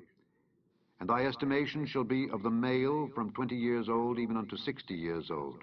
Even thy estimation shall be 50 shekels of silver after the shekel of the sanctuary. And if it be a female, then thy estimation shall be 30 shekels. And if it be from 5 years old even unto 20 years old, then thy estimation shall be of the male 20 shekels, and for the female 10 shekels. And if it be from a month old even unto 5 years old, then thy estimation shall be of the male 5 shekels of silver, and for the female thy estimation shall be 3 shekels of silver. And if it be from 60 years old and above, if it be a male, then thy estimation shall be 15 shekels, and for the female 10 shekels. But if he be poorer than thy estimation, then he shall present himself before the priest, and the priest shall value him. According to his ability that vowed shall the priest value him. And if it be a beast whereof men bring an offering unto the Lord, all that any man giveth of such unto the Lord shall be holy. He shall not alter it, nor change it, a good for a bad, or a bad for a good. And if he shall at all change beast for beast, then it and the exchange thereof shall be holy. And if it be any unclean beast, of which they do not offer a sacrifice unto the Lord, then he shall present the beast before the priest, and the priest shall value it, whether it be good or bad. As thou valuest it, who art the priest, so shall it be. But if he will at all redeem it, then he shall add a 5th part thereof unto thy estimation. And when a man shall sanctify his house to be holy unto the Lord, then the priest shall estimate it, whether it be good or bad. As the priest shall estimate it, so shall it stand. And if he that sanctified it will redeem his house, then he shall add the 5th part of the money of thy estimation unto it, and it shall be his. If a man shall sanctify unto the Lord some part of a field of his possession, then thy estimation shall be according to the seed thereof. An homer of barley seed shall be valued at 50 shekels of silver. If he sanctify his field from the year of Jubilee, according to thy estimation it shall stand. But if he sanctify his field after the Jubilee, then the priest shall reckon unto him the money according to the years that remain, even unto the year of the Jubilee, and it shall be abated from thy estimation. And if he that sanctified the field will in any wise redeem it, then he shall add the 5th part of the money of thy estimation unto it, and it shall be assured to him. And if he will not redeem the field, or if he have sold the field to another man, it shall not be redeemed any more. But the field, when it goeth out in the Jubilee, shall be holy unto the Lord, as a field devoted. The possession thereof shall be the priest's. And if a man sanctify unto the Lord a field which he hath bought, which is not of the fields of his possession, then the priest shall reckon unto him the worth of thy estimation, even unto the year of the Jubilee, and he shall give thine estimation in that day as a holy thing unto the Lord. In the year of the Jubilee the field shall return unto him of whom it was bought, even to him to whom the possession of the land did belong. And all thy estimations shall be according to the shekel of the sanctuary. 20 gerahs shall be the shekel. Only the firstling of the beasts, which should be the Lord's firstling, no man shall sanctify it, whether it be ox or sheep, it is the Lord's. And if it be of an unclean beast, then he shall redeem it according to thine estimation, and shall add a 5th part of it thereto. Or if it be not redeemed, then it shall be sold according to thy estimation. Notwithstanding, no devoted thing that a man shall devote unto the Lord of all that he hath, both of man and beast, and of the field of his possession, shall be sold or redeemed. Every devoted thing is most holy unto the Lord. None devoted, which shall be devoted of men, shall be redeemed, but shall surely be put to death. And all the tithe of the land, whether of the seed of the land or of the fruit of the tree, is the Lord's. It is holy unto the Lord. And if a man will at all redeem aught of his tithes, he shall add thereto the 5th part thereof. And concerning the tithe of the herd or of the flock, even of whatsoever passeth under the rod, the 10th shall be holy unto the Lord. He shall not search whether it be good or bad, neither shall he change it. And if he change it at all, then both it and the change thereof shall be holy. It shall not be redeemed. These are the commandments which the Lord commanded Moses for the children of Israel in Mount Sinai. The end of the 3rd book of Moses, called Leviticus. Chapter 1. And the Lord spake unto Moses in the wilderness of Sinai in the tabernacle of the congregation, on the 1st day of the 2nd month, in the 2nd year after they were come out of the land of Egypt, saying, Take ye the sum of all the congregation of the children of Israel, after their families, by the house of their fathers, with the number of their names, every male by their polls. From 20 years old and upward, all that are able to go forth to war in Israel. Thou and Aaron shall number them by their armies. And with you there shall be a man of every tribe, every one head of the house of his fathers. And these are the names of the men that shall stand with you. Of the tribe of Reuben, Elizur the son of Shedeur. Of Simeon, Shelumiel the son of Zurishaddai. Of Judah, Nahshon the son of Amminadab. Of Issachar, Nethaneel the son of Zuar. Of Zebulun, Eliab the son of Helon. Of the children of Joseph, of Ephraim, Elishama the son of Ammihud. Of Manasseh, Gamaliel the son of Pedazur. Of Benjamin, Abidan the son of Gideoni. Of Dan, Ahiezer the son of Ammishaddai. Of Asher, Pagiel the son of Ochran. Of Gad, Eliasaph the son of Deuel. Of Naphtali, Ahira the son of Enan. These were the renowned of the congregation, princes of the tribes of their fathers, heads of thousands in Israel. And Moses and Aaron took these men which are expressed by their names, and they assembled all the congregation together on the first day of the 2nd month, and they declared their pedigrees after their families, by the house of their fathers, according to the number of the names, from 20 years old and upward, by their polls. As the Lord commanded Moses, so he numbered them in the wilderness of Sinai. And the children of Reuben, Israel's eldest son, by their generations, after their families, by the house of their fathers, according to the number of the names, by their polls, every male from 20 years old and upward, all that were able to go forth to war, those that were numbered of them, even of the tribe of Reuben, were 46,500. Of the children of Simeon, by their generations, after their families, by the house of their fathers, those that were numbered of them, according to the number of the names, by their polls, every male from 20 years old and upward, all that were able to go forth to war, those that were numbered of them, even of the tribe of Simeon, were 59,300. Of the children of Gad, by their generations, after their families, by the house of their fathers, according to the number of the names, from 20 years old and upward, all that were able to go forth to war, those that were numbered of them, even of the tribe of Gad, were 45,650. Of the children of Judah, by their generations, after their families, by the house of their fathers, according to the number of the names, from 20 years old and upward, all that were able to go forth to war, those that were numbered of them, even of the tribe of Judah, were 314,600. Of the children of Issachar, by their generations, after their families, by the house of their fathers, according to the number of the names, from 20 years old and upward, all that were able to go forth to war, those that were numbered of them, even of the tribe of Issachar, were 54,400. Of the children of Zebulun, by their generations, after their families, by the house of their fathers, according to the number of the names, from 20 years old and upward, all that were able to go forth to war, those that were numbered of them, even of the tribe of Zebulun, were 57,400. Of the children of Joseph, namely of the children of Ephraim, by their generations, after their families, by the house of their fathers, according to the number of the names, from 20 years old and upward, all that were able to go forth to war, those that were numbered of them, even of the tribe of Ephraim, were 40,500.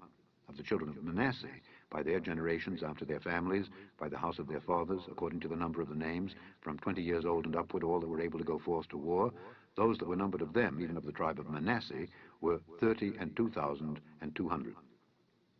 Of the children of Benjamin, by their generations, after their families, by the house of their fathers, according to the number of the names, from 20 years old and upward, all that were able to go forth to war, those that were numbered of them, even of the tribe of Benjamin, were 35,400. Of the children of Dan, by their generations, after their families, by the house of their fathers, according to the number of the names, from 20 years old and upward, all that were able to go forth to war, those that were numbered of them, even of the tribe of Dan, were 62,700. Of the children of Asher, by their generations, after their families, by the house of their fathers, according to the number of the names, from 20 years old and upward, all that were able to go forth to war, those that were numbered of them, even of the tribe of Asher, were 41,500.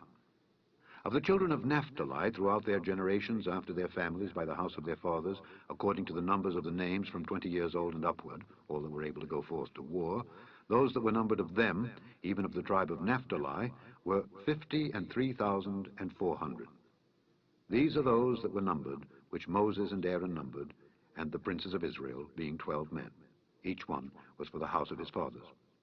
So were all those that were numbered of the children of Israel by the house of their fathers from 20 years old and upward, all that were able to go forth to war in Israel, even all they that were numbered, were 600,000 and 3,550. But the Levites after the tribe of their fathers were not numbered among them. For the Lord had spoken unto Moses, saying, Only thou shalt not number the tribe of Levi, neither take the sum of them among the children of Israel. But thou shalt appoint the Levites over the tabernacle of testimony, and over all the vessels thereof, and over all things that belong to it. They shall bear the tabernacle, and all the vessels thereof, and they shall minister unto it, and shall encamp round about the tabernacle. And when the tabernacle setteth forward, the Levites shall take it down, and when the tabernacle is to be pitched, the Levites shall set it up. And the stranger that cometh nigh shall be put to death. And the children of Israel shall pitch their tents, every man by his own camp, and every man by his own standard, throughout their hosts. But the Levites shall pitch round about the tabernacle of testimony, that there be no wrath upon the congregation of the children of Israel. And the Levites shall keep the charge of the tabernacle of testimony. And the children of Israel did according to all that the Lord commanded Moses, so did they. 2. And the Lord spake unto Moses and unto Aaron, saying, Every man of the children of Israel shall pitch by his own standard with the ensign of their father's house. Far off about the tabernacle of the congregation shall they pitch. And on the east side, toward the rising of the sun, shall they of the standard of the camp of Judah pitch throughout their armies. And Nahshon the son of Amminadab shall be captain of the children of Judah. And his host, and those that were numbered of them, were 614,600. And those that do pitch next unto him shall be the tribe of Issachar. And Nethaneel the son of Zuar shall be captain of the children of Issachar. And his host, and those that were numbered thereof, were 54,400. Then the tribe of Zebulun, and Eliab the son of Helon shall be captain of the children of Zebulun. And his host, and those that were numbered thereof, were 57,400. All that were numbered in the camp of Judah were 100,000 and 80,000 and 6,400 throughout their armies. These shall first set forth. On the south side shall be the standard of the camp of Reuben, according to their armies. And the captain of the children of Reuben shall be Elizur the son of Shedeur. And his host, and those that were numbered thereof, were 46,500. And those which pitched by him shall be the tribe of Simeon. And the captain of the children of Simeon shall be Shelumiel the son of Zurishaddai. And his host, and those that were numbered of them, were 59,300. Then the tribe of Gad. And the captain of the sons of Gad shall be Eliasaph the son of Reuel. And his host, and those that were numbered of them, were 45,650. All that were numbered in the camp of Reuben were 100,000 and 50 and 1,450 throughout their armies. And they shall set forth in the second rank. Then the tabernacle of the congregation shall set forward with the camp of the Levites in the midst of the camp. As they encamp, so shall they set forward, every man in his place by their standards. On the west side shall be the standard of the camp of Ephraim, according to their armies. And the captain of the sons of Ephraim shall be Elishama the son of Ammihud. And his host, and those that were numbered of them, were 40,500. And by him shall be the tribe of Manasseh. And the captain of the children of Manasseh shall be Gamaliel the son of Pedahzur. And his host, and those that were numbered of them, were 32,200. Then the tribe of Benjamin. And the captain of the sons of Benjamin shall be Abidan the son of Gideoni. And his host, and those that were numbered of them, were 35,400. All that were numbered of the camp of Ephraim were 100,000 and 8,000 and 100 throughout their armies. And they shall go forward in the third rank. The standard of the camp of Dan shall be on the north side by their armies. And the captain of the children of Dan shall be Ahiezer the son of Ammishaddai. And his host, and those that were numbered of them, were 62,700. And those that encamp by him shall be the tribe of Asher. And the captain of the children of Asher shall be Pagiel the son of Ochran. And his host, and those that were numbered of them, were 41,500. Then the tribe of Naphtali. And the captain of the children of Naphtali shall be Ahira the son of Enan. And his host, and those that were numbered of them, were 53,400.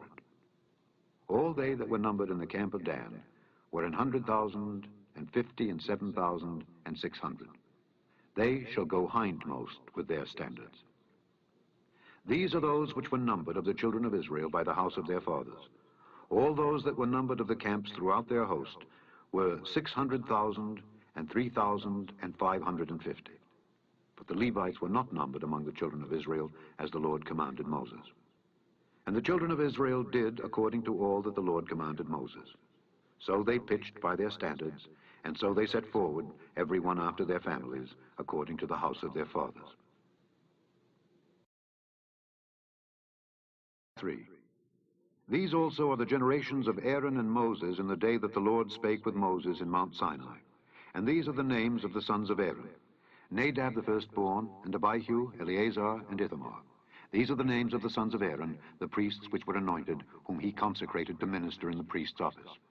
And Nadab and Abihu died before the Lord when they offered strange fire before the Lord in the wilderness of Sinai, and they had no children.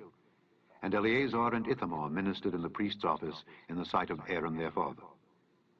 And the Lord spake unto Moses, saying, Bring the tribe of Levi near, and present them before Aaron the priest, that they may minister unto him. And they shall keep his charge, and the charge of the whole congregation before the tabernacle of the congregation, to do the service of the tabernacle.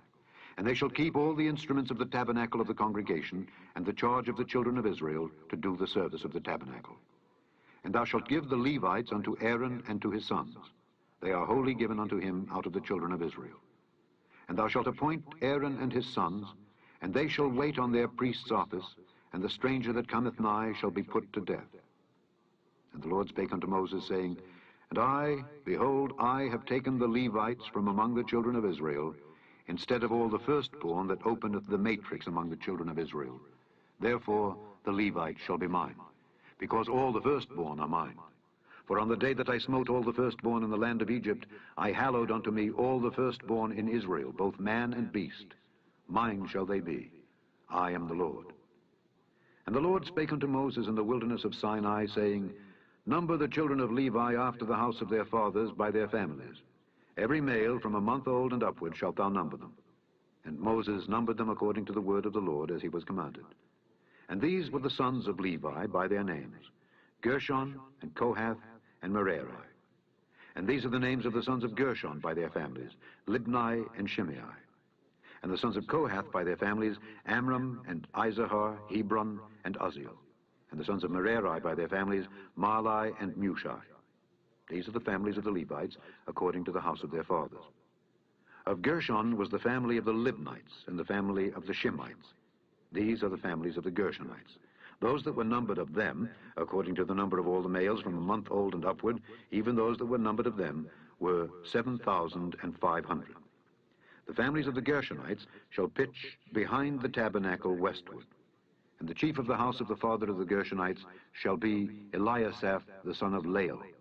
And the charge of the sons of Gershon in the tabernacle of the congregation shall be the tabernacle, and the tent, the covering thereof, and the hanging for the door of the tabernacle of the congregation, and the hangings of the court, and the curtain for the door of the court which is by the tabernacle, and by the altar round about, and the cords of it for all the service thereof. And of Kohath was the family of the Amramites, and the family of the Izaharites, and the family of the Hebronites, and the family of the Uzzielites. These are the families of the Kohathites. In the number of all the males from a month old and upward were 8,600, keeping the charge of the sanctuary.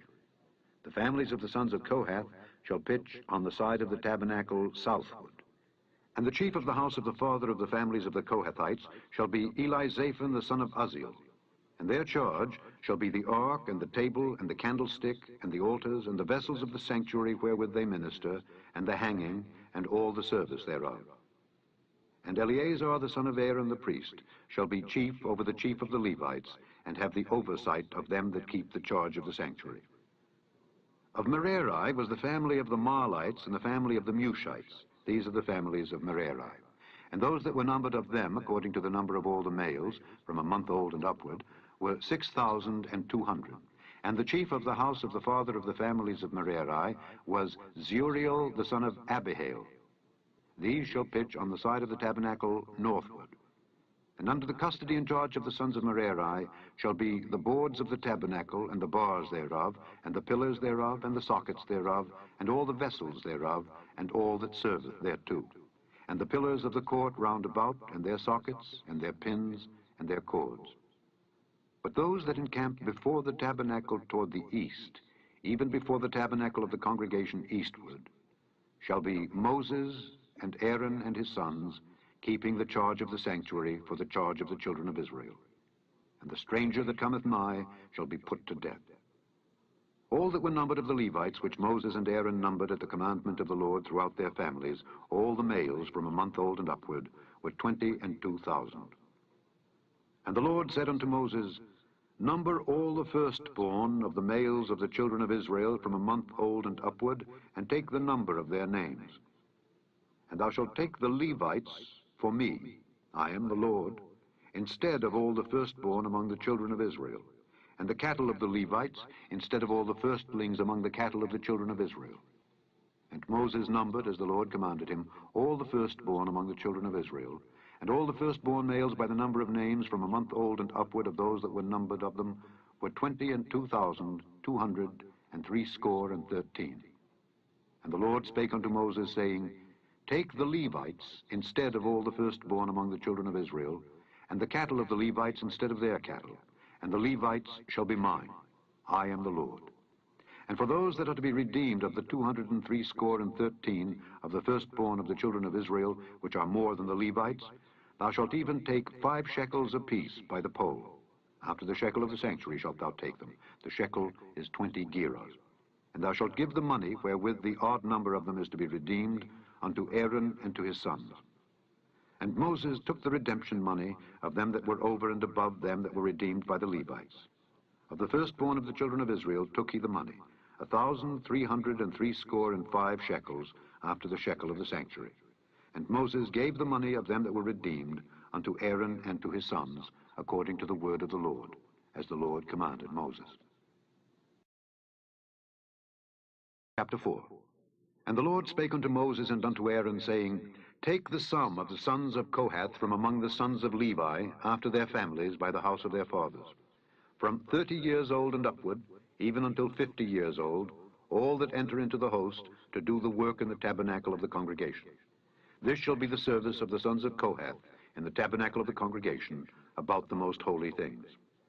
And when the camp setteth forward, Aaron shall come, and his sons, and they shall take down the covering veil, and cover the ark of testimony with it, and shall put thereon the covering of badgers' skins, and shall spread over it a cloth wholly of blue, and shall put in the staves thereof. And upon the table of showbread they shall spread a cloth of blue, and put thereon the dishes and the spoons and the bowls and covers to cover withal, and the continual bread shall be thereon. And they shall spread upon them a cloth of scarlet, and cover the same with a covering of badgers' skins, and shall put in the staves thereof. And they shall take a cloth of blue, and cover the candlestick of the light, and his lamps, and his tongues, and his snuff dishes, and all the oil vessels thereof, wherewith they minister unto it. And they shall put it and all the vessels thereof within a covering of badgers' skins, and shall put it upon a bar. And upon the golden altar they shall spread a cloth of blue, and cover it with a covering of badgers' skins, and shall put to the staves thereof. And they shall take all the instruments of ministry wherewith they minister in the sanctuary, and put them in a cloth of blue, and cover them with a covering of badgers' skins, and shall put them on a bar. And they shall take away the ashes from the altar, and spread a purple cloth thereon. And they shall put upon it all the vessels thereof wherewith they minister about it, even the censers, the flesh hooks, and the shovels, and the basins, all the vessels of the altar. And they shall spread upon it a covering of badgers' skins, and put to the staves of it. And when Aaron and his sons have made an end of covering the sanctuary and all the vessels of the sanctuary, as the camp is to set forward, after that the sons of Kohath shall come to bear it. But they shall not touch any holy thing, lest they die. These things are the burden of the sons of Kohath in the tabernacle of the congregation. And to the office of Eleazar the son of Aaron the priest pertaineth the oil for the light, and the sweet incense, and the daily meat offering, and the anointing oil, and the oversight of all the tabernacle, and of all that therein is, in the sanctuary and in the vessels thereof. And the Lord spake unto Moses and unto Aaron, saying, Cut ye not off the tribe of the families of the Kohathites from among the Levites, but thus do unto them, that they may live and not die, when they approach unto the most holy things. Aaron and his sons shall go in, and appoint them every one to his service and to his burden. But they shall not go in to see when the holy things are covered, lest they die. And the Lord spake unto Moses, saying, Take also the sum of the sons of Gershon throughout the houses of their fathers by their families. From 30 years old and upward until 50 years old shalt thou number them, all that enter in to perform the service, to do the work in the tabernacle of the congregation. This is the service of the families of the Gershonites, to serve and for burdens. And they shall bear the curtains of the tabernacle, and the tabernacle of the congregation, his covering, and the covering of the badger skins that is above upon it, and the hanging for the door of the tabernacle of the congregation, and the hangings of the court, and the hanging for the door of the gate of the court, which is by the tabernacle and by the altar round about it, and their cords, and all the instruments of their service, and all that is made for them. So shall they serve. At the appointment of Aaron and his sons shall be all the service of the sons of the Gershonites, in all their burdens and in all their service. And ye shall appoint unto them in charge all their burdens. This is the service of the families of the sons of Gershon in the tabernacle of the congregation. And their charge shall be under the hand of Ithamar, the son of Aaron the priest. As for the sons of Merari, thou shalt number them after their families by the house of their fathers. From 30 years old and upward, even unto 50 years old, shalt thou number them, every one that entereth into the service, to do the work of the tabernacle of the congregation. And this is the charge of their burden, according to all their service in the tabernacle of the congregation. The boards of the tabernacle, and the bars thereof, and the pillars thereof, and sockets thereof. And the pillars of the court round about, and their sockets, and their pins, and their cords, with all their instruments, and with all their service. And by name ye shall reckon the instruments of the charge of their burden. This is the service of the families of the sons of Merari, according to all their service in the tabernacle of the congregation, under the hand of Ithamar, the son of Aaron the priest. And Moses and Aaron and the chief of the congregation numbered the sons of the Kohathites after their families and after the house of their fathers, from 30 years old and upward, even unto 50 years old, every one that entereth into the service for the work in the tabernacle of the congregation. And those that were numbered of them by their families were 2,750. These were they that were numbered of the families of the Kohathites, all that might do service in the tabernacle of the congregation, which Moses and Aaron did number according to the commandment of the Lord by the hand of Moses. And those that were numbered of the sons of Gershon throughout their families and by the house of their fathers, from 30 years old and upward, even unto 50 years old, every one that entereth into the service for the work in the tabernacle of the congregation, even those that were numbered of them throughout their families by the house of their fathers, were 2,630. These are they that were numbered of the families of the sons of Gershon, of all that might do service in the tabernacles of the congregation, whom Moses and Aaron did number according to the commandment of the Lord.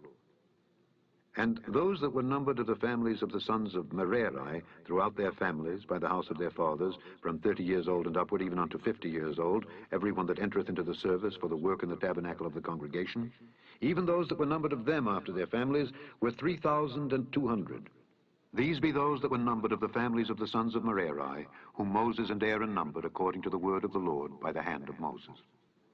All those that were numbered of the Levites, whom Moses and Aaron and the chief of Israel numbered, after their families and after the house of their fathers, from 30 years old and upward, even unto 50 years old, every one that came to do the service of the ministry and the service of the burden in the tabernacle of the congregation, even those that were numbered of them were 8,580. According to the commandment of the Lord, they were numbered by the hand of Moses, every one according to his service and according to his burden. Thus were they numbered of him, as the Lord commanded Moses. Chapter 5. And the Lord spake unto Moses, saying, Command the children of Israel that they put out of the camp every leper, and every one that hath an issue, and whosoever is defiled by the dead. Both male and female shall ye put out, without the camp shall ye put them, that they defile not their camps in the midst whereof I dwell. And the children of Israel did so, and put them without the camp. As the Lord spake unto Moses, so did the children of Israel. And the Lord spake unto Moses, saying, Speak unto the children of Israel, when a man or woman shall commit any sin that men commit, to do a trespass against the Lord, and that person be guilty, then they shall confess their sin which they have done, And he shall recompense his trespass with the principal thereof, and add unto it the fifth part thereof, and give it unto him against whom he hath trespassed. But if the man have no kinsman to recompense the trespass unto, let the trespass be recompensed unto the Lord, even to the priest, beside the ram of the atonement, whereby an atonement shall be made for him. And every offering of all the holy things of the children of Israel which they bring unto the priest shall be his, and every man's hallowed things shall be his. Whatsoever any man giveth the priest, it shall be his. And the Lord spake unto Moses, saying, Speak unto the children of Israel, and say unto them, If any man's wife go aside, and commit a trespass against him, and a man lie with her carnally, and it be hid from the eyes of her husband, and be kept close, and she be defiled, and there be no witness against her, neither she be taken with the manna. And the spirit of jealousy come upon him, and he be jealous of his wife, and she be defiled. Or if the spirit of jealousy come upon him, and he be jealous of his wife, and she be not defiled, then shall the man bring his wife unto the priest, and he shall bring her offering for her, the 10th part of an ephah of barley meal.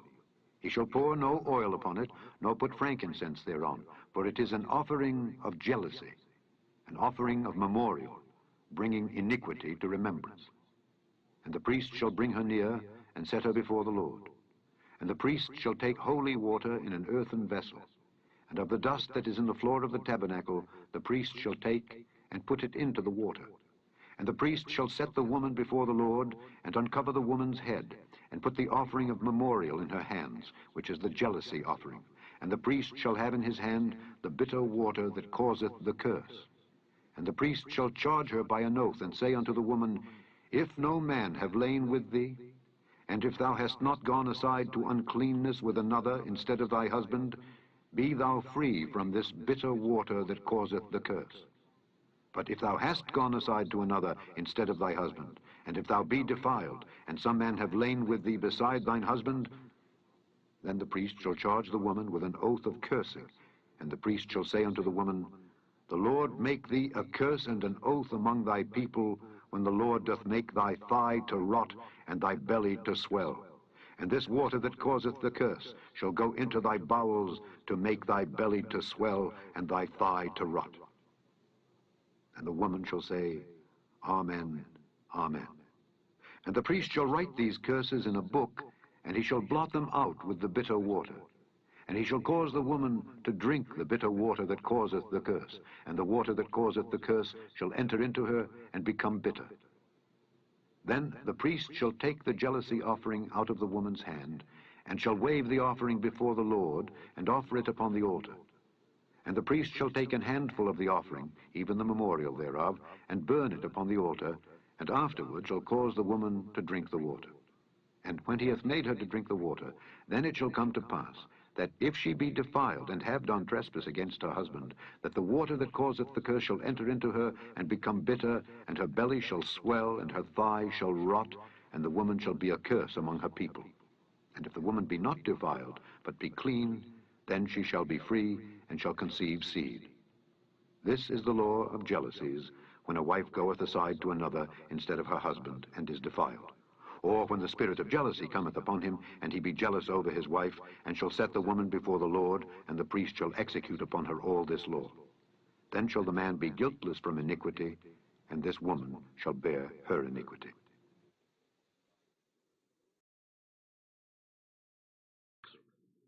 And the Lord spake unto Moses, saying, Speak unto the children of Israel, and say unto them, When either man or woman shall separate themselves to vow a vow of a Nazarite, to separate themselves unto the Lord, he shall separate himself from wine and strong drink, and shall drink no vinegar of wine or vinegar of strong drink, neither shall he drink any liquor of grapes, nor eat moist grapes, or dried.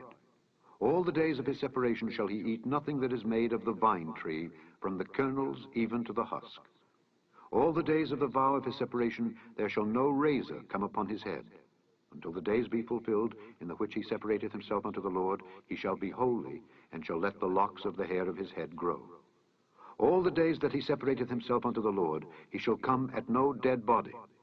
He shall not make himself unclean for his father, or for his mother, for his brother, or for his sister when they die, because the consecration of his God is upon his head. All the days of his separation he is holy unto the Lord. And if any man die very suddenly by him, and he hath defiled the head of his consecration, then he shall shave his head in the day of his cleansing. On the 7th day shall he shave it. And on the 8th day he shall bring 2 turtles or 2 young pigeons to the priest, to the door of the tabernacle of the congregation. And the priest shall offer the one for a sin offering, and the other for a burnt offering, and make an atonement for him, for that he sinned by the dead, and shall hallow his head that same day. And he shall consecrate unto the Lord the days of his separation, and shall bring a lamb of the 1st year for a trespass offering. But the days that were before shall be lost, because his separation was defiled. And this is the law of the Nazarite when the days of his separation are fulfilled. He shall be brought unto the door of the tabernacle of the congregation, and he shall offer his offering unto the Lord, 1 he-lamb of the 1st year without blemish for a burnt offering, and 1 ewe-lamb of the 1st year without blemish for a sin offering, and 1 ram without blemish for peace offerings, and a basket of unleavened bread, cakes of fine flour mingled with oil, and wafers of unleavened bread anointed with oil, and their meat offering and their drink offerings. And the priest shall bring them before the Lord, and shall offer his sin offering and his burnt offering. And he shall offer the ram for a sacrifice of peace offerings unto the Lord, with the basket of unleavened bread. The priest shall offer also his meat offering and his drink offering. And the Nazarite shall shave the head of his separation at the door of the tabernacle of the congregation, and shall take the hair of the head of his separation, and put it in the fire which is under the sacrifice of the peace offerings. And the priest shall take the sodden shoulder of the ram, and 1 unleavened cake out of the basket, and 1 unleavened wafer, and shall put them upon the hands of the Nazarite, after the hair of his separation is shaven. And the priest shall wave them for a wave offering before the Lord. This is holy for the priest, with the waved breast and heaved shoulder. And after that, the Nazarite may drink wine. This is the law of the Nazarite, who hath vowed, and of his offering unto the Lord for his separation, beside that his hand shall get. According to the vow which he vowed, so he must do after the law of his separation. And the Lord spake unto Moses, saying, Speak unto Aaron and unto his sons, saying, On this wise ye shall bless the children of Israel, saying unto them, The Lord bless thee and keep thee. The Lord make his face shine upon thee, and be gracious unto thee. The Lord lift up his countenance upon thee, and give thee peace. And they shall put my name upon the children of Israel, and I will bless them.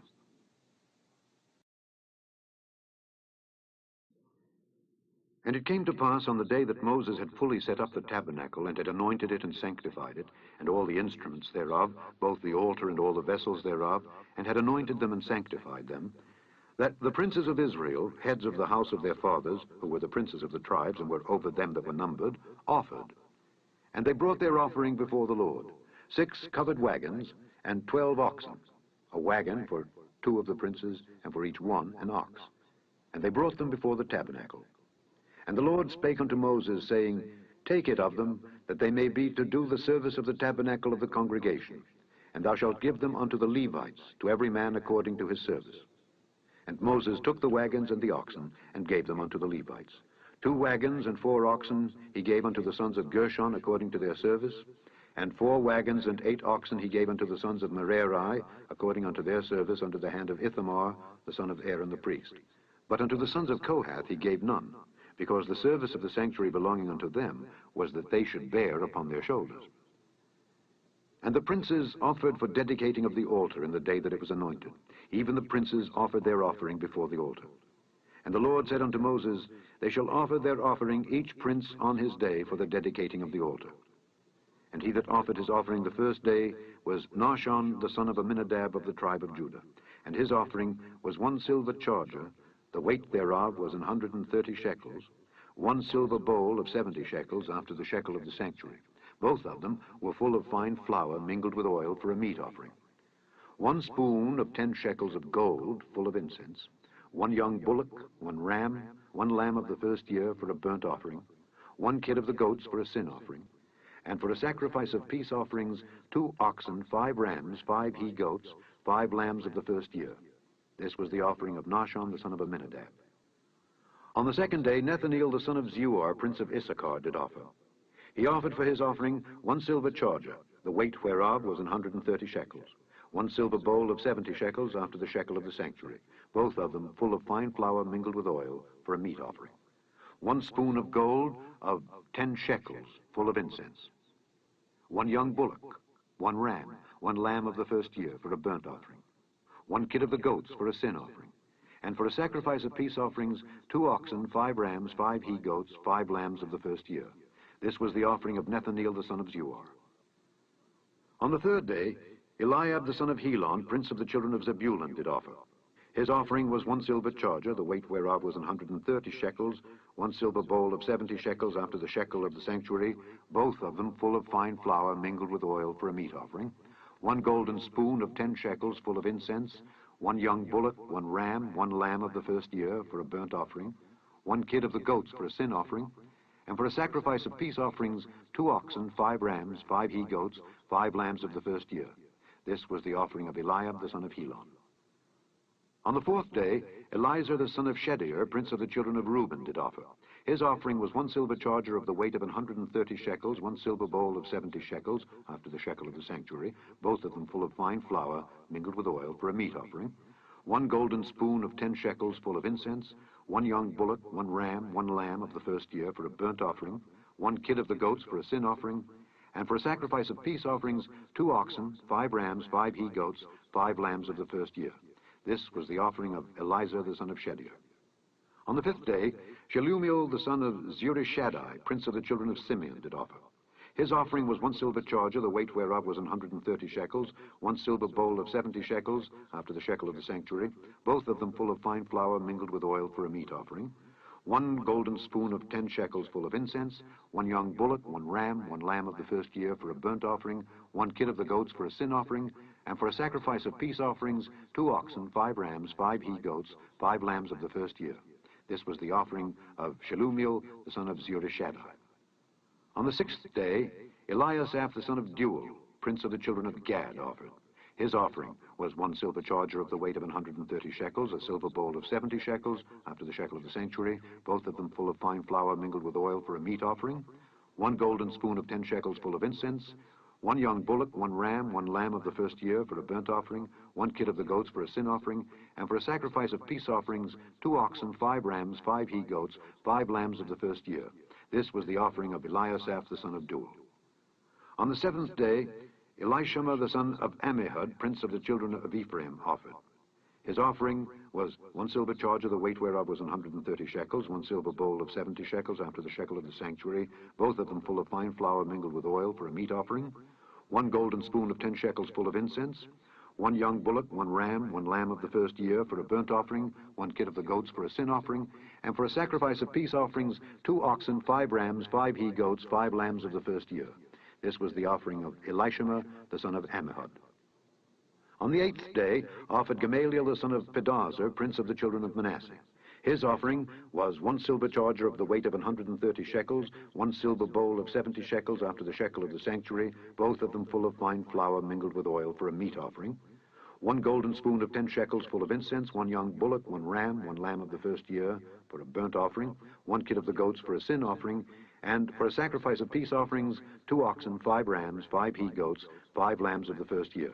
This was the offering of Gamaliel the son of Pedahzur. On the 9th day, Abidan the son of Gideoni, prince of the children of Benjamin, offered.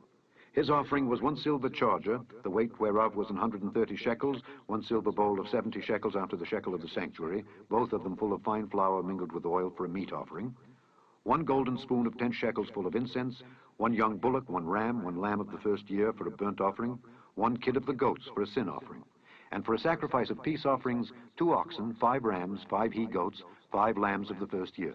This was the offering of Abidan the son of Gideoni. On the 10th day, Ahiezer the son of Ammishaddai, prince of the children of Dan, offered.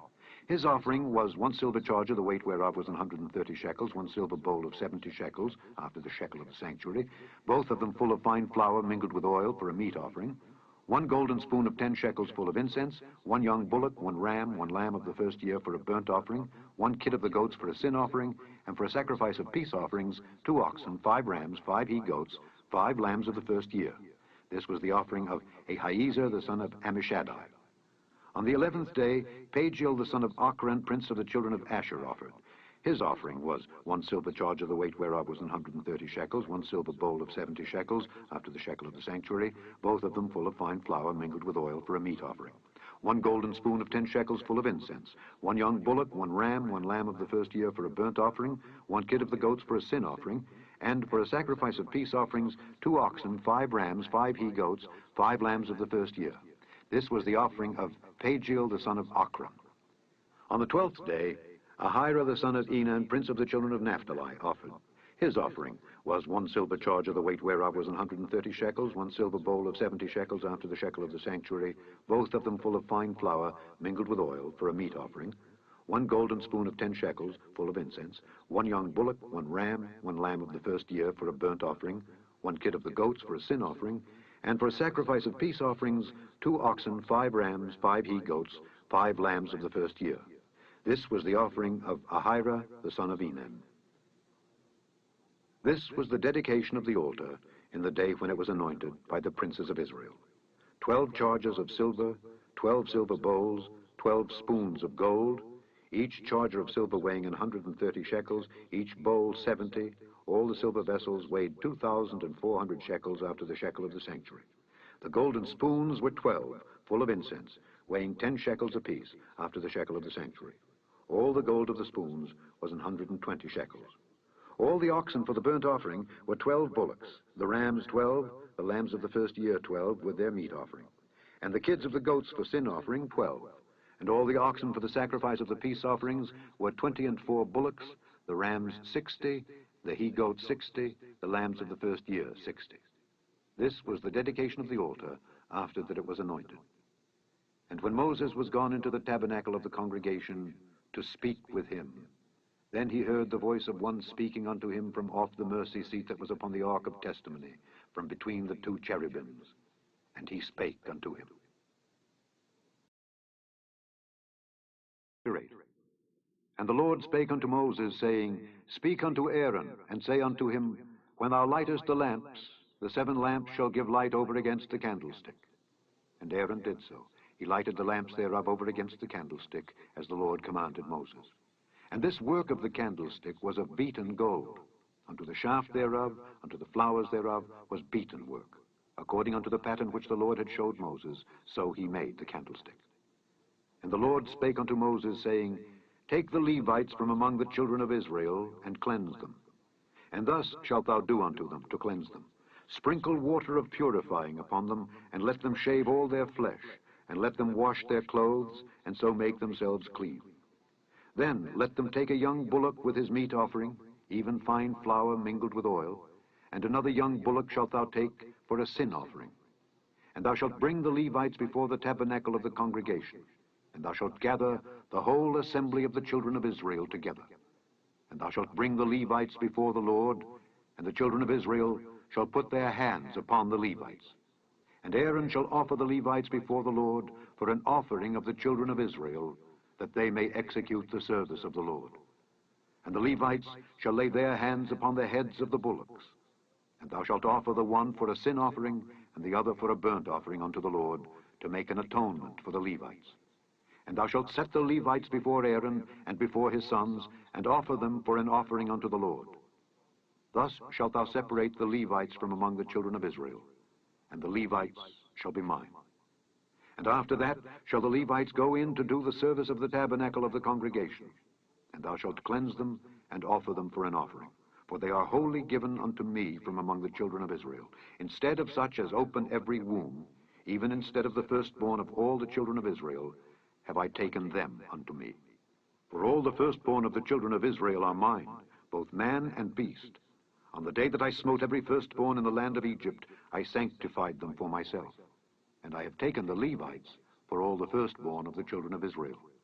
And I have given the Levites as a gift to Aaron and to his sons from among the children of Israel, to do the service of the children of Israel in the tabernacle of the congregation, and to make an atonement for the children of Israel, that there be no plague among the children of Israel when the children of Israel come nigh unto the sanctuary.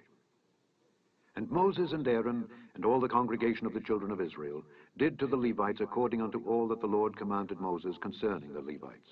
So did the children of Israel unto them. And the Levites were purified, and they washed their clothes. And Aaron offered them as an offering before the Lord, and Aaron made an atonement for them to cleanse them. And after that went the Levites in to do their service in the tabernacle of the congregation before Aaron and before his sons. As the Lord had commanded Moses concerning the Levites, so did they unto them.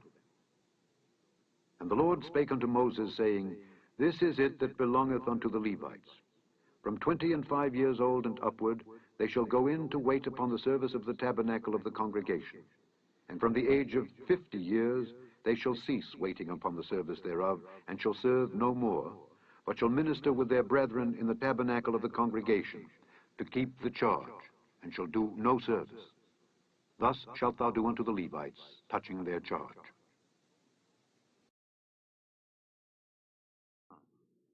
And the Lord spake unto Moses in the wilderness of Sinai, in the first month of the 2nd year after they were come out of the land of Egypt, saying, Let the children of Israel also keep the Passover at his appointed season. In the 14th day of this month, at even, ye shall keep it in his appointed season. According to all the rites of it, and according to all the ceremonies thereof, shall ye keep it. And Moses spake unto the children of Israel, that they should keep the Passover. And they kept the Passover on the 14th day of the first month at even, in the wilderness of Sinai. According to all that the Lord commanded Moses, so did the children of Israel. And there were certain men who were defiled by the dead body of a man, that they could not keep the Passover on that day. And they came before Moses and before Aaron on that day. And those men said unto him, We are defiled by the dead body of a man. Wherefore are we kept back, that we may not offer an offering of the Lord in his appointed season among the children of Israel? And Moses said unto them, Stand still, and I will hear what the Lord will command concerning you. And the Lord spake unto Moses, saying, Speak unto the children of Israel, saying, If any man of you or of your posterity shall be unclean by reason of a dead body, or be in a journey afar off, yet he shall keep the Passover unto the Lord. The 14th day of the 2nd month, at even, they shall keep it, and eat it with unleavened bread and bitter herbs. They shall leave none of it unto the morning, nor break any bone of it. According to all the ordinances of the Passover, they shall keep it. But the man that is clean, and is not in a journey, and forbeareth to keep the Passover, even the same soul shall be cut off from among his people. Because he brought not the offering of the Lord in his appointed season, that man shall bear his sin. And if a stranger shall sojourn among you, and will keep the Passover unto the Lord, according to the ordinance of the Passover, and according to the manner thereof, so shall he do. Ye shall have one ordinance, both for the stranger and for him that was born in the land. And on the day that the tabernacle was reared up, the cloud covered the tabernacle, namely the tent of the testimony. And at even there was upon the tabernacle, as it were, the appearance of fire until the morning. So it was always. The cloud covered it by day, and the appearance of fire by night. And when the cloud was taken up from the tabernacle, then after that the children of Israel journeyed. And in the place where the cloud abode, there the children of Israel pitched their tents. At the commandment of the Lord the children of Israel journeyed, and at the commandment of the Lord they pitched. As long as the cloud abode upon the tabernacle, they rested in their tents. And when the cloud tarried long upon the tabernacle many days, then the children of Israel kept the charge of the Lord, and journeyed not. And so it was, when the cloud was a few days upon the tabernacle. According to the commandment of the Lord they abode in their tents, and according to the commandment of the Lord they journeyed. And so it was, when the cloud abode from even unto the morning, and that the cloud was taken up in the morning, then they journeyed. Whether it was by day or by night that the cloud was taken up, they journeyed. Or whether it were 2 days, or a month, or a year, that the cloud tarried upon the tabernacle remaining thereon, the children of Israel abode in their tents and journeyed not. But when it was taken up, they journeyed. At the commandment of the Lord they rested in the tents, and at the commandment of the Lord they journeyed. They kept the charge of the Lord at the commandment of the Lord by the hand of Moses. Chapter 10. And the Lord spake unto Moses, saying, Make thee 2 trumpets of silver, of a whole piece shalt thou make them, that thou mayest use them for the calling of the assembly and for the journeying of the camps. And when they shall blow with them, all the assembly shall assemble themselves to thee at the door of the tabernacle of the congregation. And if they blow but with 1 trumpet, then the princes, which are heads of the thousands of Israel, shall gather themselves unto thee. When ye blow an alarm, Then the camps that lie on the east parts shall go forward. When ye blow an alarm the second time, then the camps that lie on the south side shall take their journey. They shall blow an alarm for their journeys. But when the congregation is to be gathered together, ye shall blow, but ye shall not sound an alarm. And the sons of Aaron, the priests, shall blow with the trumpets, and they shall be to you for an ordinance forever throughout your generations. And if ye go to war in your land against the enemy that oppresseth you, then ye shall blow an alarm with the trumpets, and ye shall be remembered before the Lord your God, and ye shall be saved from your enemies. Also in the day of your gladness, and in your solemn days, and in the beginnings of your months, ye shall blow with the trumpets over your burnt offerings and over the sacrifices of your peace offerings, that they may be to you for a memorial before your God. I am the Lord your God. And it came to pass on the 20th day of the second month, in the second year, that the cloud was taken up from off the tabernacle of the testimony. And the children of Israel took their journeys out of the wilderness of Sinai, and the cloud rested in the wilderness of Paran. And they first took their journey according to the commandment of the Lord by the hand of Moses. In the first place went the standard of the camp of the children of Judah, according to their armies, and over his host was Nahshon the son of Amminadab. And over the host of the tribe of the children of Issachar was Nethaneel the son of Zuar. And over the host of the tribe of the children of Zebulun was Eliab the son of Helon. And the tabernacle was taken down, and the sons of Gershon and the sons of Merari set forward, bearing the tabernacle. And the standard of the camp of Reuben set forward, according to their armies, and over his host was Elizur the son of Shedeur. And over the host of the tribe of the children of Simeon was Shelumiel the son of Zurishaddai. And over the host of the tribe of the children of Gad was Eliasaph the son of Deuel. And the Kohathites set forward, bearing the sanctuary, and the other did set up the tabernacle against they came. And the standard of the camp of the children of Ephraim set forward according to their armies, and over his host was Elishama the son of Ammihud. And over the host of the tribe of the children of Manasseh was Gamaliel the son of Pedazur. And over the host of the tribe of the children of Benjamin was Abidan the son of Gideoni. And the standard of the camp of the children of Dan set forward, which was the rear ward of all the camps throughout their hosts.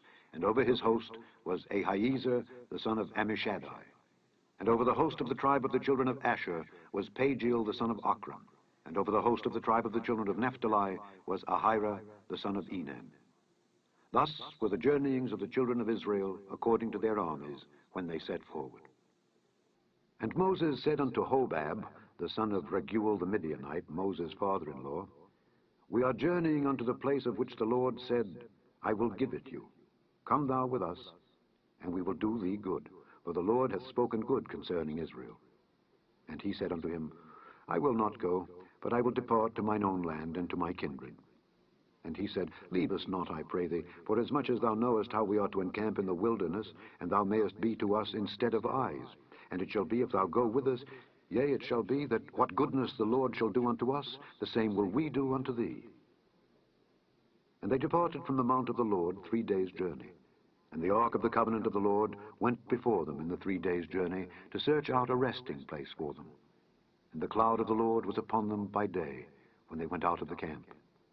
And it came to pass, when the ark set forward, that Moses said, Rise up, Lord, and let thine enemies be scattered, and let them that hate thee flee before thee.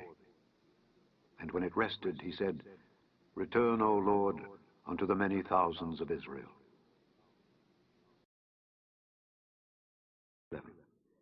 And when the people complained, it displeased the Lord. And the Lord heard it, and his anger was kindled, and the fire of the Lord burnt among them, and consumed them that were in the uttermost parts of the camp. And the people cried unto Moses, and when Moses prayed unto the Lord, the fire was quenched. And he called the name of the place Taberah, because the fire of the Lord burnt among them.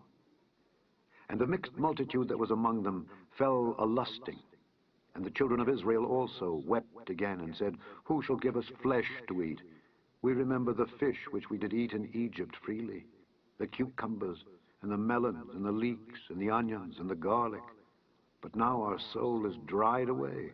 There is nothing at all beside this manna before our eyes. And the manna was as coriander seed, and the color thereof as the color of bdellium. And the people went about and gathered it, and ground it in mills, or beat it in a mortar, and baked it in pans, and made cakes of it. And the taste of it was as the taste of fresh oil. And when the dew fell upon the camp in the night, the manna fell upon it. Then Moses heard the people weep throughout their families, every man in the door of his tent. And the anger of the Lord was kindled greatly. Moses also was displeased. And Moses said unto the Lord, Wherefore hast thou afflicted thy servant? And wherefore have I not found favor in thy sight, that thou layest the burden of all this people upon me? Have I conceived all this people? Have I begotten them, that thou shouldest say unto me, Carry them in thy bosom, as a nursing father beareth the sucking child, unto the land which thou swarest unto their fathers? Whence should I have flesh to give unto all this people? For they weep unto me, saying, Give us flesh that we may eat. I am not able to bear all this people alone, because it is too heavy for me. And if thou deal thus with me, kill me, I pray thee, out of hand, if I have found favor in thy sight, and let me not see my wretchedness. And the Lord said unto Moses, Gather unto me 70 men of the elders of Israel, whom thou knowest to be the elders of the people, and officers over them, and bring them unto the tabernacle of the congregation, that they may stand there with thee. And I will come down and talk with thee there. And I will take of the Spirit which is upon thee, and will put it upon them, and they shall bear the burden of the people with thee, that thou bear it not thyself alone. And say thou unto the people, Sanctify yourselves against tomorrow, and ye shall eat flesh. For ye have wept in the ears of the Lord, saying, Who shall give us flesh to eat? For it was well with us in Egypt. Therefore the Lord will give you flesh, and ye shall eat. Ye shall not eat 1 day, nor 2 days, nor 5 days, neither 10 days, nor 20 days, but even a whole month, until it come out at your nostrils, and it be loathsome unto you, because that ye have despised the Lord which is among you, and have wept before him, saying, Why came we forth out of Egypt? And Moses said, The people, among whom I am, are 600,000 footmen. And thou hast said, I will give them flesh that they may eat a whole month. Shall the flocks and the herds be slain for them to suffice them? Or shall all the fish of the sea be gathered together for them to suffice them? And the Lord said unto Moses, Is the Lord's hand waxed short? Thou shalt see now whether my word shall come to pass unto thee or not. And Moses went out and told the people the words of the Lord, and gathered the 70 men of the elders of the people, and set them round about the tabernacle. And the Lord came down in a cloud, and spake unto him, and took of the Spirit that was upon him, and gave it unto the 70 elders. And it came to pass that when the Spirit rested upon them, they prophesied and did not cease. But there remained 2 of the men in the camp. The name of the one was Eldad, and the name of the other Medad. And the Spirit rested upon them, and they were of them that were written, but went not out unto the tabernacle, and they prophesied in the camp. And there ran a young man and told Moses, and said, Eldad and Medad do prophesy in the camp. And Joshua the son of Nun, the servant of Moses, one of his young men, answered and said, My lord Moses, forbid them. And Moses said unto him, Enviest thou for my sake? Would God that all the Lord's people were prophets, and that the Lord would put his Spirit upon them. And Moses gat him into the camp, he and the elders of Israel. And there went forth a wind from the Lord, and brought quails from the sea, and let them fall by the camp, as it were a day's journey on this side, and as it were a day's journey on the other side, round about the camp, and as it were 2 cubits high upon the face of the earth. And the people stood up all that day, and all that night, and all the next day, and they gathered the quails. He that gathered least gathered 10 homers, and they spread them all abroad for themselves round about the camp. And while the flesh was yet between their teeth, ere it was chewed, the wrath of the Lord was kindled against the people, and the Lord smote the people with a very great plague. And he called the name of that place Kibroth Hattaavah, because there they buried the people that lusted. And the people journeyed from Kibroth Hattaavah unto Hazeroth, and abode at Hazeroth. 12.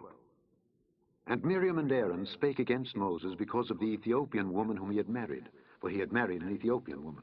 And they said, Hath the Lord indeed spoken only by Moses? Hath he not spoken also by us? And the Lord heard it. Now the man Moses was very meek, above all the men which were upon the face of the earth. And the Lord spake suddenly unto Moses, and unto Aaron, and unto Miriam, Come out ye three unto the tabernacle of the congregation. And they three came out. And the Lord came down in the pillar of the cloud, and stood in the door of the tabernacle, and called Aaron and Miriam, and they both came forth. And he said, Hear now my words. If there be a prophet among you, I the Lord will make myself known unto him in a vision, and will speak unto him in a dream. My servant Moses is not so, who is faithful in all mine house. With him will I speak mouth to mouth, even apparently, and not in dark speeches. And the similitude of the Lord shall he behold. Wherefore then were ye not afraid to speak against my servant Moses? And the anger of the Lord was kindled against them, and he departed. And the cloud departed from off the tabernacle, and behold, Miriam became leprous, white as snow. And Aaron looked upon Miriam, and behold, she was leprous. And Aaron said unto Moses, Alas, my Lord, I beseech thee, lay not the sin upon us, wherein we have done foolishly, and wherein we have sinned. Let her not be as one dead, of whom the flesh is half consumed when he cometh out of his mother's womb. And Moses cried unto the Lord, saying, Heal her now, O God, I beseech thee. And the Lord said unto Moses, If her father had but spit in her face, should she not be ashamed 7 days? Let her be shut out from the camp 7 days, and after that let her be received in again. And Miriam was shut out from the camp 7 days, and the people journeyed not till Miriam was brought in again. And afterward the people removed from Hazeroth, and pitched in the wilderness of Paran.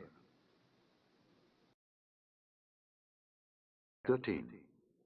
And the Lord spake unto Moses, saying, Send thou men, that they may search the land of Canaan, which I give unto the children of Israel. Of every tribe of their fathers shall ye send a man, every one a ruler among them. And Moses, by the commandment of the Lord, sent them from the wilderness of Paran. All those men were heads of the children of Israel. And these were their names. Of the tribe of Reuben, Shammua the son of Zaccur. Of the tribe of Simeon, Shaphat the son of Hori. Of the tribe of Judah, Caleb the son of Jephunneh. Of the tribe of Issachar, Igal the son of Joseph. Of the tribe of Ephraim, Oshea the son of Nun. Of the tribe of Benjamin, Paltai the son of Raphu. Of the tribe of Zebulun, Gadiel the son of Sodai. Of the tribe of Joseph, namely of the tribe of Manasseh, Gadai the son of Susai. Of the tribe of Dan, Amiel the son of Gemalli. Of the tribe of Asher, Sether the son of Michael. Of the tribe of Naphtali, Nabai the son of Vophsi. Of the tribe of Gad, Geuel the son of Machai. These are the names of the men which Moses sent to spy out the land. And Moses called Oshea the son of Nun, Jehoshua. And Moses sent them to spy out the land of Canaan, and said unto them, Get you up this way southward, and go up into the mountain, and see the land what it is, and the people that dwelleth therein, whether they be strong or weak, few or many, and what the land is that they dwell in, whether it be good or bad, and what cities they be that they dwell in, whether in tents or in strongholds, and what the land is, whether it be fat or lean, whether there be wood therein or not. And be ye of good courage, and bring of the fruit of the land. Now the time was the time of the first ripe grapes. So they went up and searched the land from the wilderness of Zin unto Rehob, as men come to Hamath. And they ascended by the south and came unto Hebron, where Ahiman, Sheshai, and Talmai, the children of Anak, were. Now Hebron was built 7 years before Zoan in Egypt. And they came unto the brook of Eshcol, and cut down from thence a branch with one cluster of grapes. And they bare it between two upon a staff. And they brought of the pomegranates and of the figs. The place was called the brook Eshcol, because of the cluster of grapes which the children of Israel cut down from thence. And they returned from searching of the land after 40 days. And they went and came to Moses and to Aaron and to all the congregation of the children of Israel unto the wilderness of Paran to Kadesh, and brought back word unto them and unto all the congregation, and showed them the fruit of the land. And they told him and said, We came unto the land whither thou sentest us, and surely it floweth with milk and honey, and this is the fruit of it. Nevertheless, the people be strong that dwell in the land, and the cities are walled and very great. And moreover, we saw the children of Anak there. The Amalekites dwell in the land of the south, and the Hittites and the Jebusites and the Amorites dwell in the mountains, and the Canaanites dwell by the sea and by the coast of Jordan. And Caleb stilled the people before Moses and said, "Let us go up at once and possess it, for we are well able to overcome it." But the men that went up with him said, "We be not able to go up against the people, for they are stronger than we." And they brought up an evil report of the land which they had searched unto the children of Israel, saying, "The land through which we have gone to search it is a land that eateth up the inhabitants thereof. And all the people that we saw in it are men of a great stature. And there we saw the giants, the sons of Anak, which come of the giants. And we were in our own sight as grasshoppers, and so we were in their sight." And all the congregation lifted up their voice and cried, and the people wept that night. And all the children of Israel murmured against Moses and against Aaron. And the whole congregation said unto them, "Would God that we had died in the land of Egypt! Or would God we had died in this wilderness! And wherefore hath the Lord brought us unto this land, to fall by the sword, that our wives and our children should be a prey? Were it not better for us to return into Egypt?"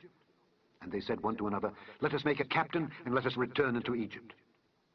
Then Moses and Aaron fell on their faces before all the assembly of the congregation of the children of Israel. And Joshua the son of Nun, and Caleb the son of Jephunneh, which were of them that searched the land, rent their clothes. And they spake unto all the company of the children of Israel, saying, "The land which we passed through to search it is an exceeding good land.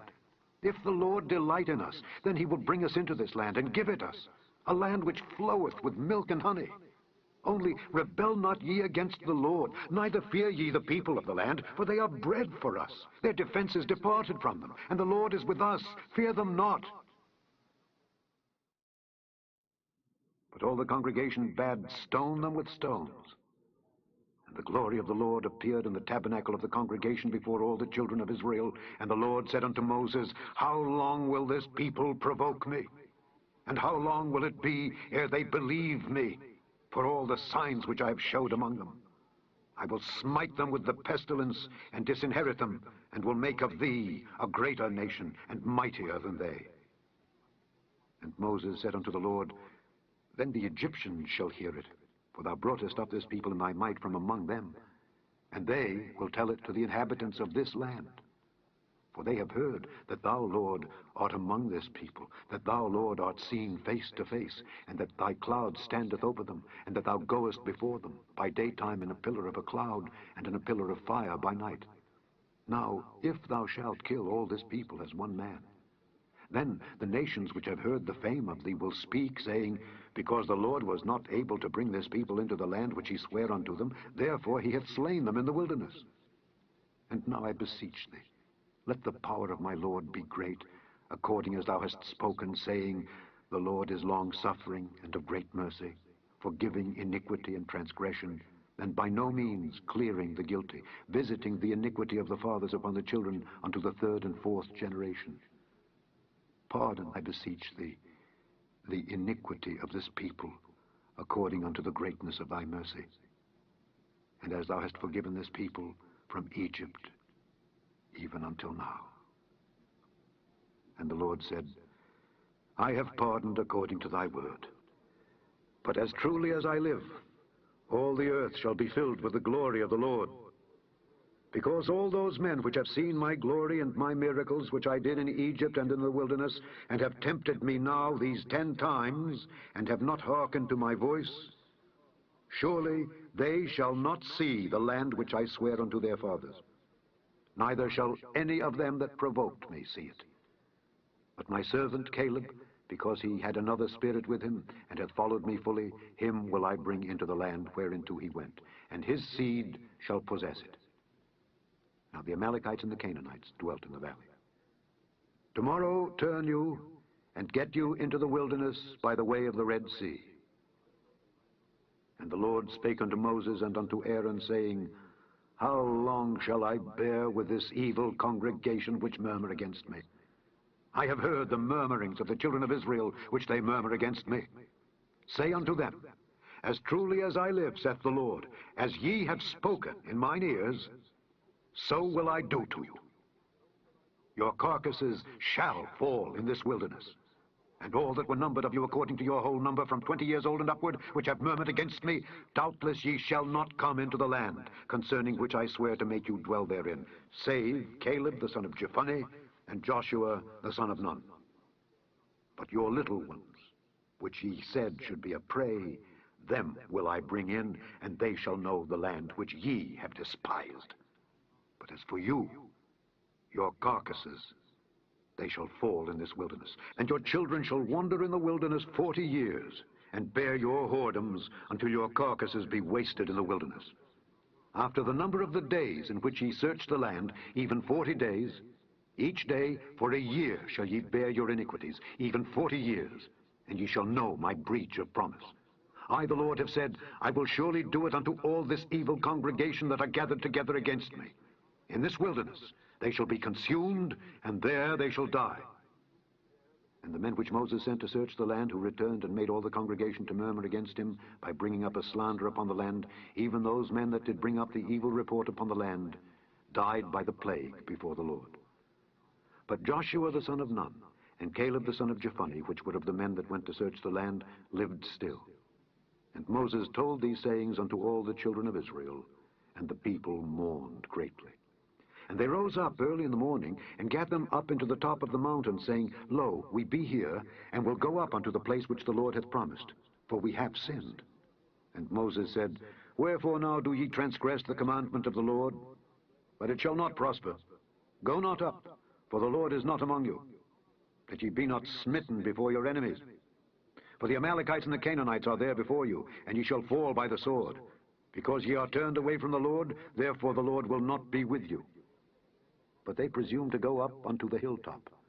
Nevertheless, the ark of the covenant of the Lord and Moses departed not out of the camp. Then the Amalekites came down, and the Canaanites which dwelt in that hill, and smote them, and discomfited them even unto Hormah. And the Lord spake unto Moses, saying, Speak unto the children of Israel, and say unto them, When ye be come into the land of your habitations which I give unto you, and will make an offering by fire unto the Lord, a burnt offering, or a sacrifice in performing a vow, or in a free will offering, or in your solemn feasts, to make a sweet savour unto the Lord of the herd or of the flock, then shall he that offereth his offering unto the Lord bring a meat offering of 1/10 deal of flour mingled with the 4th part of an hin of oil. And the 4th part of an hin of wine for a drink offering shalt thou prepare with the burnt offering or sacrifice for 1 lamb. Or for a ram thou shalt prepare for a meat offering 2/10 deals of flour mingled with the 3rd part of an hin of oil. And for a drink offering thou shalt offer the 3rd part of an hin of wine for a sweet savour unto the Lord. And when thou preparest a bullock for a burnt offering, or for a sacrifice in performing a vow, or peace offerings unto the Lord, then shall he bring with a bullock a meat offering of 3/10 deals of flour mingled with 1/2 an hin of oil. And thou shalt bring for a drink offering 1/2 an hin of wine for an offering made by fire of a sweet savour unto the Lord. Thus shall it be done for 1 bullock, or for 1 ram, or for a lamb, or a kid. According to the number that ye shall prepare, so shall ye do to every one according to their number. All that are born of the country shall do these things after this manner, in offering an offering made by fire of a sweet savour unto the Lord. And if a stranger sojourn with you, or whosoever be among you in your generations, and will offer an offering made by fire of a sweet savour unto the Lord, as ye do, so he shall do. 1 ordinance shall be both for you of the congregation, and also for the stranger that sojourneth with you. An ordinance forever in your generations. As ye are, so shall the stranger be before the Lord. 1 law and 1 manner shall be for you, and for the stranger that sojourneth with you. And the Lord spake unto Moses, saying, Speak unto the children of Israel, and say unto them, When ye come into the land whither I bring you, then it shall be that when ye eat of the bread of the land, ye shall offer up an heave offering unto the Lord. Ye shall offer up a cake of the first of your dough for an heave offering. As ye do the heave offering of the threshing floor, so shall ye heave it. Of the first of your dough ye shall give unto the Lord an heave offering in your generations. And if ye have erred, and not observed all these commandments which the Lord hath spoken unto Moses, even all that the Lord hath commanded you by the hand of Moses, from the day that the Lord commanded Moses, and henceforward among your generations, then it shall be, if aught be committed by ignorance, without the knowledge of the congregation, that all the congregation shall offer one young bullock for a burnt offering, for a sweet savour unto the Lord, with his meat offering and his drink offering, according to the manner, and one kid of the goats for a sin offering. And the priest shall make an atonement for all the congregation of the children of Israel, and it shall be forgiven them, for it is ignorance. And they shall bring their offering, a sacrifice made by fire unto the Lord, and their sin offering before the Lord for their ignorance. And it shall be forgiven all the congregation of the children of Israel, and the stranger that sojourneth among them, seeing all the people were in ignorance. And if any soul sin through ignorance, then he shall bring a she-goat of the first year for a sin offering. And the priest shall make an atonement for the soul that sinneth ignorantly, when he sinneth by ignorance before the Lord, to make an atonement for him, and it shall be forgiven him. Ye shall have one law for him that sinneth through ignorance, both for him that is born among the children of Israel, and for the stranger that sojourneth among them. But the soul that doeth aught presumptuously, whether he be born in the land or a stranger, the same reproacheth the Lord, and that soul shall be cut off from among his people. Because he hath despised the word of the Lord, and hath broken his commandment, that soul shall utterly be cut off. His iniquity shall be upon him. And while the children of Israel were in the wilderness, they found a man that gathered sticks upon the Sabbath day. And they that found him gathering sticks brought him unto Moses and Aaron, and unto all the congregation. And they put him in ward, because it was not declared what should be done to him. And the Lord said unto Moses, The man shall be surely put to death. All the congregation shall stone him with stones without the camp. And all the congregation brought him without the camp, and stoned him with stones, and he died, as the Lord commanded Moses. And the Lord spake unto Moses, saying, Speak unto the children of Israel, and bid them that they make them fringes in the borders of their garments throughout their generations, and that they put upon the fringe of the borders a riband of blue. And it shall be unto you for a fringe, that ye may look upon it, and remember all the commandments of the Lord, and do them, and that ye seek not after your own heart and your own eyes, after which ye used to go a-whoring, that ye may remember and do all my commandments, and be holy unto your God. I am the Lord your God, which brought you out of the land of Egypt to be your God. I am the Lord your God.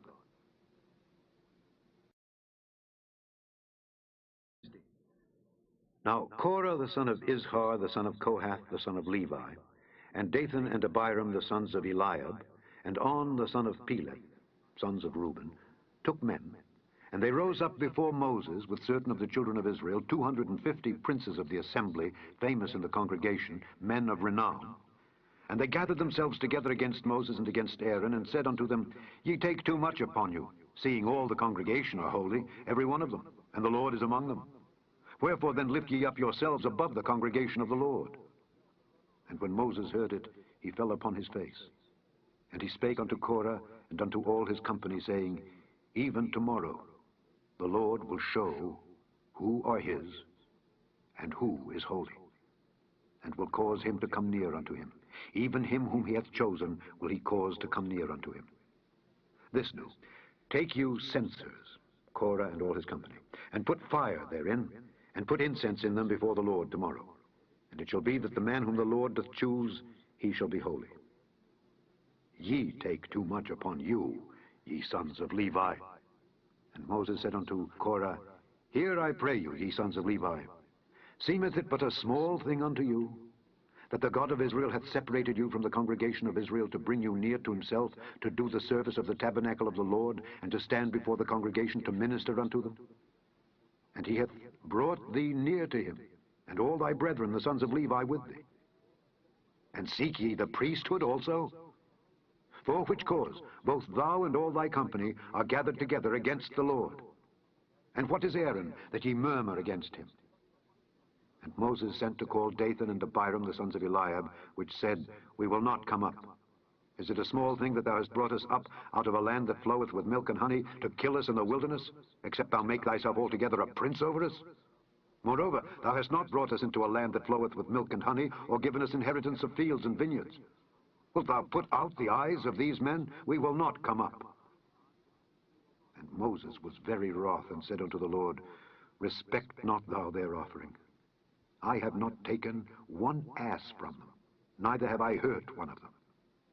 And Moses said unto Korah, Be thou and all thy company before the Lord, thou and they and Aaron tomorrow.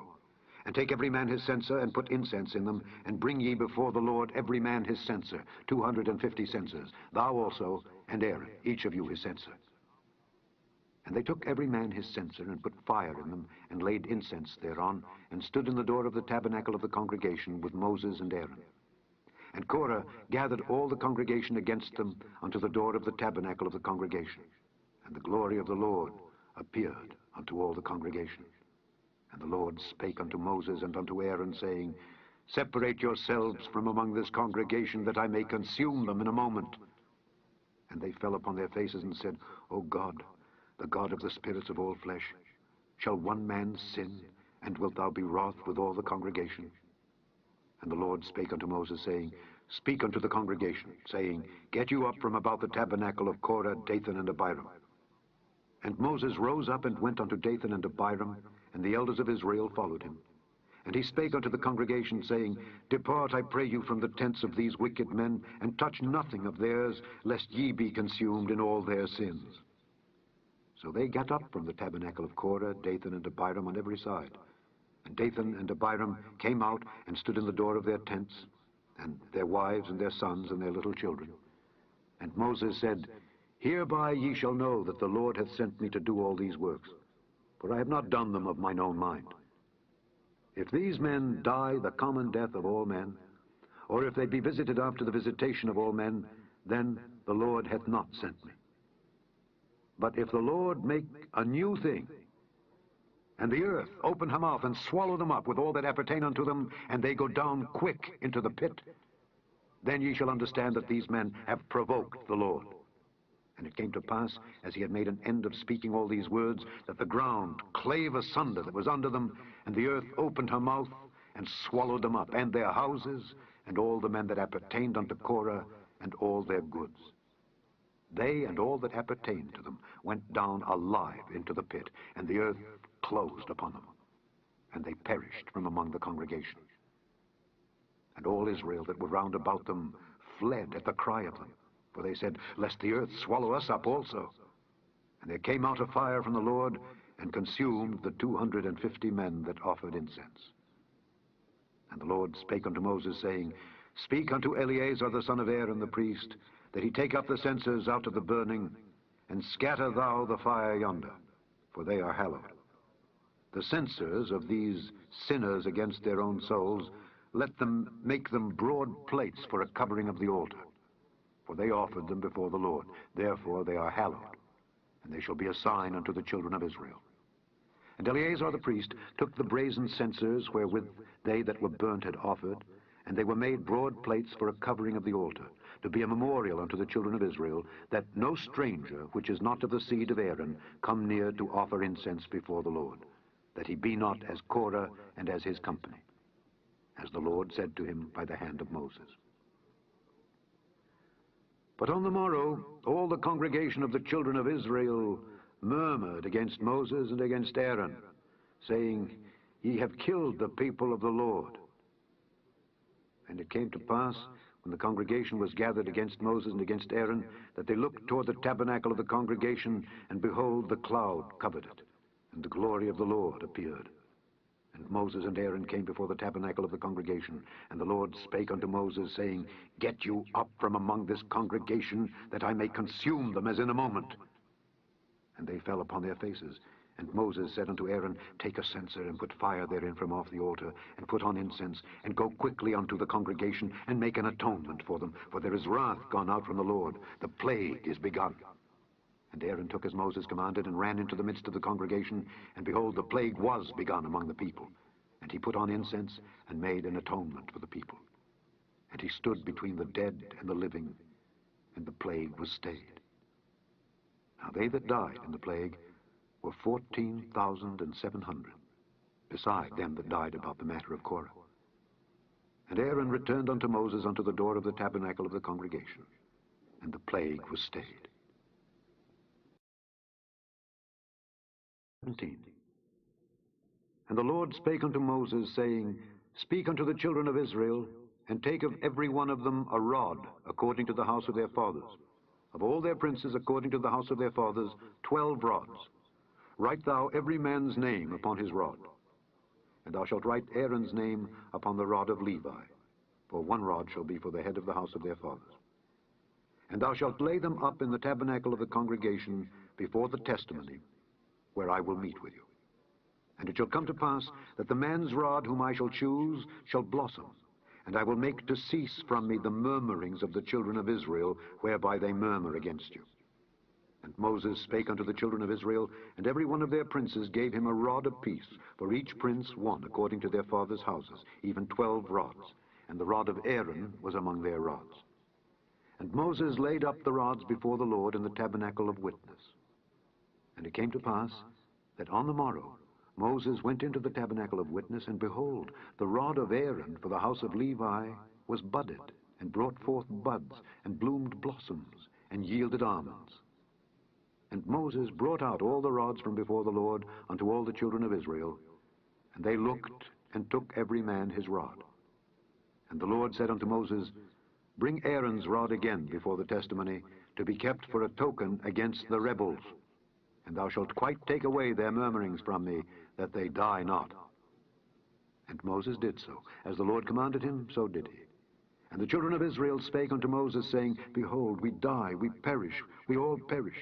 Whosoever cometh anything near unto the tabernacle of the Lord shall die. Shall we be consumed with dying? And the Lord said unto Aaron, Thou and thy sons and thy father's house with thee shall bear the iniquity of the sanctuary, and thou and thy sons with thee shall bear the iniquity of your priesthood. And thy brethren also of the tribe of Levi, the tribe of thy father, bring thou with thee, that they may be joined unto thee and minister unto thee. But thou and thy sons with thee shall minister before the tabernacle of witness. And they shall keep thy charge, and the charge of all the tabernacle. Only they shall not come nigh the vessels of the sanctuary and the altar, that neither they nor ye also die. And they shall be joined unto thee, and keep the charge of the tabernacle of the congregation, for all the service of the tabernacle. And a stranger shall not come nigh unto you.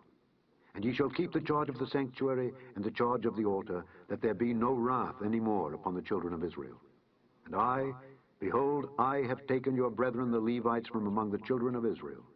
To you they are given as a gift for the Lord, to do the service of the tabernacle of the congregation. Therefore thou and thy sons with thee shall keep your priest's office for everything of the altar, and within the veil, and ye shall serve. I have given your priest's office unto you as a service of gift.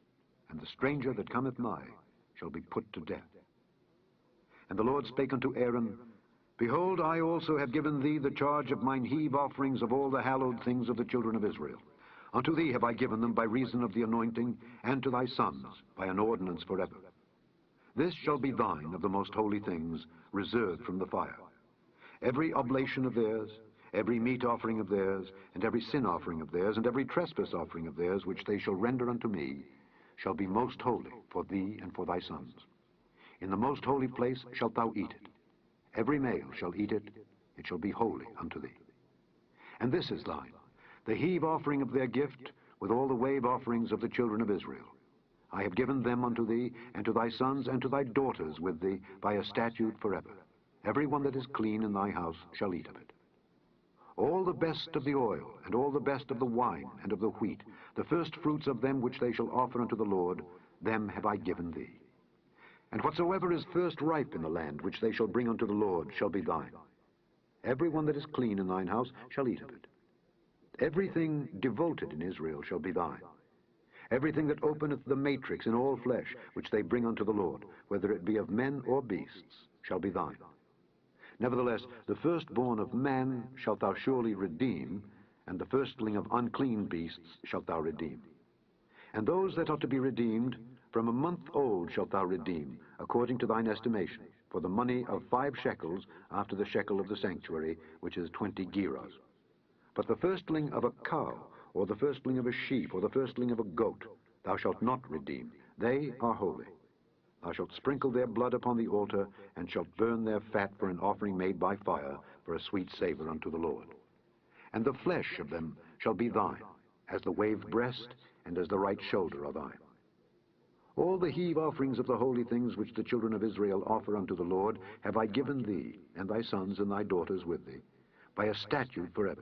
It is a covenant of salt forever before the Lord unto thee and to thy seed with thee. And the Lord spake unto Aaron, Thou shalt have no inheritance in their land, neither shalt thou have any part among them. I am thy part and thine inheritance among the children of Israel. And behold, I have given the children of Levi all the tenth in Israel for an inheritance, for their service which they serve, even the service of the tabernacle of the congregation. Neither must the children of Israel henceforth come nigh the tabernacle of the congregation, lest they bear sin and die. But the Levites shall do the service of the tabernacle of the congregation, and they shall bear their iniquity. It shall be a statute forever throughout your generations, that among the children of Israel they have no inheritance. But the tithes of the children of Israel which they offer as an heave offering unto the Lord, I have given to the Levites to inherit. Therefore I have said unto them, Among the children of Israel they shall have no inheritance.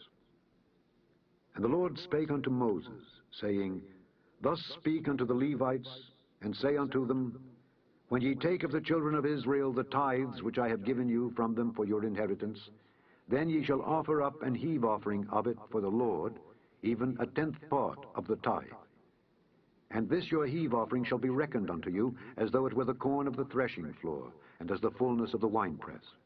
Thus ye also shall offer an heave offering unto the Lord of all your tithes, which ye receive of the children of Israel.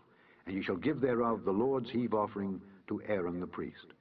Out of all your gifts ye shall offer every heave offering of the Lord, of the best part thereof, even the hallowed part thereof out of it. Therefore thou shalt say unto them, When ye have heaved the best thereof from it, then it shall be counted unto the Levites as the increase of the threshing floor, and as the increase of the winepress. And ye shall eat it in every place, ye and your households, for it is your reward for your service in the tabernacle of the congregation. And ye shall bear no sin by reason of it, when ye have heaved from it the best of it. Neither shall ye pollute the holy things of the children of Israel, lest ye die.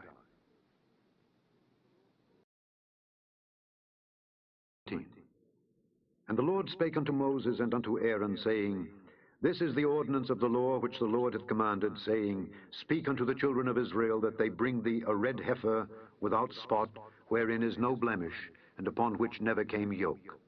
And ye shall give her unto Eleazar the priest, that he may bring her forth without the camp. And one shall slay her before his face. And Eleazar the priest shall take of her blood with his finger, and sprinkle of her blood directly before the tabernacle of the congregation 7 times. And one shall burn the heifer in his sight. Her skin, and her flesh, and her blood, with her dung, shall he burn. And the priest shall take cedar wood, and hyssop, and scarlet, and cast it into the midst of the burning of the heifer. Then the priest shall wash his clothes, and he shall bathe his flesh in water. And afterward he shall come into the camp, and the priest shall be unclean until the even. And he that burneth her shall wash his clothes in water, and bathe his flesh in water, and shall be unclean until the even. And a man that is clean shall gather up the ashes of the heifer, and lay them up without the camp in a clean place, and it shall be kept for the congregation of the children of Israel for a water of separation. It is a purification for sin. And he that gathereth the ashes of the heifer shall wash his clothes, and be unclean until the even. And it shall be unto the children of Israel, and unto the stranger that sojourneth among them, for a statute forever. He that toucheth the dead body of any man shall be unclean 7 days. He shall purify himself with it on the 3rd day, and on the 7th day he shall be clean. But if he purify not himself the 3rd day, then the 7th day he shall not be clean. Whosoever toucheth the dead body of any man that is dead, and purifieth not himself, defileth the tabernacle of the Lord, and that soul shall be cut off from Israel. Because the water of separation was not sprinkled upon him, he shall be unclean. His uncleanness is yet upon him. This is the law when a man dieth in a tent. All that come into the tent, and all that is in the tent, shall be unclean 7 days. And every open vessel which hath no covering bound upon it is unclean. And whosoever toucheth one that is slain with a sword in the open fields, or a dead body, or a bone of a man, or a grave, shall be unclean 7 days. And for an unclean person they shall take of the ashes of the burnt heifer of purification for sin, and running water shall be put thereto in a vessel. And a clean person shall take hyssop, and dip it in the water, and sprinkle it upon the tent, and upon all the vessels, and upon the persons that were there, and upon him that touched a bone, or one slain, or one dead, or a grave. And the clean person shall sprinkle upon the unclean on the 3rd day, and on the 7th day. And on the 7th day he shall purify himself, and wash his clothes, and bathe himself in water, and shall be clean at even. But the man that shall be unclean, and shall not purify himself, that soul shall be cut off from among the congregation, because he hath defiled the sanctuary of the Lord. The water of separation hath not been sprinkled upon him. He is unclean. And it shall be a perpetual statute unto them, that he that sprinkleth the water of separation shall wash his clothes, and he that toucheth the water of separation shall be unclean until even. And whatsoever the unclean person toucheth shall be unclean, and the soul that toucheth it shall be unclean until even.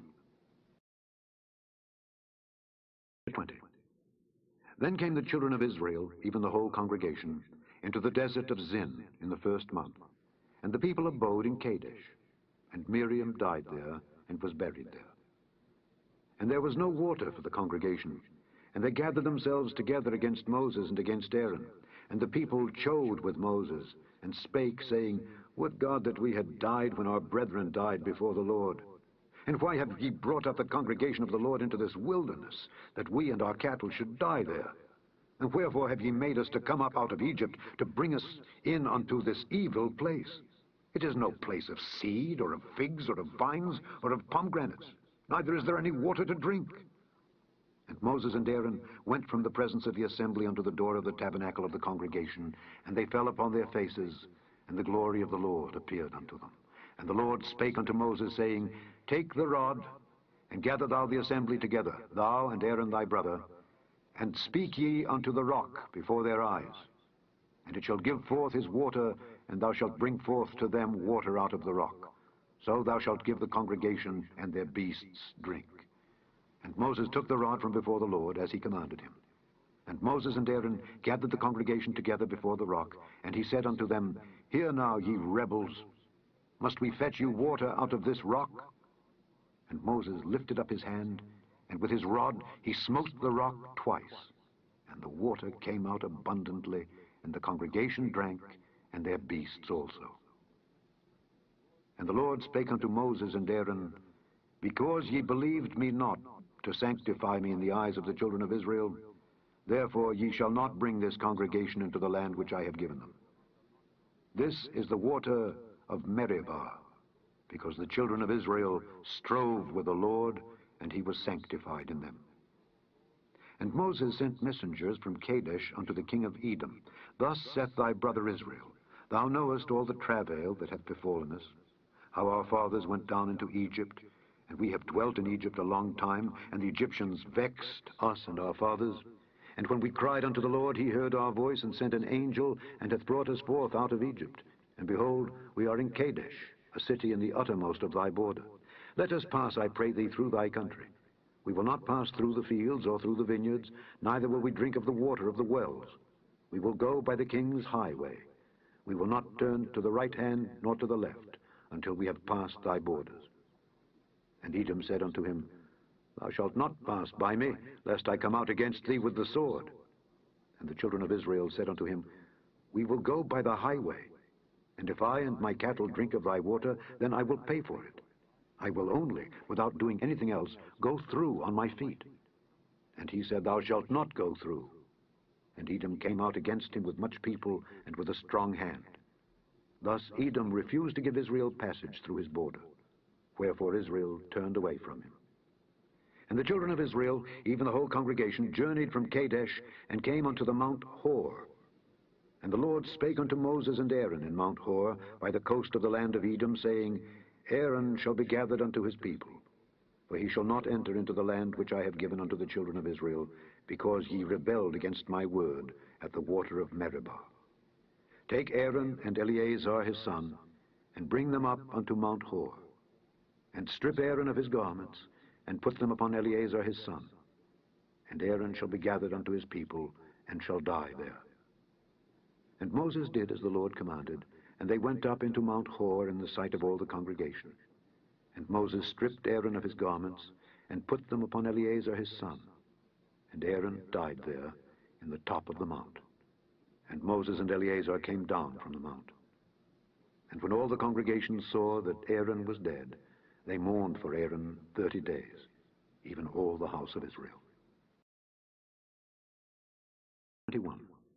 And when King Arad the Canaanite, which dwelt in the south, heard tell that Israel came by the way of the spies, then he fought against Israel, and took some of them prisoners. And Israel vowed a vow unto the Lord, and said, If thou wilt indeed deliver this people into my hand, then I will utterly destroy their cities. And the Lord hearkened to the voice of Israel, and delivered up the Canaanites, and they utterly destroyed them and their cities. And he called the name of the place Hormah. And they journeyed from Mount Hor by the way of the Red Sea to compass the land of Edom. And the soul of the people was much discouraged because of the way. And the people spake against God and against Moses, Wherefore have ye brought us up out of Egypt to die in the wilderness? For there is no bread, neither is there any water, and our soul loatheth this light bread. And the Lord sent fiery serpents among the people, and they bit the people, and much people of Israel died. Therefore the people came to Moses and said, We have sinned, for we have spoken against the Lord and against thee. Pray unto the Lord that he take away the serpents from us. And Moses prayed for the people. And the Lord said unto Moses, Make thee a fiery serpent, and set it upon a pole. And it shall come to pass, that every one that is bitten, when he looketh upon it, shall live. And Moses made a serpent of brass, and put it upon a pole. And it came to pass, that if a serpent had bitten any man, when he beheld the serpent of brass, he lived. And the children of Israel set forward, and pitched in Oboth. And they journeyed from Oboth, and pitched at Ijeabarim, in the wilderness which is before Moab, toward the sunrising. From thence they removed, and pitched in the valley of Zered. From thence they removed, and pitched on the other side of Arnon, which is in the wilderness that cometh out of the coasts of the Amorites. For Arnon is the border of Moab, between Moab and the Amorites. Wherefore it is said in the book of the wars of the Lord, What he did in the Red Sea, and in the brooks of Arnon, and at the stream of the brooks that goeth down to the dwelling of Ar, and lieth upon the border of Moab. And from thence they went to Beer. That is the well whereof the Lord spake unto Moses, Gather the people together, and I will give them water. Then Israel sang this song, Spring up, O well, sing ye unto it. The princes digged the well, the nobles of the people digged it by the direction of the lawgiver with their staves. And from the wilderness they went to Mattanah, and from Mattanah to Nahaliel, and from Nahaliel to Bamoth, and from Bamoth in the valley that is in the country of Moab, to the top of Pisgah, which looketh toward Jeshaim. And Israel sent messengers unto Sihon, king of the Amorites, saying, Let me pass through thy land. We will not turn into the fields or into the vineyards. We will not drink of the waters of the well, but we will go along by the king's highway until we be past thy borders. And Sihon would not suffer Israel to pass through his border. But Sihon gathered all his people together, and went out against Israel into the wilderness, and he came to Jahaz, and fought against Israel. And Israel smote him with the edge of the sword, and possessed his land from Arnon unto Jabbok, even unto the children of Ammon. For the border of the children of Ammon was strong. And Israel took all these cities, and Israel dwelt in all the cities of the Amorites, in Heshbon, and in all the villages thereof. For Heshbon was the city of Sihon the king of the Amorites, who had fought against the former king of Moab, and taken all his land out of his hand, even unto Arnon. Wherefore they that speak in Proverbs say, Come into Heshbon, let the city of Sihon be built and prepared. For there is a fire gone out of Heshbon, a flame from the city of Sihon. It hath consumed Ar of Moab, and the lords of the high places of Arnon. Woe to thee, Moab! Thou art undone, O people of Chemosh. He hath given his sons that escaped and his daughters into captivity unto Sihon king of the Amorites. We have shot at them. Heshbon is perished, even unto Dibon, and we have laid them waste, even unto Nophah, which reacheth unto Medeba. Thus Israel dwelt in the land of the Amorites. And Moses sent to spy out Jahazer, and they took the villages thereof, and drove out the Amorites that were there. And they turned and went up by the way of Bashan, and Og the king of Bashan went out against them, he and all his people, to the battle at Edrei. And the Lord said unto Moses, Fear him not, for I have delivered him into thy hand, and all his people and his land, and thou shalt do to him as thou didst unto Sihon king of the Amorites, which dwelt at Heshbon. So they smote him and his sons and all his people, until there was none left him alive, and they possessed his land. to 22. And the children of Israel set forward and pitched in the plains of Moab on this side Jordan by Jericho. And Balak the son of Zippor saw all that Israel had done to the Amorites. And Moab was sore afraid of the people because they were many. And Moab was distressed because of the children of Israel. And Moab said unto the elders of Midian, Now shall this company lick up all that are round about us, as the ox licketh up the grass of the field. And Balak the son of Zippor was king of the Moabites at that time. He sent messengers therefore unto Balaam the son of Beor to Pethor, which is by the river of the land of the children of his people, to call him, saying, Behold, there is a people come out from Egypt. Behold, they cover the face of the earth, and they abide over against me. Come now, therefore, I pray thee, curse me this people, for they are too mighty for me. Peradventure I shall prevail, that we may smite them, and that I may drive them out of the land. For I wot that he whom thou blessest is blessed, and he whom thou cursest is cursed. And the elders of Moab and the elders of Midian departed with the rewards of divination in their hand. And they came unto Balaam, and spake unto him the words of Balak. And he said unto them, Lodge here this night, and I will bring you word again, as the Lord shall speak unto me. And the princes of Moab abode with Balaam. And God came unto Balaam, and said, What men are these with thee? And Balaam said unto God, Balak the son of Zippor, king of Moab, hath sent unto me, saying, Behold, there is a people come out of Egypt, which covereth the face of the earth. Come now, curse me them. Peradventure I shall be able to overcome them, and drive them out. And God said unto Balaam, Thou shalt not go with them. Thou shalt not curse the people, for they are blessed.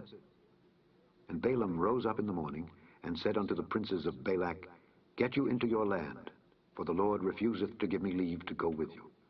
And the princes of Moab rose up, and they went unto Balak, and said, Balaam refuseth to come with us. And Balak sent yet again princes, more and more honorable than they. And they came to Balaam, and said to him, Thus saith Balak the son of Zippor, Let nothing, I pray thee, hinder thee from coming unto me, for I will promote thee unto very great honor, and I will do whatsoever thou sayest unto me. Come therefore, I pray thee, curse me this people. And Balaam answered and said unto the servants of Balak, If Balak would give me his house full of silver and gold, I cannot go beyond the word of the Lord my God, to do less or more. Now therefore I pray you, tarry ye also here this night, that I may know what the Lord will say unto me more. And God came unto Balaam at night, and said unto him, If the men come to call thee, rise up and go with them. But yet the word which I shall say unto thee, that shalt thou do. And Balaam rose up in the morning, and saddled his ass, and went with the princes of Moab. And God's anger was kindled because he went. And the angel of the Lord stood in the way for an adversary against him. Now he was riding upon his ass, and his two servants were with him. And the ass saw the angel of the Lord standing in the way, and his sword drawn in his hand. And the ass turned aside out of the way, and went into the field. And Balaam smote the ass to turn her into the way. But the angel of the Lord stood in a path of the vineyards, a wall being on this side, and a wall on that side. And when the ass saw the angel of the Lord, she thrust herself onto the wall, and crushed Balaam's foot against the wall, and he smote her again. And the angel of the Lord went further, and stood in a narrow place where was no way to turn either to the right hand or to the left. And when the ass saw the angel of the Lord, she fell down under Balaam. And Balaam's anger was kindled, and he smote the ass with a staff. And the Lord opened the mouth of the ass, and she said unto Balaam, What have I done unto thee, that thou hast smitten me these 3 times? And Balaam said unto the ass, Because thou hast mocked me. I would there were a sword in mine hand, for now would I kill thee. And the ass said unto Balaam, Am not I thine ass, upon which thou hast ridden ever since I was thine unto this day? Was I ever wont to do so unto thee? And he said, Nay. Then the Lord opened the eyes of Balaam, and he saw the angel of the Lord standing in the way, and his sword drawn in his hand. And he bowed down his head, and fell flat on his face. And the angel of the Lord said unto him, Wherefore hast thou smitten thine ass these 3 times? Behold, I went out to withstand thee, because thy way is perverse before me. And the ass saw me, and turned from me these 3 times. Unless she had turned from me, surely now also I had slain thee, and saved her alive. And Balaam said unto the angel of the Lord, I have sinned, for I knew not that thou stoodest in the way against me.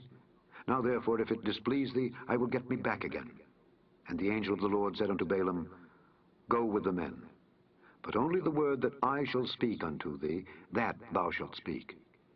So Balaam went with the princes of Balak.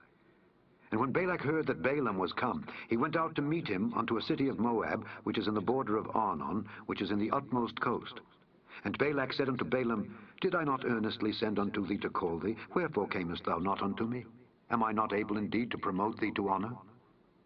And Balaam said unto Balak, Lo, I am come unto thee. Have I now any power at all to say anything? The word that God putteth in my mouth, that shall I speak. And Balaam went with Balak, and they came unto Kirjath-Huzoth. And Balak offered oxen and sheep, and sent to Balaam and to the princes that were with him. And it came to pass on the morrow, that Balak took Balaam, and brought him up into the high places of Baal, that thence he might see the utmost part of the people. 23. And Balaam said unto Balak, Build me here 7 altars, and prepare me here 7 oxen and 7 rams. And Balak did as Balaam had spoken. And Balak and Balaam offered on every altar a bullock and a ram. And Balaam said unto Balak, Stand by thy burnt offering, and I will go. Peradventure the Lord will come to meet me, and whatsoever he showeth me, I will tell thee. And he went to an high place.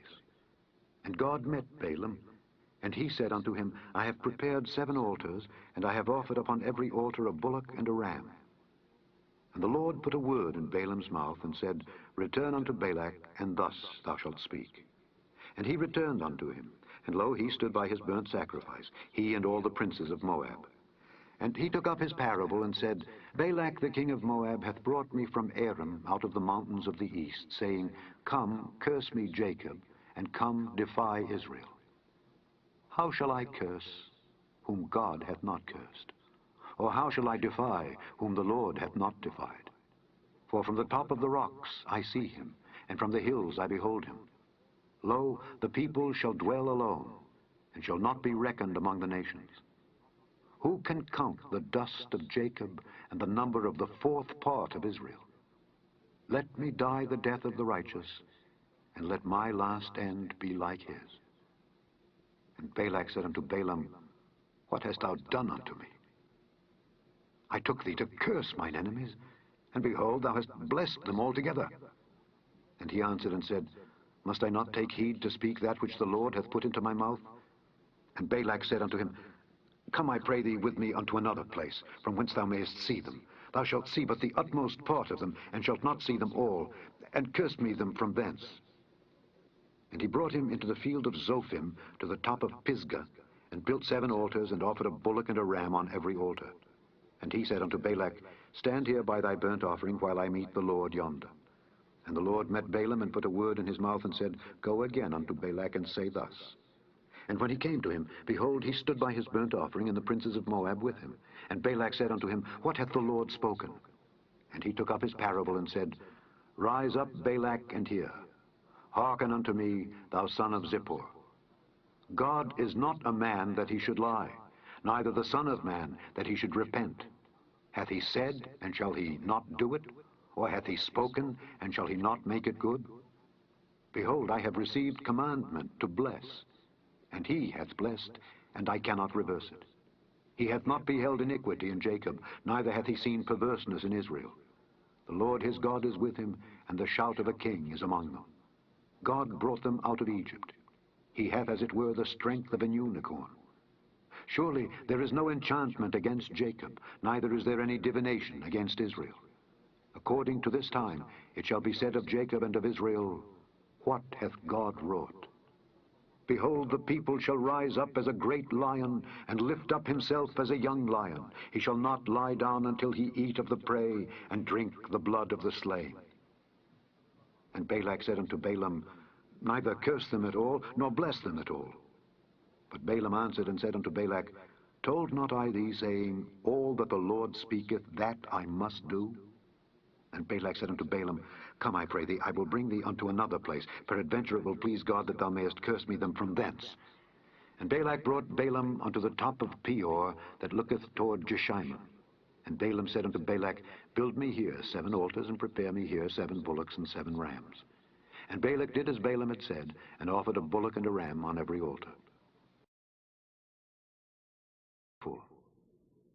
And when Balaam saw that it pleased the Lord to bless Israel, he went not as at other times to seek for enchantments, but he set his face toward the wilderness. And Balaam lifted up his eyes, and he saw Israel abiding in his tents according to their tribes. And the Spirit of God came upon him. And he took up his parable and said, Balaam the son of Beor hath said, and the man whose eyes are open hath said, he hath said which heard the words of God, which saw the vision of the Almighty falling into a trance, but having his eyes open. How goodly are thy tents, O Jacob, and thy tabernacles, O Israel. As the valleys are they spread forth, as gardens by the river's side, as the trees of lign aloes which the Lord hath planted, and as cedar trees beside the waters. He shall pour the water out of his buckets, and his seed shall be in many waters, and his king shall be higher than Agag, and his kingdom shall be exalted. God brought him forth out of Egypt. He hath as it were the strength of an unicorn. He shall eat up the nations his enemies, and shall break their bones, and pierce them through with his arrows. He couched, he lay down as a lion, and as a great lion. Who shall stir him up? Blessed is he that blesseth thee, and cursed is he that curseth thee. And Balak's anger was kindled against Balaam, and he smote his hands together. And Balak said unto Balaam, I called thee to curse mine enemies, and behold, thou hast altogether blessed them these 3 times. Therefore now flee thou to thy place. I thought to promote thee unto great honor, but lo, the Lord hath kept thee back from honor. And Balaam said unto Balak, Spake I not also to thy messengers which thou sentest unto me, saying, If Balak would give me his house full of silver and gold, I cannot go beyond the commandment of the Lord, to do either good or bad of mine own mind, but what the Lord saith, that will I speak. And now, behold, I go unto my people. Come therefore, and I will advertise thee what this people shall do to thy people in the latter days. And he took up his parable and said, Balaam the son of Beor hath said, and the man whose eyes are open hath said, he hath said which heard the words of God, and knew the knowledge of the Most High, which saw the vision of the Almighty, falling into a trance, but having his eyes open. I shall see him, but not now. I shall behold him, but not nigh. There shall come a star out of Jacob, and a scepter shall rise out of Israel, and shall smite the corners of Moab, and destroy all the children of Sheth. And Edom shall be a possession. Seir also shall be a possession for his enemies, and Israel shall do valiantly. Out of Jacob shall come he that shall have dominion, and shall destroy him that remaineth of the city. And when he looked on Amalek, he took up his parable and said, Amalek was the first of the nations, but his latter end shall be that he perish forever. And he looked on the Kenites, and took up his parable, and said, Strong is thy dwelling place, and thou puttest thy nest in a rock. Nevertheless the Kenite shall be wasted, until Asher shall carry thee away captive. And he took up his parable, and said, Alas, who shall live when God doeth this? And ships shall come from the coast of Kittim, and shall afflict Asher, and shall afflict Eber, and he also shall perish forever. And Balaam rose up, and went and returned to his place, and Balak also went his way.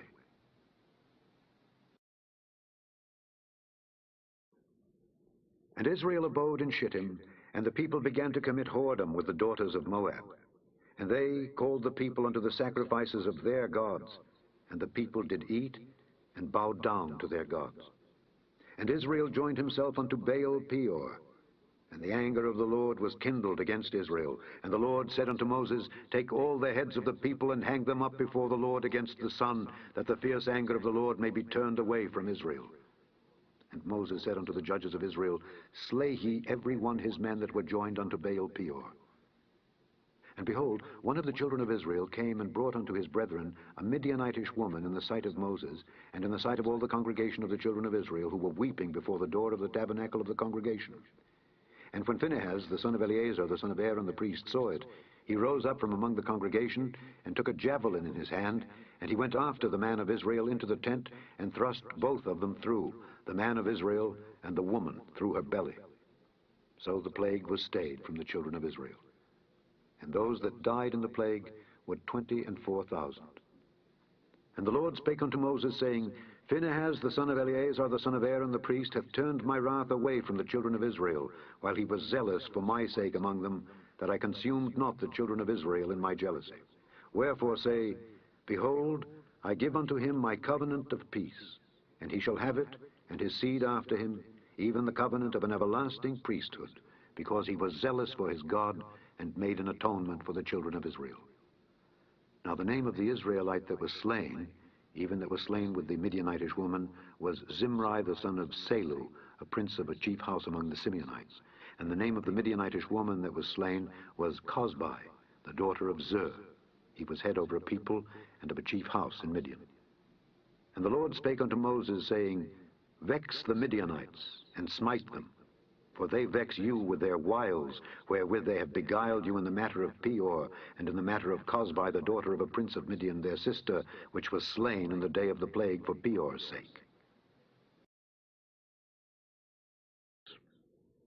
And it came to pass after the plague, that the Lord spake unto Moses and unto Eleazar the son of Aaron the priest, saying, Take the sum of all the congregation of the children of Israel, from 20 years old and upward, throughout their fathers' houses, all that are able to go to war in Israel. And Moses and Eleazar the priest spake with them in the plains of Moab by Jordan near Jericho, saying, Take the sum of the people from 20 years old and upward, as the Lord commanded Moses and the children of Israel, which went forth out of the land of Egypt. Reuben, the eldest son of Israel. The children of Reuben, Hanok, of whom cometh the family of the Hanokites, of Palu, the family of the Paluites, of Hezron, the family of the Hezronites, of Carmi, the family of the Carmites.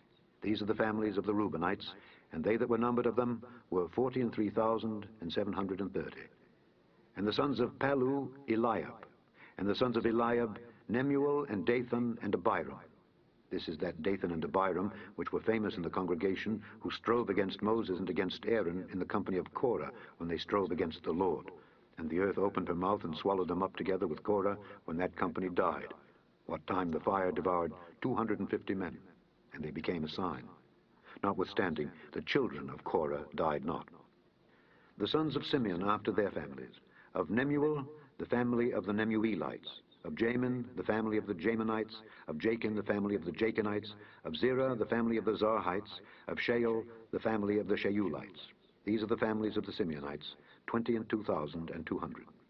The children of Gad after their families, of Zephon, the family of the Zephonites, of Haggai, the family of the Haggites, of Shuni, the family of the Shunites, of Ozni, the family of the Oznites, of Eri, the family of the Erites, of Arod, the family of the Arodites, of Areli, the family of the Arelites. These are the families of the children of Gad, according to those that were numbered of them, 40,500. The sons of Judah were and Onan, and and Onan died in the land of Canaan. And the sons of Judah after their families were of Shelah, the family of the Shelonites, of Pharez, the family of the Pharzites, of Zerah, the family of the Zarhites. And the sons of Pharez were of Hezron, the family of the Hezronites, of Hamel, the family of the Hamulites. These are the families of Judah, according to those that were numbered of them, 316,500. Of the sons of Issachar after their families, of Tola, the family of the Tolaites, of Pua, the family of the Punites, of Jashub, the family of the Jashubites, of Shimron, the family of the Shimronites. These are the families of Issachar, according to those that were numbered of them, 304,300. Of the sons of Zebulun after their families, of Sered, the family of the Sardites, of Elon, the family of the Elonites, of Jaleel, the family of the Jaleelites. These are the families of the Zebulunites, according to those that were numbered of them, 300,500. The sons of Joseph after their families were Manasseh and Ephraim. Of the sons of Manasseh, of Machir, the family of the Machirites, and Machir begat Gilead. Of Gilead came the family of the Gileadites. These are the sons of Gilead. Of Jeezer, the family of the Jeezerites, of Helek, the family of the Helekites, and of Azriel, the family of the Azrielites, and of Shechem, the family of the Shechemites, and of Shemida, the family of the Shemidaites, and of Hepher, the family of the Hepherites. And Zelophehad, the son of Hepher, had no sons but daughters. And the names of the daughters of Zelophehad were Mahlah and Noah, Haglah, Milcah, and Tirzah. These are the families of Manasseh, and those that were numbered of them, 52,700. These are the sons of Ephraim after their families, of Shuthelah, the family of the Shuthalites, of Becher, the family of the Bachrites, of Tahan, the family of the Tahanites. And these are the sons of Shuthelah, of Eran, the family of the Eranites. These are the families of the sons of Ephraim, according to those that were numbered of them, 32,500. These are the sons of Joseph after their families. The sons of Benjamin after their families, of Bela the family of the Belaites, of Ashbel the family of the Ashbelites, of Ahiram the family of the Ahiramites, of Shupham the family of the Shuphamites, of Hupham the family of the Huphamites. And the sons of Bela were Ard and Naaman.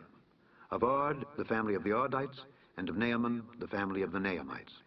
These are the sons of Benjamin after their families, and they that were numbered of them were 45,600. These are the sons of Dan after their families. Of Shuham, the family of the Shuhamites. These are the families of Dan after their families. All the families of the Shuhamites, according to those that were numbered of them, were 64,400. Of the children of Asher after their families, of Jimnah, the family of the Jimnites, of Jesui, the family of the Jesuites, of Beriah, the family of the Beriites. Of the sons of Beriah, of Heber, the family of the Heberites, of Malchiel, the family of the Malchielites, and the name of the daughter of Asher was Sarah. These are the families of the sons of Asher, according to those that were numbered of them, who were 53,400. Of the sons of Naphtali after their families, of Jaziel, the family of the Jazielites, of Guni, the family of the Gunites, of Jezer, the family of the Jezerites, of Shillem, the family of the Shillemites. These are the families of Naphtali, according to their families, and they that were numbered of them were 45,400. These were the numbered of the children of Israel, 600,730. And the Lord spake unto Moses, saying, Unto these the land shall be divided for an inheritance according to the number of names. To many thou shalt give the more inheritance, and to few thou shalt give the less inheritance. To every one shall his inheritance be given according to those that were numbered of him. Notwithstanding, the land shall be divided by lot. According to the names of the tribes of their fathers they shall inherit. According to the lot shall the possession thereof be divided between many and few. And these are they that were numbered of the Levites after their families. Of Gershon, the family of the Gershonites. Of Kohath, the family of the Kohathites. Of Merari, the family of the Merarites. These are the families of the Levites. The family of the Libnites, the family of the Hebronites, the family of the Mahlites, the family of the Mushites, the family of the Korathites. And Kohath begat Amram. And the name of Amram's wife was Jochebed, the daughter of Levi, whom her mother bare to Levi in Egypt. And she bare unto Amram Aaron and Moses and Miriam their sister. And unto Aaron was born Nadab and Abihu, Eleazar and Ithamar. And Nadab and Abihu died when they offered strange fire before the Lord. And those that were numbered of them were 23,000, all males from a month old and upward, for they were not numbered among the children of Israel, because there was no inheritance given them among the children of Israel. These are they that were numbered by Moses and Eleazar the priest, who numbered the children of Israel in the plains of Moab by Jordan, near Jericho. But among these there was not a man of them whom Moses and Aaron the priest numbered, when they numbered the children of Israel in the wilderness of Sinai. For the Lord had said of them, They shall surely die in the wilderness. And there was not left a man of them, save Caleb the son of Jephunneh, and Joshua the son of Nun. 7. Then came the daughters of Zelophehad, the son of Hepher, the son of Gilead, the son of Machir, the son of Manasseh, of the families of Manasseh, the son of Joseph. And these are the names of his daughters: Mahlah, Noah, and Hoglah, and Milcah, and Tirzah.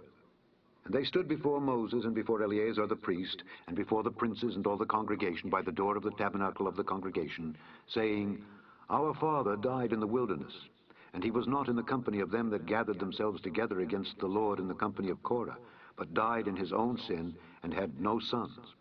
Why should the name of our father be done away from among his family, because he hath no son? Give unto us therefore a possession among the brethren of our father. And Moses brought their cause before the Lord. And the Lord spake unto Moses, saying, The daughters of Zelophehad speak right. Thou shalt surely give them a possession of an inheritance among their father's brethren. And thou shalt cause the inheritance of their father to pass unto them. And thou shalt speak unto the children of Israel, saying, If a man die and have no son, then ye shall cause his inheritance to pass unto his daughter. And if he have no daughter, then ye shall give his inheritance unto his brethren. And if he have no brethren, then ye shall give his inheritance unto his father's brethren. And if his father have no brethren, then ye shall give his inheritance unto his kinsman that is next to him of his family, and he shall possess it. And it shall be unto the children of Israel a statute of judgment, as the Lord commanded Moses.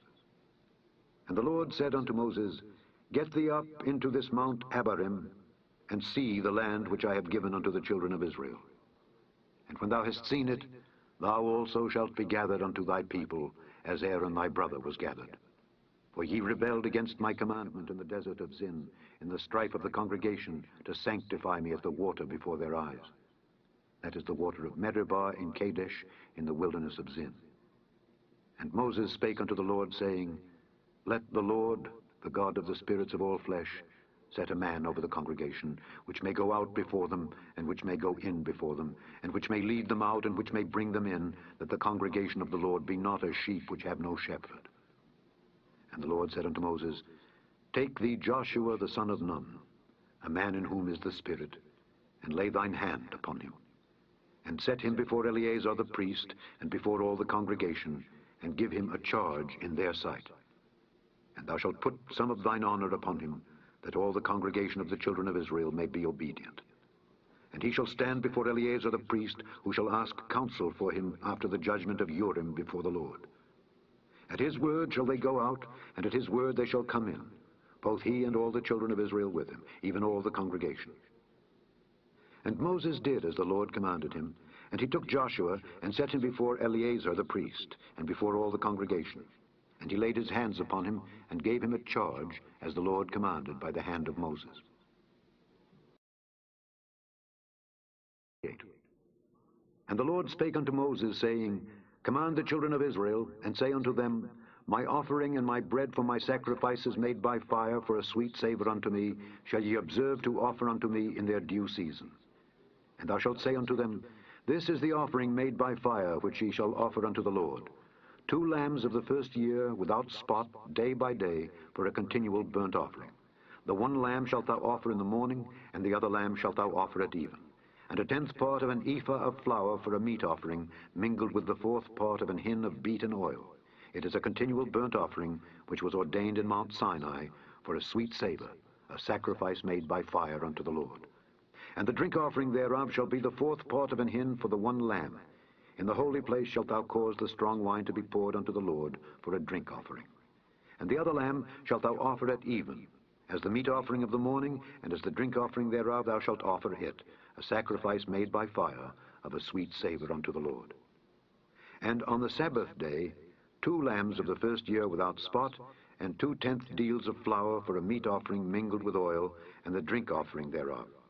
This is the burnt offering of every Sabbath, beside the continual burnt offering and his drink offering.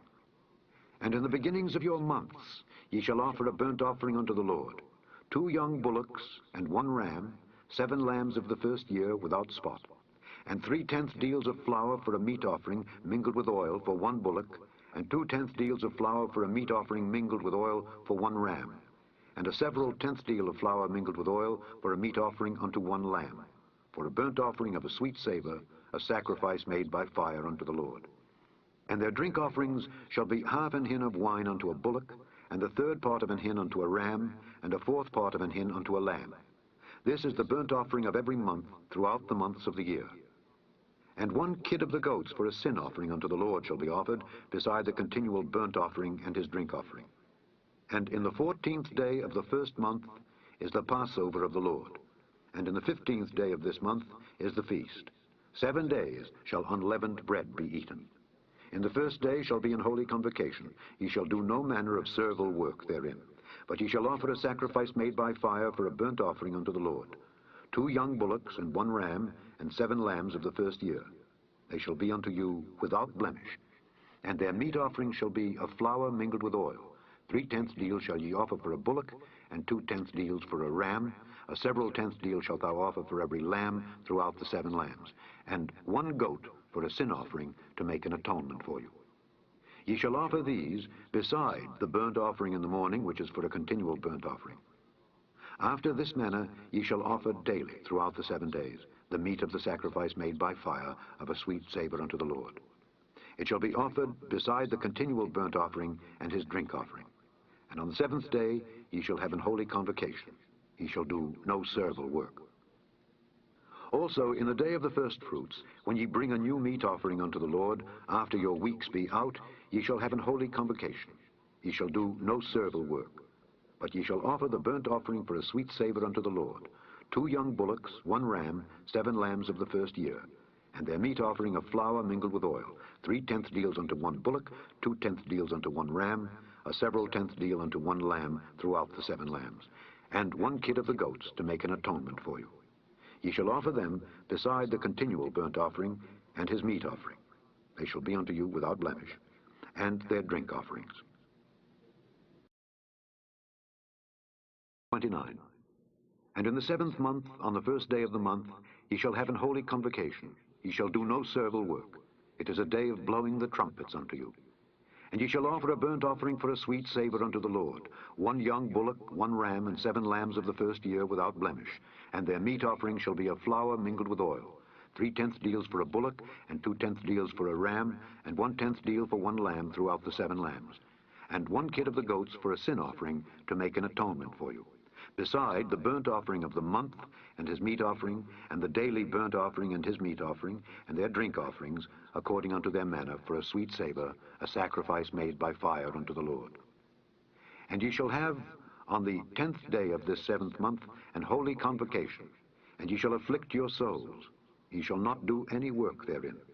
But ye shall offer a burnt offering unto the Lord for a sweet savour, 1 young bullock, 1 ram, and 7 lambs of the first year. They shall be unto you without blemish. And their meat offering shall be of flour mingled with oil, 3/10 deals to a bullock, and 2/10 deals to 1 ram, a several tenth deal for 1 lamb throughout the 7 lambs, 1 kid of the goats for a sin offering, beside the sin offering of atonement, and the continual burnt offering, and the meat offering of it, and their drink offerings. And on the 15th day of the 7th month ye shall have an holy convocation. Ye shall do no servile work, and ye shall keep a feast unto the Lord 7 days. And ye shall offer a burnt offering, a sacrifice made by fire, of a sweet savour unto the Lord, 13 young bullocks, 2 rams, and 14 lambs of the first year. They shall be without blemish. And their meat offering shall be of flour mingled with oil, 3/10 deals unto every bullock of the 13 bullocks, 2/10 deals to each ram of the 2 rams, and a several tenth deal to each lamb of the 14 lambs. And 1 kid of the goats for a sin offering, beside the continual burnt offering, his meat offering, and his drink offering. And on the 2nd day ye shall offer 12 young bullocks, 2 rams, 14 lambs of the first year without spot. And their meat offering and their drink offerings for the bullocks, for the rams, and for the lambs shall be according to their number, after the manner. And 1 kid of the goats for a sin offering, beside the continual burnt offering, and the meat offering thereof, and their drink offerings. And on the 3rd day 11 bullocks, 2 rams, 14 lambs of the first year without blemish. And their meat offering and their drink offerings for the bullocks, for the rams, and for the lambs shall be according to their number, after the manner. And 1 goat for a sin offering, beside the continual burnt offering, and his meat offering, and his drink offering. And on the 4th day 10 bullocks, 2 rams, and 14 lambs of the first year without blemish. Their meat offering and their drink offerings for the bullocks, for the rams, and for the lambs shall be according to their number, after the manner. And 1 kid of the goats for a sin offering, beside the continual burnt offering, his meat offering, and his drink offering. And on the 5th day 9 bullocks, 2 rams, and 14 lambs of the first year without spot. And their meat offering and their drink offerings for the bullocks, for the rams, and for the lambs shall be according to their number, after the manner. And 1 goat for a sin offering, beside the continual burnt offering, and his meat offering, and his drink offering. And on the 6th day 8 bullocks, 2 rams, and 14 lambs of the first year without blemish. And their meat offering and their drink offerings for the bullocks, for the rams, and for the lambs shall be according to their number, after the manner. And 1 goat for a sin offering, beside the continual burnt offering, his meat offering, and his drink offering. And on the 7th day 7 bullocks, 2 rams, and 14 lambs of the first year without blemish. And their meat offering and their drink offerings for the bullocks, for the rams, and for the lambs shall be according to their number, after the manner. And 1 goat for a sin offering, beside the continual burnt offering, his meat offering, and his drink offering. On the 8th day ye shall have a solemn assembly. Ye shall do no servile work therein. But ye shall offer a burnt offering, a sacrifice made by fire, of a sweet savour unto the Lord, 1 bullock, 1 ram, 7 lambs of the first year without blemish. Their meat offering and their drink offerings for the bullock, for the ram, and for the lambs shall be according to their number, after the manner. And 1 goat for a sin offering, beside the continual burnt offering, and his meat offering, and his drink offering. These things ye shall do unto the Lord in your set feasts, beside your vows and your free will offerings, for your burnt offerings, and for your meat offerings, and for your drink offerings, and for your peace offerings. And Moses told the children of Israel according to all that the Lord commanded Moses.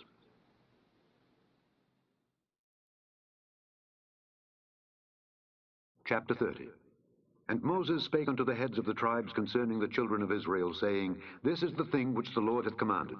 If a man vow a vow unto the Lord, or swear an oath to bind his soul with a bond, he shall not break his word. He shall do according to all that proceedeth out of his mouth.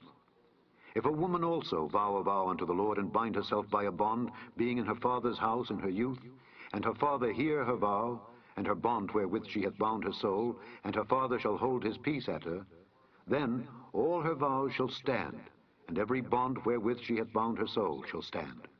But if her father disallow her in the day that he heareth, not any of her vows or of her bonds wherewith she hath bound her soul shall stand, and the Lord shall forgive her, because her father disallowed her. And if she had at all an husband when she vowed, or uttered aught out of her lips wherewith she bound her soul, and her husband heard it, and held his peace at her in the day that he heard it, then her vows shall stand, and her bonds wherewith she bound her soul shall stand. But if her husband disallowed her on the day that he heard it, then he shall make her vow which she vowed, and that which she uttered with her lips, wherewith she bound her soul, of none effect, and the Lord shall forgive her. But every vow of a widow, and of her that is divorced, wherewith they have bound their souls, shall stand against her. And if she vowed in her husband's house, or bound her soul by a bond with an oath, and her husband heard it, and held his peace at her, and disallowed her not, then all her vows shall stand, and every bond wherewith she bound her soul shall stand. But if her husband hath utterly made them void on the day he heard them, then whatsoever proceeded out of her lips concerning her vows, or concerning the bond of her soul, shall not stand. Her husband hath made them void, and the Lord shall forgive her. Every vow, and every binding oath to afflict the soul, her husband may establish it, or her husband may make it void.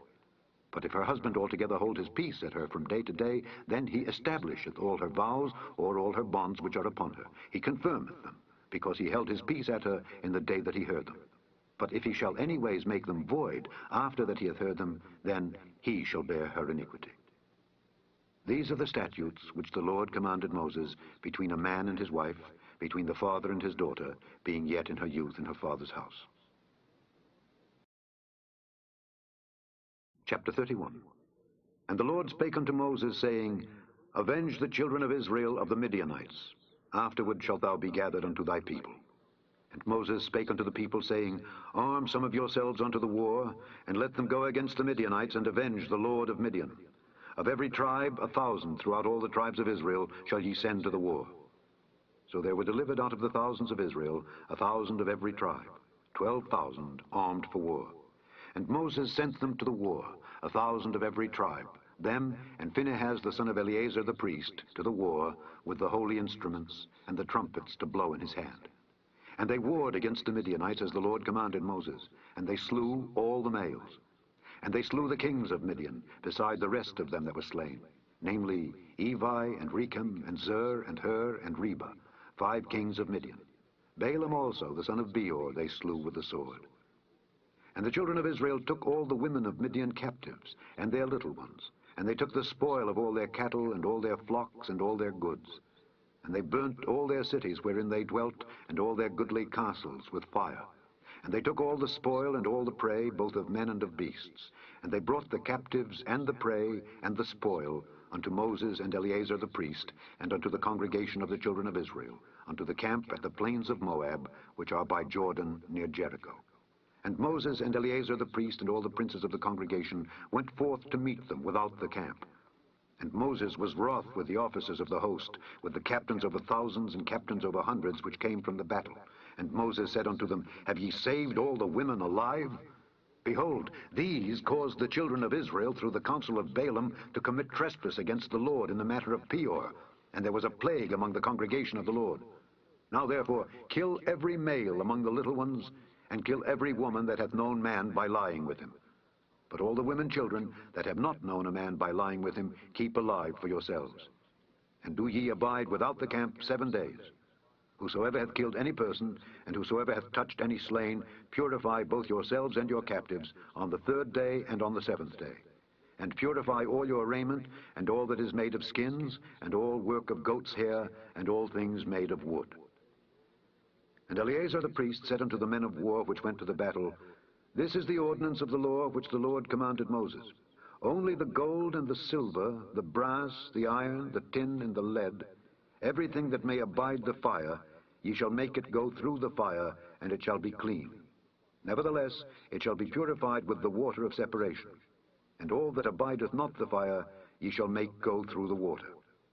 And ye shall wash your clothes on the 7th day, and ye shall be clean, and afterward ye shall come into the camp. And the Lord spake unto Moses, saying, Take the sum of the prey that was taken, both of man and of beast, thou and Eleazar the priest, and the chief fathers of the congregation, and divide the prey into 2 parts, between them that took the war upon them, who went out to battle, and between all the congregation. And levy a tribute unto the Lord of the men of war which went out to battle, 1 soul of 500, both of the persons, and of the beeves, and of the asses, and of the sheep. Take it of their half, and give it unto Eleazar the priest for an heave offering of the Lord. And of the children of Israel's half, thou shalt take 1 portion of 50, of the persons, of the beeves, of the asses, and of the flocks, of all manner of beasts, and give them unto the Levites, which keep the charge of the tabernacle of the Lord. And Moses and Eleazar the priest did as the Lord commanded Moses. And the booty, being the rest of the prey which the men of war had caught, was 600,000 and 70,000 and 5,000 sheep, and 62,000 beeves, and 61,000 asses, and 32,000 persons in all, of women that had not known man by lying with him. And the half which was the portion of them that went out to war was in number 300,000 and 37,500 sheep. And the Lord's tribute of the sheep was 615. And the beeves were 36,000, of which the Lord's tribute was 312. And the asses were 30,500, of which the Lord's tribute was 301. And the persons were 16,000, of which the Lord's tribute was 32 persons. And Moses gave the tribute which was the Lord's heave offering unto Eleazar the priest, as the Lord commanded Moses. And of the children of Israel's half, which Moses divided from the men that warred, now the half that pertained unto the congregation was 300,000 and 30,000 and 7,500 sheep, and 36,000 beeves, and 30,000 asses and 500, and 16,000 persons. Even of the children of Israel's half, Moses took 1 portion of 50, both of man and of beast, and gave them unto the Levites, which kept the charge of the tabernacle of the Lord, as the Lord commanded Moses. And the officers which were over thousands of the host, the captains of thousands and captains of hundreds, came near unto Moses, and they said unto Moses, Thy servants have taken the sum of the men of war which are under our charge, and there lacketh not 1 man of us. We have therefore brought an oblation for the Lord, what every man hath gotten of jewels of gold, chains and bracelets, rings, earrings, and tablets, to make an atonement for our souls before the Lord. And Moses and Eleazar the priest took the gold of them, even all wrought jewels. And all the gold of the offering that they offered up to the Lord, of the captains of thousands and of the captains of hundreds, was 16,750 shekels. For the men of war had taken spoil, every man for himself. And Moses and Eleazar the priest took the gold of the captains of thousands and of hundreds, and brought it into the tabernacle of the congregation, for a memorial for the children of Israel before the Lord.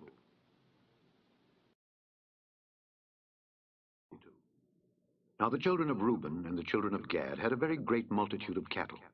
And when they saw the land of Jazer and the land of Gilead, that behold, the place was a place for cattle, the children of Gad and the children of Reuben came and spake unto Moses and to Eleazar the priest and unto the princes of the congregation, saying, Ataroth and Dibon and Jazer and Nimrah and Heshbon and Elealeh and Shebam and Nebo and Beon, even the country which the Lord smote before the congregation of Israel, is a land for cattle, and thy servants have cattle.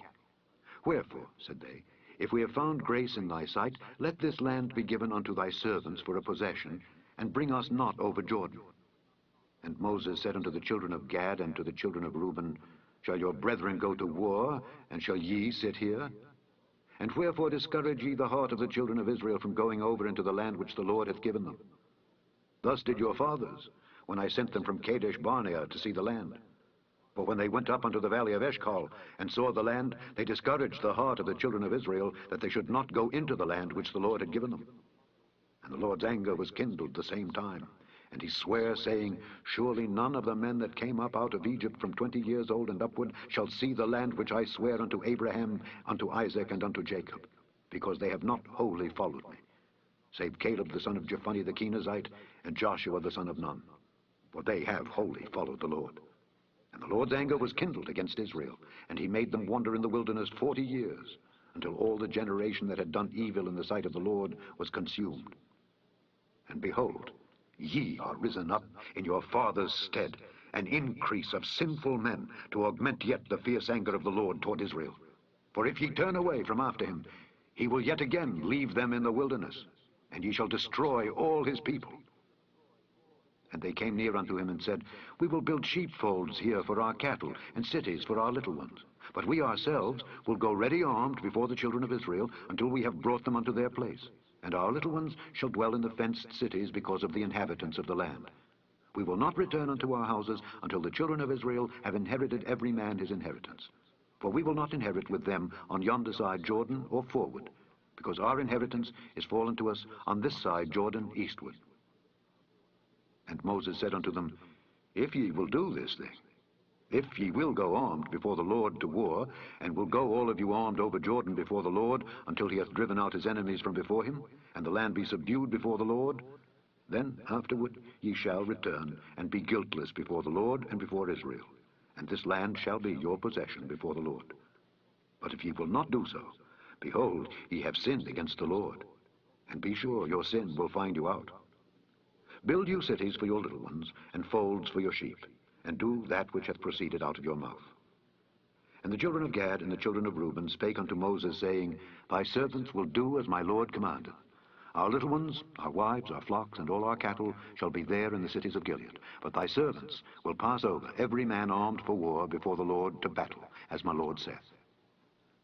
So concerning them, Moses commanded Eleazar the priest, and Joshua the son of Nun, and the chief fathers of the tribes of the children of Israel. And Moses said unto them, If the children of Gad and the children of Reuben will pass with you over Jordan, every man armed to battle before the Lord, and the land shall be subdued before you, then ye shall give them the land of Gilead for a possession. But if they will not pass over with you armed, they shall have possessions among you in the land of Canaan. And the children of Gad and the children of Reuben answered, saying, As the Lord hath said unto thy servants, so will we do. We will pass over armed before the Lord into the land of Canaan, that the possession of our inheritance on this side Jordan may be ours. And Moses gave unto them, even to the children of Gad and to the children of Reuben, and unto half the tribe of Manasseh the son of Joseph, the kingdom of Sihon king of the Amorites, and the kingdom of Og king of Bashan, the land with the cities thereof and the coasts, even the cities of the country round about. And the children of Gad built Dibon, and Ataroth, and Aroer, and Atroth, Shophan, and Jazer, and Jogbehah, and Beth-nimrah, and Beth-haran, fenced cities, and folds for sheep. And the children of Reuben built Heshbon, and Elealeh, and Kirjathaim, and Nebo, and Baal-meon, their names being changed, and Shibmah, and gave other names unto the cities which they builded. And the children of Machir the son of Manasseh went to Gilead, and took it, and dispossessed the Amorite which was in it. And Moses gave Gilead unto Machir the son of Manasseh, and he dwelt therein. And Jair the son of Manasseh went and took the small towns thereof, and called them Havoth-Jair. And Nobah went and took Kenath, and the villages thereof, and called it Nobah, after his own name. 33. These are the journeys of the children of Israel, which went forth out of the land of Egypt with their armies under the hand of Moses and Aaron. And Moses wrote their goings out according to their journeys by the commandment of the Lord. And these are their journeys according to their goings out. And they departed from Ramesses in the first month, on the 15th day of the first month. On the morrow after the Passover, the children of Israel went out with an high hand in the sight of all the Egyptians. For the Egyptians buried all their firstborn which the Lord had smitten among them. Upon their gods also the Lord executed judgments. And the children of Israel removed from Ramesses, and pitched in Succoth. And they departed from Succoth, and pitched in Etham, which is in the edge of the wilderness. And they removed from Etham, and turned again unto Pi-hahiroth, which is before Baal-zephon.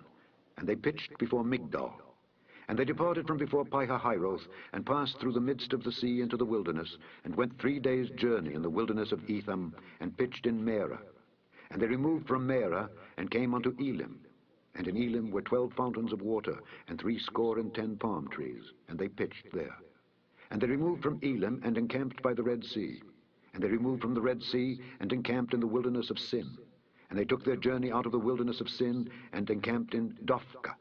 And they departed from Dophkah, and encamped in Elash. And they removed from Elash, and encamped at Rephidim, where was no water for the people to drink. And they departed from Rephidim, and pitched in the wilderness of Sinai. And they removed from the desert of Sinai, and pitched at Kibroth-Hattaavah. And they departed from Kibroth-Hattaavah, and encamped at Hazeroth. And they departed from Hazeroth, and pitched in Rithmah. And they departed from Rithmah, and pitched at Rimmon-Perez. And they departed from Rimmon-Perez, and pitched in Libnah. And they removed from Libnah, and pitched at Rissah. And they journeyed from Rissah, and pitched in Kehelatha. And they went from Kehelatha, and pitched in Mount Shapher. And they removed from Mount Shapher, and encamped in Harada. And they removed from Harada, and pitched in Makheloth. And they removed from Makheloth, and encamped at Tahath. And they departed from Tahath, and pitched at Terah.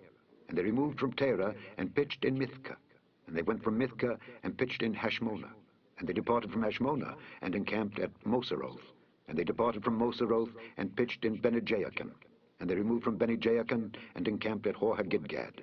And they went from Hor-Haggidgad, and pitched in Jotbathah. And they removed from Jotbathah, and encamped at Ebrona. And they departed from Ebrona, and encamped at Ezion-Geber. And they removed from Ezion-Geber, and pitched in the wilderness of Zin, which is Kadesh. And they removed from Kadesh, and pitched in Mount Hor, in the edge of the land of Edom.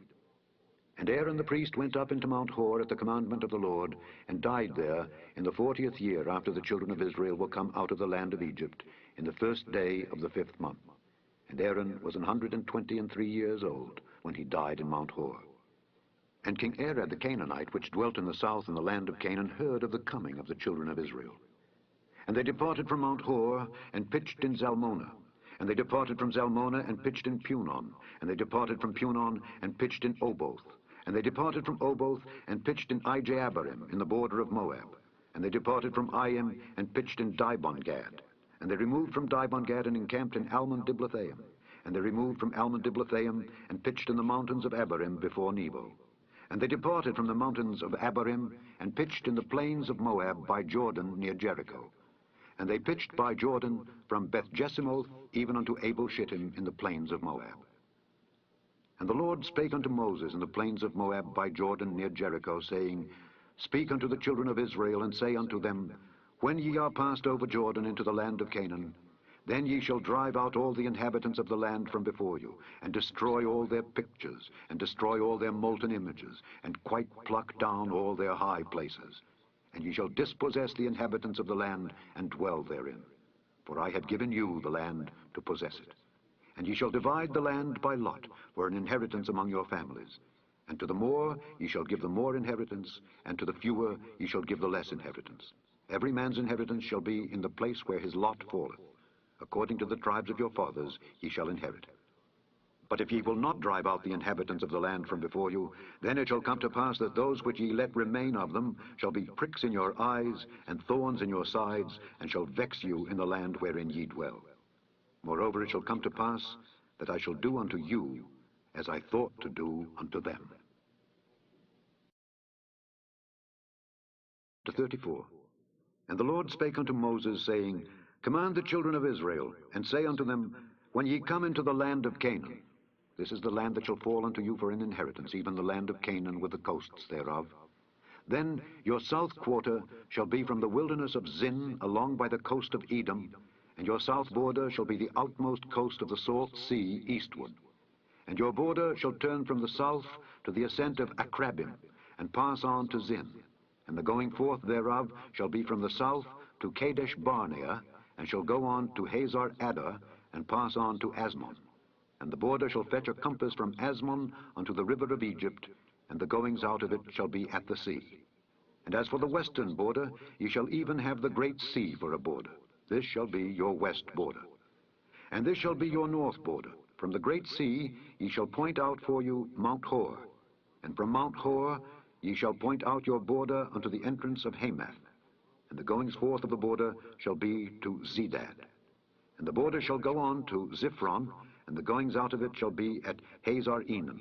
This shall be your north border.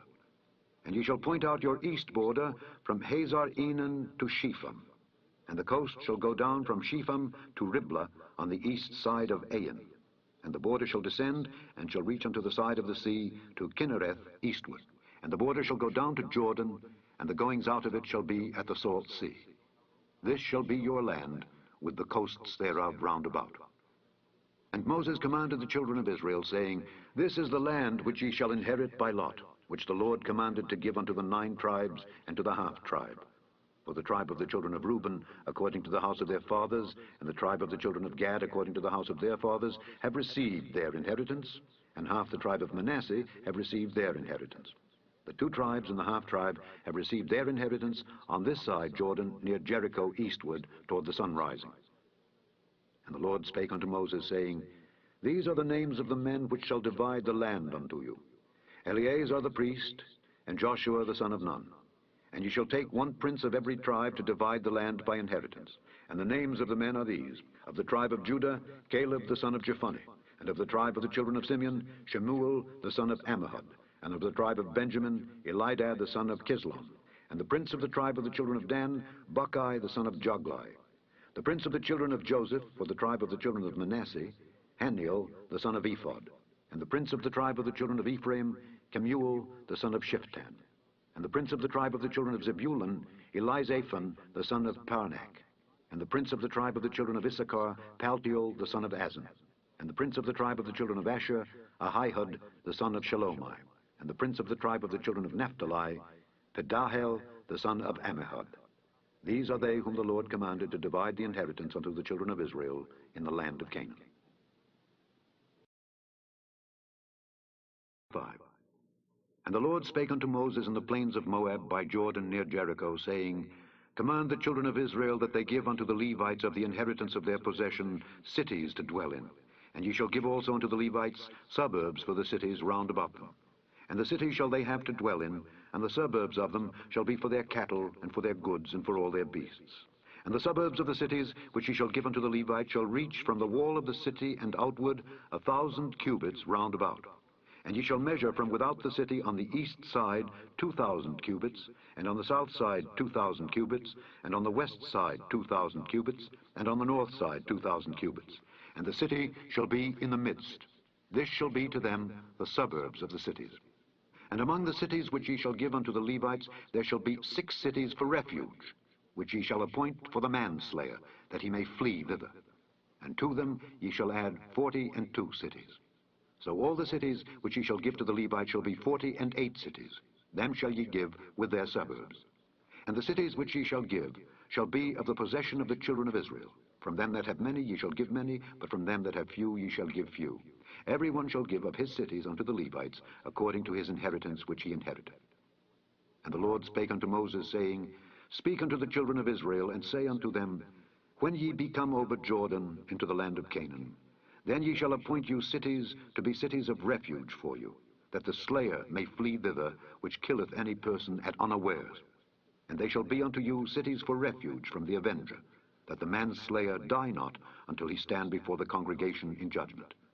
And of these cities which ye shall give, 6 cities shall ye have for refuge. Ye shall give 3 cities on this side Jordan, and 3 cities shall ye give in the land of Canaan, which shall be cities of refuge. These 6 cities shall be a refuge both for the children of Israel, and for the stranger, and for the sojourner among them, that every one that killeth any person unawares may flee thither. And if he smite him with an instrument of iron, so that he die, he is a murderer. The murderer shall surely be put to death. And if he smite him with throwing a stone, wherewith he may die, and he die, he is a murderer. The murderer shall surely be put to death. Or if he smite him with an hand weapon of wood, wherewith he may die, and he die, he is a murderer. The murderer shall surely be put to death. The revenger of blood himself shall slay the murderer. When he meeteth him, he shall slay him. But if he thrust him of hatred, or hurl at him by laying of weight, that he die, or in enmity smite him with his hand, that he die, he that smote him shall surely be put to death, for he is a murderer. The revenger of blood shall slay the murderer when he meeteth him. But if he thrust him suddenly without enmity, or have cast upon him anything without laying of weight, or with any stone wherewith a man may die, seeing him not, and cast it upon him that he die, and was not his enemy, neither sought his harm, then the congregation shall judge between the slayer and the revenger of blood according to these judgments. And the congregation shall deliver the slayer out of the hand of the revenger of blood. And the congregation shall restore him to the city of his refuge, whither he was fled. And he shall abide in it unto the death of the high priest, which was anointed with the holy oil. But if the slayer shall at any time come without the border of the city of his refuge, whither he was fled, and the revenger of blood find him without the borders of the city of his refuge, and the revenger of blood kill the slayer, he shall not be guilty of blood, because he should have remained in the city of his refuge until the death of the high priest. But after the death of the high priest, the slayer shall return into the land of his possession. So these things shall be for a statute of judgment unto you throughout your generations in all your dwellings. Whoso killeth any person, the murderer shall be put to death by the mouth of witnesses. But one witness shall not testify against any person to cause him to die. Moreover, ye shall take no satisfaction for the life of a murderer who is guilty of death, but he shall be surely put to death. And ye shall take no satisfaction for him that is fled to the city of his refuge, that he should come again to dwell in the land until the death of the priest. So ye shall not pollute the land wherein ye are, for blood, it defileth the land. And the land cannot be cleansed of the blood that is shed therein, but by the blood of him that shed it. Defile not therefore the land in which ye shall inhabit, wherein I dwell. For I, the Lord, dwell among the children of Israel. Chapter 36. And the chief fathers of the families of the children of Gilead, the son of Machir, the son of Manasseh, of the families of the sons of Joseph, came near and spake before Moses and before the princes, the chief fathers of the children of Israel.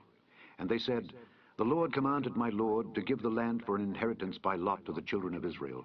And my Lord was commanded by the Lord to give the inheritance of Zelophehad our brother unto his daughters. And if they be married to any of the sons of the other tribes of the children of Israel, then shall their inheritance be taken from the inheritance of our fathers, and shall be put to the inheritance of the tribe whereunto they are received. So shall it be taken from the lot of our inheritance. And when the jubilee of the children of Israel shall be, then shall their inheritance be put unto the inheritance of the tribe whereunto they are received. So shall their inheritance be taken away from the inheritance of the tribe of our fathers. And Moses commanded the children of Israel according to the word of the Lord, saying, The tribe of the sons of Joseph hath said well. This is the thing which the Lord doth command concerning the daughters of Zelophehad, saying, Let them marry to whom they think best. Only to the family of the tribe of their father shall they marry. So shall not the inheritance of the children of Israel remove from tribe to tribe. For every one of the children of Israel shall keep himself to the inheritance of the tribe of his fathers. And every daughter that possesseth an inheritance in any tribe of the children of Israel shall be wife unto one of the family of the tribe of her father, that the children of Israel may enjoy every man the inheritance of his fathers. Neither shall the inheritance remove from one tribe to another tribe, but every one of the tribes of the children of Israel shall keep himself to his own inheritance. Even as the Lord commanded Moses, so did the daughters of Zelophehad. For Mahlah, Tirzah, and Hoglah, and Milcah, and Noah, the daughters of Zelophehad, were married unto their father's brothers' sons. And they were married into the families of the sons of Manasseh, the son of Joseph, and their inheritance remained in the tribe of the family of their father. These are the commandments and the judgments which the Lord commanded by the hand of Moses unto the children of Israel in the plains of Moab by Jordan near Jericho. The end of the fourth book of Moses, called Numbers.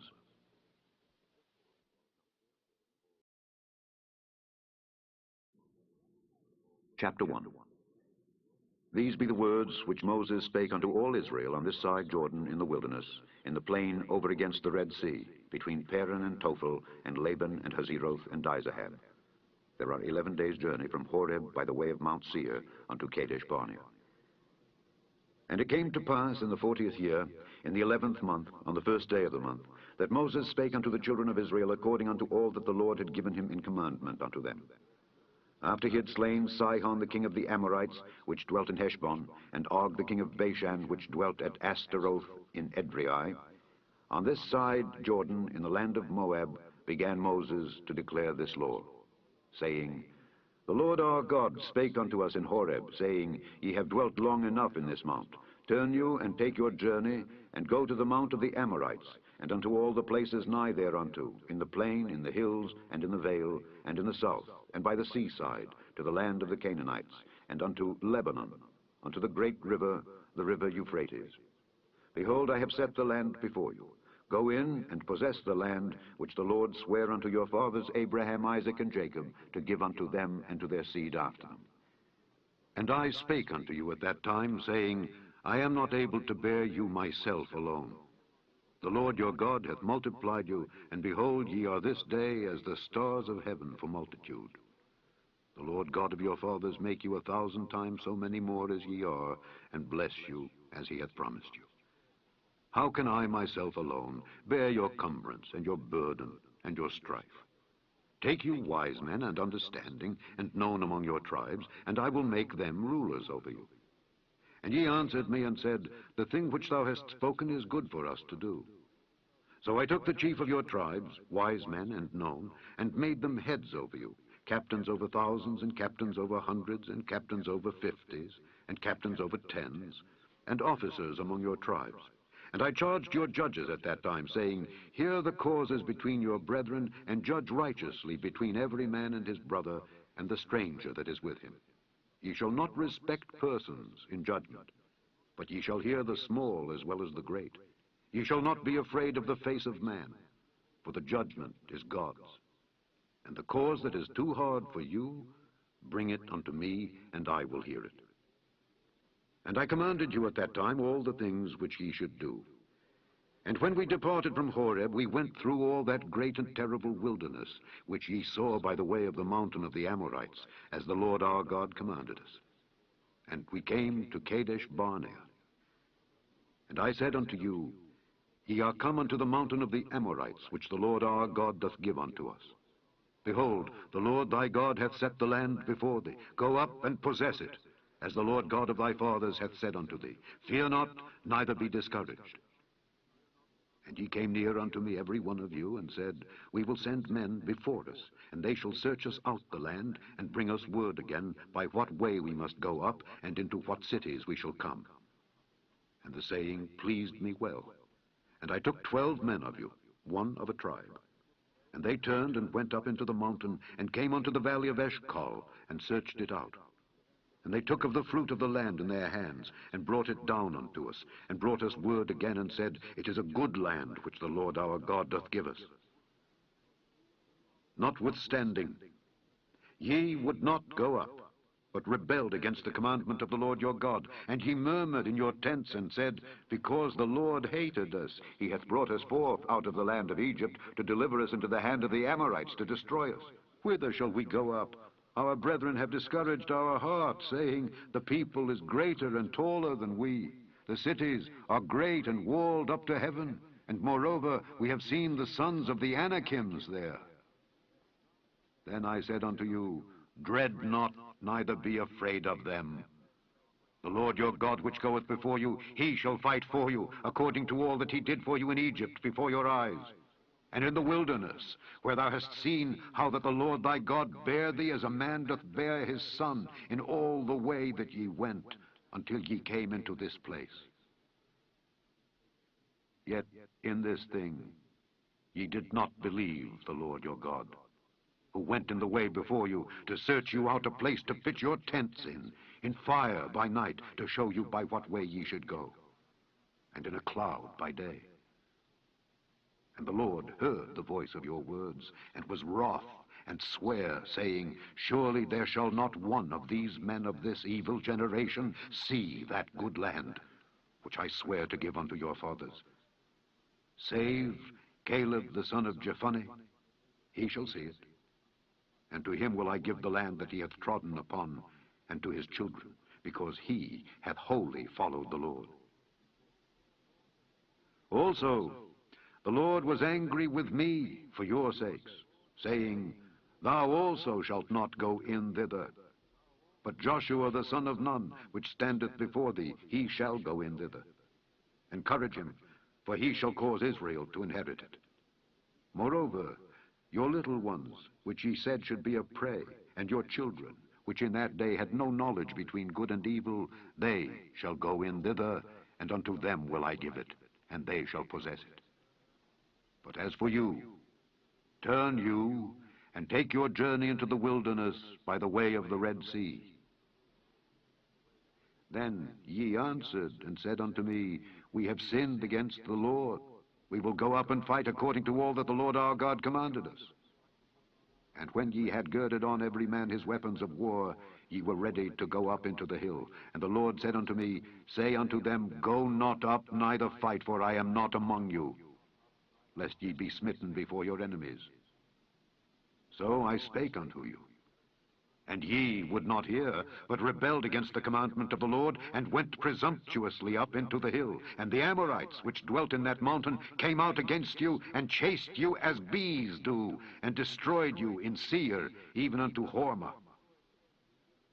And ye returned, and wept before the Lord. But the Lord would not hearken to your voice, nor give ear unto you. So ye abode in Kadesh many days, according unto the days that ye abode there.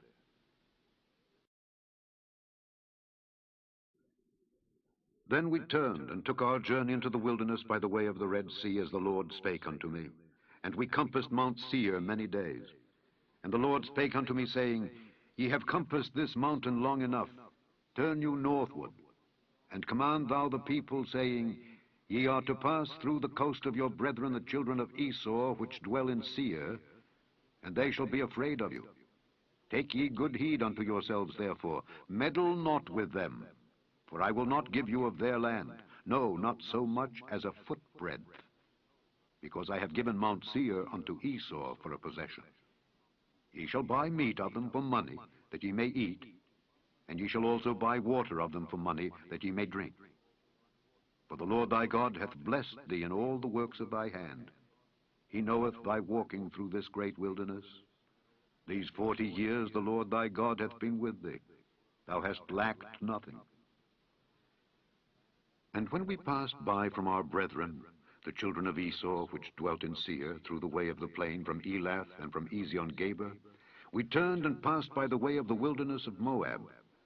And the Lord said unto me, Distress not the Moabites, neither contend with them in battle, for I will not give thee of their land for a possession, because I have given Ar unto the children of Lot for a possession. The Emims dwelt there in times past, a people great and many, and tall as the Anakims, which also were accounted giants as the Anakims. But the Moabites called them Emims. The Horims also dwelt in Seir before time, but the children of Esau succeeded them when they had destroyed them from before them, and dwelt in their stead, as Israel did unto the land of his possession, which the Lord gave unto them. Now rise up, said I, and get you over the brook Zered. And we went over the brook Zered. And the space in which we came from Kadesh Barnea until we were come over the brook Zered was 38 years, until all the generation of the men of war were wasted out from among the host, as the Lord sware unto them. For indeed the hand of the Lord was against them, to destroy them from among the host, until they were consumed. So it came to pass, when all the men of war were consumed and dead from among the people, that the Lord spake unto me, saying, Thou art to pass over through Ar, the coast of Moab, this day. And when thou comest nigh over against the children of Ammon, distress them not, nor meddle with them. For I will not give thee of the land of the children of Ammon any possession, because I have given it unto the children of Lot for a possession. That also was accounted a land of giants. Giants dwelt therein in old time, and the Ammonites called them Zamzummims, a people great and many, and tall as the Anakims. But the Lord destroyed them before them, and they succeeded them, and dwelt in their stead, as he did to the children of Esau, which dwelt in Seir, when he destroyed the Horims from before them, and they succeeded them, and dwelt in their stead, even unto this day. And the Avims, which dwelt in Hazerim, even unto Azza, the Caphtorims, which came forth out of Caphtor, destroyed them, and dwelt in their stead. Rise ye up, take your journey, and pass over the river Arnon. Behold, I have given into thine hand Sihon the Amorite, king of Heshbon, and his land. Begin to possess it, and contend with him in battle. This day will I begin to put the dread of thee and the fear of thee upon the nations that are under the whole heaven, who shall hear report of thee, and shall tremble, and be in anguish because of thee. And I sent messengers out of the wilderness of Kedemoth unto Sihon king of Heshbon with words of peace, saying, Let me pass through thy land. I will go along by the highway. I will neither turn unto the right hand nor to the left. Thou shalt sell me meat for money that I may eat, and give me water for money that I may drink. Only I will pass through on my feet, as the children of Esau which dwell in Seir, and the Moabites which dwell in Ar did unto me, until I shall pass over Jordan into the land which the Lord our God giveth us. But Sihon king of Heshbon would not let us pass by him, for the Lord thy God hardened his spirit, and made his heart obstinate, that he might deliver him into thy hand, as appeareth this day. And the Lord said unto me, Behold, I have begun to give Sihon and his land before thee. Begin to possess, that thou mayest inherit his land. Then Sihon came out against us, he and all his people, to fight at Jahaz, and the Lord our God delivered him before us. And we smote him and his sons and all his people. And we took all his cities at that time, and utterly destroyed the men and the women and the little ones of every city. We left none to remain. Only the cattle we took for a prey unto ourselves, and the spoil of the cities which we took. From Aroer, which is by the brink of the river of Arnon, and from the city that is by the river, even unto Gilead, there was not one city too strong for us. The Lord our God delivered all unto us.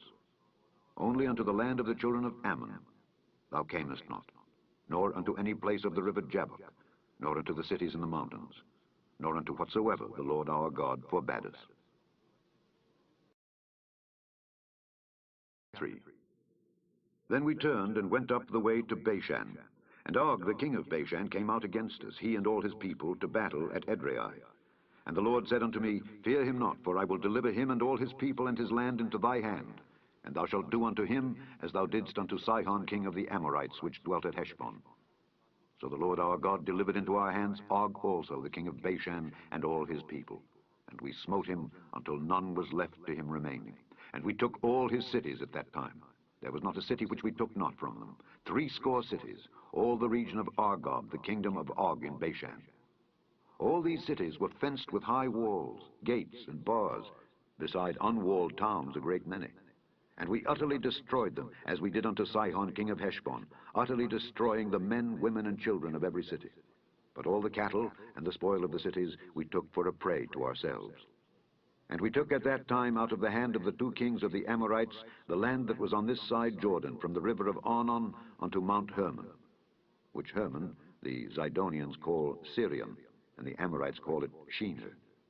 All the cities of the plain, and all Gilead, and all Bashan, unto Salcah and Edrei, cities of the kingdom of Og in Bashan. For only Og, king of Bashan, remained of the remnant of giants. Behold, his bedstead was a bedstead of iron. Is it not in Rabbath of the children of Ammon? 9 cubits was the length thereof, and 4 cubits the breadth of it, after the cubit of a man.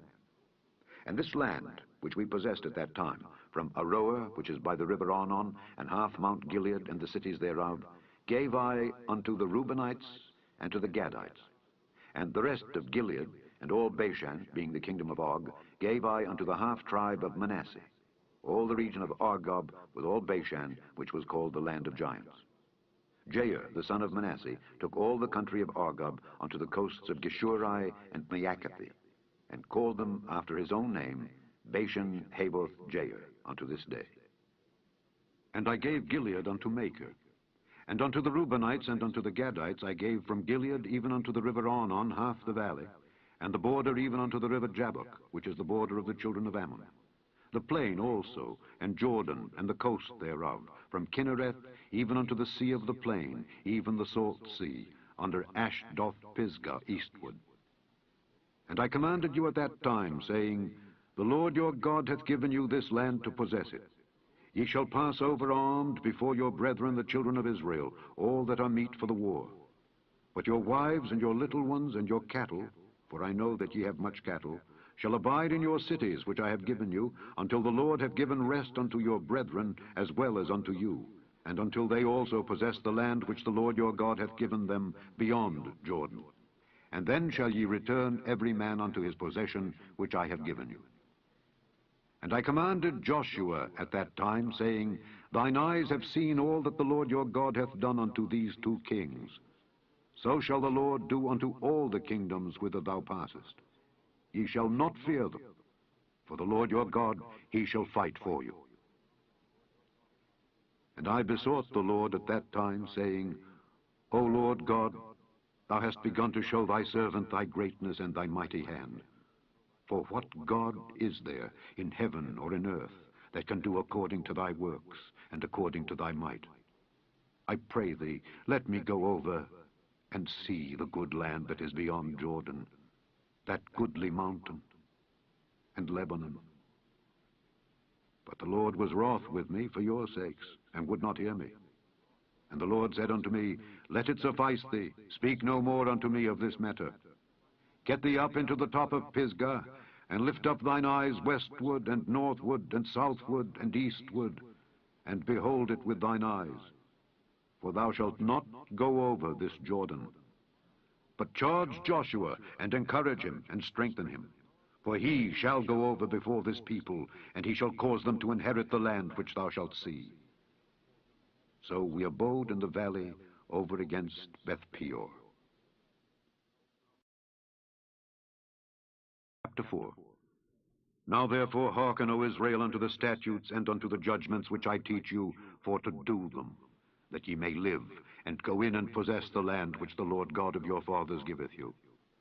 Ye shall not add unto the word which I command you, neither shall ye diminish aught from it, that ye may keep the commandments of the Lord your God which I command you.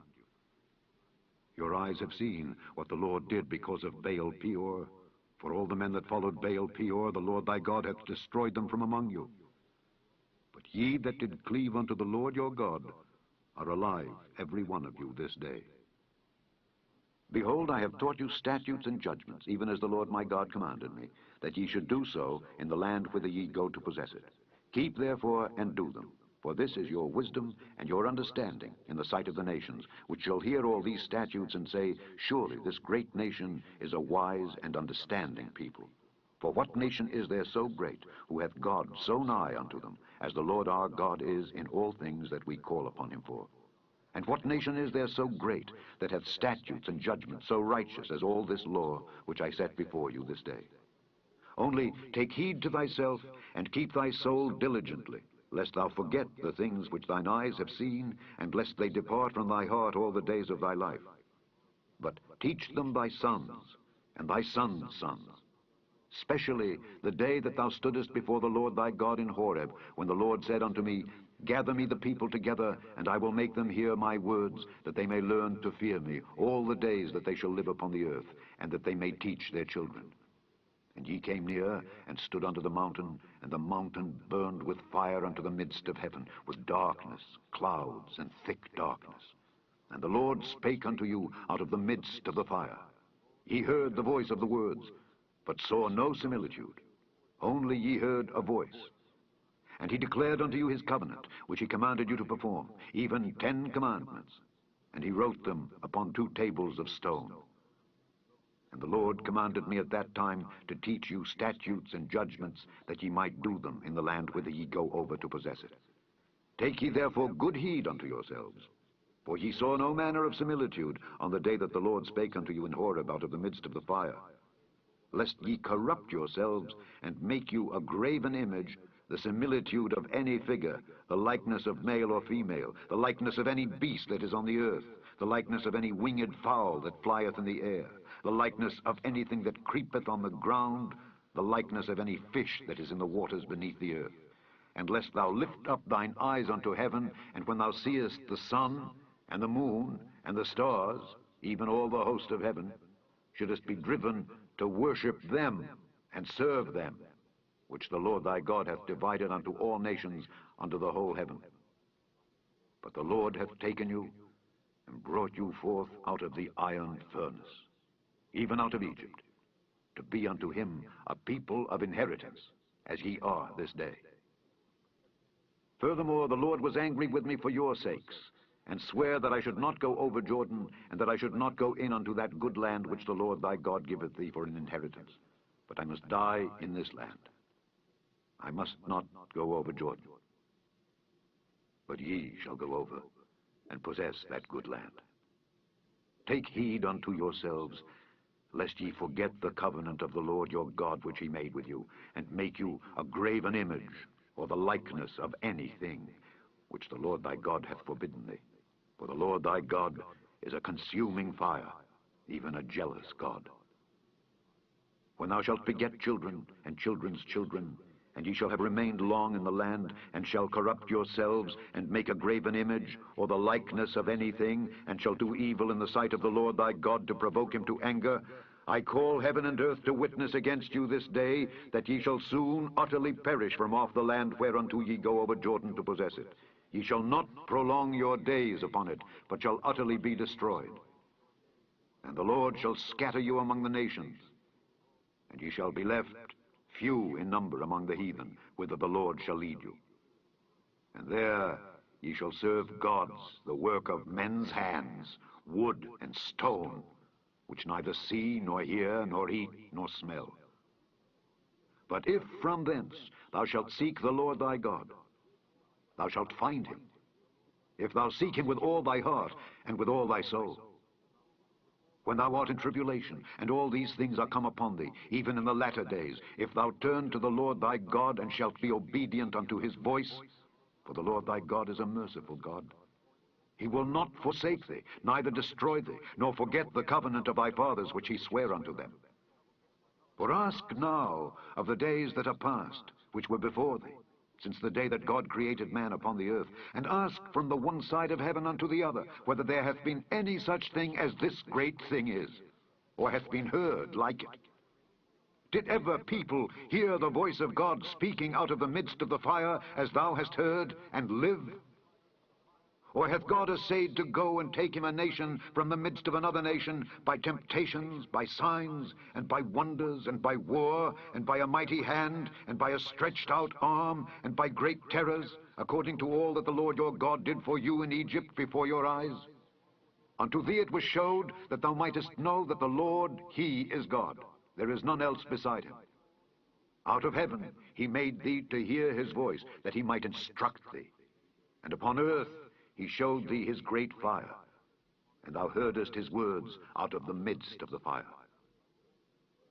And because he loved thy fathers, therefore he chose their seed after them, and brought thee out in his sight with his mighty power out of Egypt, to drive out nations from before thee, greater and mightier than thou art, to bring thee in, to give thee their land for an inheritance, as it is this day.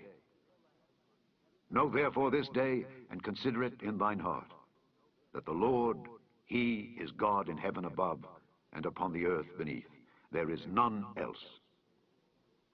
Thou shalt keep therefore his statutes and his commandments, which I command thee this day, that it may go well with thee and with thy children after thee, and that thou mayest prolong thy days upon the earth, which the Lord thy God giveth thee forever.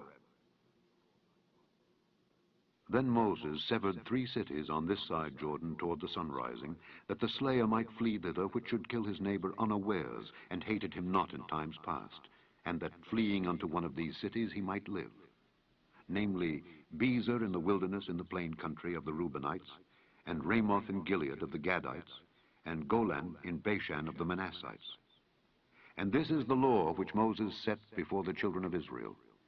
These are the testimonies, and the statutes, and the judgments, which Moses spake unto the children of Israel after they came forth out of Egypt, on this side Jordan, in the valley over against Beth Peor, in the land of Sihon king of the Amorites, who dwelt at Heshbon, whom Moses and the children of Israel smote after they were come forth out of Egypt. And they possessed his land, and the land of Og king of Bashan, 2 kings of the Amorites, which were on this side Jordan toward the sunrising, from Aroer, which is by the bank of the river Arnon, even unto Mount Zion, which is Hermon, and all the plain on this side Jordan eastward, even unto the sea of the plain, unto the springs of Pisgah.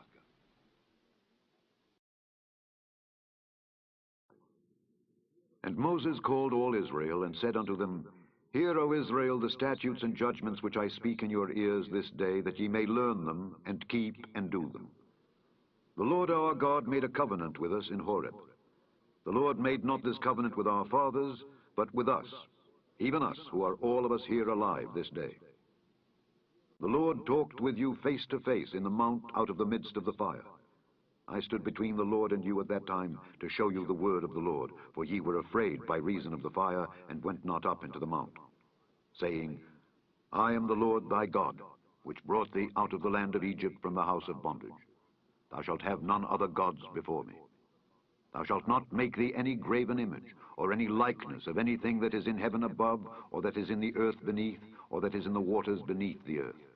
Thou shalt not bow down thyself unto them, nor serve them. For I, the Lord thy God, am a jealous God, visiting the iniquity of the fathers upon the children unto the third and fourth generation of them that hate me, and showing mercy unto thousands of them that love me and keep my commandments.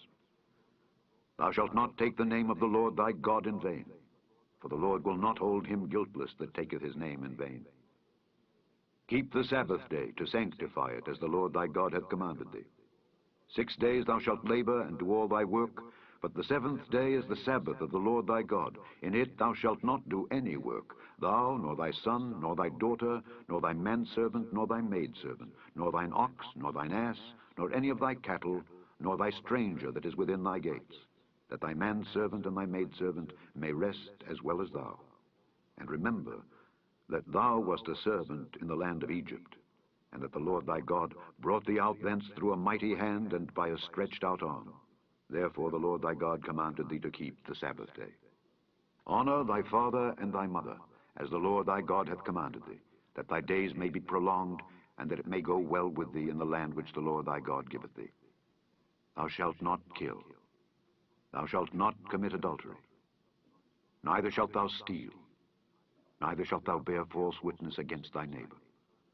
Neither shalt thou desire thy neighbor's wife. Neither shalt thou covet thy neighbor's house, his field, or his manservant, or his maidservant, his ox, or his ass, or anything that is thy neighbor's. These words the Lord spake unto all your assembly in the mount out of the midst of the fire, of the cloud, and of the thick darkness, with a great voice. And he added no more. And he wrote them in 2 tables of stone, and delivered them unto me. And it came to pass, when ye heard the voice out of the midst of the darkness, for the mountain did burn with fire, that ye came near unto me, even all the heads of your tribes and your elders, and ye said, Behold, the Lord our God hath showed us his glory and his greatness, and we have heard his voice out of the midst of the fire. We have seen this day that God doth talk with man, and he liveth. Now therefore, why should we die? For this great fire will consume us. If we hear the voice of the Lord our God any more, then we shall die. For who is there of all flesh that hath heard the voice of the living God speaking out of the midst of the fire, as we have, and lived? Go thou near, and hear all that the Lord our God shall say, and speak thou unto us all that the Lord our God shall speak unto thee, and we will hear it and do it. And the Lord heard the voice of your words when ye spake unto me, and the Lord said unto me, I have heard the voice of the words of this people which they have spoken unto thee. They have well said all that they have spoken. Oh, that there was such an heart in them, that they would fear me, and keep all my commandments always, that it might be well with them, and with their children forever. Go, say to them, Get you into your tents again. But as for thee, stand thou here by me. And I will speak unto thee all the commandments, and the statutes, and the judgments which thou shalt teach them, that they may do them in the land which I give them to possess it. Ye shall observe to do, therefore, as the Lord your God hath commanded you. Ye shall not turn aside to the right hand or to the left. Ye shall walk in all the ways which the Lord your God hath commanded you, that ye may live, and that it may be well with you, and that ye may prolong your days in the land which ye shall possess.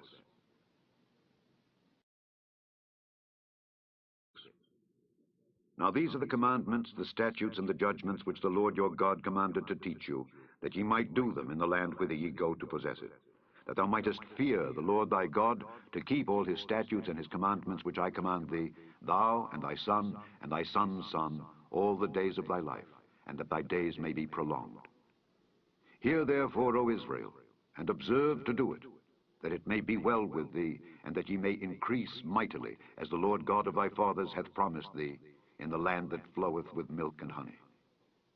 Hear, O Israel, the Lord our God is one Lord, and thou shalt love the Lord thy God with all thine heart, and with all thy soul, and with all thy might. And these words which I command thee this day shall be in thine heart. And thou shalt teach them diligently unto thy children, and shalt talk of them when thou sittest in thine house, and when thou walkest by the way, and when thou liest down, and when thou risest up. And thou shalt bind them for a sign upon thine hand, and they shall be as frontlets between thine eyes. And thou shalt write them upon the posts of thy house, and on thy gates. And it shall be, when the Lord thy God shall have brought thee into the land which he sware unto thy fathers, to Abraham, to Isaac, and to Jacob, to give thee great and goodly cities, which thou buildedst not, and houses full of all good things, which thou filledst not, and wells digged, which thou diggedst not, vineyards and olive trees, which thou plantedst not, when thou shalt have eaten and be full, then beware lest thou forget the Lord, which brought thee forth out of the land of Egypt from the house of bondage. Thou shalt fear the Lord thy God, and serve him, and shalt swear by his name. Ye shall not go after other gods, of the gods of the people which are round about you, for the Lord thy God is a jealous God among you, lest the anger of the Lord thy God be kindled against thee, and destroy thee from off the face of the earth. Ye shall not tempt the Lord your God, as ye tempted him in Massah. Ye shall diligently keep the commandments of the Lord your God, and his testimonies, and his statutes which he hath commanded thee. And thou shalt do that which is right and good in the sight of the Lord, that it may be well with thee, and that thou mayest go in and possess the good land which the Lord sware unto thy fathers, to cast out all thine enemies from before thee, as the Lord hath spoken. And when thy son asketh thee in time to come, saying, What mean the testimonies, and the statutes, and the judgments which the Lord our God hath commanded you? Then thou shalt say unto thy son, We were Pharaoh's bondmen in Egypt, and the Lord brought us out of Egypt with a mighty hand. And the Lord showed signs and wonders great and sore upon Egypt, upon Pharaoh, and upon all his household before our eyes. And he brought us out from thence, that he might bring us in to give us the land which he sware unto our fathers. And the Lord commanded us to do all these statutes, to fear the Lord our God, for our good always, that he might preserve us alive, as it is at this day. And it shall be our righteousness, if we observe to do all these commandments before the Lord our God, as he hath commanded us. 7. When the Lord thy God shall bring thee into the land whither thou goest to possess it, and hath cast out many nations before thee, the Hittites, and the Girgashites, and the Amorites, and the Canaanites, and the Perizzites, and the Hivites, and the Jebusites, 7 nations greater and mightier than thou. And when the Lord thy God shall deliver them before thee, thou shalt smite them and utterly destroy them. Thou shalt make no covenant with them, nor show mercy unto them. Neither shalt thou make marriages with them. Thy daughter thou shalt not give unto his son, nor his daughter shalt thou take unto thy son.